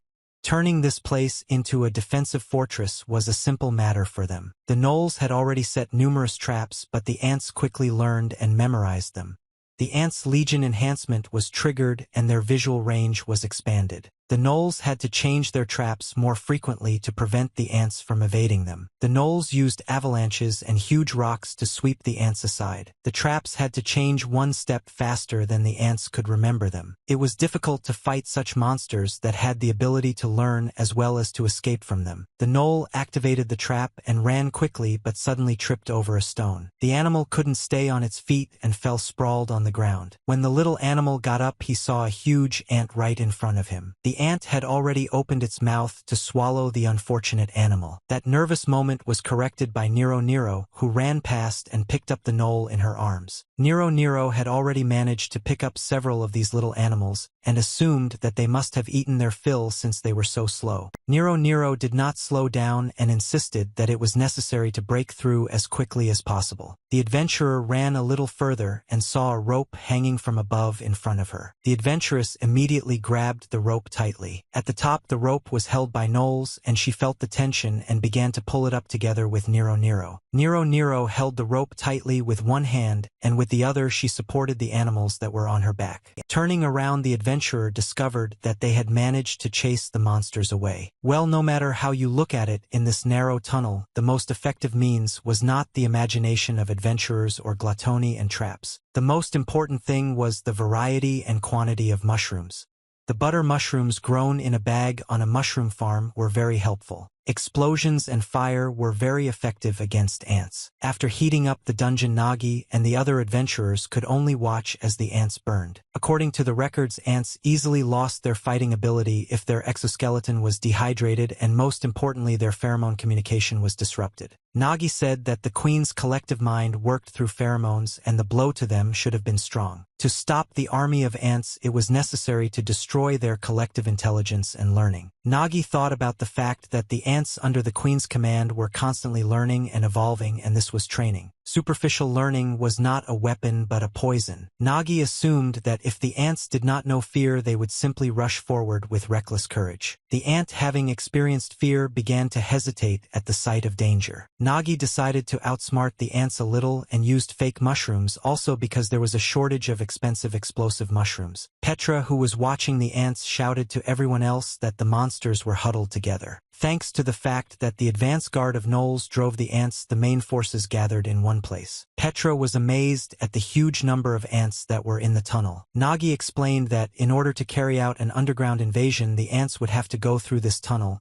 and if the adventurers managed to hold it, they would be able to protect the village. Petra, agreeing, also noted that they in turn would try to break through the traps at any cost, to which Nagi had already responded that the Queen of Ants, having studied the entire situation, should make a choice in favor of evolution. Aunt Vina noted to me throughout the entire situation that the man was well prepared for the meeting with her. The Ant Queen understood that in her current state it would be difficult to break through his traps, but she decided that even if she had to spend too much effort, it was time to strengthen the Legion. The Ant Queen resorted to the hive mind and forced everyone to strengthen the Legion. The Queen Ant turned to her children and commanded them to break through the flames and begin the attack. The ants heard their queen's message. The entire army immediately began strengthening armor, heat-dissipating spikes, and everything else. The army of ants grew stronger and stronger. Petra saw what was happening and immediately told others that the ants had evolved, thickening their shells and trying to withstand high temperatures. Nagi replied that, as expected, the queen ant chose evolution.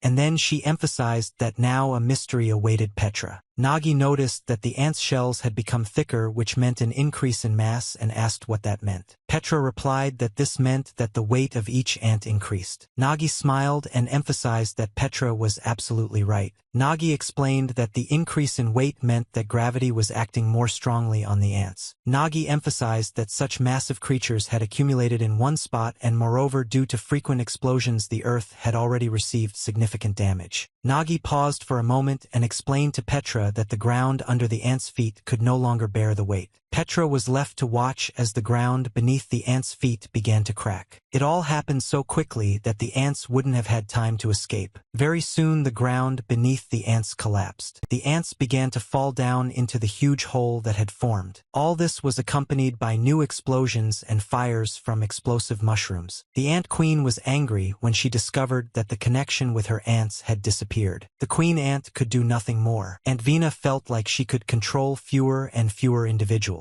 Aunt Vina also felt that her children were dying. The Queen Ant felt the death of countless ants approaching like a wave. Aunt Vina now understood that this was not just a trap, but the courier found out that he would force the ants to evolve and used it against us. Petra analyzed the whole situation and became even more amazed. Petra realized that if this tunnel had been on level ground, it would have been impossible to stop the ants. It was obvious that Nagi had achieved a tactical advantage by collapsing the earth. The value of the height advantage in close-quarter combat exceeded all expectations. Petra realized that Mr. Nagi had thought of all this, creating ideal conditions for adventurers. Nagi made it clear to everyone else that evolution no longer worked and experienced the reverse effect of evolution. The queen could no longer dare to undergo another mutation. Then it was time to destroy the collective mind and the time for the Zinzin squad to act. The gnolls managed to create a fortress on the last line of defense. The gnolls were very organized and quickly went from anticipation to action. Glatoni was in command and, having waited for the right moment, sent the animals into attack. The gnolls used their oiled logs to attack. Fire arrows were added to the oiled logs. The gnolls also used mushroom firecrackers that were launched from small catapults. All this fell on the ants that were below. The monsters had nowhere to run and found themselves in a burning cauldron. The gnolls' fiery arrows flew without stopping. The ants were burning in the hot flames and could not escape from there. The queen ant felt that her connection with the ants through pheromones was weakening. Aunt Vina thought that all this was useless against ants who already had countermeasures. It shouldn't have worked. Nagi knew perfectly well what the ant queen was thinking and laughed because his goal was completely different. Naga's target was not the ants but the pheromones that connected the ants with their queen. Nagi only wanted to destroy the collective mind that worked through pheromones and was glad when the smell of mushrooms and pheromones mixed and everything turned into complete disarray. Nagi emphasized that in this place the queen's collective mind would not be able to function properly, and in that case these conditions were even more favorable for his reinforcements. Nagi thought about the ants that were already underground and were now not subject to anyone. Nagi spoke about the individuals who were completely covered in special pheromones while fleeing with Ban. This pheromone was a chemical compound created by mixing the scent of other species of swarming creatures other than modern ants. Nagi noted that in a situation where the queen's command system was weakened, this smell was the very embodiment of chaos, and they already considered each other enemies. Nagi noted that for his team, which lacked defensive forces, the ants would be powerful allies, and stopping so many ants with only his tools was no easy task. After Nagi, I thought he would need confusion. Nagi was very happy to welcome the Ant Queen to his ant underworld. Aunt Vina was very disappointed with how everything turned against her. The Ant Queen considered Nagi a pathetic adventurer until the very end, although he had outwitted her well. Petra, looking at Nagi, you thought that even in the split dungeon you felt that the master was as if born to clear dungeons. Petra thought the worst thing was that Nagi hardly used his fighting power and was saving his strength for the battle with the boss. Petra was very worried that Naga had a very sad face and she could not guess what was going on. Nagi watched the situation and saw that everything was definitely going smoothly and thought that if they took the defense seriously they would be able to hold this line for hours. Nagi also knew that in the end this battle could not be won simply by holding off the ants. Nagi knew perfectly well that he had to kill the queen to end all of this. Initially Nagi planned to reliably strengthen the defense here and then at the right moment go to the queen, but after encountering them in person he realized that the rate of reproduction of ants is much higher than he expected. Nagi understood that if he and his team left this line, the fortress in the tunnel would quickly fall. Even if the Nagis and their team had killed the queen, the village would have been attacked and there would have been no point. The gnoll who had taken part in the defense approached Nagi and began to say something in his own language. Nagi did not understand this language and asked Glatoni to translate it. Glatoni explained that this gnoll said that he removed the protection of the passage and the adventurers should go and kill the boss. Nagi was outraged because it was too dangerous and the gnolls were too young to cope alone, but Glatoni was surprised why Nagi was worried because the animals said that they were descendants of the great gnolls. The gnolls were originally a warlike race and Glatoni convinced the Nagi of this and that they were worth trusting. Glatoni also emphasized that most likely this gnoll, when he successfully defends the place, will ask to be given a name. Of course, each of the gnolls wanted to rise to the next level and be more independent. The name would also give the gnoll my advantage in the eyes of the Naga. Nagi thought about giving him a name right now, but Glatoni immediately forbade it. Glatoni explained that it was impossible to give a name to just anyone, especially at such a moment. Nagi didn't understand the connection then why they should trust these gnolls, to which Glatoni explained that even a young man could easily deal with the ants. Even the Lich intervened in this conversation, having heard that Nagi had decided to hand out names to anyone again, but had been asked to mind his own business.